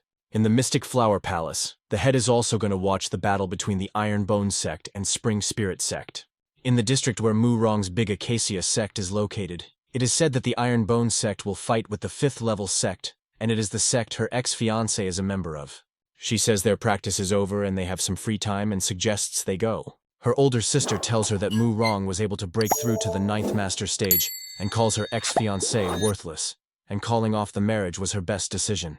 Mu Rong asks her what she would say if he could regain his former strength. Head Jun is trying to control his power and practicing. Shincheng says that his destructive power is great, but he is not yet able to concentrate it in one point. He says that compared to when they were in the sect, his control over his power has practically doubled. The head sighs and says that he originally only wanted to be an ordinary martial artist, but he thinks that he has no choice but to go all the way, because he is too strong. Shinchin thinks about the fact that although the head can't control his power properly, he knows how to present himself and calls him a show-off. The system notifies him that he has reached peak master level, and he will be given a new epic quest, and the assignment is to bring in apprentices and challenge him for a month. The head says he will have to negotiate the form of the competition if he wants to fulfill this mission. He is angry at the system, because to fulfill the quest, he needs to defeat more than 40 disciples of the Spring Spirit sect, and at the same time, personally cannot affect the result. The disciples discuss the fact that the head is talking to himself, and Xincheng is asked if they have any chance against a level 5 sect. Xincheng says that all sects value reputation, and they will definitely overwhelm them with their cultivation level, and to show their strength, they will pit disciples with the same level against them. He says that even among those at the same level of cultivation, martial prowess can be divided into ranks, namely ordinary, medium, high, and superior. He suggests taking a peak martial arts student as an example, and just based on brute strength alone, a top-level student can defeat ordinary students with a single strike. Xincheng says that based on the standards of a level 5 sect, most students will be at the intermediate level, and so they will have an advantage in the early phases of duels. He is told that this means his fighting power should be at a high level, and maybe even the second worst inner disciple can win a match or two. He looks at him and says that if he says that any of their students are below the highest level, he will insult their abilities. Meanwhile, outside the Spring Spirit sect building, the first disciple of the sect, Qinglin Feng, greets the people who have come to watch their battle with the Iron Bone sect, and asks who they are. This is the head of the Noble Spirit sect, and he can't wait to see the defeat of Iron Bone. They notice the head of the 4th level Mystic Flower Palace sect, and can't understand why they came to see the battle between the 8th level sect and the 5th level sect. They notice that it's not just the 4th level sect here, and see the girls in the form of the 2nd level sect's Holy Land Lily. The first disciple approaches them and addresses the elder sister. He says that he has prepared tea for them, and if they wish, they can rest first, for they don't know if the Iron Bone sect will show up. He turns to his younger sibling and says that his father often mentioned her name, even though they both have upper-class spiritual roots, and he is ashamed to admit that she is more prominent than he is. He asks her why Murongxin has come, and if only to see what their Spring Spirit sect can do. He says that he, as the first disciple, can give her a tour of the sect to look around. His older sister reassures him with her finger and tells him that her younger sister is an honorable elder's apprentice, and if he wants to approach her, he must first demonstrate his abilities. She explains to him that the reason why she came is because her ex-fiancé is a member of the Iron Bone cult. She tells him again that he must first prove his worth to get a chance to be near her. An ominous aura begins to emanate from him, and he says he's figured it out and has no more questions. The older sister tells the younger sister that she's met too many people like him. She says that if they aren't given a target to distract them, they definitely won't back off, and the younger one says it would be bad if he targets Zuiji. She asks why the older sister is trying to give him as much trouble as possible, and the older sister says that she's sure that Zuiji hasn't given up on her either, and they should fight for her. She says they can take it easy as long as the two are busy with each other, and the younger sister gives herself to memories and thinks he hasn't left a good impression of her. The disciples with the head stand in the middle of the forest, and he shows them some pose. He asks them to bend their left knee and bend their right leg, for their fist must strike the ground with force. Zuiji asks if it would hurt their knees if they landed in that pose, and the head says that it's the strangest thing to hear it from him, since his body is the most pumped up. The chapter tells the students that it's time to finally enter the tiger's den. The head of the Noble Spirit sect says that the day of the battle is tomorrow, but the Iron Bone sect still hasn't shown up, and he's sure that they're afraid to come or they're hiding somewhere. They feel the wind suddenly pick up a lot, and they all raise their heads to see what's up there. The first disciple looks up into the sky and sees a man there. He realizes that he is not alone there. The head and disciples of the Iron Bone sect descend from the sky. They are rapidly approaching the ground. They all land in the same pose, and the head calls it the superhero landing. It looks very spectacular. The head of Noble Spirit calls them a bunch of posers and clowns, and his associate says it looked cool. It makes him angry. The first disciple looks at them and thinks that for a 7th level sect, their aura is eerily intimidating. He approaches them and greets them. He introduces himself as the first disciple, and tells them that their sect has prepared a whole residence for them. Zuiji and Xincheng look at him with a sinister look, and say that they sent some pathetic disciple to greet them and press him. The first disciple thinks their sect is too arrogant. Meanwhile, Elder Gold comes over and apologizes for not welcoming them properly. He orders the first apprentice to take their guests to their residence, for they have traveled a long way, and asks them not to do anything else that might harm their reputation. The head senses something and turns around sharply but sees nothing. He assumes his imagination has been overplayed, Their opponents say that judging from their aura, you can tell that they are not an easy opponent, and he is told that they probably use some talismans to increase their strength. Behind them is some kind of terrifying shadow that emits a terrifying aura. It speaks the name of Jun Changxiao's head. It was Dai Lu. He looks at him with hatred and thinks to himself that Jun will suffer just like him. A student comes up to him and hits him on the head, saying that he knew Dai Lu would be here. He tells him that he heard he was given the opportunity to compete. Dai Lu says that he can't live under the same sky with this sect, and the other disciple now understands why he trained so hard to break through to the peak level. Lu himself thinks of stopping at this level of cultivation because he doesn't want to attract the attention of the elders. And he himself is already at the first stage of the Master Realm. He thinks about the fact that it's not enough to defeat Jun Changxiao, but his disciples, he will be able to defeat him. He gawks ominously and thinks that if he didn't know they were coming, he would leave the sect and start taking over the world, and he wants to start with the disciples of the Iron Bone sect. Shinchen turns to the head and says that since they are in a different sect, he should at least observe the rules of decorum. They sit and watch as Zuji talks to Murong-shin, and the head tells him that he should be quieter. She tells Zuji that he looks stronger than he was when they last met, and has even gotten taller. He doesn't understand what she wants from him. The head watches this and is angry that he is ignoring the girl who is pursuing him. She asks him if he's really going to cause trouble for the Spring Spirit sect with a chapter. He replies to her that it's none of her business, and she shouldn't get involved, because it's none of her business. Jun says he is doing well and notices someone is the first student. He tells Xiao that he is being too rude. He tells Murong that a rough man like him is not the right man for her. The head says that here comes the anti-hero and the show is picking up momentum, and Xincheng says that Zuiji should punch him. Zuji says that since a new lover has arrived, he should probably go train. But Murong tells him that she's still in love with him, and he's not her new lover. They both look at her in surprise, and she is embarrassed and covers her mouth with her hands. Xiao tells her that such things will only hinder his development, and he leaves. The first student tries to stop him and asks if he's scared, but he doesn't get a chance to say anything, because he gets slammed into the wall. The first student tells him that he underestimated him, and Xiao just apologizes to him for that. He says he was thinking, and didn't notice him. Murong is very impressed, and the head and Xinchen say that Zuiji has grown up and he's very pathos. The head says that Xiao gave them a good head start, and now he's even more excited with anticipation for tomorrow's competition. The next day, the chapters face each other, and Spring Spirit offers guests the right to choose the format of the competition. Head Jun agrees, and says that they will then start the competition with the weakest students first, and offers to hold 30 rounds. This surprises the opponent a bit.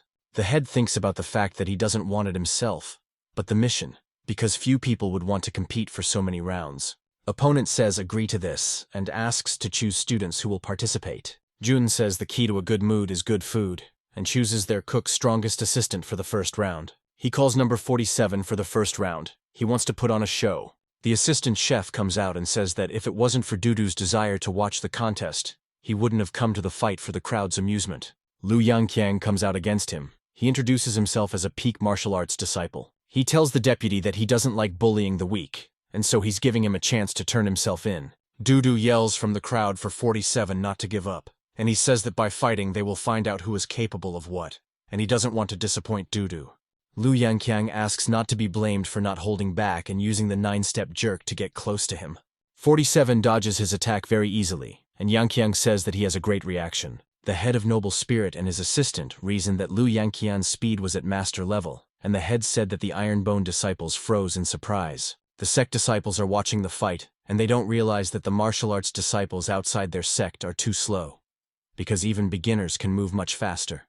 Yangqian tells the assistant that since he can keep up with him, he's one of the most talented disciples in the sect, and he's about to show him something.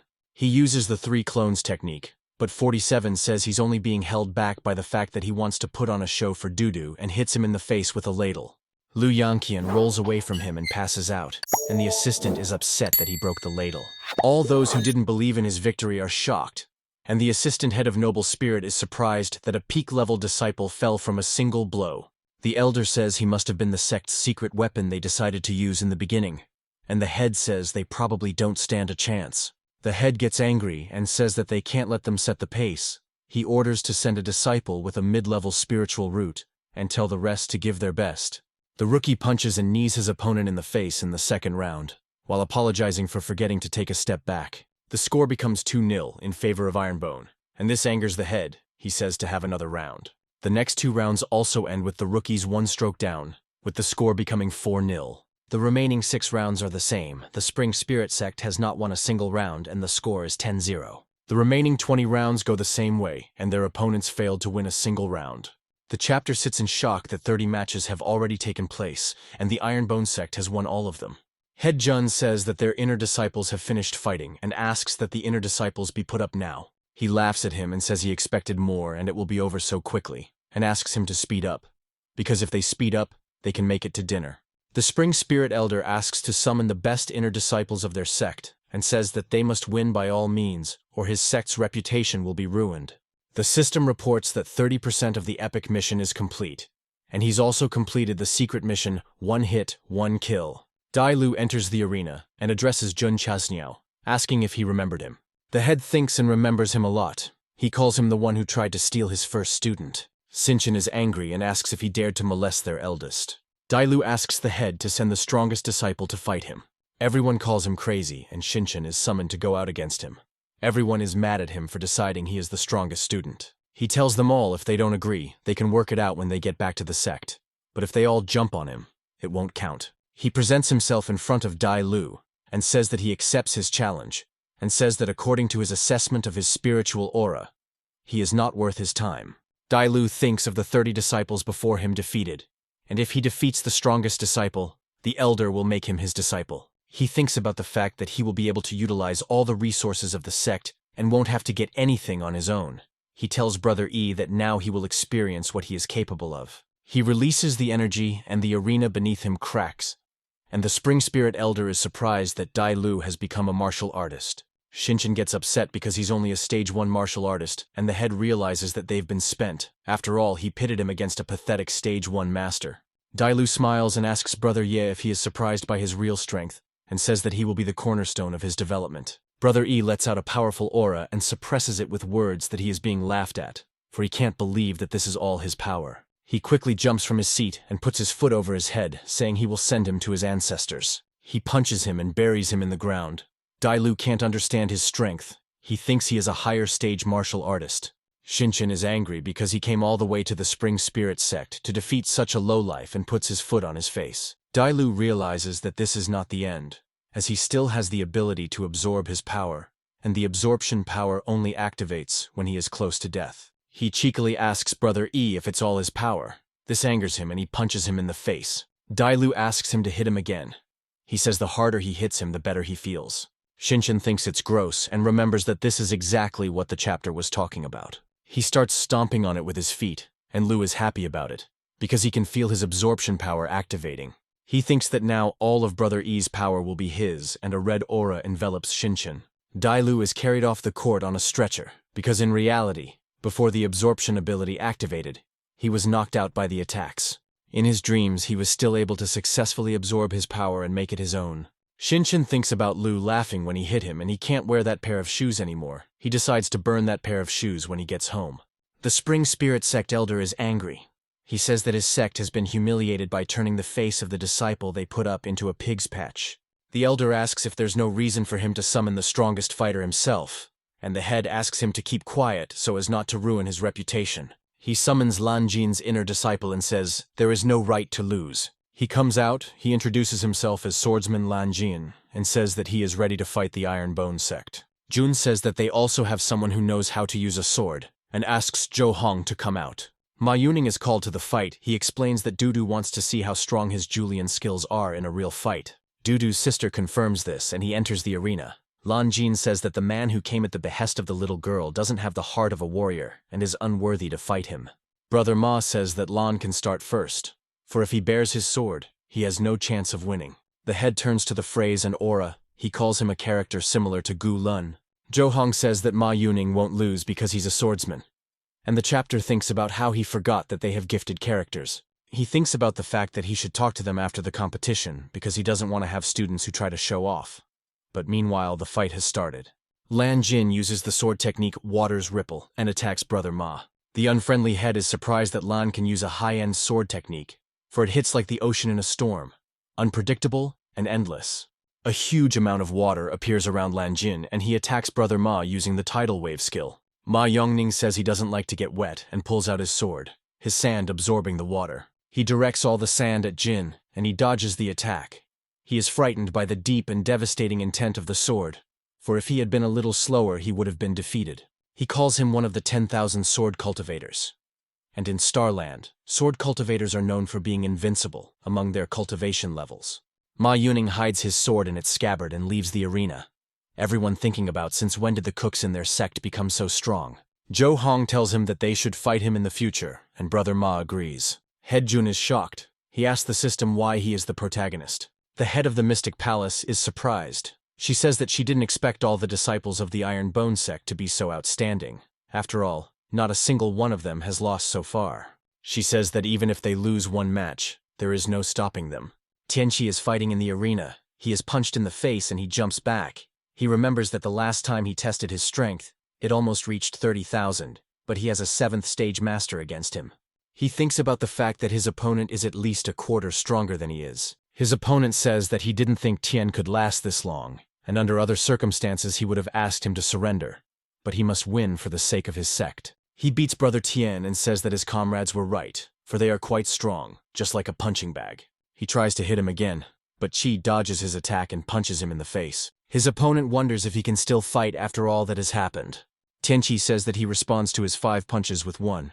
But it's still a plus for him because as long as he can hit him, the last punch will be for him. He lunges at him again with an attack, and they pummel each other to almost no avail. The head is told that Tianqi's opponent is much stronger than him, and they are both melee experts. So there is nothing left for him to do but to take his blows. The head objected with the words that Brother Tian was the most ordinary of all their inner disciples. He says that he doesn't have outstanding talent, and he can't match the speed of others, or the steepness of Zuji. His plus points are his calmness, patience, and endurance, so opponents can land hundreds of blows on him, but they won't be able to knock him down. His opponent looks tired and sends him flying with an uppercut, but Tian calmly lands an uppercut into the arena. He tells him he's not done yet and asks again, but his mouth bleeds dramatically. The malevolent head believes that the Iron Bone sect will finally lose. The opponent falls to his knees and doesn't realize after all, he had only received a couple dozen blows, and he had hit Brother Tian over 100 times. He doesn't understand why he and not Tian lost and falls to the ground, losing consciousness. Tianqi stands and looks at him and says that the reason is simple and obvious. He shouts that the Iron Bone sect never loses and his clothes are torn. All the disciples cheer and rejoice at his victory. They shout belligerently and raise their hands. Tianqi is taken under the arms and told he did a great job and asked to leave the rest to them. He asks the head how he did, and if he ruined the honor of their sect. Jun replies to him that he has done a good job and shown everyone what their sect is worth. He gives him an elixir and tells him to drink it when he rests. The elder tells the chapter that the Iron Bone sect might be arrogant, but it really isn't that simple, and the Spring Spirit elder admits that their disciples aren't up to par. An aide to the ill-wishing chapter says that this sect is different from the one he described, and the chapter itself says that they were just lucky to recruit a good disciple. The head of Mystic Palace says that being able to raise such a disciple is simply amazing, and Head Jun is simply an amazing person, and her assistant agrees. The head is confused and says she wants to see him with her own eyes, and the assistant tells her he is skinny, white, and has a long pointy nose. Her older sister asks Murong where she is going, because there is about to be a new match with the first disciple. She tells her that the Iron Bone sect hasn't lost a single match, and there is no point in watching. It is announced that a fighter Xiao Zuji will come out from the Iron Bone sect, and Murong immediately returns. Her older sister wants to say something to her, but she asks her to be quiet. She wants to watch. The first student tells Zuiji that he was unprepared last time and let him get caught off guard, but he assures him that this time will be different. The first disciple keeps bragging and says that he is the personal disciple of the elder, and he is not like the other disciples. Zuiji says that the first student is talking too much and asks to start the fight. The first student attacks him and Xiao uses the explosive fist, but Qin dodges his attack. He says what he has noticed is that all the disciples of the Iron Bone sect are focused on perfecting their bodies. He says that only a foolish warrior would fight him head-on and goes behind his back. The first disciple uses the Great Spirit Seal skill and hits Xiao in the back. Murong is a bit worried, and Big Sister says that it's a top-level skill, and it turns out the Spring Spirit sect is worth something. Kuichi gets into a stance, and the arena cracks beneath him, his clothes tearing as he does so. The first disciple says he expected that even a top-level martial skill couldn't leave a scratch on Xiao's body. He talks about how this skill isn't for beating, and Zuji interrupts him and says that he realized it was for internal damage, because it disrupted his chi flow for a moment. The first student says his reaction is pretty funny and he wants to see how many punches he can take. He attacks him with a new attack, but he destroys his attack with his body and flies straight at him. The first student concentrates the energy in his hands, and as if he is clamping Zui Chi with his abs. The head is very impressed. As the first disciple is already able to use 2 great spirit seals at the same time, he says that his technique has improved again. Sho rests his hands on his seals and shatters them. He asks if this is all the first apprentice can do. He answers him that it was stronger than he thought, and asks if he knows why this technique is called the Great Spirit Seal. Zuiji tenses up. He feels something sharply. The entire arena is covered in some sort of pink glow. A huge seal appears above Xiao that is incomparable in size to the past ones. The first student brings it down on him, but Xiao stops it with the words that it's not bad, but it's still weak. He concentrates the energy and says he should add another one then. He brings down another seal on the past seal, but Zuiji stops it with his muscles as well. The head is angry and yells that the first apprentice stole the divine meteor technique. He says he'll have to patent some more skills and he'll drag those who steal them through the courts. An elder of the Spring Spirit sect said that just one great spirit seal of this size would have a crushing power of 75 tons. Zuiji, on the other hand, is holding 2 seals. That's already 150 tons, and he can't believe that he can hold that kind of weight. He says that Xiao Zuji's strength is incredible, even though he doesn't look too strong. He hears the laughter of an ill-wisher, and he says that the Iron Bone sect disciple was completely depressed, and he is sure that defeat is a matter of time. The Spring Spirit Elder asks him to be quiet, because every time he starts laughing at a disciple of the Iron Bone sect, a disciple from his sect loses. Zuiji bends down and slides his hands into the ground while still holding the seals on his back. The detractor says that Xiao apparently can't take the pressure anymore. Ju pulls out a whistle and says that they've never experienced 9 years of mandatory physical training, and they can't imagine what's about to happen. The head can't figure out what 9 years of mandatory physical training he's talking about and what's in his hand. He fears they had a cunning plan for a counterattack. Jun says they will see everything now, he says on his command to get ready, and Xiao stands up in the sect to run. The first disciple sees him lift both seals of the Great Spirit with his thighs, and cannot believe that this is not his full power. Jun blows his whistle and Zuiji stands up abruptly, throwing the seals up. He whips off the seals, making a crack in them and flings it away from him. He tells the first student that if this is all he can do, he will now show their difference in strength. The first disciple uses the spirit seal, but it comes out weak and wobbly. He has expended all his spiritual energy. Zuiji swiftly rushes towards him to end the fight, and the first disciple says he surrenders, but Xiao punches him in the face anyway. The first student faints, and Zuiji sends him flying. This is all Murong sees. Her eyes straight up glow, and she pays no attention to her big sister calling her name. Eldest sister says that the Spring Spirit sect disciples are disappointing, because even their personal disciples can't do anything to the Iron Bone sect disciples. Shin Murong asks his older sister if she admits that she was wrong about the Iron Bone sect disciples. She breaks down but admits it. Xie retrieves some new clothes for himself, and big sister looks at him and thinks he doesn't look so bad. They both swallow nervously as they watch him dress, and when he looks at them, they both look away from him. Murong recalls how 10 years ago at their family residence, her grandfather told her that he had found a good husband for her. He says his name is Xiao Zuiji, and he is very talented and hardworking. She replied to her grandfather that she had never even met him, and wondered how he could sell her so easily to some stranger. She calls Grandpa a meanie, and he asks her if she doesn't trust his choice. He tells her that there is great potential hidden in him. He has a great aura of perseverance, and he knows he will become an outstanding man. In the present tense, Zuiji leaves and looks at Murong. He quietly says that in 2 years he will come and keep his promise. She sees it as a confession, and faints from the impression. Her older sister catches her. The wind rises, and the Spring Spirit Elder asks if they have already arrived, as the face of their sect has already been stomped into the mud, and is told that they have already been informed. 2 figures appear behind the head. They ask what happened that it took them to interrupt their cultivation in seclusion. Jun is called out and asked if he would mind doing a 2-on-2 fight. He agrees and releases 2 disciples, Su Xiaomo and Li Fei. They are surprised that the opponents wanted to have a 2-on-2 fight, and why they were told that they were the most shameless and they would be able to piss them off. Brother Li tells Brother Su that he's the one who always brags about how shameless he is. Su says it's embarrassing when someone else says it. The 2 unknown people talk amongst themselves that they must be careful, for the Iron Bone sect is not an easy opponent. They are 2 brothers. They ask to go easy on them, so that their sect can retain some pride and dignity. They introduce themselves. One of them is called Gu Chao Ju, and the other is called Gu Wanwu. The Ironbone disciples also introduce themselves, and Su is surprised that they are twins.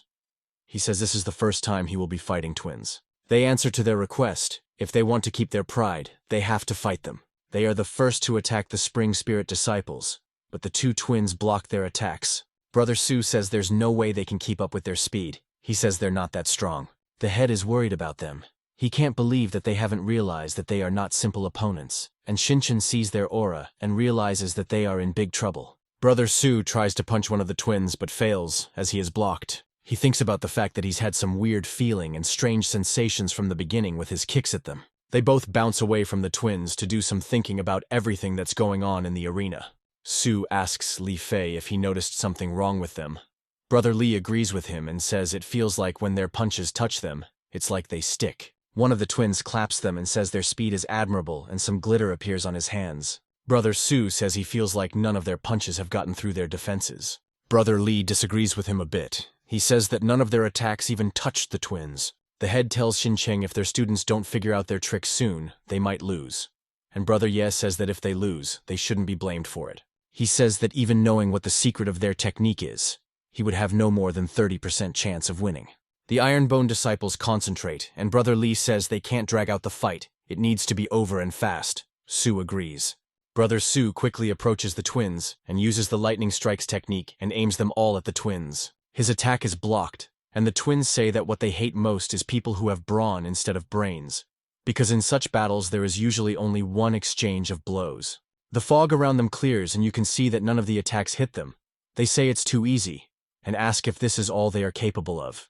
Brother Li is about to attack as well and uses double explosive strike to attack. Brother Su watches from the sidelines and yells at him that he should be careful, because he was able to figure out their secret. The twins stop his attack again, and he tries to get back to Brother Su. They try to catch him, but he fails to get the distance. Li Fei asks if they didn't catch him on purpose, and if what Su said earlier is really true, and if he really managed to figure out their secret. He has answered that this is indeed true, and the fact is that they were caught in their web as soon as they entered the arena. The twins are surprised. One of them says he didn't think they had the brains to realize it. They pull their web and the arena under Lin Fei and Brother Su crumbles to pieces. They look at them contentedly and call it all a trap that was prepared by them. They call them pathetic bugs, and you can see the web in the air that permeates the entire arena. The Ironbone disciples stand and reason that it was a web created from condensed spiritual power, and they were only defending themselves because of the web. The twins say it doesn't matter how fast they are in their trap, because they are bugs and have wasted too much of their time. They say that whatever they try to do will be useless, for they are trapped by them. Brother Su says it's a spider web and then all he has to do is tear it up. One of the twins says that their web is much stronger than he thinks, and it can't be torn. They destroy the arena beneath him, but Su jumps through the remains and uses the spiritual blade's slashing strike, but he fails to break the web. One of the twins says he knows some really busy techniques. They pull their hands towards each other and use the weave web skill to create a shield. Su sees this and says their web is too strong and he can't cut it. He doesn't understand how he can block their technique. Something with tremendous speed rushed past Brother Su's head. He didn't have time to realize anything. Some balloon crashes into their web and they don't realize what it is, because they can't cut it. They say they'll just bring it back then and push the ball back to the sender. Li Fei catches the ball and kicks it away using a turnaround kick to send it back at them. The ball hits their web again. The twins say it doesn't make sense since it didn't work the first time. And why does he think it will work the second time? They bounce his ball off their web again using the reflect skill, and the ball flies back. Li Fei catches the ball and tells Su Xiaomo that it's time for their crowning attack. He sends him a mecha, and Su says they're just a reasonable goal net and what makes them think they can be so arrogant. He kicks the ball and uses the skill Ferocious Tiger Strike. It's as if a fiery tiger is flying at the twins. The ball-clad fire tiger crashes into their sect and tears several threads. The twins are very surprised. They say the power of this hit is really impressive. They do beat back their attack and send the ball back. The Ironbone students keep hammering the ball back at them with their strong kicks. The twins are angry because they are being used as some kind of practice soccer dummies. One of the twins says it's just the death throes of the bugs, and all they need to do is pull down the web. They pull the web down around the Ironbone students and cover them like a lid. Their webs cannot do them any damage, for their skin is stronger than any protective artifact. Su asks Li what they will do with them. He is reminded of one technique they practiced. Su says he's thought of him too, but he wonders where they can get enough room for him. Li Fei says he'll set it up now and bounces up, making a crater in the arena, landing. They are going to hit the ball with the two of them and use the combined skill, explosive splitting kick. They spiral the ball and a huge fire whirlwind crashes into the twins' web. Li Fei's attack unwinds the vortex even more, and the threads one by one tear under the pressure. The head says it's a great technique, a combination of explosive and dissecting strike, because they use the wind to intensify the fire and create even stronger combustion. The vortex looks very intimidating. It looks like some sort of fiery tornado with a ball in the middle of it. The twins are shocked as the vortex simultaneously burns and tears their web. They aren't sure their web can last much longer. The fire vortex flies right at them and they create a web barrier for themselves. Their barrier doesn't last a second, and the all-consuming vortex destroys even their clothes. They are surprised, saying it can't be considered a soccer attack at all, because it's more like thousands of red-hot bar kicks. Ball returns to the Ironbone disciples, and Sue says that he didn't expect their attack to have the secret effect of clothing removal, and the technique needs a different name. Sue suggests the clothes shredder, and Lee replies that they can't use that punch against girls, so he suggests the male stripping punch. They're a little embarrassed and think it was a little inappropriate during the fight. The Spring Spirit Elder looks at all of this and says that he originally wanted to hide the power and not show Trump, but now he can't hide it. He says that they must win the final round and summons his strongest disciple, the owner of the Saint Spiritual Root, Jian Feifan. Jian says that he doesn't want to bully the weak, but he has to defend the honor of his sect, and so he asks for forgiveness in advance. The first disciple of the Iron Bone sect comes out against him, and she says that the arena was completely destroyed in the last battle, and she doesn't like it.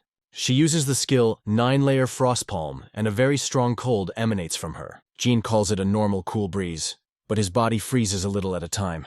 A chill stretches across the arena, and cold swirls descend from the sky, tending to the broken arena. The Spring Spirit Elder is just shocked because of this, and he can't say anything on it. The arena is covered in a perfectly smooth and even layer of ice. The strongest Jian disciple is frozen. Qian says that the arena is now fully restored, and she can't be thanked enough for that. She walks away from Jian and says that Spring Spirit will remove his trump card from the arena himself, and it will unfreeze within the hour. Shinchan thinks about the fact that her ice attribute technique is too strong, and if he wasn't mistaken, her technique could also completely suppress him. Jun grabs Qian and calls her Goldie. She asks to let go of her and the head's hands turn icy. She has accomplished his epic mission 120%. She slumps to the ground embarrassed and says Jun has no right to do that in front of such a crowd of people, and he says he has no regrets. The system congratulated him for completing the mission, and the suppression of cultivation towards him had been eliminated. He breaks the ice on his hands and says that he has finally advanced to the martial arts master level. He feels something strange, as if something unusual is forming in his body. The system explains that only master-level cultivators possess this, namely the spirit core, and with it, he will be many times stronger than a martial artist. He feels another vortex of ki forming next to his new spiritual core. The system says it doesn't know why, but it's even better, and it might be because his cultivation has been suppressed for too long, and the head thinks the system doesn't care since it's not her body. A Spring Spirit Sect Elder jumps into the arena and says that the spiritual fluctuation earlier indicates that sect leader Jun has suddenly broken through to a new level. He says that their sect has admonished his students over and over again, and he should repay them in the same coin, or he won't be able to sleep well at night. He summons the head of Ironbone. He wants to share his experience with him and teach him a lesson. He says that he is not gifted with talent, and at his age, he has only reached the 8th Master Martial Arts stage, and judging from the aura he saw earlier, Jun is at least at the 2nd Master stage. He asks for a battle and wants to know how much stronger the Ironbone sect's sect head has become. Shinchan says that since he's an 8th stage martial arts master, his brute strength is around 150 tons, and the head says that's very weak. Shinchan is surprised, and says that the Spring Spirit Elder is a high-level martial artist, and is surprised that the head called him weak. The head repeats again that it's only 150 tons, and he surpassed it in strength exactly 5 seconds ago, when he broke through to the next level. Spring Spirit Elder Jin Mao rushes at Jun first and uses the Calming Dragon Strike. The head of Ironbone is unimpressed. He quickly dodges and punches him in the face. He flies off and says that this is impossible. After all, he is at the 8th stage of a martial arts master. For the punch he used, during it his strength exceeds 200,000 tons. Jun says that while he was watching his disciples fight, he wanted a battle, and now he finally has the opportunity to have a good time and try out his new power. He says that if Jin is talentless, then it comes out that he was gifted by powers from above, because he was right at the 2nd stage of the master after the breakthrough. He isn't allowed to finish, and the head tries to hit him again. but the head of Ironbone stops his blow. He says Jin is not well-mannered if he attacks people when they talk. He continues his speech and says that his strength was over 150, even before the breakthrough, and his technique is a power type, and after the breakthrough, his strength is 240,000. After saying that, he calmly throws Jin away with his power and he flies away. He uses his blast chain skill on it and attacks the Spring Spirit Elder. After this series of attacks, he clenches his fist and slips his thumb between his index and middle finger. He uses the shuriken skill and sends it flying. Jin is surprised by this and thinks about Jun being a high-level martial arts master. The head of Ironbone thanks him for his guidance and says he had a great time. He thanks him for stopping in time. He says if that hadn't happened, he would have had to reveal a couple trump cards he had stashed away.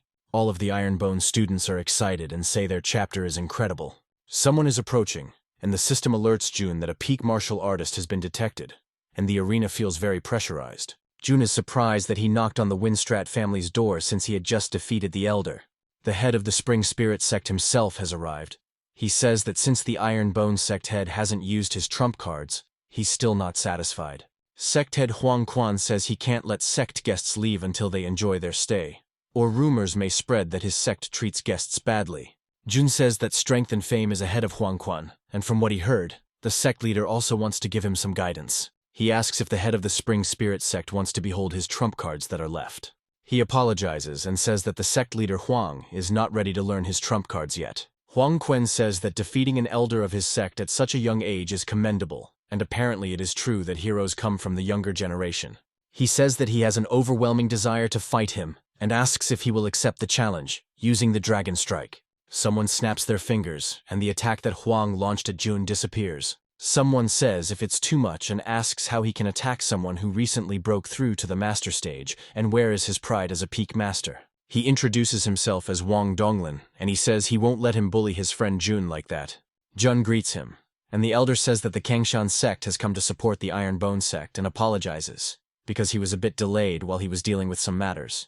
Wang says that he has arrived and is ready to fight, for he will not allow Huang Quan to do whatever he wants. Huang says that he didn't expect Jun to have the support of a peak martial arts master, and if they were just going to leave after humiliating his sect, then they are deeply mistaken. Wang asks if he really wants to fight, then he'll teach him a lesson, and Jun says it's okay, and he'll accept his challenge. The elder asks if he is sure, because although Huang is shameless, his power is real, and he is still a peak martial arts master.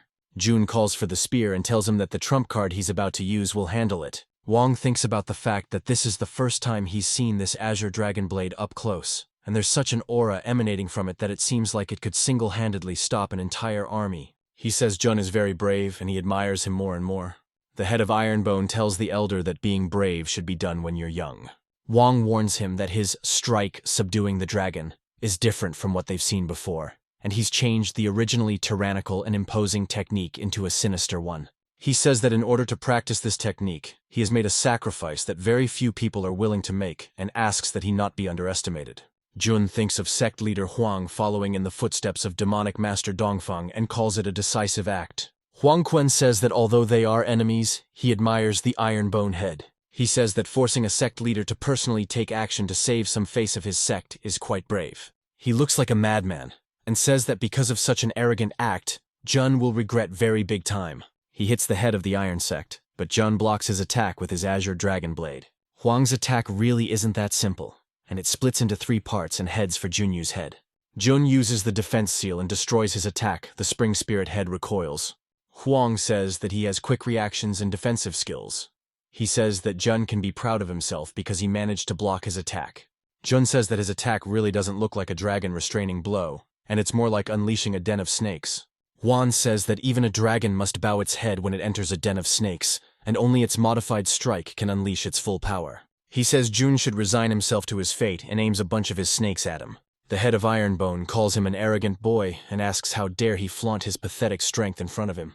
Jun Changqiao put on his blue spiritual armor and called him an arrogant boy again. He wonders if he really dares to challenge him with his power. Huan is frightened. He thinks it is the spirit of the weapon that is ennobling him, and cannot believe that this spirit of the weapon is stronger than him. He says that he thought about taking down Jun with his bare hands, but he couldn't have guessed that he had such a strong weapon. He says that he won't hold back anymore and concentrates his energy. He releases some treasure and calls it the treasure of his Spring Spirit sect's mountain reflecting mirror. He uses the mountain from the mirror spell, and a huge mountain appears over the arena. The ghost tells Jun that a martial arts master cannot be underestimated, and asks if the second master can handle it. Huang says that it is a combination of the two strongest techniques of the Spring Spirit sect, and the power of this combination is too great, although it consumes a lot of power, so he rarely uses it. A huge black snake climbs up the mountain and completely envelops it with its body. The second foreman is told that the mountain weighs probably in the neighborhood of 600 tons. He asks General Zhou Kong to bring him his horse, and he immediately hurries to fulfill the order. The second master sits on his horse, and Huan feels the pressure increased with his arrival. He says he can't let it build up the power further, he's going to strike first. He points the mountain with the snake straight at the second master, and he says that he, the second master, named Guan Yu, a man with one horse and one blade, rules the battlefield, and no one has survived his blade. He jumps on his horse onto the mountain and cuts the body of the snake that is coiled around the mountain. He swiftly reaches the top of the mountain and slices the snake's head open with a single blow. After he defeats the snake, he takes the blade in both hands and cuts the mountain in two, and his attack is channeled into the Spring Spirit chapter. Huang can't believe it. He wants to block his attack and uses the skill Mountain Reflective Mirror Shield. The debris of the mountain and Guan Yu's attack comes crashing down on him. Could the Spring Spirit head block it? The mirror in Huan's hands is chopped in two. It falls to the ground like an ordinary pebble. Guan Yu appears before him and says that he will still spare him this time. He says the only reason he thought so is because there was no intent in his attack to kill him. He says it's barely half his power and it's in his best interest not to give them more trouble. Huan thinks about the fact that after seeing such a thing, only a madman would try to attack the Iron Bone sect. Everyone is shocked, including the Unkind chapter, and the Spring Spirit chapter turns out to have a wig. It's cut in two. The ghost says it means that the sect leader sacrificed his hair. Jun tells him that he can return to his body and the power returns to the blade. He is overjoyed and says that the last technique was incredible, and it is worthy of the title of God of War. And it is only half of their power. Ganyu says that the title of God of War is of no importance to him, and the reason why he helped today is simple. It is afterward that he calls him his second master. Jun thinks about the fact that this is the first time he has seen the master smiling. He thanks him for his help, and says that he will do his best to make sure the master can reunite with the other legends. Master says that he will look forward to Master Liu and Grand General Zhang. Wang jumps up to Jun and says that he has an incredibly strong weapon spirit, as he didn't even have a chance to understand the limits of his power. The head replies to him that it's obvious since his second master is the God of War himself. And if he wasn't so weak, the master could reach an even higher level of power release. The elder tells him that he has made one mistake, for it is almost impossible to find a weapon with its own spirit, and many will want to possess it. Jun thinks about the fact that it's not hard for him to defeat a martial arts master. But if the king shows up, he doesn't know what to do. The system reassures him, because after the epic mission, the store has been updated with new items, and if the martial arts king shows up, he'll be able to fight back. He says now that he thinks about it, if he does make it, he can really take advantage of it. Jun announces that after this battle, he is sure that everyone has seen and realized the power of the Iron Bone sect, and many will think how they managed to become so strong. He announces that the Iron Bone sect is open for recruitment, and those who wish can try their luck and join their sect. All those who dislike him are very unhappy about it and say they won't let it happen. They return to the Iron Bone sect building, and Jun says that he thought that during their return, someone would take a chance and attack them to take the Azure Dragon Blade away from him. He says he's glad that their sects are friends, and it's only thanks to Elder Wang, who decided to escort them all the way to the sect, that they had a smooth journey. Jun asks the system to show him what's new in the store. The system is angry that he stopped being polite again. She decides to omit this moment after all. He did accomplish an epic mission, and so she brings out the entire list of new items.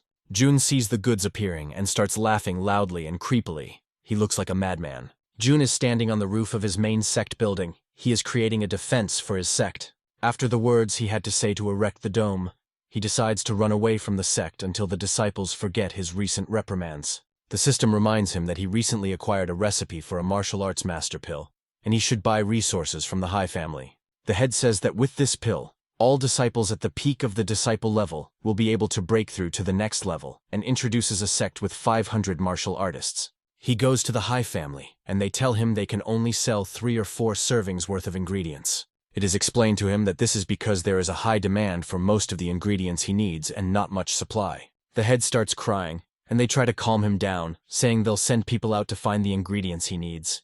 Elder Wang appears behind them, and asks if he can look at the list of ingredients he needs. Jun is surprised by his arrival and asks why he still hasn't returned to his sect.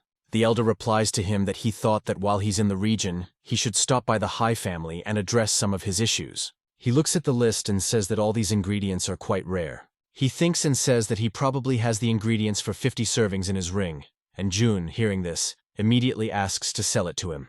Wang says they're just ingredients for the price of 5 million, and he was going to clean his spatial ring anyway, and he's just going to give them away. Jun says that he cannot accept such an expensive gift, and in exchange for the ingredients, he will give him pills of his own making.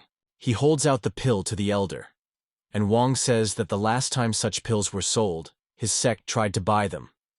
But because of the great competition, only 3 pieces could be bought. He is surprised that Jun is also quite good at alchemy and realizes that he is the one producing these pills. He asks if he makes them, couldn't he only make one, and the head shows him that there is more than one. Wang says it's just incredible, and he's made a huge profit on these ingredients, and the head tells him it's just his hobby. They return, and Elder Wang says it's time for him to go back, and he says he will inform their sect leader that they have made an alliance with them. Jun is flattered by this. The head asks the elder that he not tell anyone who is the manufacturer of these pills. Wang tells him not to worry, and if anyone asks him about it, he will tell them that it is an invention of their sect. Jun thanks him. He too decides that he needs to get back soon and get busy making pills, and he also needs to find the seeds of the ingredients and ask Wei to try to grow them. A strange aura appears around Jun. From somewhere words are spoken saying that Elder Wang Dongling has finally left. A man shows up and says he has a couple of reasons to talk to the leader of the Ironbone cult in person. He introduces himself. He's from the 3rd level demon Moshi sect, Qingyang branch, the branch leader. Bu Zhongyao. He says he wants to get his hands on the Azure Blade. Jun says that the branch manager is very patient, but this is not the first time someone has tried to attack him. He says that judging by his aura, he's a peak martial artist and asks if he's forgotten that sect leader Huang was one too, and he still defeated him. Another elder appears from behind and asks what makes him think Bu Zhongyao came alone. Bu says there's no point in hiding anymore because against them, the 3 peak masters, he doesn't stand a chance of winning or escaping. The head of the Mystic Flower Palace sect shows up and says that one of their friends can't help them because he's very tired, and she helped him lie down and rest. She goes to Jun and says that she'd like to join the fun too, and she doesn't think anyone would mind. Jun is surprised by her arrival, and she tells him that she was just on her way to check on his sect.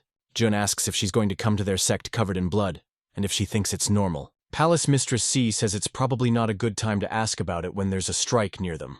She tells him that her students often tell her that she doesn't see the whole situation. But she says it's such a joke, because she can't see anything at all, and Jun thinks she's not right in the head. She tells him that he can take it easy, because she's been trained to get out of situations like this. She quickly snaps out of her seat and inflicts a wound on the head of the department, Bu Zhongyao. She says you just have to get rid of things that ruin the atmosphere. Jun thinks that there's definitely something wrong with her head, because she smiles when she gets blood on her, and she's completely calm in battle. Bu says that they will deal with the Iron Bone head first, and then deal with Palace Mistress Shi, while the other attacker says that they have no right to look down on the demonic sect. They attack them from both sides, and Jun says they each take on one opponent. The second attacker with lightning rushes at him, and Jun says that since he's using lightning, he brought it on himself and summons a purple electric tiger cub. He says his cat is still in the growth stage, and his attack wasn't bad, and that's why he was so bloated. He tells the cub that it's time for the attacker to taste real electricity. He uses the cat's 10 million volt thunderbolt skill, and directs this attack at his attacker. The attack hits him, and Jun says that his opponent is pretty well fried. He turns his head and asks the mistress of Shi's palace if she needs help. He sees a terrible picture. The mistress is standing next to a body covered in blood and says she must have overdone it. She says it's no big deal, since she can't see anything anyway. She tells Jun that she may have to postpone her visit to his sect. She shows the split tablet and says that she found it on her opponent's body, and the demonic sect should already know about his death, and she doesn't know if she can record the last minutes of his life. She says that she needs to go back and make some arrangements to be ready in case the demonic sect attacks, and tells Jun that he better get ready too. He says that there is no need to worry about his sect, because many people already have their eyes on his sect, and nothing will change if another sect is added. Meanwhile, at the demonic Moshi sect headquarters, they say that the branch leader has died, and ask what he was doing before he died. The head is reported that he was on a mission to obtain a spiritual weapon from a 7th level sect, because with this weapon, an entry-level master can reach peak level. The chapter says that only their demonic Moshi sect is worthy of such a great weapon, and if the peak master isn't enough, The aide suggests that they should send more. The head tells the aide that they know they can finish off a peak magister with this weapon, and maybe it's not the limit of power, and they can't just throw around peak magisters like that. He says that he is sure that many people want to get their hands on the weapon as well, so they would need an extra escort, and asks that Jianxi be sent to retrieve the weapon. The aide asks if the head really wants to send a martial arts king to a 7th level sect, and if it's overkill. The head answers him that he has already made a decision and asks him to fulfill it, because the most important thing is the result. The aide says he has no right to object, and he will give Jianxi his order. The aide thinks about the fact that this time, Jianxi better not leave evidence of his recklessness. Meanwhile, in the Jian family, a man says that he has done a lot to earn the title of King of the Pit, and wherever he goes, no one dares to stand in his way. He asks someone to unclench his hand. Turns out he's trying to take away the candy. The man holding the candy is called out by the girl, and Jianxi snatches the candy out of his hands. He asks if the man wants to fight him, for in 5 years he has never come close to defeating him. The chapter's assistant comes in and says he's still taking candy from the kids as well, and he doesn't understand what the chapter found in him. He tells him he has a new mission and tosses him a scroll. And Jian asks if it's really necessary to send a king against some small sect. The aide replies to him that it's the chapter's orders, and he needs to select and deliver spiritual weapons to the sect, and he won't inform the chapter that King Shi let go of his goal of the last mission, unless he fails this mission. Jin says he's arranged to discuss new farmland with a neighboring village, and he can't put it off, so he's going straight to the mission. He quickly walks away and breaks the ground beneath him, the debris of the ground hitting the chapter's aide. Meanwhile, in the Iron Bone sect, everyone is sitting around the campfire and celebrating their victory over Spring Spirit. Everyone shouts out their words of honor towards Iron Bone sect's sect head Jun. Brother Su thanks him for his guardianship of them, and he says he'll drink a glass in his honor, and the head chats with Chen Qian about drinking. Su gets upset at being ignored, since he wanted to have a glass in his honor. But Li calms him down by saying that the head shouldn't be disturbed on a day like this. Jun buys potions from the potion store and says that as a reward from him, everyone who participated in the competition will each receive 1 bottle of high-grade potion. They have all sorts of fun playing different games and sitting around the campfire. Jun tells the students that the mistress of the Shi Palace is incredibly strong. He explains to them that she is not just strong, but downright ferocious, as she finished off 2 masters in a couple of seconds. Chen Qian is very angry about this, and she stares ominously at head Jun. She looks very intimidating. The students decide to run far away from them. The head is angry that they didn't warn him. She takes him by the shirt and asks him if he wanted the students to hide something from her. He tells her that he wouldn't dare do such a thing even if he was a martial arts emperor. Something hits their protective dome and the ground shakes, Shinshin marveling at such incredible force. Chen Qian kisses the head on the cheek and he confidently decides to go look to see what kind of enemy came to them this time. He says that because of that kiss, he's going to try to treat it with all the respect it deserves. Chen Qian is very embarrassed and all red from this.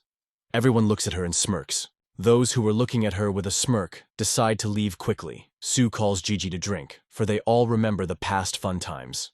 Chen Qian is asked if they should go to the head and help with the enemy, and she replies that he still has his trump cards stashed away and doesn't really need their help. She says that Elder Wei continues to quietly sip wine, and so there is no cause for alarm.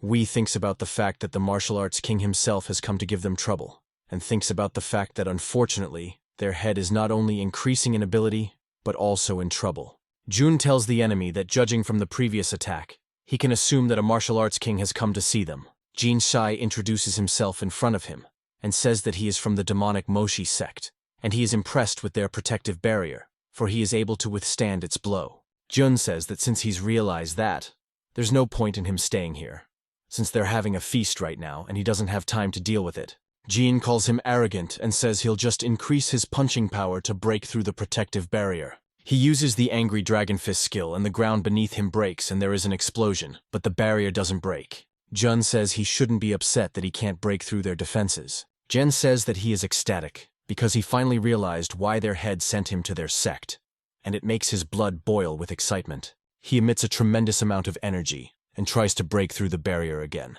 The disciples inside the barrier continue to feast like nothing happened and have fun.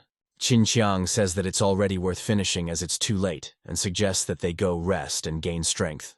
Morning comes, and the king still has not succeeded in breaking through the barrier, though he has been beating it all night, but there is no sign on it that it has been hurt. Jun turns to him and says that it's rude to mess up other people's property like this. After all, He'll have to spend money to hire people and restore the landscape. He says he's surprised at his stamina, because he beat all night without stopping. But when he saw his technique, he realized there was no intent to kill in it. He tells him that there are many strong people in his sect, but truly not that many, and asks if Jian would like to join them. He said that there was no need to talk about the benefits of joining. After all, his sect had to scrutinize his sect, and if he joined, the Emperor stage was only the beginning. Jian says he didn't study the information his superiors gave him well, and he doesn't know their capabilities. He wanted to quickly steal his blade and return home to attend the village meeting. He also says that their small sect will not be able to fulfill all his needs. He says that because he can't break the barrier, he'll just sit and wait, because sooner or later he'll be outside the sect anyway. Jun laughs evilly and says that he doesn't even realize the fact that he will become his new treasure. He says he only created 50 pills, but he has somewhere around 60 or 70 peak martial arts disciples in his sect. The head says that there isn't enough for everyone, and he needs to go out to get the ingredients.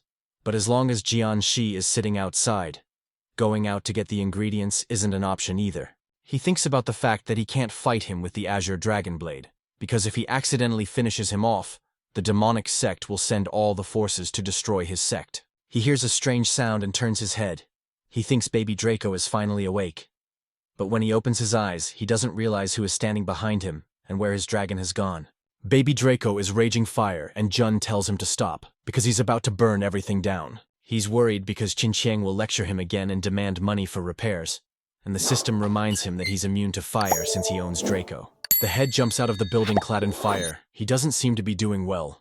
Zuiji thinks the head is practicing a new fire technique, and Qin Qiang is counting the damage. He says he will have to talk to the head about repairs and money. The head goes all on fire and asks the system why clothes aren't covered by immunity to fire. And the system tells him that clothes aren't part of him. He gets angry and tells the system that she's always leaving something out. And she tells him that he just didn't ask for details, and it's not his fault. Jun doesn't understand why there are so many students in this place, and the system reminds him that this is the day of the monthly competition.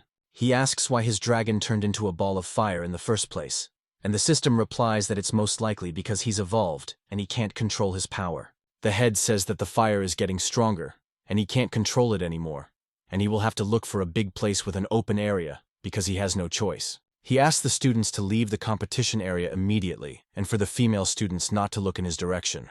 He tells the guys that they shouldn't look in his direction either so they don't lose their confidence. The disciples see this and don't realize what happened, for a naked head ran past them. Qian sees this and calls him a pervert. The head tells her that he can explain everything. He tries to explain to her that he's doing it unintentionally, and it's all Draco's fault. She freezes him and sends him flying. She's asked if he will be okay. She replies that he is not worth worrying about. Jian hears that their fun is in full swing, and he feels a powerful aura of fire and ice heading in his direction. He is surprised that he feels threatened by this aura, and assumes that the head has finally decided to reveal his cards and fight him. The fog from the impact in front of him dissipates, and he begins to see what lies behind him.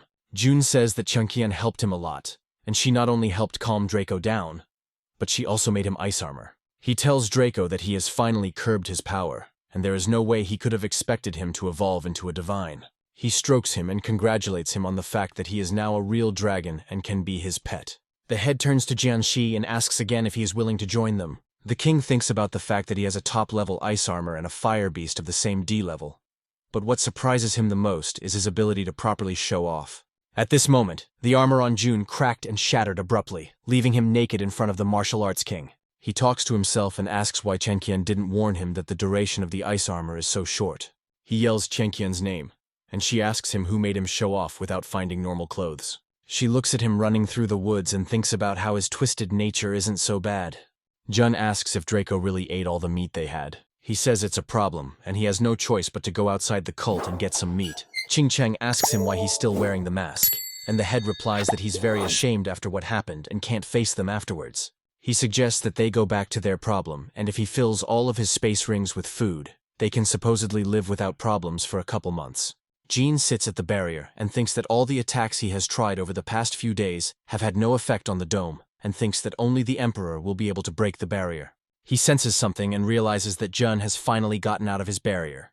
Meanwhile, the head has decided to come down from the back of the sect, and he says that he feels his dragon's power has increased even more, and he will have to buy up all the meat in the nearby towns to feed it. The system intervenes and says it has something to tell him. It tells him that since he is not yet a king, he doesn't know that every king can form a zone that will work as a radar. He asks the system if it is trying to tell him that the person who has been sitting in front of the cult for days knows everything. Jansi appeared in front of him and was immediately going to attack the Ironbone head.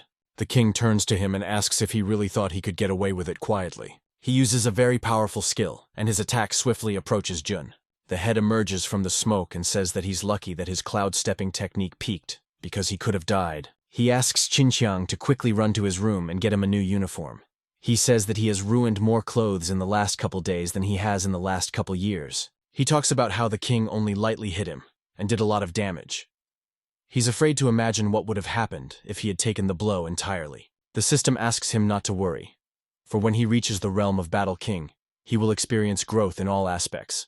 But he must overcome another entire realm to do so. He lies on the bed sick and tells Draco that he's doing it all for him. He asks to worry about him just a little bit, but Dragon continues to lick himself further. He tells him that since he can't go outside and buy food, and they don't have any meat, therefore Draco will be without food too. He tells him that this is when he will have to become a vegetarian.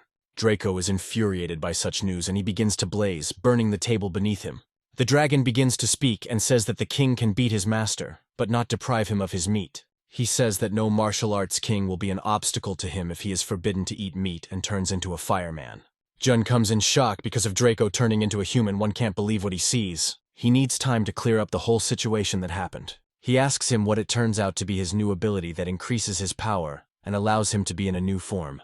Draco replies that that's correct and it's called by the common name of human form. Jun says he's more like not a humanoid dragon and he's more like a devil. The dragon replies to him that he didn't say it was the perfect form and he still needs to evolve to complete that form. The head says they should leave that problem for later, and at least he looks strong enough, and yet his opponent is a second-stage martial arts king.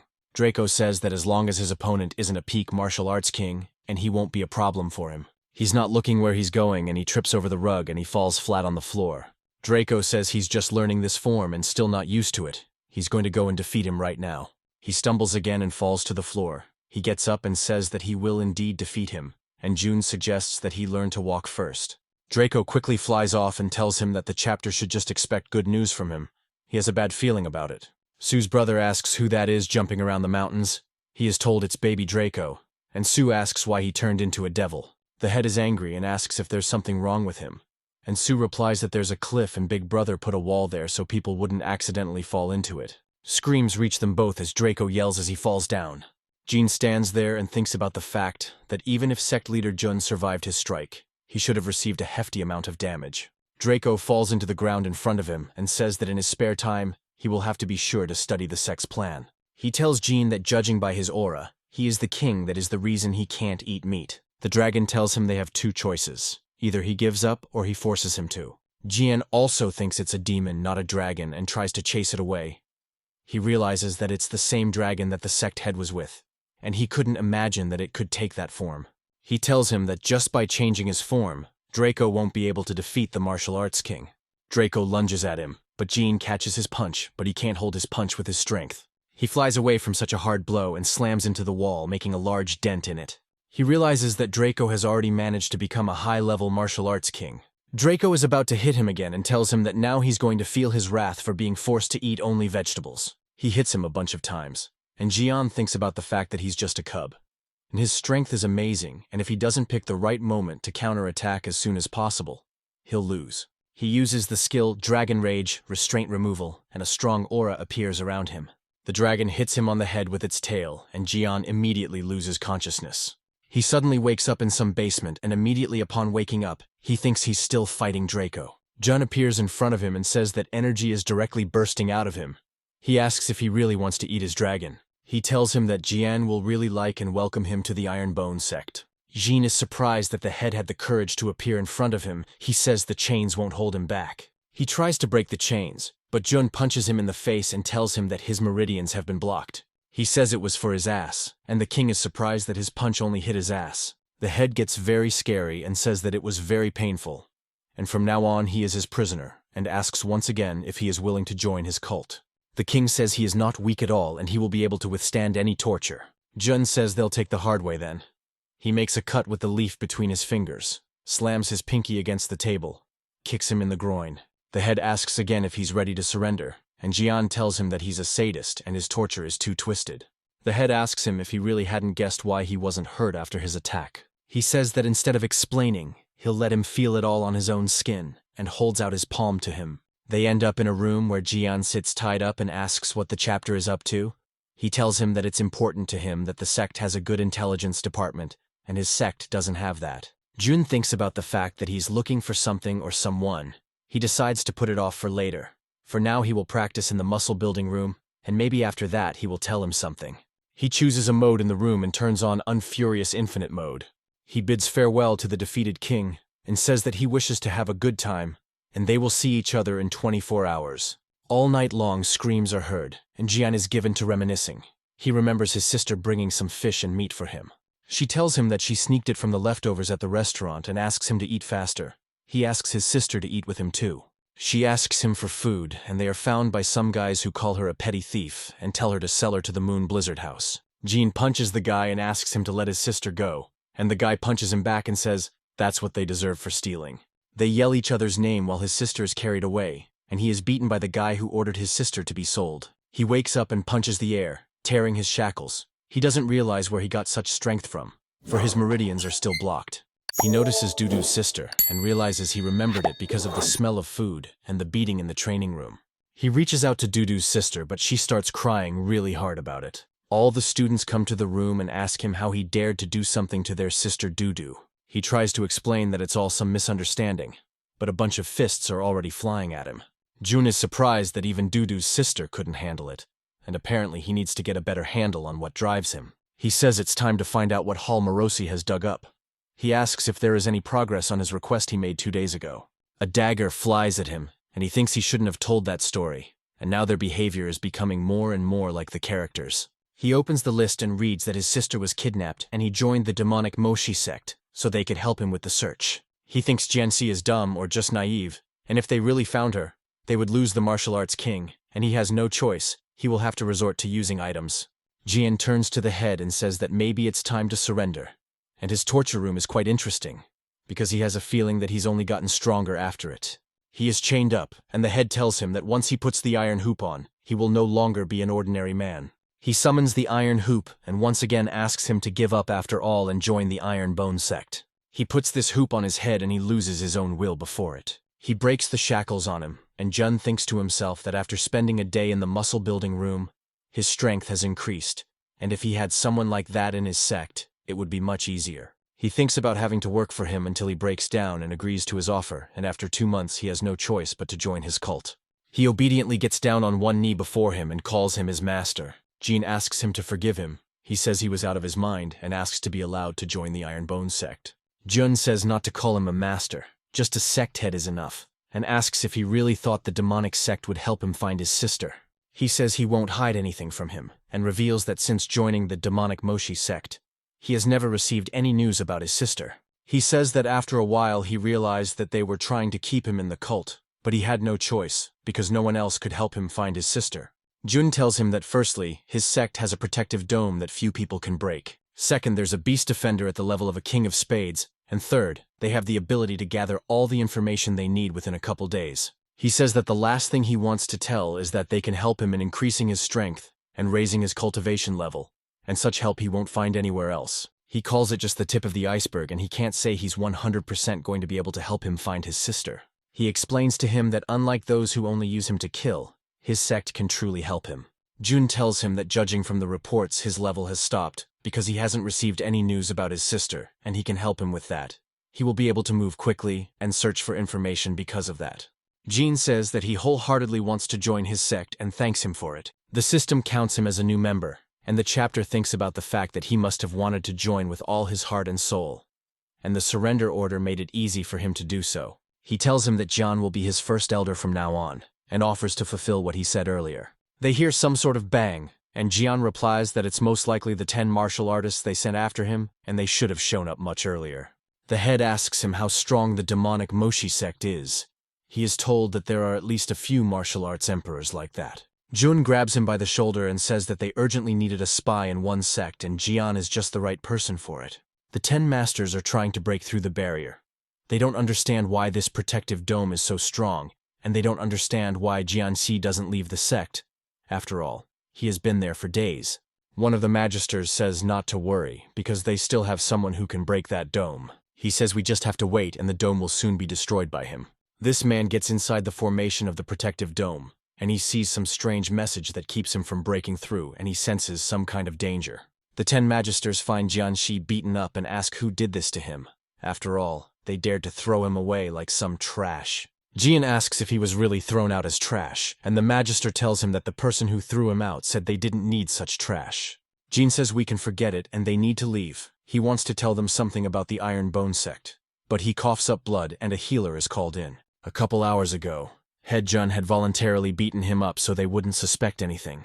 The head says that with such wounds from now on he can come out and say that there are people who are capable of fighting back, and then the Demon Moshi sect will think before attacking them again. Jan says he feels like he just wanted to spill his personal grudges, and the head says he's only doing it to deceive his enemies. The martial arts king thinks about joining some strange sect. Jianya lies all bandaged up, and is being treated for the wounds the Iron Bonehead inflicted on him. The head of the demonic Moshi sect asks if there's really someone in Qingyang County who can finish him off like this, and asks what cultivation level his opponent had. Jin replies that it was some old man, and he couldn't even counter him with anything. He says that he was most likely a peak martial arts king, and perhaps even a martial arts emperor. The head is very surprised by this news, and doesn't understand what a person of this level is doing in such a sect. He says that judging from his wounds and the lack of residual spiritual qi, he doesn't think that person wanted to finish him off. Jin tells the chapter that this is indeed the case, and he wanted him to go back to the sect and warn them to stop attacking them. The head says that he's figured it out, and they seem to have no choice but to ask for help from a couple of martial arts emperors from HQ. Jin gets scared because of what the head said and thinks about how this is totally not the development they had planned, and says that it's better not to bother the emperors about such small things. The head says that these people spend most of their time drinking tea and playing. They have too much free time. Jian thinks it's over, and they screwed up big time. A messenger abruptly bursts into the office and says that headquarters has just sent an urgent order. He is informed that the third-level sect, Tycoon, has just attacked one of their mines, and they want them to send some of their best fighters to help them. He tells Jian that they will postpone the matter of the Iron Bone sect for now, and asks him to recuperate. Jian comes out of the hospital and says that he was injured for the demonic Moshi sect, and they didn't compensate him for it in any way. He says that yet all the members of this sect are tools, and now he does not regret leaving this place. He recalls that Head Jun had given him pills to heal himself after he deceived the demonic Moshi sect. A memory of Jun offering him 2 pills, a healing pill or a body-strengthening pill, popped into his mind. But he ended up giving him both. He eats them and feels his wounds heal. He doesn't realize if that's the whole effect. The assistant head comes in and says that he heard he was beaten up, and it's because of people like him that their sect's reputation is falling. Jean tells him to shut up and punches him in the face, as he has no time for him. The aide flies off very hard and crashes into the wall, making a hole in it. He marvels at the fact that he actually did it. His new power is impressive. Jian walks over to the assistant and pulls him off the wall. He is out of breath and sees the chicken looking at him. He doesn't understand how his power has grown so suddenly, and he thinks it's all because of one pill. He can't believe that some pills have such a strong effect, and he was lucky, because this time he made the right choice. He returns to the sect, and Jun greets him. Jian tells him that the sect head has shown favor, and he is very flattered by it. The head tells him that he doesn't remember him doing any such thing, and he tells him that the pills he gave him were probably the cult's jewels. He says that he was able to increase his strength to 100 tons, and now he can be considered a top-level martial arts king. The chapter says that the body-strengthening pills from their sect's pill kit are actually a bunch in their sect. Jun says that he may not believe him now, but once he stays with them a little longer, he'll get used to everything. They return to the sect and watch the battle between the 2 disciples. Jin sees this and says that although their level is a bit low, they can be considered almost high level, and suggests that these 2 must be disciples that the sect has spent a lot of resources on. Zhang San loses the fight, and Qingqian announces that he has lost in 3 matches from Luo Xian, and his ranking will now be changed from second to last place. The first elder is very surprised by this and asks why this is so, and the head tells him that their sect has quite a few talented people. He tells him that in addition to the muscle-building room and body-strengthening pills, they have a room to increase physical strength, spiritual strength. He says that there is about to be a competition to join the inner disciples group, and in a couple of moments he will see and realize what the standards are in their sect. The first one to fight is Li Shantian of the Morosi Hall. He says that their hall is required to have at least one inner disciple. Longxian will fight second. He says he will win. He is the first to attack a student from Morosi Hall, but he dodges his attack. Jian looks at this and says that both of these disciples are at an incredible level. They keep fighting, and the first chapter says that if all the inner disciples are at this level, it's only a matter of time before the sect reaches the 4th level. Jun says that he still doesn't understand something and how a future great elder of their sect can have such small ambitions. He turns sinister and says that his goal at the moment is to make the Iron Bone sect the strongest in Starland. Jin thinks about how the head is a bit crazy because he just has some unrealistic ambitions. He hears the students start to say that Li Shantian is losing and will most likely get more training when he returns. He loses his sword and has a spear coming at his throat. He says he surrenders. The head comes out and says that he congratulates everyone who got a spot in the inner disciple group, and now the number of inner disciples in his sect has increased from 7 to 22. He says that those who did not pass should not be upset, for he has seen the results of their hard work, asks them to keep working hard for next time. Li is upset that he lost in the end, and Moroshi Hall has no inner disciples. He says his master will not be happy. Jun tells him that it's because times have changed, and he should change his hairstyle. This surprises the student of Morosi Hall a bit, and he is at a loss to understand what the head has told him. The head tells him that there's no shame in losing to Xian, since he has the techniques of the sect in his family. And Li says that their hall is a fighting department and they don't have any inner disciples. The head tells him that he can only wish him luck, and Elder Wei says that maybe he should reduce the number of pills he gives out. Li asks him not to do that, and he will water his vegetable garden right now. Elder Wei tells him to calm down as he's just joking and sends him off to keep practicing. He notices Jian and wonders if the head has succeeded in recruiting the martial arts king. The king thinks about the fact that the elder is not that simple, for not only was he able to correctly determine his level, but he was also calm about it. He looks at him and thinks about the fact that the spiritual energy around his body is incredibly concentrated, and he can still feel the hostile aura emanating from him. He thinks he is at the level of an emperor. Elder Wei takes the head by the arm and drags him off somewhere and says he has some news he'd like to tell him. Jun notices that his hand is trembling, and he doesn't understand what could have gotten him so excited. They come running to the sect's grounds, and the head asks him why they ran to this place in such a hurry. He asks him to look at the sky. They look up at the sky and see, and Jian tells the chapter that this is a manifestation of restoring spiritual qi. Wei explains that in ancient times there was only one large continent in this world, and in those times spiritual qi was in abundance. Anyone with talent could become a martial arts king or emperor. He also tells us that the constant conflicts between the masters of the time caused the entire continent to split apart, forming 13 provinces. The head marvels at the news that humans were able to split the continent apart, and he dreads to imagine what they could do to someone like him. Wei tells us that along with the splitting of the continent, the flow of spiritual qi was disrupted, and they were preserved as spiritual qi source seeds. They were scattered all over the world. Jin says that after the source seed is restored, the spiritual qi in the surrounding area thickens and becomes incredibly dense, and some sects even wage wars over them. He talks about how because of the dense spiritual qi, it can also produce spiritual stones. He tells them that the demonic Moshi sect has postponed the attack on their sect because someone attacked their mine, and the head is thinking about spiritual stones being indispensable for cultivation.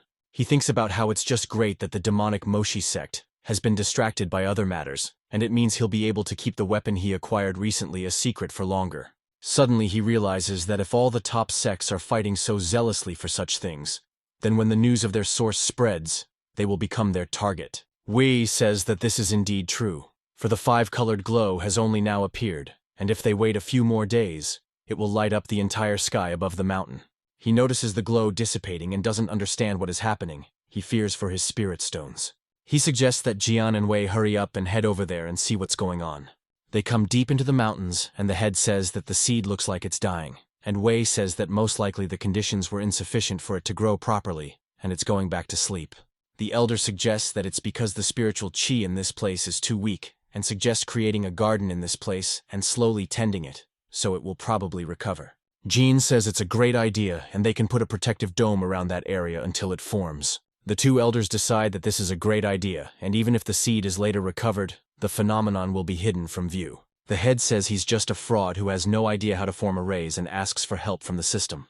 The system says they can buy items that will help him create a protective dome, but there's a very low chance of them showing up in the shop, and it suggests upgrading items until he gets it. Jun is shocked by this after all. It takes 100 points to upgrade mid-level items once, and he only has 1,200 and still needs to buy items. Qingqiang appears and says that there are people crowded outside who want to join their sect. The head tells him that they'll just accept them all, since this isn't the first time they've recruited disciples. And Qingqiang says that the head will figure it out for himself when he sees it. He sees a huge line of people. It's explained to him that it's because the thing is that when they defeated the Spring Spirit sect, it became public. Jun says that with so many people joining this time, he can afford to refresh the lava as many times as he wants. Jun summarizes, nearly 1,000 disciples have joined, and the number of contribution points has set a new record of 2,254 points, and after the sect is filled, there will be a new task. He says that if they fulfill the sect's assignment, a new batch of disciples will bring him at least 2,000 contribution points. The head asks the system to refresh the store as many times as necessary, because he wants all the best treasures. The system agrees with him and buys all the useful items. His contribution points go to 2 points, and he is left with no points again. He says that even though he spent all the contribution points on these items, they are all top-notch treasures. He takes one treasure in his hand and says it's time to enjoy what he bought. The chapter drinks a liquid that allows it to learn information about barrier and formation to the level of an elemental barrier and formation master. He senses something unusual and says that the knowledge of barriers and formations fills him. He says that being able to instantly increase knowledge of formations and barriers is incredible, and takes the next treasure. The next treasure is a book that allows you to study the formation of barriers and formations even better and raise your cognition. Jun says that with this guide with formation maps, he will quickly be able to create all the formations himself without a system. He laments over the fact that the remaining items can only be used if he has the materials he needs and has to make a short trip for them. First, he wants to test his abilities by drawing a basic 10-fold chi-gathering formation. Qingqiang walks the new students to the cafeteria to get their ration cards, as an explosion occurs next to them, and a chapter flies under their feet. Qingqiang picks him up from the ground, and says that this is their sect leader, and asks the new disciples to welcome in the future, with respect. The head returns to his office and says that even with knowledge, drawing the formation is not an easy task, because just a slight flinch, and this mistake led to the explosion. He says it was supposed to be an art lesson and it turned into a chemistry lesson and decides to stop there for now. He remembers that he still needs to gather materials for other items and figures something out. He comes to Qingqiang and offers her to go on a little trip with him, just the two of them. She embarrasses herself by blushing and says she has nothing against it. The head tells her their route to the Valley of 10,000 Beasts, and says that they should go there because they can get high-quality monster cores and materials there. He says that they will definitely harvest a big harvest this time, and Qingqiang is angry because their journey will be so strange. He says this is a great opportunity for him to practice drawing formations without compromising the sect.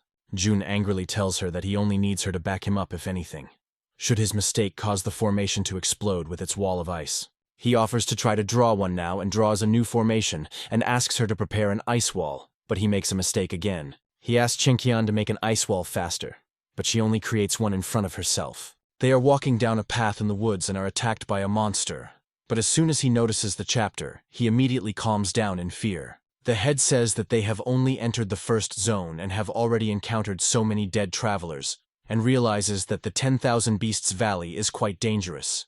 Behind him are 3 of his monsters, and he says that this place is the best place to breed monsters. He orders his monsters to go out hunting. He wants them to show everyone who the real master is. Jun looks at the map and says that it is very detailed and has well-marked areas on it, and the darker they are, the more dangerous they are. He says that with a map like this, they will be able to set off, and their goal is the most dangerous area. Some travelers see them and assume Qingqiang is from a wealthy family, and she is out with her servant to hunt. Jun is angered by their words. He shouts to them that He-On is the sect leader and he can defeat any monster in this valley. Qingqiang asks for water, and the head immediately gives it to her. Calling her queen, the travelers think he is 100% a servant.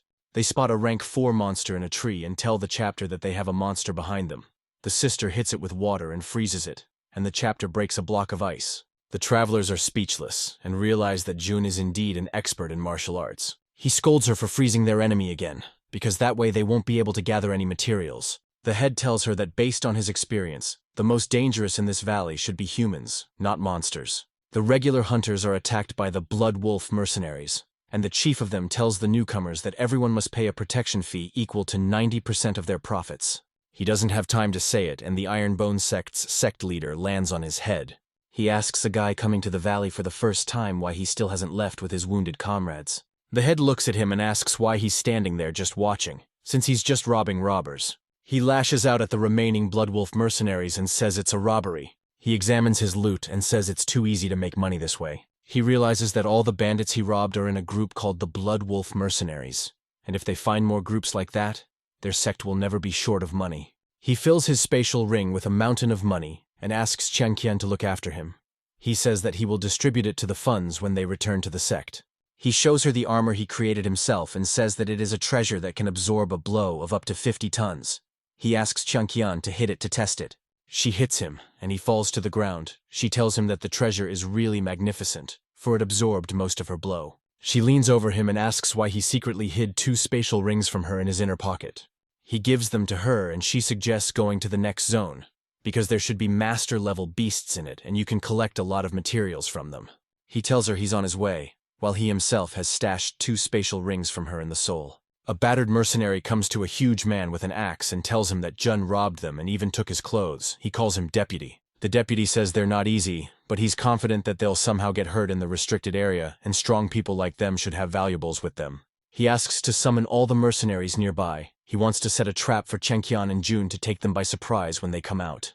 They walk through the cold forest, and the head says he never imagined he would find such a unique place. He says it's just what he needs to make swords out of frost steel. His hand is covered in ice, and he says that since this place has gathered so much frost qi, there must be frost steel under the ground, and he will be able to mass-produce frost steel swords. He is angry because there are too many ice caves in this place, and he can't figure out which one contains the frost steel, and he will spend a lot of time checking each one. Sister Qingqian is surprised that there are no beasts in such a rich place, and the head is trying to find steel with some strange tool. The device goes off and points him to the ice dew flower and tells him that the system has screwed him with some useless thing. A drop falls on his head and he is surprised that the water is not frozen in this place. He feels a gust of heat coming from the cave and thinks it is a treasure combining the elements of fire and ice. He calls Changqian to go with him to the cave, for there is a treasure there. Something icy tries to attack Jun. The system reports that it is a second-rank ice lion, and is as rare a beast as the purple lightning tiger. He now understands why this place was so barren, and he doesn't understand why this tool sent him straight into the jaws of ice. And the system tells him it's just guiding him to the most dangerous place. The head throws the tool away and calls it useless trash.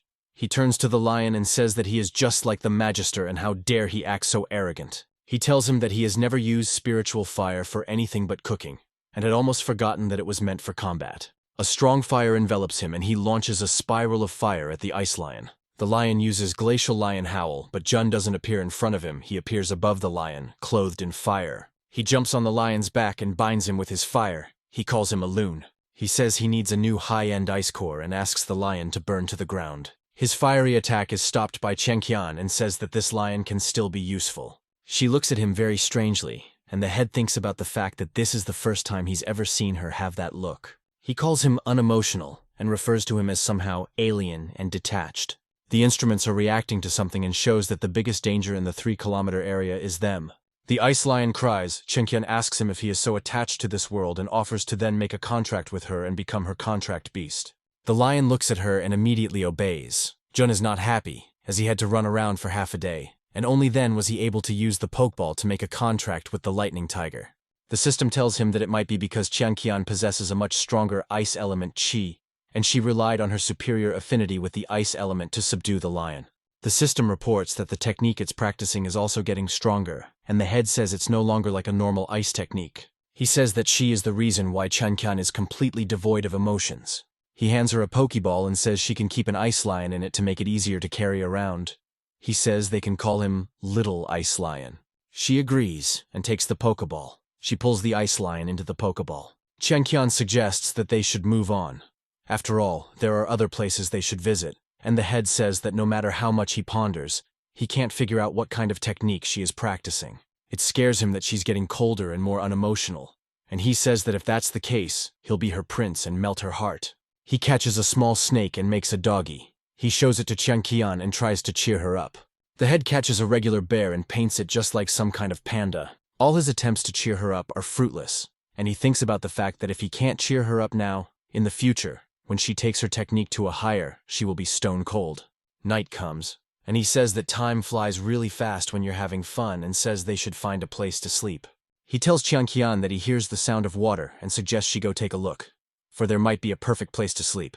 They arrive at the waterfall, and Sister Qian immediately sits down by it and starts practicing. Jun gives her the fish and tells her that he cooked it for her. He says that he is not doo-doo, and so the taste will not be as nice. He tells her that this is the first time he's ever fried fish, and so he asks her to give him a few extra points for it. The head tells her that her current state reminds him of when they first met each other.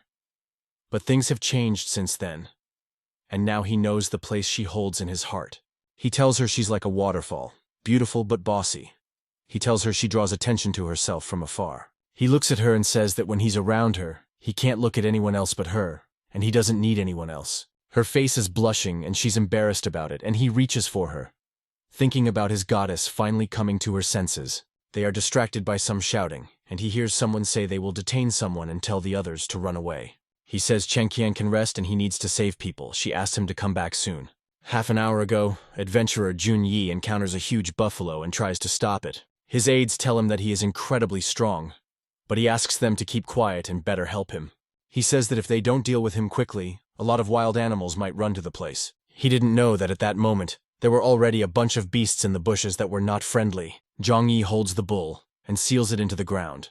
He asks the helpers to quickly help him kill it before the wild beasts come, and they stand as if they're standing still. They look up into the trees and notice a bunch of bats there, lots of them. The mice rush at them, and the adventurer says he'll hold them off and get the rest of them out. He defends himself and again asks the others to run away, for they will only hinder him. Some mice see those that are running away and decide to quickly switch to them. They injure one of the fleeing men, and this makes the adventurer Zhang Yi very angry. He stands in the middle of a swarm of bats and doesn't understand how they know about battle formations. The mice attack each fleeing adventurer and one of them says they can't run anymore. Jun orders them to fight them off, for they must kill as many mice as possible. They try to fight back and say that they hope to see Jun Yi after they die on the other side. Jun is thrown back into the wall and asks for help from the heavens, for he wants to save his brothers. Jun appears on the mountain he was sealed into. He asks if his voice is like the voice of the heavens. He uses suppression, and absolutely all the bats fall to the floor. The head thinks about the fact that he can now easily suppress anyone below the martial arts master stage, and the guys he saved are admirable, and he decides to save them. The fleeing adventurers notice that the bats can no longer move and want to kill them.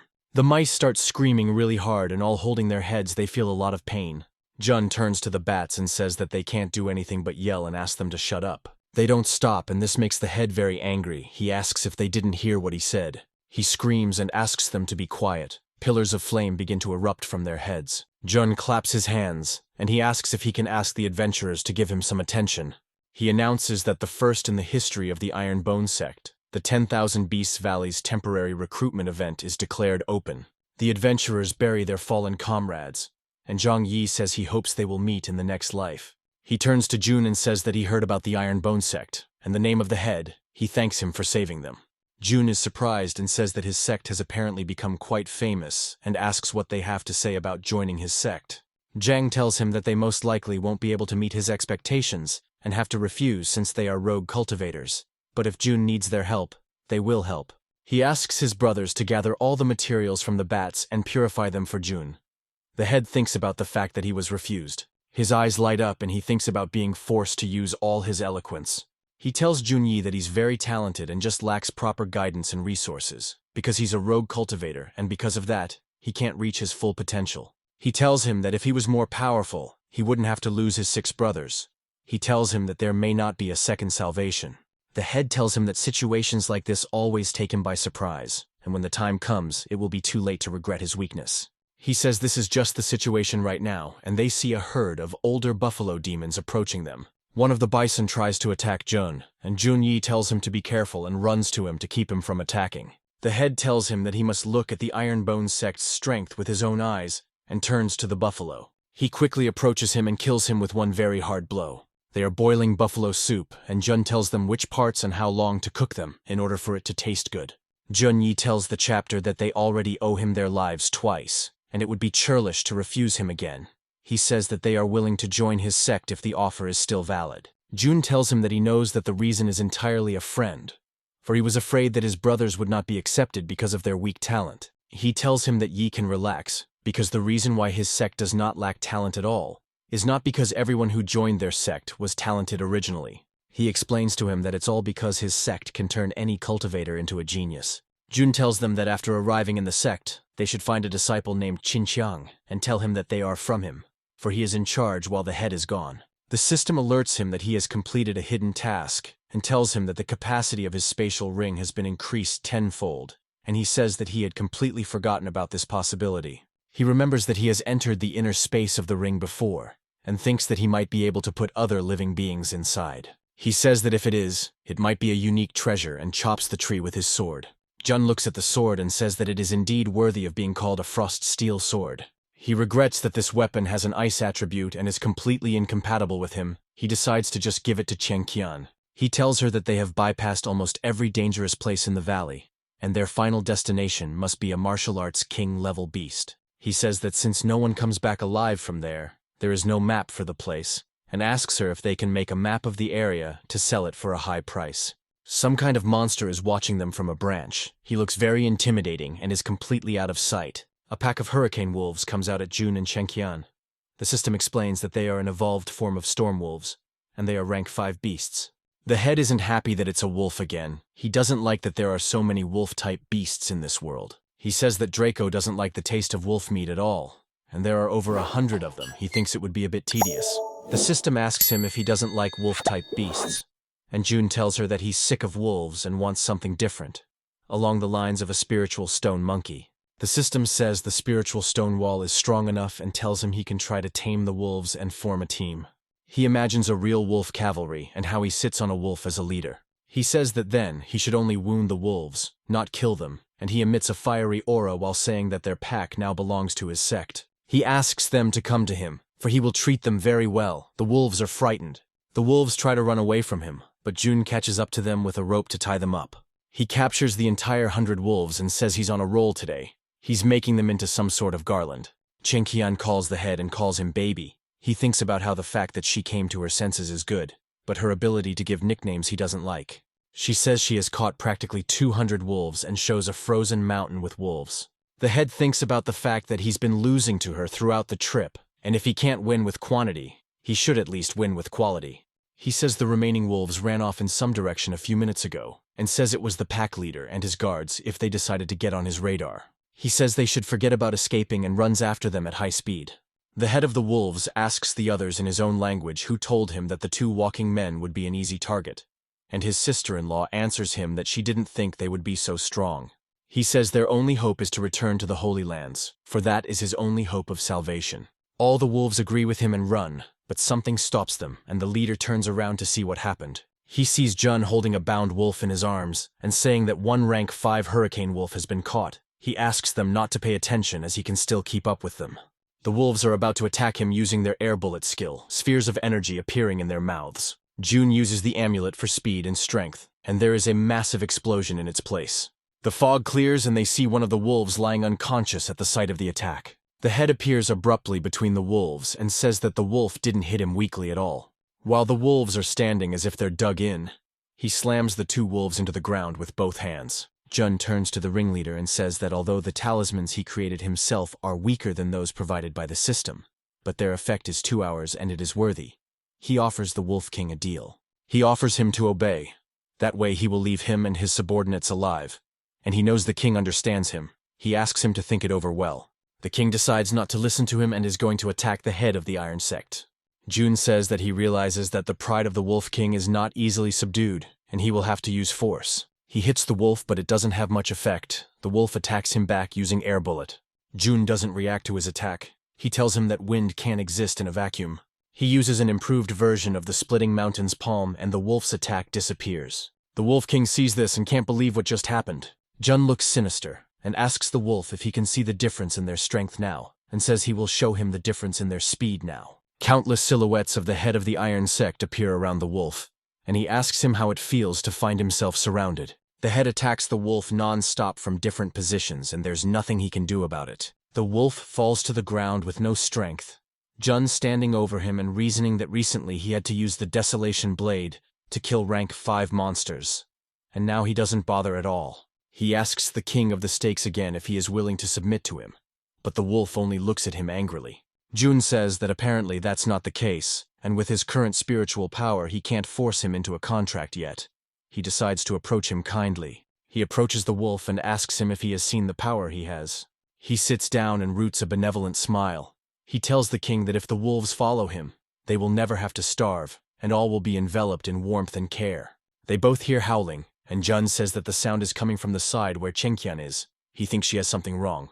They both quickly rush towards the source of the scream, and the head thinks that she wouldn't have hurt the wolves for no reason, and they may have met a stronger opponent. It turns out that the wolves they caught were attacked by a sky gorilla. The ice lion attacks don't go over it, and it chews up the wolves they caught.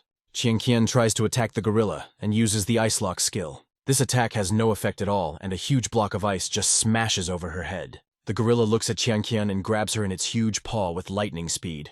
It is in the paw, and says that a wild beast always remains wild, for it is not even capable of distinguishing the fake from the original. It turns into an ice statue and causes an ice blast that encircles the gorilla's entire paw. The real Chenqian goes behind the gorilla's back and tries to attack it with a frost steel sword. She fails and says her fur is too strong for her sword. The gorilla tries to eat her, but Jun appears and pushes her away using Iron Mountain Strike. The gorilla shifts and the head jumps back to Sister Chenqian to protect her. He turns to the gorilla and asks it how dare it attack his men. The gorilla scratches the impact site and starts yelling that she's here to eat whatever she wants. Jun is surprised that the monkey can speak and looks at her with incomprehension. The gorilla is pissed off by all this and tells Jun that he's the monkey, and all their 9 generations are monkeys too. The head shakes the box of plates and says that having too many trumps is a problem, because it is very hard to choose one. The gorilla is angry that Jun is ignoring her and is about to hit him. The head pulls out one of the signs. He examines it and says that since he pulled it out, it's the one he's going to use. The gorilla hits with all its might on the place where Jun was standing, and the ground cracks. The gorilla howls in pain, her paws bleeding, and she doesn't realize what has happened. The head of the iron bone stands whole and unharmed, while the ground around him is split open. He says that the second master didn't lie to him. The plaque he's holding says, "I am the blade of the crescent moon, and the blade of the crescent moon is me." He says he got this skill from his second master when he moved up to master level. He brings 1 foot above the ground, and as he takes a step, a blade appears and heads for the gorilla. The head says that this is the first time he has become one with the Azure Dragon Blade, and so he doesn't have full control over it yet. He apologizes to the gorilla for being able to cut off a couple of its limbs. This makes the gorilla very angry. She punches the ground angrily again, and Jun says that she only finally got serious after she felt threatened. The gorilla is wrapped around some tree roots and its arms become like trees. The gorilla looks at him contentedly and punches him with all her might. She is confident of her victory. Jun tells her she's strong, but he chops his roots with one hand. He jumps to the gorilla, and the ground under his foot shatters. He approaches the gorilla and says that metal is superior to wood. It twists and cuts through the roots with which the gorilla's paws were wrapped. He speeds up and pierces the gorilla's head. He says apparently he couldn't help himself. The chapter returns to the Wolf King, and he decides to bow to his power after all. Jun says that if he had only known he could subdue them like that, he wouldn't have played with them. He tells everyone that it's time for them to return to the cult, and now they've gathered everything they need. He guides the wolves and asks the wolves to pay attention to him. He says there are quite a few, and asks them to hold formation. He tells them that joining the Ironbone sect will be the best decision their pack has ever made. He says he is sorry that the monkey is too big to keep in the ring and too heavy to carry on the mountain roads. A great loss. A hand appears from the gorilla's head, and a small gorilla comes out. It says that people always remain people arrogant and proud, because they can't tell the difference between the original and the fake. She says she will remember the name of the Iron Bone sect, and says they will meet again. Chenqian and Jun come out of the forest, and he says that they are finally leaving this forest. He says eating meat every day is fine, but it makes him fat, and he is deficient in vitamin C. Chenqian says she will put him on a diet once they return to the sect. Jun asks her if she thinks it's gotten a little too quiet. Someone is attacking them and sealing them in some strange and incomprehensible barrier. The mercenary deputy says that the news of their passage in the Forbidden Zone has already spread throughout the forest, and so all he has to do is use the Spirit Burst formation. He tells them that they may be strong, but he is more cunning and says that no one has ever escaped them, the Blood Wolf mercenaries. They're standing in the barrier, and the deputy says they're just like fish on a cutting board now. He tells them that if they give him all their treasure, they can leave their corpses untouched. Jun calmly destroys his formation and takes out Chenqian. The deputy can't believe it. He doesn't understand what's going on, because he's sure that the manual says that this barrier can hold even short-lived martial arts kings. Jun snatches the crystal from his hands and says that the array was inscribed very weakly, and it affects the input of spiritual energy, and at best the barrier will be able to contain the peak master. The deputy is angry about this and swings his weapon with the intent of hitting the head. Jun stops his axe and bends its blade, the head calling his axe another defective product. The deputy jumps back and says that the advantage is on his side, for he has 500 men with him, and due to their formation even the king will have a hard time. Jun calls all the thugs pathetic and weak and says that he can just wipe them all out in one blow. The deputy says he will make the head pay for his arrogance and commands everyone to attack them. The head simply exhales and thus creates a very strong gust of air.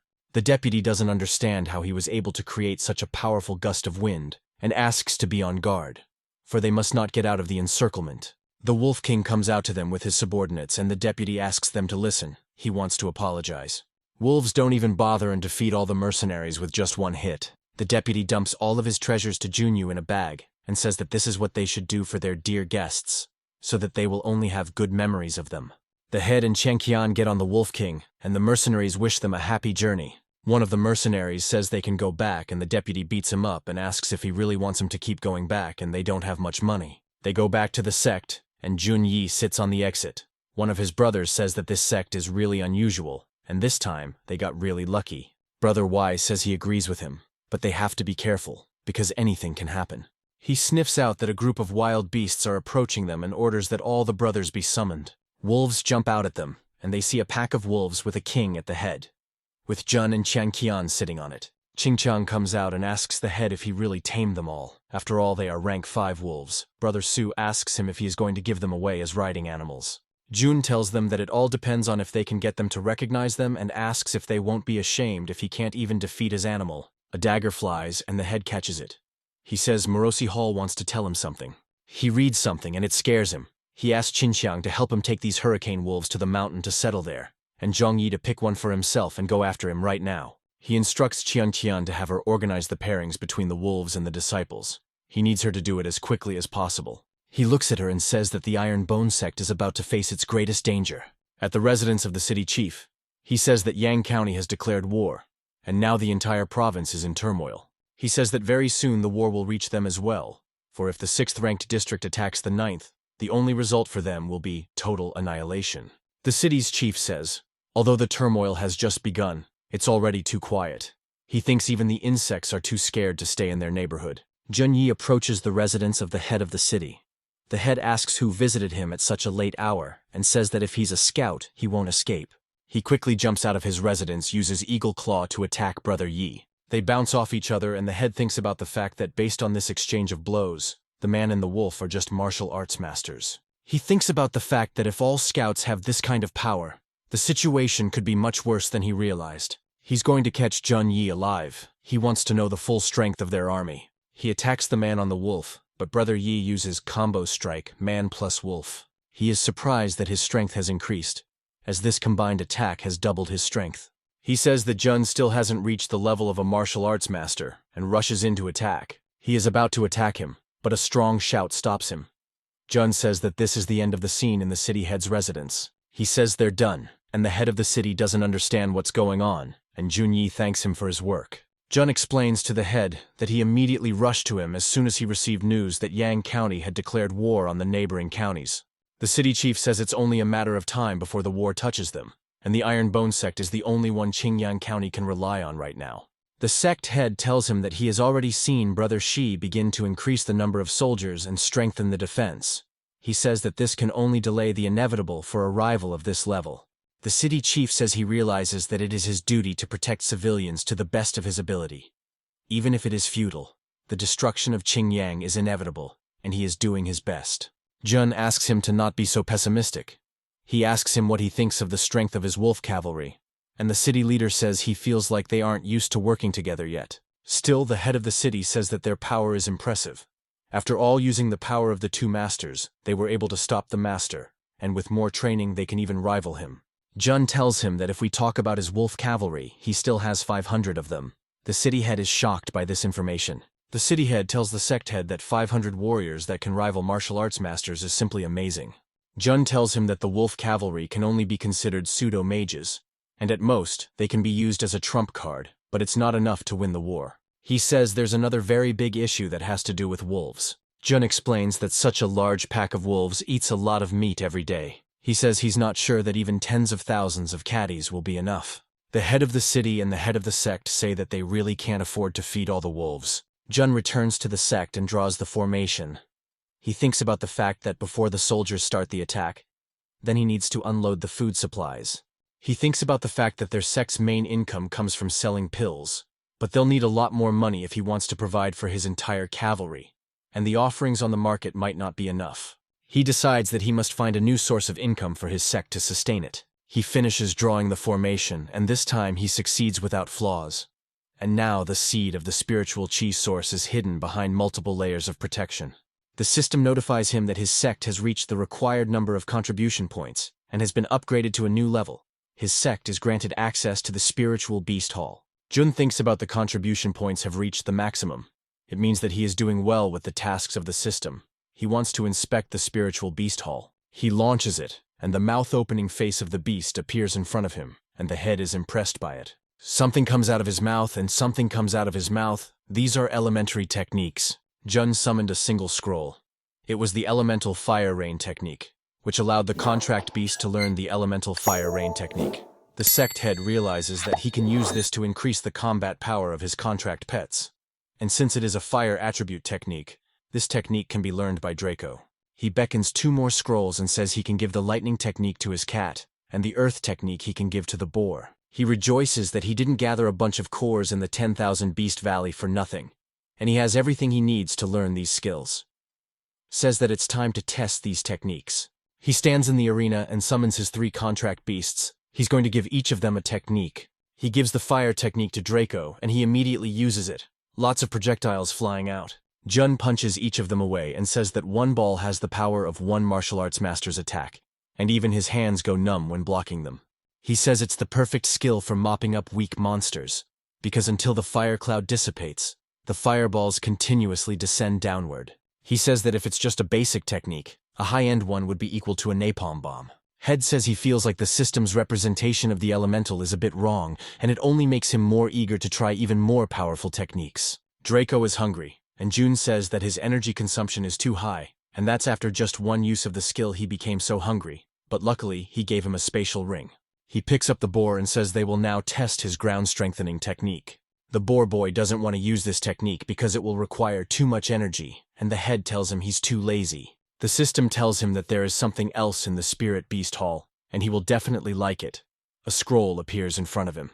It says on the scroll that it is a scroll of an elemental beast pill that allows it to increase the flow of energy within the contracted beast, and serve as food for the animal for 10 days. Jun says that now his pets won't have to worry about energy consumption, and he can easily feed 500 hurricane wolves, and he only needs to buy satiety grass. He brings out a mountain of satiety grass and says that with the pill he can gather an army of 10,000 beasts will be very easy. He says that if Yang County dares to attack, he'll just set a bunch of beasts on them. He creates a pill and says that time-wise the pill is created pretty quickly, and gives it to Draco. Fire bursts out of the Draco like this. Jun says it's gorgeous, because with the increase in energy circulation, the Draco's strength has also increased. The head says it's time for the boar, and a lot of energy appears around him. The head is surprised. After all, he thought earth strengthening was a defensive technique, and he doesn't understand why the energy around the boar is becoming more and more concentrated. The boar screams very hard and a pile of sand appears in front of the head. Jun calls him pathetic. He calls him useless and lunges at him with a knife. The cat tries to hold him back and Draco starts a fire. Someone comes to the Iron Bone sect and Jun greets his honored guests. It's Elder Ma who comes in. He says that their allies are up to their necks in trouble, and the Moshi Demon sect has declared to Jiang Hu that he'll come and deal with their sect once he's dealt with his mine. Jun says that there is nothing to be done. After all, they have poached their martial arts king.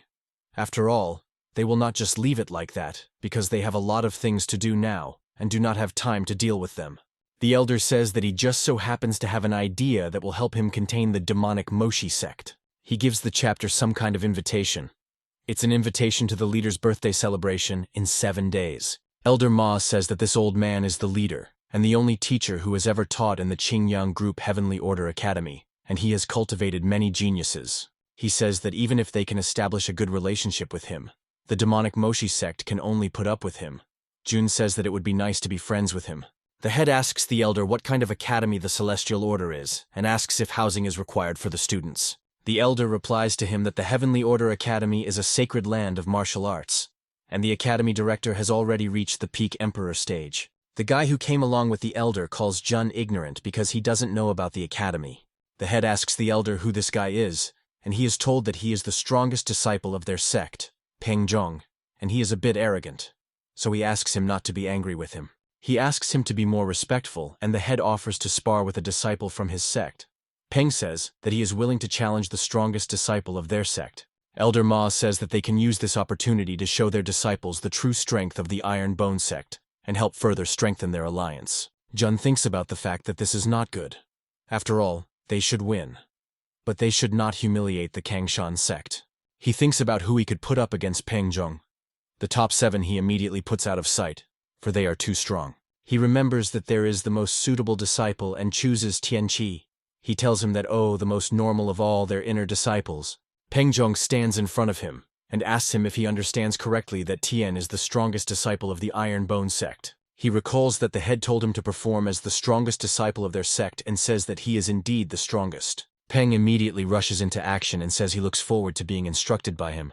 Tian has no problem dodging his attack and goes behind his back. Jun thinks about how he's too fast, and he asked him to be gentler. Peng Zhong notices him and quickly tries to fight him off with a leg kick, getting up on his hands. The temporarily strongest disciple looks very intimidating, and the chapter thinks about him going overboard with his strength. He weakly beats him, and Peng says he's strong, and the elder praises them for a reason. The head asks Tian to say something. He starts tentatively talking some nonsense about the show, and more incoherent lines. Peng quickly rushes at him with his punch that gathered a lot of energy. Tian thinks about what he should do. He thinks about whether he should dodge, or take the blow from him, for it could crush him if he continues to dodge. Peng hits him, and he says that this hit epitomizes 10 years of his hard work, and Tian decides to take it on. He calls him too careless. Tian looks at him with carefree eyes and doesn't give off any reaction to his punch. He thinks about the fact that he should at least react somehow. Because even if he wasn't hurt, he should at least pretend to be seriously hurt. He tries to feign pain.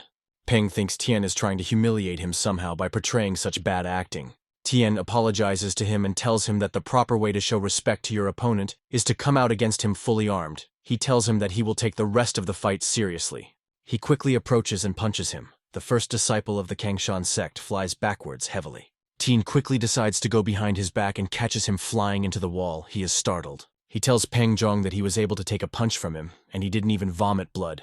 He calls him resilient. Peng Zhong says it's great, and he's really impressed. He asks if he's really the strongest disciple of their sect, and Tian tells him that he can only be in the top 10 strongest. Jun hears all this and gets angry. He asks who asked him to say such a thing and asks him to stop his nonsense. Elder Ma just stands there and remains silent. Peng Jun tells the head of the Iron Bone sect that once he returns to their Kangshan sect, he will do his best to raise his level. He says that entering the first 100 of the Iron Bone will be his goal, and the elder takes him. Jun says that although Peng lost, he didn't hit the dirt, and his sect's manners are really good, and decides to implement his plans to make money. He and Qing Qian go somewhere. He lists all his roles, chief civil engineer and similar specialists. He tells him that he's the best informed with their financial difficulties, and pill sales are slowly coming to a standstill. And Qing Chang tells him that the head has robbed a bunch of bandits. Jun tells him it's not a stable plan in terms of long-term and asks if he has experience raising horses. Qing Chang asks him if he really wants to buy a horse and tells him about the horses of different areas. He relates that he once bought 6 horses and explains that most of the expense consists of their upkeep and food. Jun says that he completely forgot that he is a Qing Chang from an influential family in Qinyan Prefecture, and explains that he is thinking too narrowly, and he doesn't want to buy horses but go into business with them. Qing Chang asks if he wants to open a racetrack and says that it would take a very long time, and it is very easy for new racetracks to be on the losing end. Jun balks contentedly and tells him that the business he wants to get into is the feed business, and that's what all those who raise and buy horses should buy. Qing Chang says it's disrespectful. Jun gets angry and says that people are ignorant, and it's almost like an outside world gasoline. He says that selling fuel is very lucrative and talks about the price increase. At the High family estate, the head approaches his horses and tells them he has a new treat. He gives the Jun sect heads unique fodder and says that he is an amazing person. After all, he created elemental beast pills, and this fodder is bound to have extraordinary properties. The horse bites into its feed and stands up on its haunches. It looks overflowing with power. The horse grabs its master and throws him on its back. It immediately begins to run. The horse starts running in a circle around the other two horses and has no intention of stopping. Evening comes on and the people watching say that the horse has been running for 3 or 4 hours now, but is still very fast. The head, who has been sitting on her back the whole time, asks the horse to stop. They think the head is having fun testing it. At the news store, Brother Sue says everyone feeds their horses forage, and he hasn't seen anyone feeding them basic animal pills, and they haven't had any customers all day. Jun tells him that he's too impatient, because they only sent the sects a sample of the product in the afternoon, and need to wait a bit for it to take effect. He says that after repeated trials, he has found that their elemental beast pill is enough for 10 days, and its effects are irresistible to everyone. Sukit looks and says, there's no way that pills can turn horses into dragons, and doesn't see the cloud of smoke behind him. All the chapters are rushing in their direction and screaming that they all need a large number of pills. He looks at them and says that they have apparently all experienced the effects of the elemental beast pills before. The head of the High family's estate says that after his red horse ate this pill, he ran all day and didn't even break a sweat, and he can go from racehorse to super racehorse. Jun explains to them that an elemental beast pill could allow the beast to grow faster and reveal its limits, and they would still have to feed the horse pills to stabilize its condition. He puts the price at 500 taels apiece in payment in advance. This surprises the heads of families. The heads say it's too cheap and could cause unrest among the big racetracks, and they might try to rob it. Jun recalls that the pill is only made from meat and grass. After all, it would be quite difficult to get away with a loss even if he tried his best. The chapters tell him he should open more branches and offer him their stores for a discount in the future. Ching says that he has finished calculating the store's revenue and reports that it is 2,510,000 tiles. Shinchin heads into the forest and says he should try to gain experience by fighting a rock leopard, and it's all for the ingredients needed to make pills. He punches the leopard and wins in one blow, and the 5th-ranked porcupine dashes away. Jun said that at this moment, all the inner disciples had been sent for training, and they would not only be able to hone their skills, but they would also be able to hunt, obtaining more beast meat. He says they now have their stores in a number of major cities in Qingyang County, as this is now their main industry. He looks at the calendar and realizes that it's already time to depart for Master Shangguan's birthday banquet. Jun pulls out a pair of keychains and says that a pair of gorse will suffice as a congratulatory gift. He comes to the city of Zhenyang and says that although the city is small, there are a lot of people in it, and thinks that they have all come to the birthday banquet. It's like the system goes crazy and alerts him that a bunch of peak martial arts masters and kings have been detected around him. Jun is surprised because of this, and the system suggests to him that it advises him to be restrained when there are so many peak masters and kings around. He tells her that he's never been one to make a fuss, for only if others take him too lightly and belittle him will he respond. He's asking something of the system. He asks the system what will happen if he uses the devastating blade with his current level of development. The system hesitates at first, and says that the entire Zhenyang city will then be littered with corpses. Jun says that it won't be a problem then if he continues to act a little arrogant. He arrives at the Shangguan residence and thinks about how those few words really left him with a feeling of mighty power.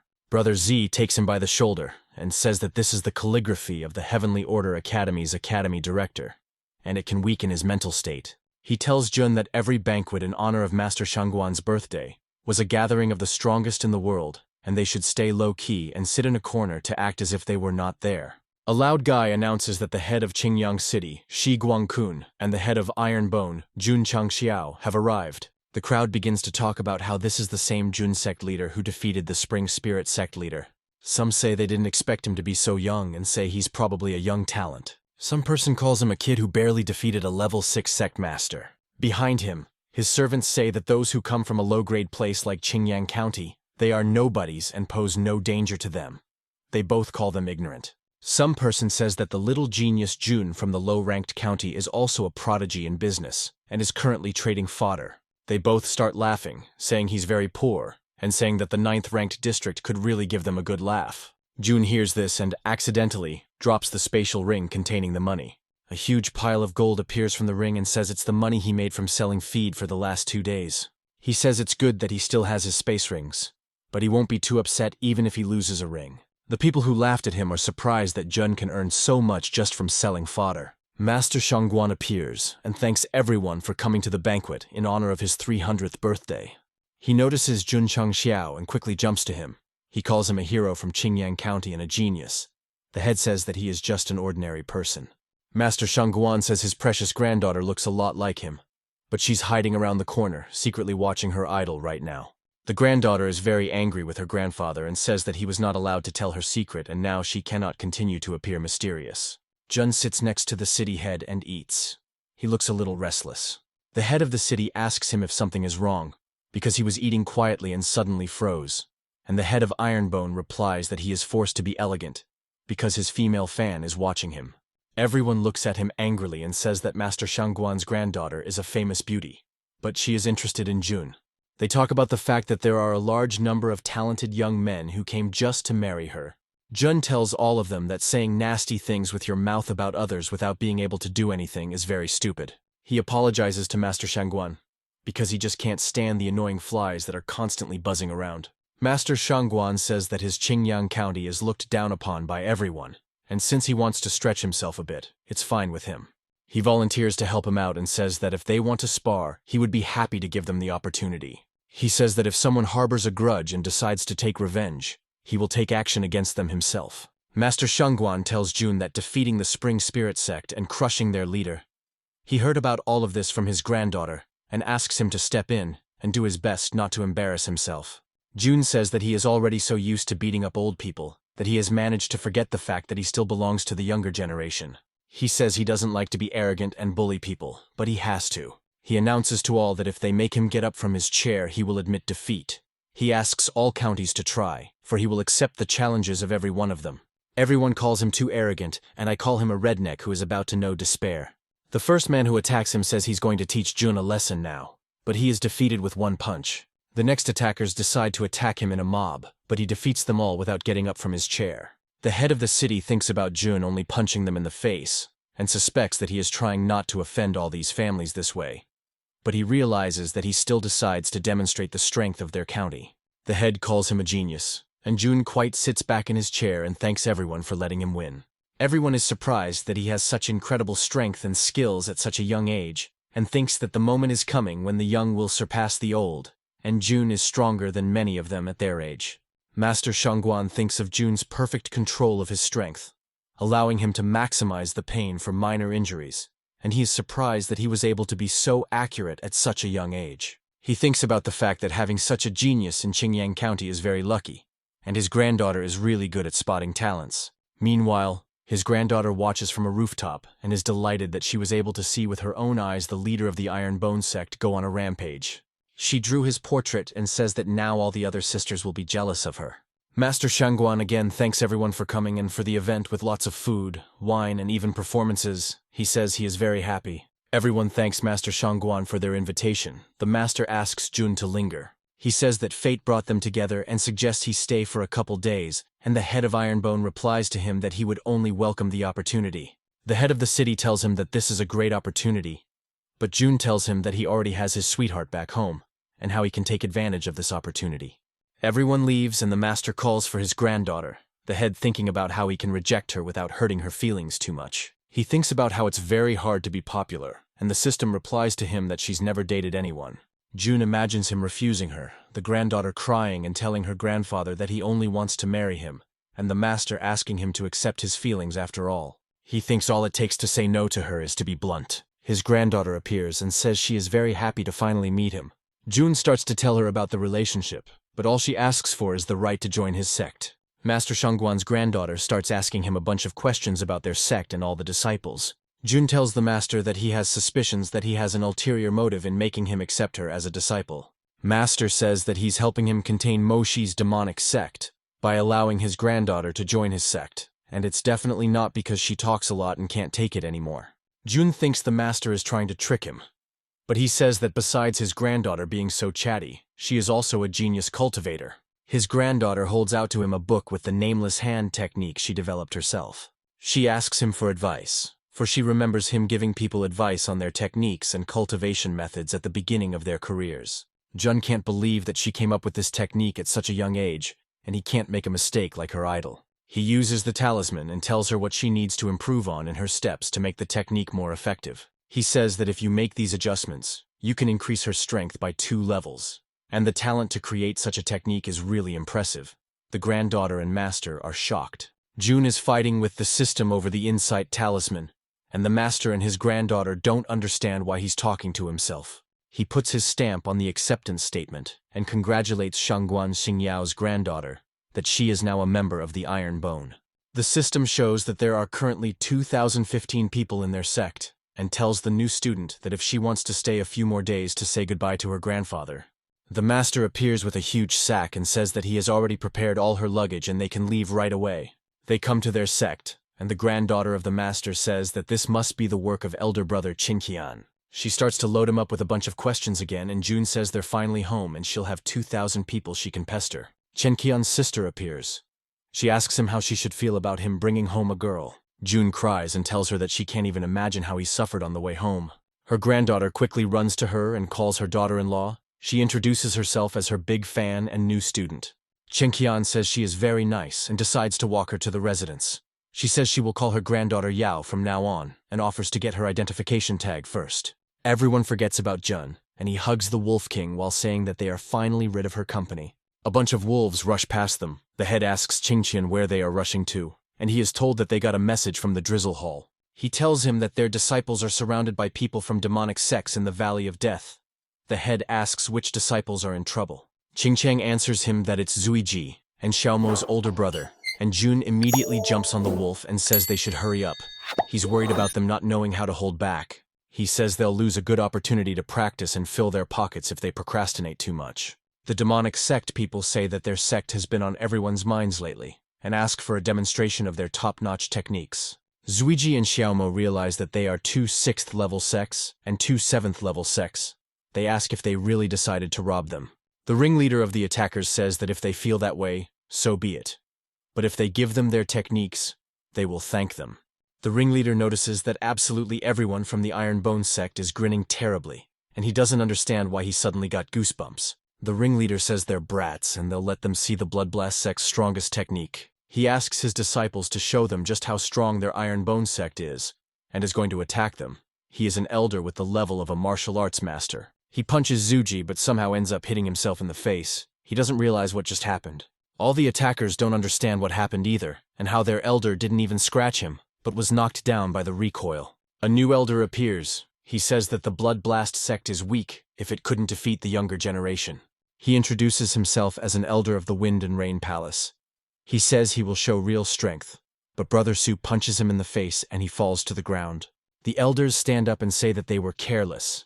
They tell them that great martial artists are not as weak as they think. They command everyone to attack the Iron Bone disciples, for there are more than 500 of them, and they don't believe that they can't handle 30 disciples. The Iron Bone sect disciples take out their shields and spears and become the sect's battle formation. Zuiji says that they leave the disciples to the younger ones, and he, Brother Su and Li will take care of the elders. They say that the one who will be the first to tackle their opponent and win their competition. The younger ones use the shield formation and head towards the students in a fighting stance. The 3 elder brothers rush at the elders. One of the elders tries to hold them back, but Zuiji breaks his attack.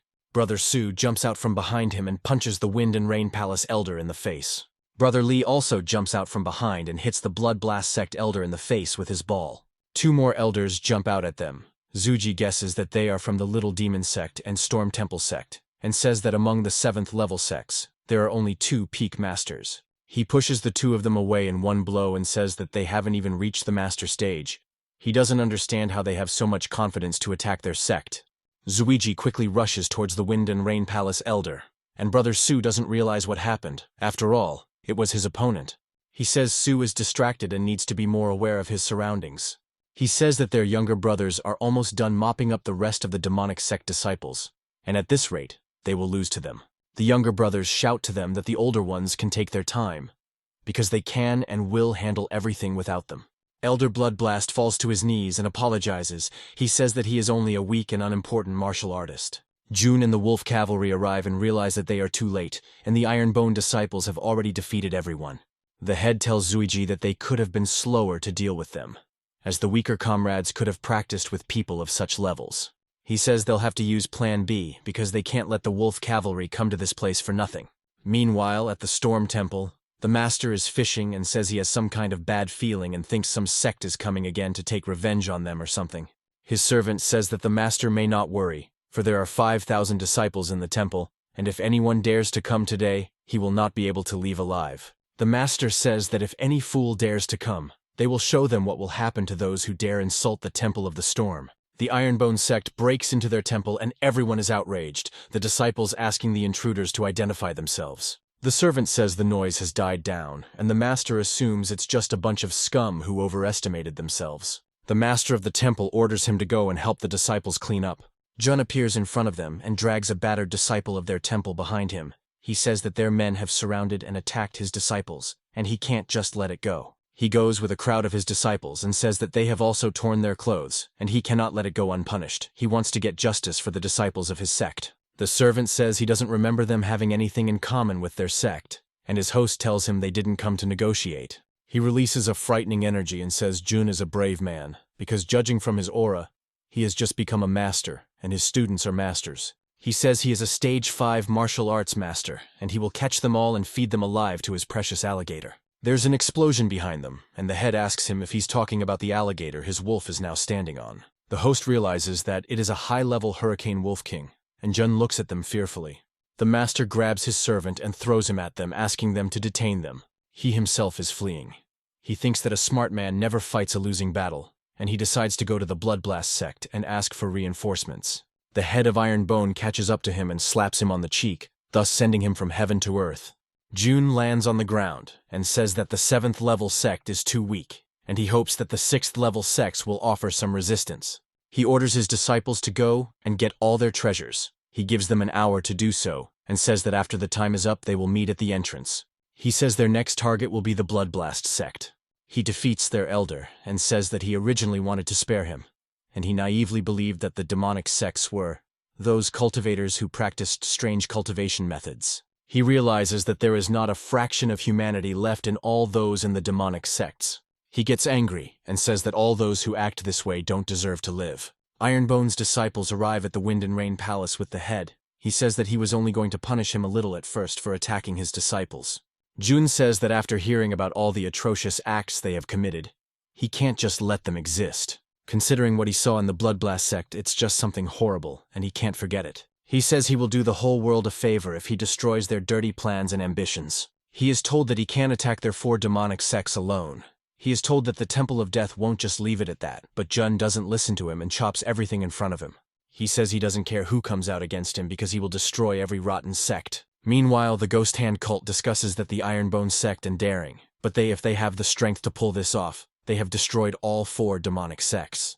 He thanks Elder Song for convincing him not to attack the Ironbone sect, and the Elder thinks that one would have to be stupid to go against a man who has his soul. A messenger appears, bringing news that they have received an invitation from the Temple of Death, and the Elder is surprised by it. The letter says that the Temple of Death is summoning all sects to their branch in Huayan County to discuss matters concerning the Ironbone sect in 3 days. Jun is reported and explained that the Temple of Death is actually a 3rd-level sect, and the sect in Huayan County is just a branch, and they are the leaders of the demonic sects in Huayan County. They are planning to attack. It makes him upset, because he had just avoided a confrontation with the 3rd-ranked Moshi Demon sect, and now another 3rd-level sect appears. He is told that the Temple of Death might be stronger than they think, as more than 20 demonic sects have gathered in their Huayan branch, and they have many strong warriors. He is told that Jun was too reckless this time, and the head says that he would have destroyed those sects anyway, even if he had been given a second chance. He says there are some things he can't stand, and if they want to fight so badly, they'll get one. Jun hangs bulbs on the trees. Brother Sue asks how they got so many.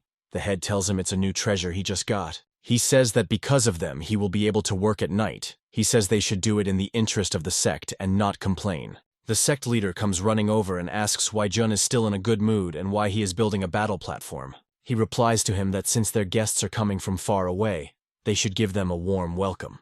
The town leader asks if he really wants to fight them on the platform, since they're coming for revenge and they won't want to fight by the rules, and suggests he just hide. The head of the sect walks away from him and says that he is using this opportunity to declare the core values of his sect. He writes the rules and says that for all enemies who dare to cause trouble to the Ironbone sect, they only have one word: fight. The city leader says that he realized what he was talking about, and then he just has to side with the Ironbone sect, because if they surrender in front of Huayan County, they won't stand a chance with Yang country. Jun says that they will let them experience the power of Qingyang County on their own skin. They notice people in the forest. They turn out to be cultivators from their town. They say that demonic sects have been constantly bullying their county, but the Iron Bone leader got rid of them. They want to help. Their crowd is huge, and they are all yelling that they are all ready to die with the Iron Bone sect. Jun stands and is told stories about sects that have been destroyed by demonic sects. He says that punishing evil and restoring justice is what his sect should do. He tells the crowd that he realizes that everyone gathered in this place wants to help them destroy these demons. But there's one problem. Jun asks them to let the Iron Bone sect single-handedly deal with the upcoming battle. He says that their opponent has many martial arts masters and even kings, because he doesn't want the heroes of his district to die because of them. The crowd yells that they are ready to fight and die with the Iron Bone sect, and a new persona appears on the horizon. This someone says his eyes have been opened, because so many people are willing to line up to die. The old man says that he is from the Star-Counting Valley. Wang Shuxian came to this place to send the Iron Bone sect to hell and attacks them. The crowd says that the old man is a peak martial artist, but someone stops his attack. Wang Shuxian is surprised that there is someone in his sect capable of stopping his attack and asks who he is. The one who stopped his attack says he has no right to come to the gates of his sect and ask who he is and whips the skull back to the old man. The old man marvels at the fact that his skeleton skull could be broken with a single palm strike. Li Qingcheng's brother Li Qingcheng introduces himself in front of the old man, and Jun thinks about the fact that he has learned how to show off better than him.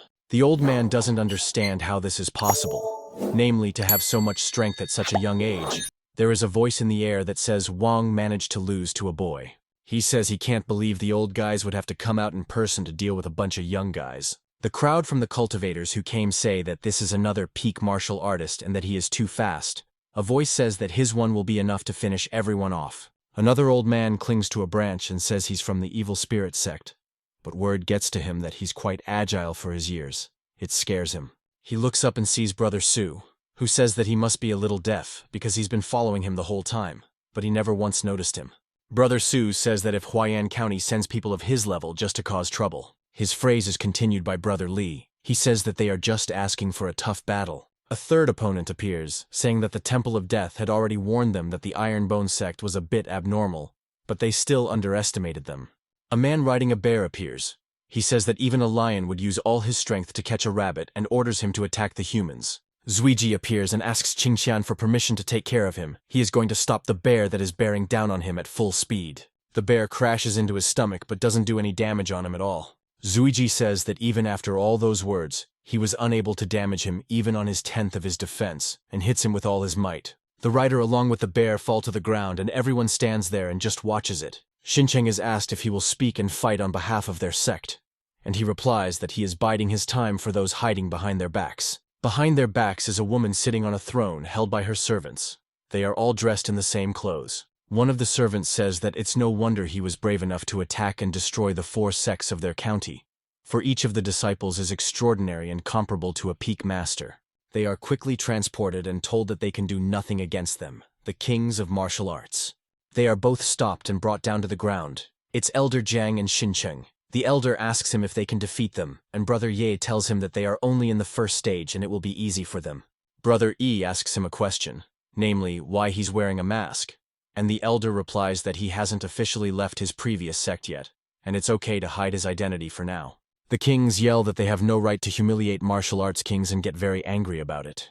A woman from the throne appears, who determines their levels and tells her servants that if she didn't come in person, but only sent the kings, they could lose their entire army. She says that as long as she's here, they won't lose and flips off Elder Jian along with Brother Ye. Brother Ye and the elder tell the head that he should be careful, for her cultivation level should be around the middle stage of the martial arts king realm. The woman approaches the head and says that she has heard of him, and Jun holds up a gun and said that he didn't expect that the Temple of Death would place so much importance on his sect. He says he could not have imagined that his sect would be noticed by a peak martial arts king. The woman says that the fact that he is able to see her cultivation level is commendable. She says that he still has to die. Xincheng and Jiang decide to attack her from behind, but she flips him off in one fell swoop. Her servant kings come up to them and say that they never expected to be able to sneak up on the martial arts king unnoticed. Elder and Brother Ye say that it's sneaky to attack newcomers like them. It's the easiest thing to do. They hit them over the heads with various objects and say that Jun can leave these kings to them, and the King of Spades is at his disposal. Jun tells them that he only recently broke through to master level, and they want him to fight a peak master.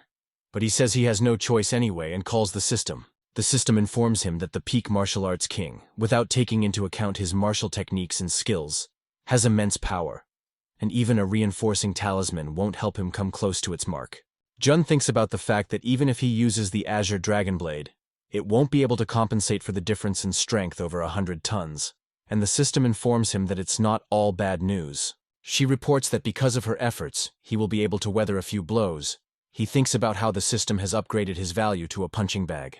Jun uses a skill to activate a special ability, and the Queen of Spades says she is surprised that he can make her feel threatened, and it must be his spiritual weapon. She says she can't wait until she gets her hands on it and can try it out in person. Jun puts on the spirit image and says that he thinks he sees some petals in the background. Wei Lao walks up to the Queen of Spades and takes her hand. He says it's been over 10 years since they last saw each other. The head of the Iron Bone sect says that it is like the plot of a romantic drama. He is confident that they can win with no effort at all. The Queen punches him in the face and asks him how he dared to leave him once. Jun thinks this is bad. After all, Wei apparently ended things with her on a very bad note. The elder takes her by both hands and tells her that they shouldn't fight like children, and suggests they go somewhere private, where there will be no prying eyes, and discuss their past. He picks her up and takes her somewhere in the mountains. Brother Yi says that the elder turns out to still be able to throw something out. The remaining two kings order the members of Huayan County to surround them, for Elder Bai has been detained by the enemies and they will have to cope on their own. Jun looks at the crowd of people who are attacking them, and King says that what he sees in front of him are the strongest martial artists of their county, and there are over 1,000 of them. The head of the city comes in and says the enemies are too strong and offers him a tactical retreat. The sect leader replies to him that it would be a waste to run away from such a large prey. He orders 2 of his disciples to chop up the ground and they create a huge ravine. He says that those who cross this line will perish. The masters in the crowd are very surprised by this, and the kings tell them that they only have a couple strong inner disciples, and with their numbers, they will bury them all. Zuiji tells them that if they manage to damage even a hair on his body, he will accept defeat and have his clothes torn. He is very angry. He says that those who go against his sect and brothers will be simply destroyed. He quickly rushes into the crowd and knocks down absolutely everyone in his path who dares to get in his way. They try to attack him from behind, but all their blows are directed back at them, and the weapons shatter against his flesh. People in the crowd are amazed that he was able to defeat 10 people in one punch, and that he not only has an impenetrable defense, but his punching power is very strong. Jun says that he never ceases to be amazed at how Zuiji is progressing day by day. The 2 kings attack him, but someone quickly knocks them off the direction of the strike. One of the kings is very angry and asks who dared to sneakily attack them. He says they will still show them the consequences of the martial arts king's anger. He stops and notices that there are a bunch of red dots on his body. The sound of a gunshot comes. Bullets fly at the king, but he fends them all off. He thinks about the fact that to the king such a concealed weapon is no threat as long as he is at the ready, but to those weaker, it is a death sentence. He notices that all of these attacks are directed from the cliffs. He can't figure out what kind of weapon is capable of hitting targets at such a distance. The snipers realize they can no longer wound the kings. They are ordered to focus their fire on the martial arts masters. Assassin says they shouldn't miss this opportunity, as they don't often get to practice on walking targets. One of the kings shouts to the magistrates to watch out for attacks from the cliffs and not to panic, for they are just dirty tricks of the enemy. He says to get together and attack the platform. He is confident that they will win once they destroy the head of Ironbone. He notices something scary. A wolf cavalry led by Jun comes out against them. He looks at them squeamishly and orders the wolf cavalry to go on the attack. The skeleton elder is attacked. He praises them for managing to reach the initial stage of a martial arts master. He laughs and says that he was able to reach the peak of a martial arts master and they can't beat him. Abruptly, an assassin appears behind him and says that all the inner disciples of their sect are stronger than him, but they have never once bragged to him about their skills. He quickly takes out his blade and beheads the demonic sect elder. Meanwhile, the disciples defeat the attacking elders and masters one by one. The king is surprised by this. He says that they were informed that the sect is only level 7, and the other king calls them monsters. One of the kings becomes furious. He says that at this rate they will all go down and asks the second king to find a way to get out while he holds them back. The other king tells him he shouldn't do it, as he will lose his humanity, and the second king uses an unusual skill. Jun takes him by the shoulder and stops him. He says he has a pretty good skill, and the king can't understand how he could be behind him. After all, he increased his strength with a secret technique. The head tries to explain everything to him, but the second king uses the secret technique again, trying to attack. He says that from that distance he wouldn't have been able to dodge his punch. He's sure Jun is dead. The head flies up in front of him, and the outline of the second master can be seen around him. He says that the second king is just using the incarnation technique, and he can just as well. He says his technique is much more powerful than the childish technique of the second king. The second king isn't going to listen to him. He says that even if he has to blow himself up, he'll still take Jun with him. Everyone feels the horrifying aura. Wei can be heard asking Yaoer to stop throwing a tantrum.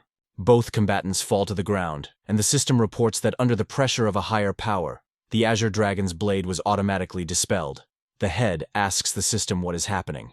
The system reports that an extremely powerful expert has been discovered in the Ironbone sect, and his strength reaches the 4th stage of a martial arts emperor. The Queen of Spades recoils and is surprised that Wei Lao was able to break through to the Emperor realm. The elder turns to her and asks her to take her men and retreat. He says that as long as he is here, she will not succeed. He tells her that none of her subordinates can stand up to him and match his strength, and orders them all to stand down. Jun approaches him very quickly and is surprised to see that Wei is at the Emperor's level. The elder tells him that they are lucky it was Yaoer who sent the Temple of Death, for otherwise there would have been a massacre, and he says he was intemperate and really let her down. He wants to say something, but he abruptly starts coughing up blood for some reason. Jun holds him and tells him that he can take it easy, since he put up a barrier that will prevent others from overhearing them.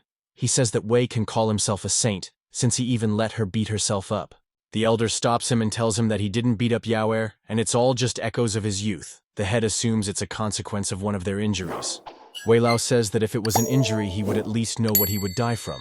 He says he has a rare disease that can't be cured. He tells that after he reached the 4th Emperor stage, his strength decreased for no reason, and after his first weakening, it became a regular occurrence. Jun says that even if it's a rare disease, there must be a way to cure it. After all, he has a healing pill, and the system says that a middle-class pill would be useless. The system explains that the mid-grade pill is only effective for martial arts masters or stages below, and it has scan results. She tells us that the elder's body is like a balloon and his energy is constantly leaking out, and with the current level, the system is powerless. Jun thinks about the fact that he needs to raise the sect level, because that way he can cure the elder. The system confirms it. He sits in his office and says that the Emperor's threats can indeed prevent a lot of trouble. But Wei Lao only has an aura, and he himself must continue to build up the sect's power. The system informs him that he is being rewarded for successfully resisting the Temple of Death. Jun absorbs this reward, and the system congratulates him for awakening his sword-wielding abilities. He walks out to the 2 students and pulls out his sword to test his new sword-wielding power. They attack each other and their attacks meet. The disciples ask him if the head has truly become on the path of mastering the Tao of the sword. Zhou Hong says that the head's abilities are only slightly inferior to him, but superior to Brother Ye. Xincheng thinks about the fact that the sect leader has become a dual cultivator of both martial arts and the Tao of the sword, and his talent in both fields is superior. He thinks about the fact that in his past life, he was a martial arts god, and he can't inferior to him. He thinks that at this rate of chapter growth, he will never be able to catch up to him. He thinks with regret that he is apparently not destined to surpass him in this life. Jun thanks the system for its rewards, which are as good as ever, and says that he never thought that his Tao of the sword could compare to Zhou Hong and Ye Xincheng. He walks through the sect and says that he still has some high-rank ability transformation liquid left. He is thinking about which disciple he should give it to. He walks past the gym where Long Xian is practicing with his spear, and it distracts him. Brother Long sits down on the bench and says there are only 5 days left. The head beckons him over and says that Xincheng told him that he has been walking around depressed for the past few days, but he hasn't had time to talk to him before. Long Xian apologizes to him for making him and Big Brother worry. He wants to explain something. He says he wants to go home and compete in his clan's martial arts tournament, but he was the one who ran away from the clan as soon as he had the chance. Jun is surprised by this. He asks Long Xian what clan he is from. He answers him that he is the heir of the Dragon clan from Longyan County. The head tells him that judging by how proud he looks, his clan must be pretty strong.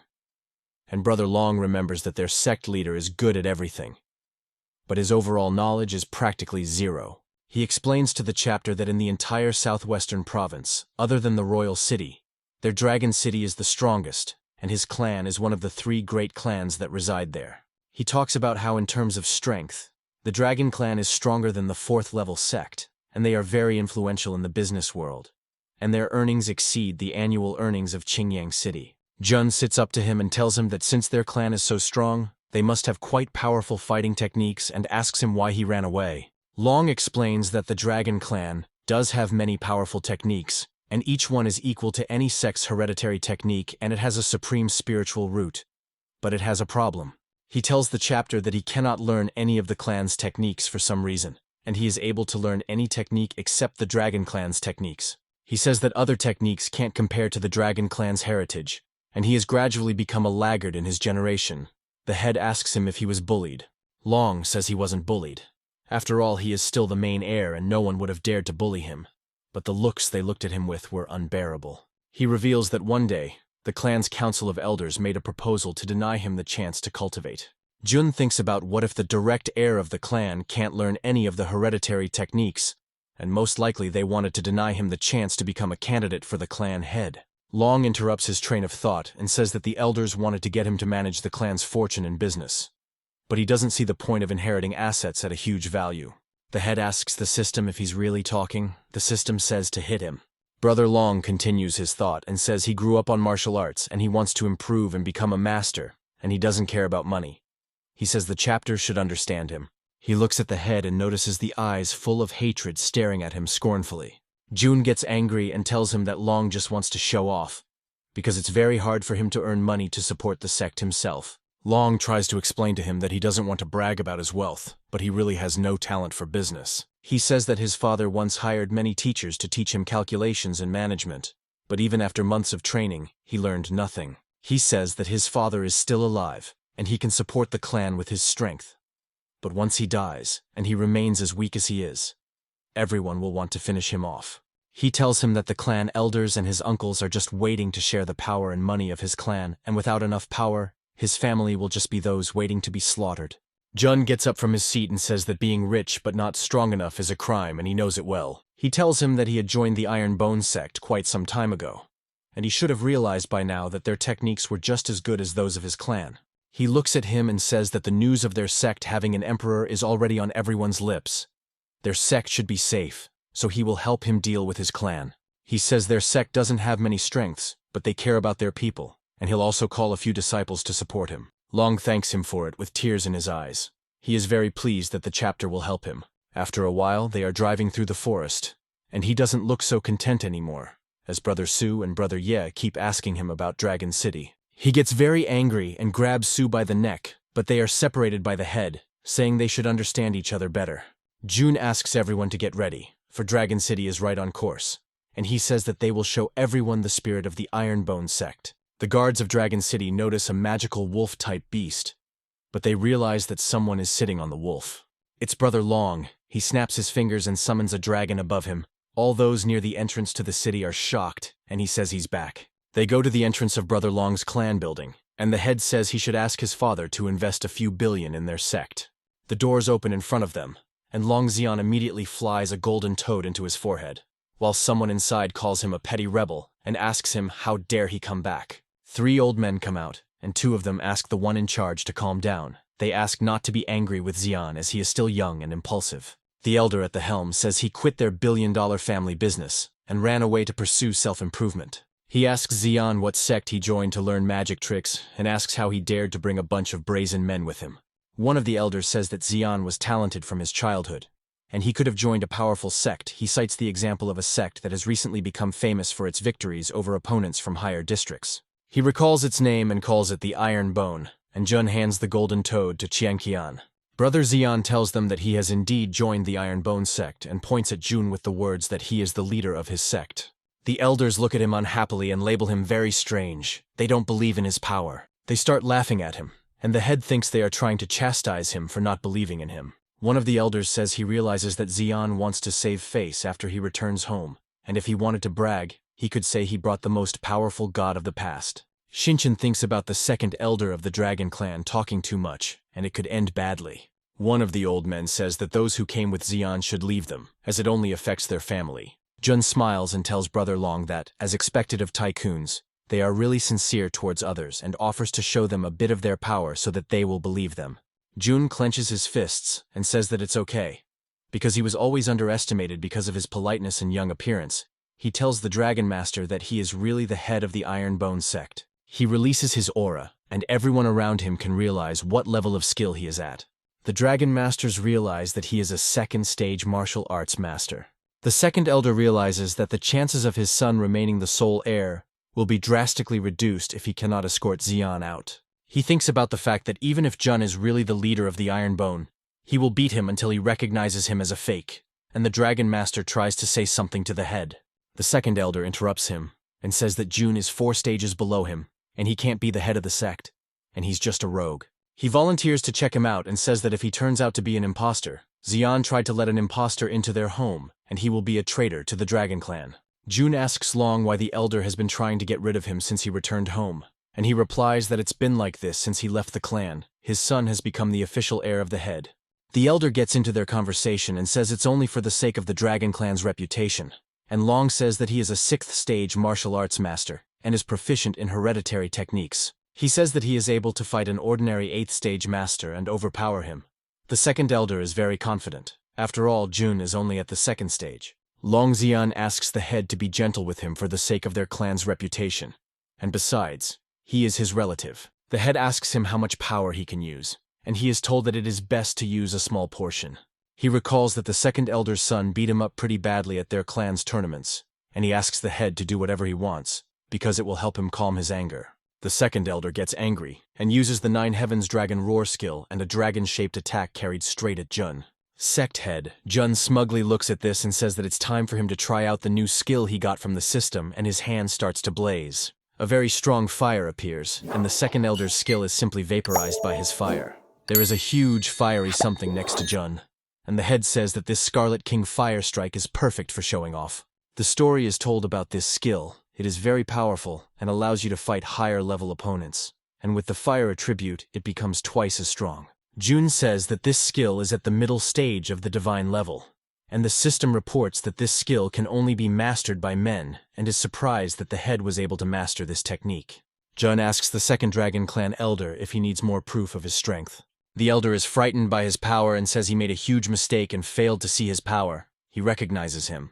Jun brags about his technique to Xinqiang and Chengqian, saying that he plans to teach it to all the disciples of their sect. He notices that something is wrong with them. An aura is seen over them that appears on its own. Xinqiang doesn't realize anything, as his enhancement technique reacted on its own. Chengqian thinks of something like this only happening if her technique collides with another technique of the same level. They look at him and are afraid of how many divine-level techniques Jun can possess. After that, Brother Long is practicing with his spear behind the Dragon Clan's residence. The head comes to him and asks him if he really cares that much about the tournament. Long replies to him that this is indeed the case, because his clan possesses many powerful techniques, and he is only recently trained in Iron Bone.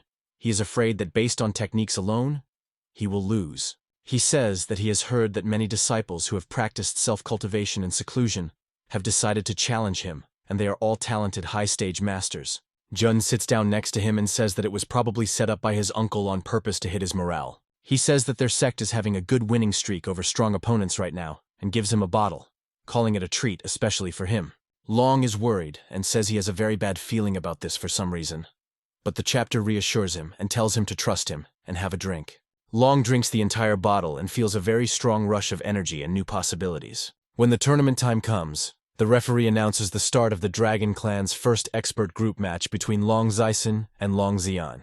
The students in the stands are talking about Xian being sent to the business side of the clan, and they are confident that he will lose. Jun listens to all this and says that although Long is the first heir, the amount of hatred towards him is very high, but he is confident of his victory. Brother Su breathes a lot of air into his chest and shouts to Xian that he is the best among the main heirs and he can win.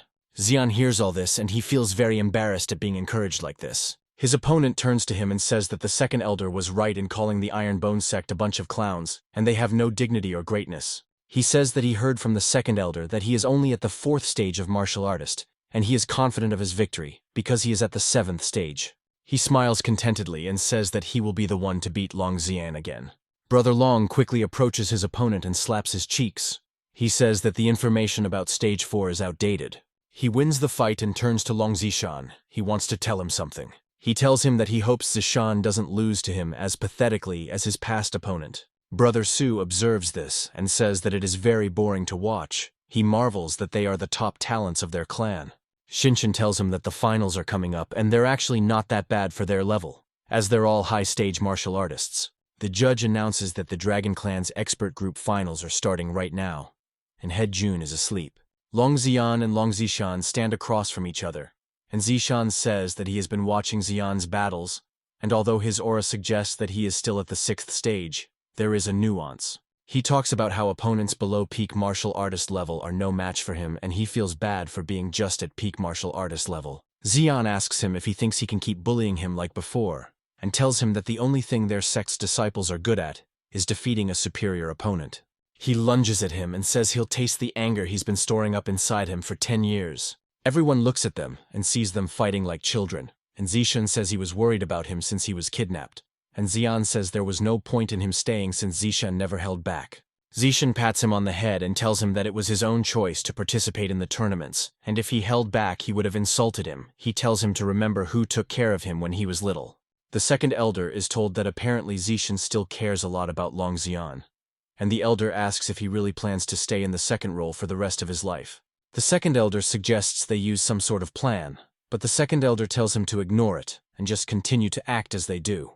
Zishan says he advises him to stay home, as he can still reclaim the title of chief heir. He says that even if he can't cultivate his clan's techniques, he'll always have his back, and he even wonders who would dare to claim the title of successor while he's here. Xian tells his older brother that he no longer needs his protection, as he can now fend for himself. He looks at him seriously and asks him to show him everything he can do at the moment. Zishan hears this and smiles. He says that he will personally test what he has learned in all the time he has been away. He uses the water dragon tread skill and attacks his younger brother. Shinshin looks at it and thinks that this technique is similar to his dragon water splitting technique, but a highly simplified version. Zishan beats up his younger brother, and Brother Ye thinks about the fact that maybe the Dragon Clan has a legacy that he left thousands of years ago. The second elder says that this moving technique was invented by the martial arts god Yi thousands of years ago. Shinshin realizes that they most likely dug up his grave and it makes him very angry. The second elder feels some strange pressure. The older brother pushes the younger brother away and says that he has heard that all the disciples of the Iron Bone sect are geniuses who are experts in all aspects. He uses his Dragon Strike skill, but Xian chops up his attack with a Dissecting Strike and then uses Dragon Spear release. His attack is directed at his older brother, but he's not going to just take it on. Zishan uses the Dragon Power, Domain Formation skill, and a huge amount of energy appears around him. Xian jumps back and is surprised that his older brother was able to learn Dragon Power, shaping domain before he reached the level of a martial arts master. Zishan asks him to stop sucking up, for he has spent almost all his spiritual energy, but he couldn't even touch him. He tells him that if he can't win with this technique, he will admit defeat. Shinshin thinks about the fact that he has a rather terrifying aura of a peak martial arts master, and calls him a genius who can defy the heavens. He notices that the second elder's aura has changed for some reason. He's sure something interesting is about to happen. The older brother Zishan unleashes the power of a martial arts master and directs his attack at the younger one. The Dragon Clan master says they should be ready to intervene at any second. Junior Xian says some phrase. He says that even the mighty wind can't move the mountain. He uses the seal of protection and stops his older brother's attack. The attack just can't penetrate his shield. Those watching can't understand how he managed to resist the pressure of such a strong technique. They call him a monster. The older brother's attack disappears, and he addresses his younger brother with a speech. He says even his trump couldn't get him, and now he is even more interested in their sect even more. He says the day may come when his older brother becomes his younger brother. Xian's shield disappears and he says that if his older brother could have held on for a couple more seconds, he would have lost. But the older man says there are no ifs in battles like this, and he's not afraid of defeat. He announces that he wants to admit defeat, but is interrupted by something that tries to attack his younger brother. Shinshin manages to stop the second elder's attack and he looks displeased. Brother E asks him how he is not ashamed to attack the younger generation like this. He asks him if he has any dignity left at all. The second elder says that the Ironbone sect is not bad as there is one among the disciples who is able to block his attack. Zishan asks his father how he could attack his younger brother. The second head looks at him angrily and asks him to take the heir back to his residence. People jumped from the stands to the participants. Among them were Head Jun and Xian's father. The father asks the second elder how dare he behave so inappropriately, for he has done a foolish thing. The second elder says he is only acting for the bright future of the Dragon Clan. He says that Zishan has always been the most talented in studies and martial arts, and even in business, his creativity has allowed the Dragon Clan to progress day by day. He's angry because it wasn't until after Xian fled the clan that the head allowed his son to take the place of heir. And now, he wants to return all the honors to him again. He gets mad that he wants to do this just because he's his son. He says that in the past, the head was a self-cultivation maniac, and he had no talent or desire to run the clan, but he didn't mind since he was his brother. He calls his son a genius in every aspect, and he has a once-in-a-thousand-years talent that doesn't have to work in the shadows like he once did.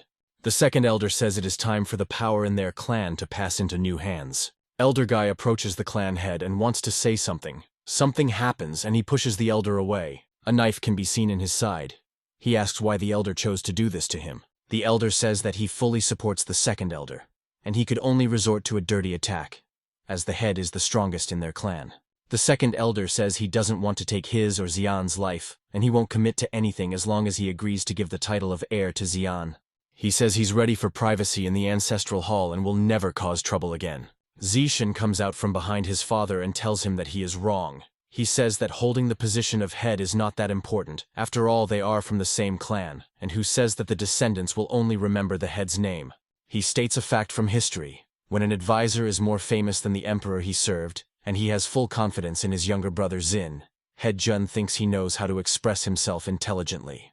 Brother Su asks his head who the military advisor Zhuge Liang is. This scares him. Zishan thinks about the fact that not only is he exhausting himself with constant training, but he's also appeasing his family and he's tired. Headjun starts quoting a phrase and Zishan continues it.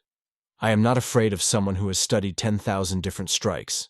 I am afraid of someone who has studied one strike 10,000 times. They can't believe they just said the same phrase.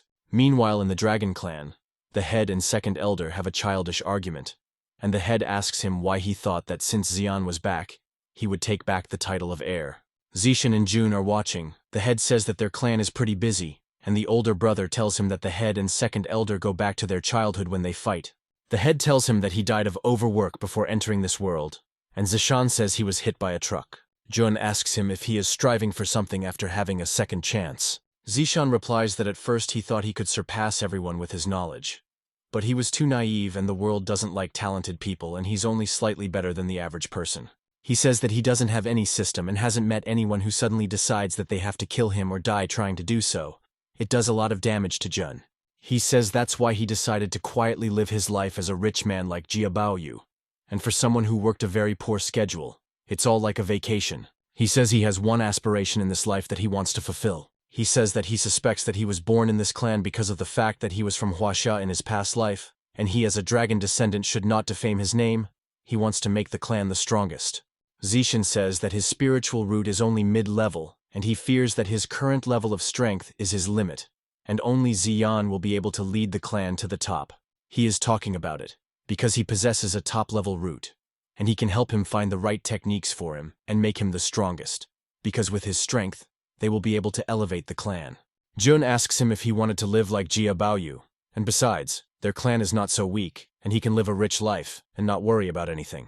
Zishan replies that it is also a sin to be weak in this world, for he cannot sit and wait for their clan to fall, and until that happens he wants to do something, and he has someone to protect. A girl comes in and says that her older brother lost in today's tournament. He calls her Oyer. Yoer tells him not to despair, for he himself always says he's not very strong in martial arts. Head Jun sees all of this and thinks that this guy has settled down pretty well. A bunch of girls come over to Zishan's place, and the head starts to think he settled in too well.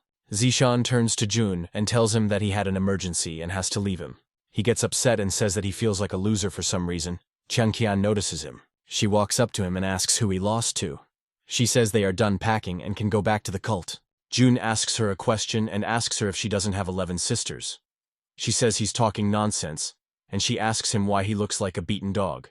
Qian is embarrassed and asks a question for her sisters. She asks him if they will have any battles for the title of heir. Jun asks if he understood correctly that she meant their children. This confuses her a lot. He hugs her and tells her that the shyness on her face makes her very cute, and assures her that he doesn't have to worry about any future feuds. He tells her that he himself will personally conquer a large piece of land for their future children, and they will each have their own city or kingdom and not have to fight. This confuses Qian, and he tells her that Xian told him that he has 7 uncles, not counting his aunts. so they'll have to try harder in the future. The weather outside is very bad, and Head Jun is asked why they are leaving in such gloomy weather, much less at night, since the issue with the clan has been settled, and they could have stayed to spend the night. Brother Su asks him if they're really going to keep Xian in the clan, to which the head tells him that he has to handle some things on his own. Meanwhile, Xian himself is trying to find his head, and Zishan approaches him. He explains to him that leader Jun has already left, and told him that he should stay and take the place of the heir to the Dragon Clan. Xian asks him if he told him that the most important thing in life is to find something he likes and stick to it. He says he has already found that place.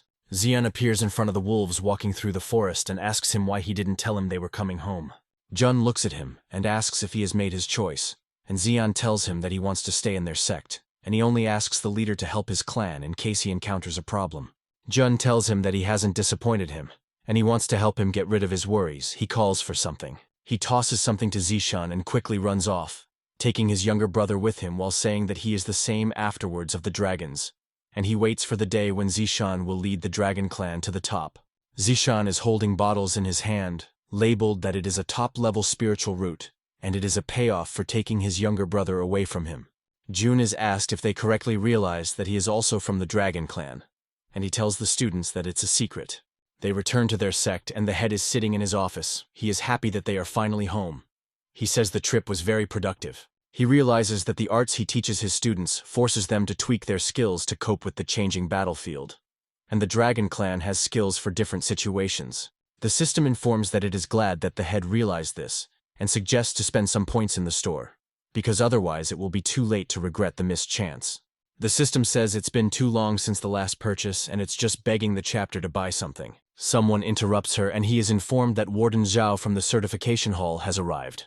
The overseer says that Jun's sect had reached the 6th level long ago, but he lacked disciples, and after the extreme recruitment, they can officially consider themselves a 6th level sect.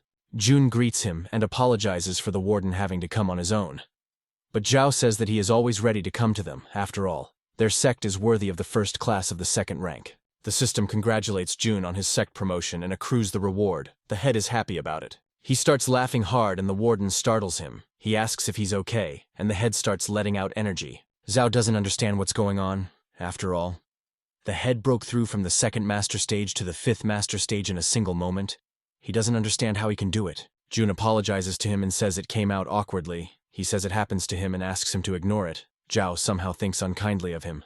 The warden leaves, and the head says that next time he'll try to raise the sect's level to level 4, so he won't have to visit them as often. Jun turns to the system and says that breaking through to the 5th stage in an instant is simply unimaginable.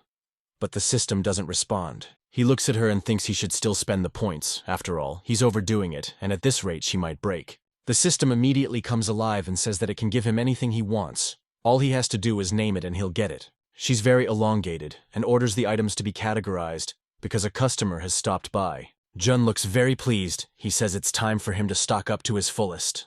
At this time, somewhere beyond Starland, Hewood is pursued and ordered to leave the scroll fragment to them, and then they will grant him a peaceful death. He replies to them that he risked his life for this fragment, and he has no intention of giving it to them. He tells them to come up one by one and put their lives on the line if they want to take it. His pursuers tell him that since he insists, he shouldn't blame them for being ruthless, and they all attack him at once. He crashes to the ground and says that it's too much, because so many Saint Masters on his own is too much. And with the scroll, anyone can break through to the Saint Master martial arts stage. The Saints say that even with this scroll, he can't break through to the Saint level, and his resistance is futile, and the island can no longer withstand their might. Hewood agrees with them and says that he will give up this scroll fragment. But who takes possession of it is up to them. The Saints look at him smugly, and Hewood thinks about how if he just breaks through to the Saint level, he will immediately destroy them all. He throws the scroll, but it disappears into thin air. It looks like it was swallowed up by the system. Everyone sees it and can't say anything. They are in shock at what just happened. The Saints talk about him throwing the scroll, but it disappeared. They think Hewood did something to it. Hewood himself stands puzzled and doesn't understand where his scroll has gone, because it was just here. But it has disappeared. All the Saints are attacking him, and he's trying to explain to them the fact that he didn't do it. It is pulled out by Jun, and asked if he correctly understands that this is the technique left behind by the Holy Master of the 7 Mystics. The system informs him that the full portion of the technique reaches the divine level. He thinks this is quite unusual, for he can feel the resentment wafting from this fragment. and he wonders what became of the past owner of this fragment. The system reports that this fragment is a truncated technique, and its full form reaches the divine level. Jun says that he has hit the jackpot. An assassin bursts into his room and plunges a dagger into his forehead with the words that there is breaking news. Jun calmly pulls it out of his forehead and says that it's okay, because on this day, he is the happiest person in the world. He reads the letter that was sent to him.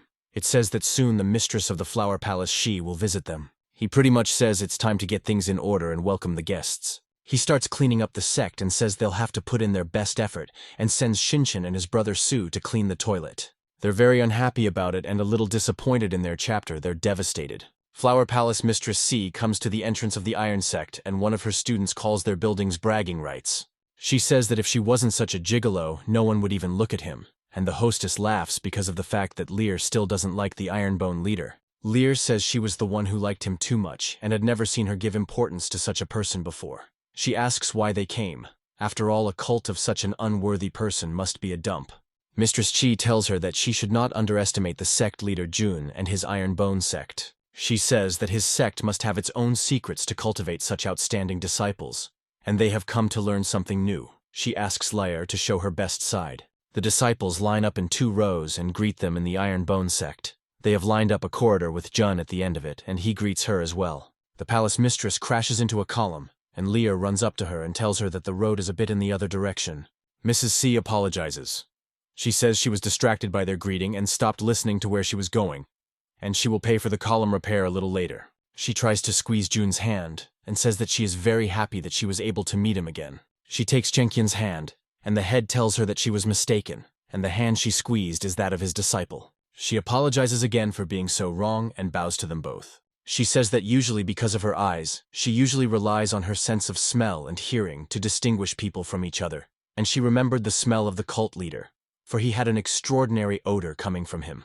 She says that's why she mixed them up, because Chenqian has exactly the same fragrance. This confuses the disciple. She grabs his side, and he says that since Mistress C has come from far away, he should show her some of the special attractions of their sect. He asks her to follow him, for his students have put together a fascinating tour for her. Mistress C asks Lear to tell her what's special about their attractions, and she tells her that except for the large and clean restrooms, everything else is pretty ordinary. Mistress Chi tells Jun that although it was only a small tour, she saw many amazing things. She mentions most common herbs, and says that each blade of grass exudes spiritual energy, and its density and quality is 10 times higher than common herbs. She mentions the fact that there are traces of their battle platform being used very actively and on a regular basis. She thinks that this is the secret that helps him cultivate such outstanding disciples. She says he can't particularly trust her after only a couple of meetings, but she wants their sects to have a wonderful union. Jun thinks about the fact that she was only able to understand so much after a small excursion. He thinks that she is stronger than she seems at first glance. She says their sect has a lot of fragrant smells, and she's sure the sect leader isn't a bad person. Jun sees this and thinks that she is still not very bright, but she is very guessable. She says there's more. She says there's a big Swordmasters convention being held at Mount Hua this month and suggests he attend. Jun is amused by this, and jokingly says that there are probably still Mount Tai, Song, and the 5 Mountain Sword Sect Alliance. But Mistress Shi confirms that there really is such a thing. She says that she's not too friendly with the 5 Mountain Sword Sect Alliance, as she doesn't really like their scent. He begins to analyze all the information and realizes that she is not actually the mistress of Shi Palace, but the leader of the Sacred Sun and Moon Cult, Dongfang. Mistress Shi thanks them for their hospitality and bows to Chenqian, turning to Jun. Chenqian punches the head and says that she told him to stay away from her, because it was all his fault. Jun holds his side and says that he has heard of recognizing a beautiful girl by her scent, but this is the first time he has heard with a guy. The system says she would challenge his self-proclaimed title of handsome man, and the head says that the mistress of Shi's palace is quite an interesting girl. Jinshin touches him on the shoulder, and Jun asks him what he wanted to ask him. He suggests that he probably wants to ask for the 7 mystic lights technique he promised him before he made him kill himself in the toilets. Jun is a little worried, and says that he can take it easy and he remembers his promise, but he will teach it to her a little later, and he doesn't need to rush. He is confused by the way Shinshin looks at him and says they can go to their training right now, and asks him to stop looking at him like that. He draws a formation and says that the 7 mystic fires technique reaches divine level, and even if it's just a fragment, they can use 1 mystic fire. He says he will specifically create an isolated area for them to train in, Shinchin thinks about the fact that he has a feeling that this technique is not only strong, but the secrets within it excite him, and he is confident that he will be able to go beyond the realm of a martial arts god. Jun tells him that this technique uses spiritual energy in the body, and it takes a lot of practice to master it, and Brother Ye thinks about how he can't learn it in one practice either. The head turns to him and says that he has mastered the technique on the third day, although he hasn't had time to try it out yet, but he can already form the scarlet mystic color. He creates a sphere of energy from his fire, and this surprises Shinchin a bit. He says it's a very skillful way of gathering energy. He is surprised at the pose the head is standing in. He thinks it holds the secret to mastering the 7 mystic lights technique. But there was nothing of the sort in the scroll fragment. Jun gathers energy and says that even for someone who is living a second life, this is still the perfect way to use this technique. Jun uses the 7 mystic light strike skill, but it fails. He doesn't understand what happened, as the attack came out very sluggish and very strange looking. He turns to Shinchin and says it's probably because it's the first time he's used the technique and it'll work out properly next time. He uses the 7 mystic light strike skill and he fails again. He says he's too young. He says he refuses to accept it and tries again, but all his attempts fail. He doesn't understand what's wrong with the technique and tells the system that it should explain everything to him. The system reports that the reason for this is because they kept supporting the tech and says that the more he supports the tech, the more unstable it becomes. He summons an energy sphere and says that it can only work by calling out its name, because otherwise it won't seem impressive. He says that if he just attacks like that, he won't be able to show his power and unleashes a huge beam and breaks through the barrier. He doesn't understand what happened, as his barrier should have been able to hold back even the martial arts king's attack. Elder Wei comes running in and says that someone's attack made a huge hole in the great formation behind the sect. He says that the seed of the spiritual chi source has already started to spread, and if they don't immediately plug this hole, the entire neighborhood will be able to see it. Jun heads towards the broken formation and says that he has to fix it urgently. The head asks the elder what happened. After all, it should have been another half a month before the source seed recovered, and he doesn't understand why the spiritual energy seems to be boiling. The elder answers him that the high-energy technique that destroyed the defense formation caused a reaction with the spiritual energy within. He says that even though this happened, it was because of this that he noticed something he missed earlier, because the seed regenerates very quickly, and if his hunch is correct, there is something interesting underneath their sect. He says that there is most likely a huge vein of spirit stones under their sect. Jun hears this and says that this will lead them to wealth and they can, roughly speaking, start printing their own money. The elder says that the current formation is not strong enough to completely isolate so much spiritual energy. He says we need to increase its reach and stage. Jun stretches and says that he will do everything now, and the elder is surprised that the head can create an isolated area of this magnitude. He calls him a genius of the formation. The head begins to read the book, and the elder gets a little frustrated that he is only learning how to do this. He closes the book and says that for a genius like him, learning for 5 minutes is more than enough. It creates a huge formation that envelops the entire mountain range. It's shaped like a cat. Elder says it's just incredible, and he didn't think he could see a formation of this level, but is surprised that it's shaped like a cat. The head says it will represent good luck. Jun sits and asks how long this phenomenon will last, and the elder tells him that it should take about a week for the spiritual source seed of such a source to recover. Jun is surprised by this and says that they should send the disciples out to mine resources, and he will return to the sect and rest. He tries to shift, but he fails. He is surprised by this. The system asks you to note that there is a nuance, which is that the creator of the formation cannot move. Jun asks the elder to keep it a secret that he has to sit in one place for a week. The elder says he won't blab to anyone. The head thinks about having to sit in that position for a week, and he is sure that his neck and back will hurt again. Glava wakes up from the noise and sees a bunch of students in front of him. They ask him if he was comfortable and if nothing is stiff. He gets angry and yells at Elder Wei since he promised to keep it all a secret. Junyu is told that the elder first told one, and then it spread to all the disciples. At this time, 2 people wearing strange cloaks appear in Qingyang City. The man in the black cloak asks about the mountains in front of them, and is informed that these are the holdings of the Iron Scythe sect, and is told that he should not be interested in such a simple sect. He begins to emit a terrifying aura, and says that the Iron Bone sect is actually not as simple as everyone thinks. All week while the head was supporting the formation, he was bullied, used as a way to make money, as an exhibit, and he turns out to be very angry towards the end of his term. At the end of the term, he stands up and says that the disciples may not expect him to repay anyone who has treated him badly. He notices that the disciples are drinking something, and the disciples inform him that Elder Wei sent them to mine, a vein of spiritual stones, while the head maintained the formation. And what they are drinking is spiritual energy. He comes to a shock at this information, and says that the spirit stones are worth 10,000 apiece. Qianqian gives him a taste of this unusual drink, and he says it tastes exactly like milk tea with a slight minty flavor. Sister Dudu tells us that she was the one who came up with the idea of how to make the spiritual liquid drinkable, because originally it had no taste, only spiritual energy. She says that she injected her qi inside the stone in a way she had invented. The spiritual energy inside immediately began to take on an unusual flavor. She says that each person's qi is unique and therefore spirit stones have their own unique flavor. She cites the example of Sister Qianqian, who gets a mild minty flavor. She says Sinchena has a much more pronounced flavor and resembles pure alcohol. Sister Dudu says that absolutely every student has their own unique flavor. Jun drinks it and says that he just can't stop. And his sister says that her favorite flavor of spirit stone is Elder Ways, because it has a very rich peach flavor. The head asks who has the worst taste, and his sister tells him that Zhou Hong and Ma Yangning have the worst taste. She assumes it's because they cultivate sword techniques. He looks at them. They look very distressed.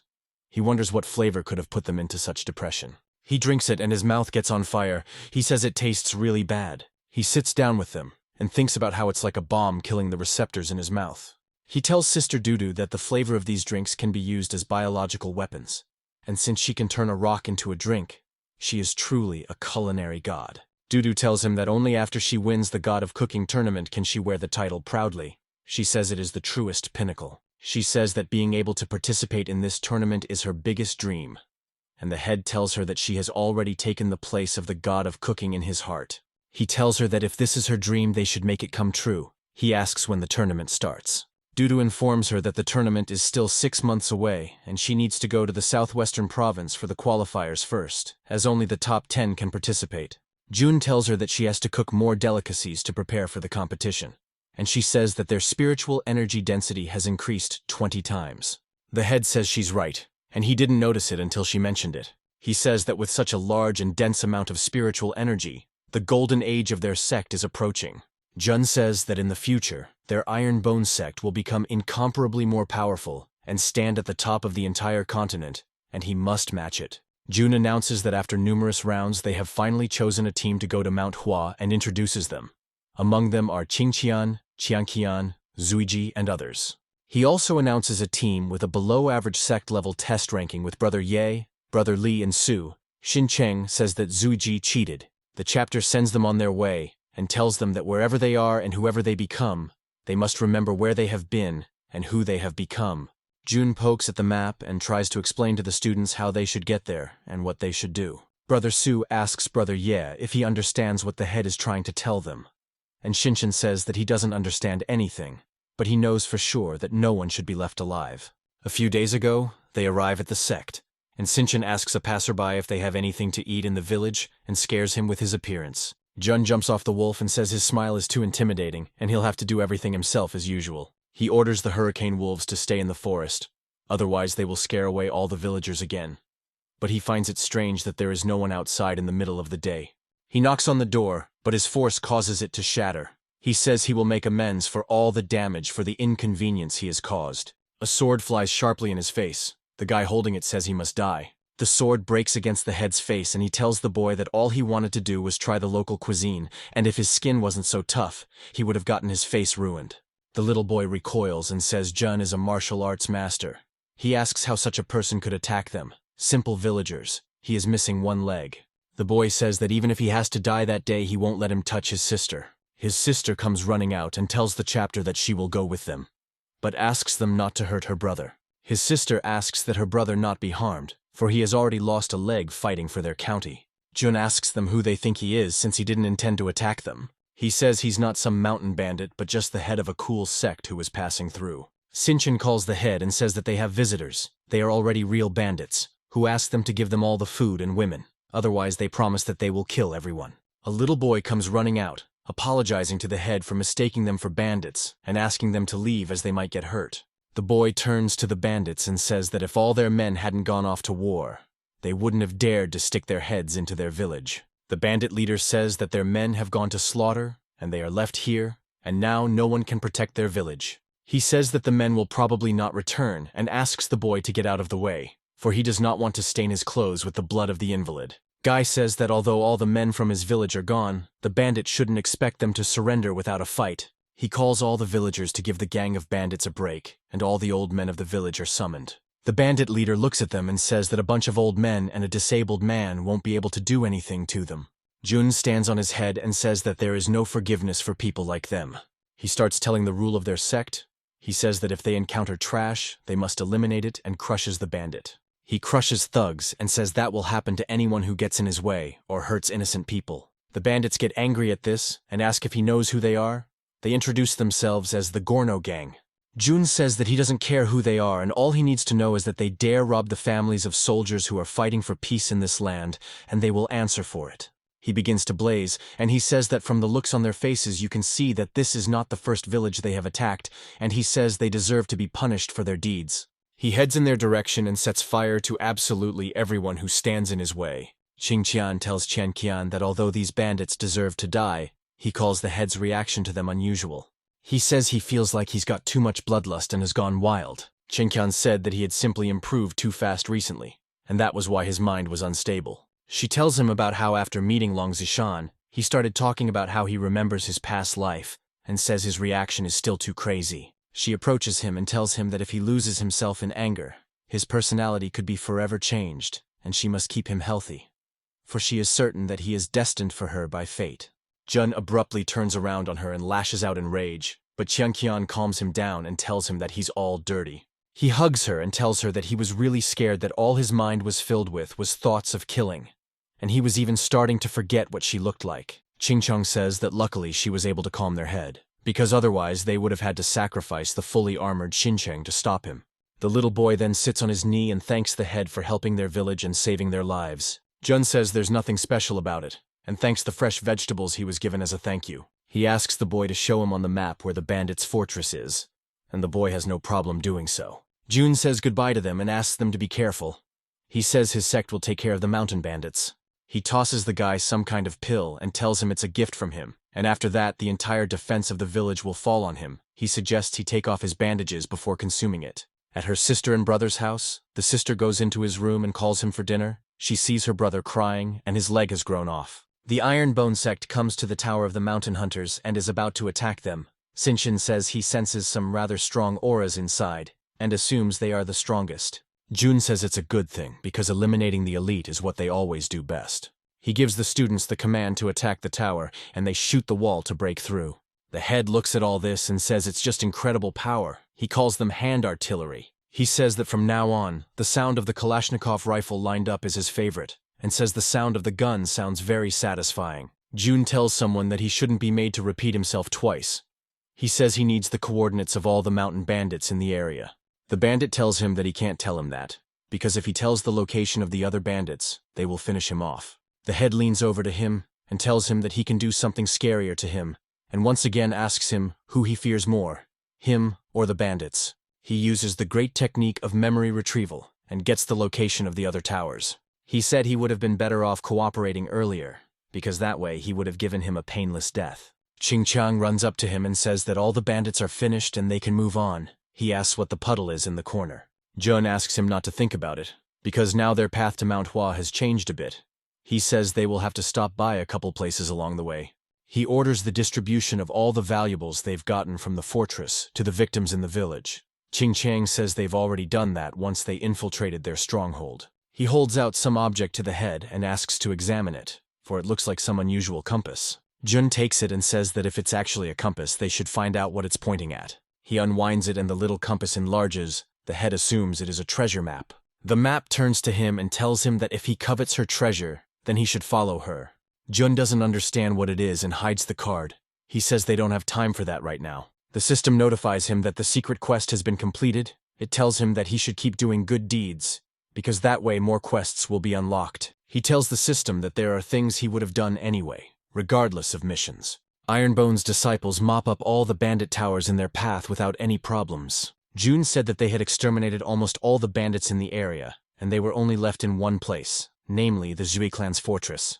He says that before this, he had always sent people from the Drizzle Pavilion to scout, but all the scouts were very quickly detected as soon as they got close. He talks about how all the people in the surrounding villages say in one voice that they have done nothing wrong. But it all looks suspicious. Zuiji says that Shincheng has mastered the fast travel technique better than anyone else, and he should go check it out. And the head asks him to stay out of sight. The students don't understand where he went, since he was just there for them all. Shincheng comes to the bandits' tower and says they are nothing and not worth wasting so much energy and time on. He says the head is too cautious and he'll figure it out quickly now. He remembers that he was a lone wolf in his past life, and he wants to remember the past and not worry about hurting his allies. He notices some 2 warriors. The 2 assassins sitting in the tree are surprised that they were able to be discovered so easily. They jump on Shincheng and he says they look like professionals, since they backed off as soon as they were discovered to report it. He catches up with them and tells them that unfortunately, in the face of absolute power, they are powerless. For some reason he abruptly leaps away from the assassins and knocks down the trees behind him. He realizes it was a trap, and apparently their reconnaissance from the Drizzle Pavilion has caused them to increase their vigilance. A bunch of warriors appear around him. He is surprised that they didn't make a sound even when the tree fell on them. He looks at their armor and weapons, for they look more like some kind of soldiers than bandits. Shincheng stands in the middle of a pile of warriors, one of them ordering them to march into the encirclement. They make some kind of strange attack and destroy the tree behind Brother E. Shincheng quickly jumps on the warrior and says they'll never be able to surround him at that speed. The other warriors quickly approach him and stop his attack with their weapons. Brother E says it's not a bad attempt. He concentrates the energy in his foot and attacks the warriors with his foot strike. They fly away from him. Shincheng is surprised that they didn't make a sound even after he set them on fire, but immediately rushed into battle. He thinks they are the best of the best among the soldiers. He says he must have severely underestimated them, and something grabs his shoulder and he uses the Scarlet King's fire strike and says he'll beat anyone. Jun sees this and says it's like an army formation, and even though Shincheng outnumbers them, they still hold him back. He says he will have to review their tactics against the true Yang County before they start fighting them. He notices a man on horseback who suggests that the chapter come down to him and talk. Jun comes down and tells Shincheng to wrap it up, as he's already starting the negotiations. The rider says he is amazed that his apprentice is able to fight the elite trained by him personally. He calls him really strong. He says that he has heard of the head of Iron Bone, and he is grateful to him for getting rid of the mountain bandits. Jun looks at his aura and notes that he must be at master level. The head assumes the rider is a general from the Shui clan. He asks him why he is pretending to be a mountain bandit, and why he didn't deal with them earlier himself. He says the rank of general is all a relic of the past, and there's a reason he himself hasn't personally gotten rid of the bandits. He tells him that he and his 500 brothers from the Shui clan are deserters, and if word of them got out, they would send an army to wipe them out, so they could only defend the nearby villages. Jun doesn't understand how this could happen. After all, with their strength, they should have stood on good standing in the army. He assumes that the reason is because the true Yang County soldiers are so strong that even they were forced to flee from the battlefield. The former general says that Yang County is indeed strong, but his soldiers would never do that, because they are willing to give their lives for their county and are not afraid of death. He tells us that the troops of Huayan County were forced to retreat, and their officials thought of ways to steal more army money and did terrible things. He talks about how they were forced to kill civilians on whom they themselves had made loans. He recalls the first time he was ordered to kill the traitors. But the general didn't understand why he would do it, as they were just ordinary civilians and residents of their district. The official replies to him that if they start killing the civilians of the true Yang County, they will attract the attention of their army, but they must bring the heads of the residents to get war credits. The general comes to a shock and says that his soldiers are no weaker than the soldiers of the true Yang County, and they can manage without killing the civilians of their county. The official says he's a nobleman and his life is far more important than these filthy townspeople and orders him to go kill civilians. He talks about just helping them get away from a world that is completely mired in the house. He has to make a difficult decision, and he kills the official by beheading. He says that he is Xue Rengui, a loyal soldier of his county, and he has no intention of becoming some kind of assassin. Jun suggests that he might be a general in white armor, the Tang dynasty's god of war. He asks him if he knows Tang Taizong. The general replies to him that he has long been called a mountain bandit, and there is no reason for him to be called a god of war, and he knows no Tang Taizong. Jun calms down. He thought he had met another fallen person in this world. He notices Shincheng chatting with the warriors and questioning them about their formation and the number of soldiers. Jun tells the general that his soldiers are too good to just languish in the mountains and suggests that he join their sect and start life with a clean slate. The general replied to him that he had not considered such situations or thought about the future, He just wanted to guard the area to protect it from Yang County if anything happened. The head tells him that he is too narrow-minded, because in case Huayan County loses, all they will be left with is a very hard time. He again invites him to join his sect, and against his will takes his hand and stamps his application for membership. Jun tells him that from now on, he is one of the members of their sect, and his soldiers now belong to him. He says they will become part of their military force. The general asks the head if he can swear that they will not be forced to do things that are against their honor and morals, and if they will be given a chance to fight the true Yang County. The head tells him that he is worrying for nothing, as their sect is always in the thick of things. The general sits down on his knee and says that he knew that the head of Ironbone was kind, but on this day he witnessed those rumors come to fruition. He says that it is an honor to serve such a person and they will fight and are willing to die for the Ironbone sect. Jun says this is good news and calls the wolf cavalry over. He says from now on these wolves will be their riding animals. He asks to accept them as a gift. The general says he can't accept such a valuable gift, and the head tells him that they have about 1,000 of them, and if they are not used they will turn into common dogs. He gives him a token, and asks him to take all of his soldiers to their sect, and their elder Wei will help them settle in. He asks them not to relax, because from the moment they arrive in the sect, he will be expecting General Shui to lead their sect's elite cavalry into the battlefield. The general lights up with this idea and thinking that he will definitely show the strength of the wolf cavalry. Jun has a bad feeling. There are people climbing Mount Hua. They talk about how they should be the first ones to get to the top. They talk about how they have to work hard so that the youth cannot surpass them, because that way they will lose their face. They talk about how the pressure from the top of the mountain is so intense that they find it difficult to climb even one step. They are saying that the 5th and 6th level sects will most likely not even be able to rise to the top because of this pressure. Brother Su appears next to them and tells them that even the first floor of their training tower has a 10-fold suppression effect, and it's nothing. The people climbing the stairs are shocked because of this. They assume Su is from a 3rd level sect. They realize that this form belongs to the Ironbone sect's 6th level Ironbone sect disciples. Jun stops his students and says that by jumping over people, they are humiliating those who work so hard to climb to the top. He says he's having a hard time watching such ugliness and orders everyone to get to the top by Froggy. The students handle it with ease and further jump all the way to the top. The people coming up the stairs are shocked. They say they are pissed off by his attempt to save their face. Head Jun appears in front of them and says that this is only called humble bragging. The 4th level sect is ahead of everyone.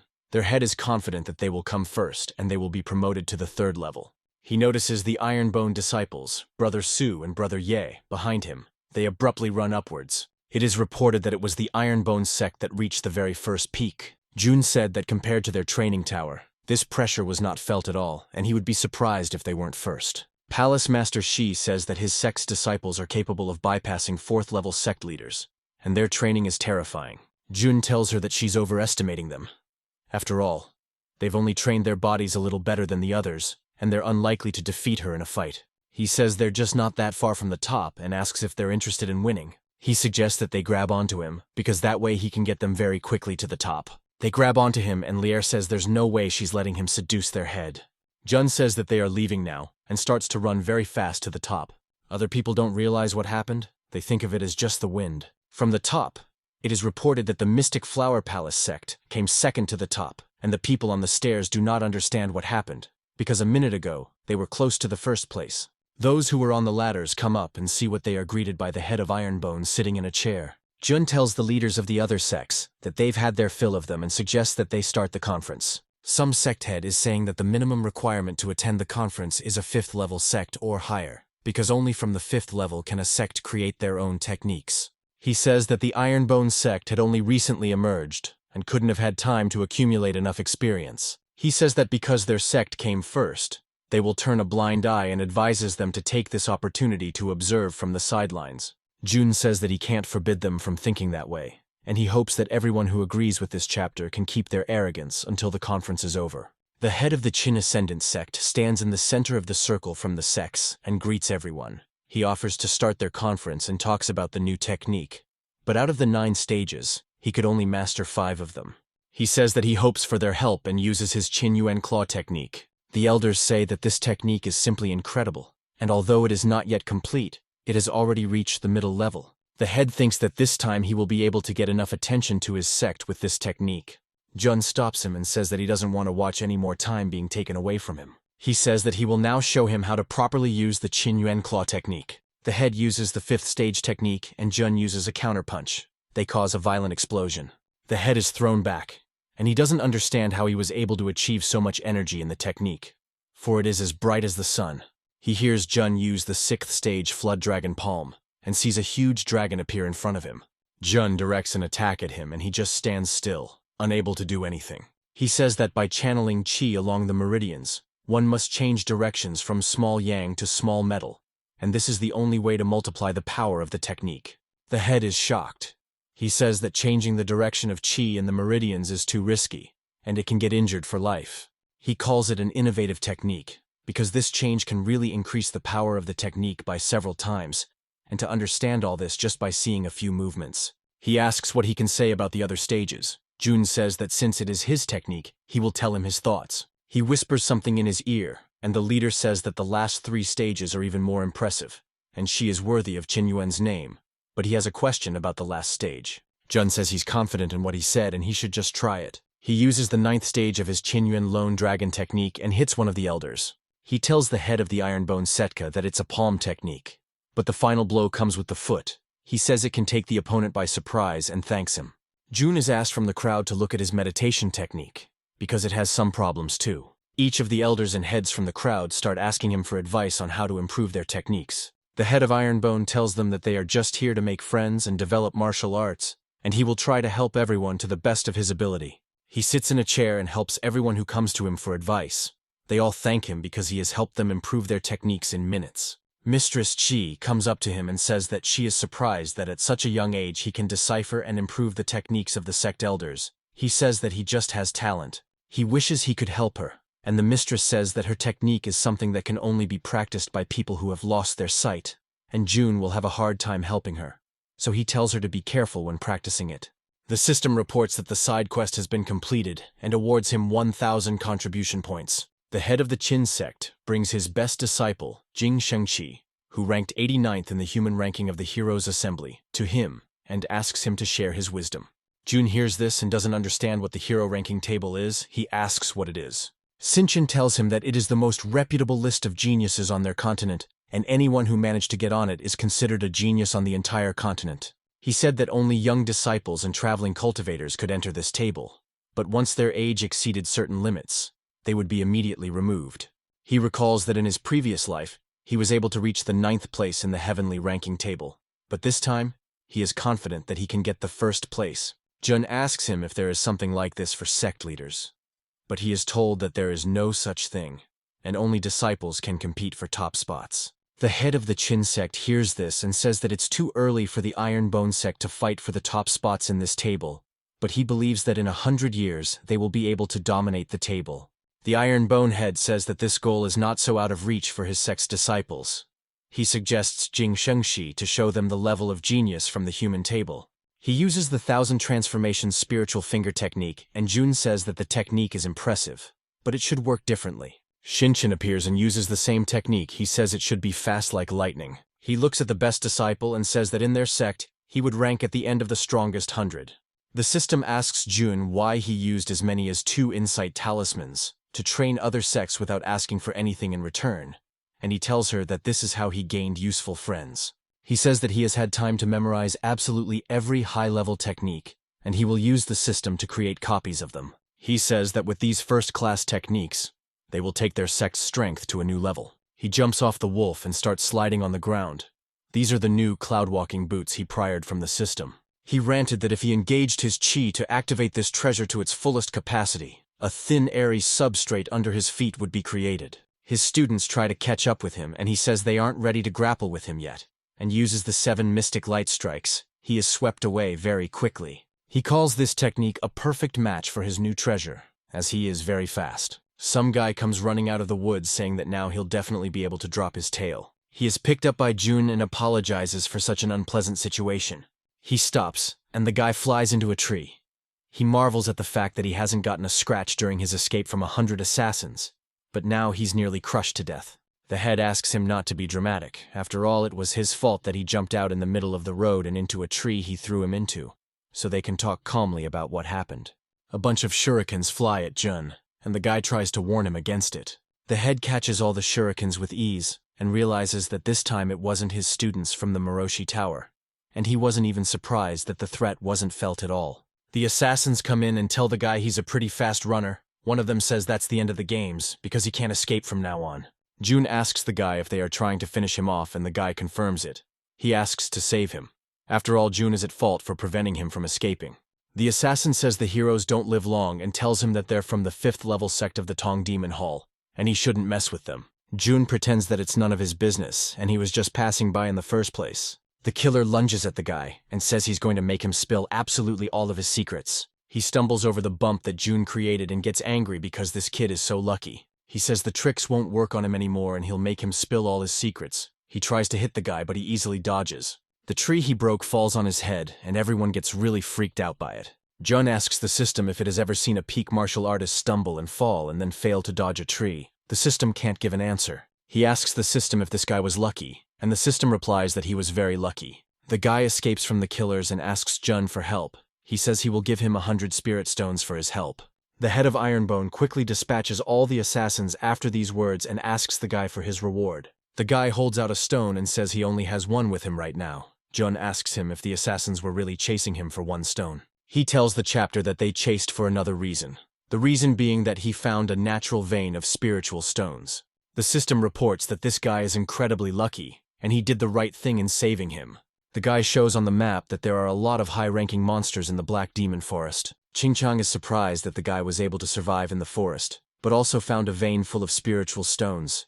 The head tells him that his name is Ren Shan, and he accidentally stumbled upon it. Jen tells us that he was taking a walk and got a little lost, and he happened to find a cave full of spirit stones, and he took one pebble with him. He leads his disciples to a cave and says that's where he was able to find a bunch of spiritual stones. Shinchin is surprised that such a place can be found by chance. He thinks about the head finding someone extraordinary again. And the head says that he even felt the aura of the royal beasts along the way. He marvels that the guy managed to get past them unnoticed, and can't believe that this level of luck is possible. The guy is the first to enter the cave, and says that people have never been in this place, and most likely this derelict mine is stuffed to the top with spirit stones. A huge piece of spiritual stone falls in front of him, and Shinchin says this guy should be recruited into their sect. Jun asks Brother Su to contact the sect, but he says that something is preventing his mental power from connecting. The head orders him to go and find a place where he won't be disturbed and they will go scouting. Jun thinks of Jenshan's trek to the golden carp that brings good luck, because even the stone that fell in front of him turned out to be spiritual. Jun suggests that this stone could have been a sign from above to prevent him from entering the cave. He thinks it sounds like a delusion, since nothing can threaten them in a cave full of spirit stones. Brother Su climbs to the top of the tree and contacts Tian Qi. He reports that they found a mine full of spirit stones in the middle of the Black Demon Forest. He asks to escort 100 of their students to them, but he hears some strange rumbling. He lands and informs Tian Qi to take absolutely all the capable disciples with him, for the leader and disciples have fallen under the landslide. Jun asks what that sound could have been, and Ren says it's probably monsters from the forest. The head marvels that the deeper they go into the cave, the more spiritual stones become. He says this vein surpasses the one in their territory. He recalled that Elder Wei had said that spirit stones were important to spirit beasts, and was surprised that they hadn't encountered a single spirit beast in such a rich vein. He asks all the students if they hear anything other than the sound of the drops. He tells everyone to be on the alert, because this place may be more dangerous than they realized. A drop falls on Qianqian's shoulder, and she says that the water is getting colder for some reason.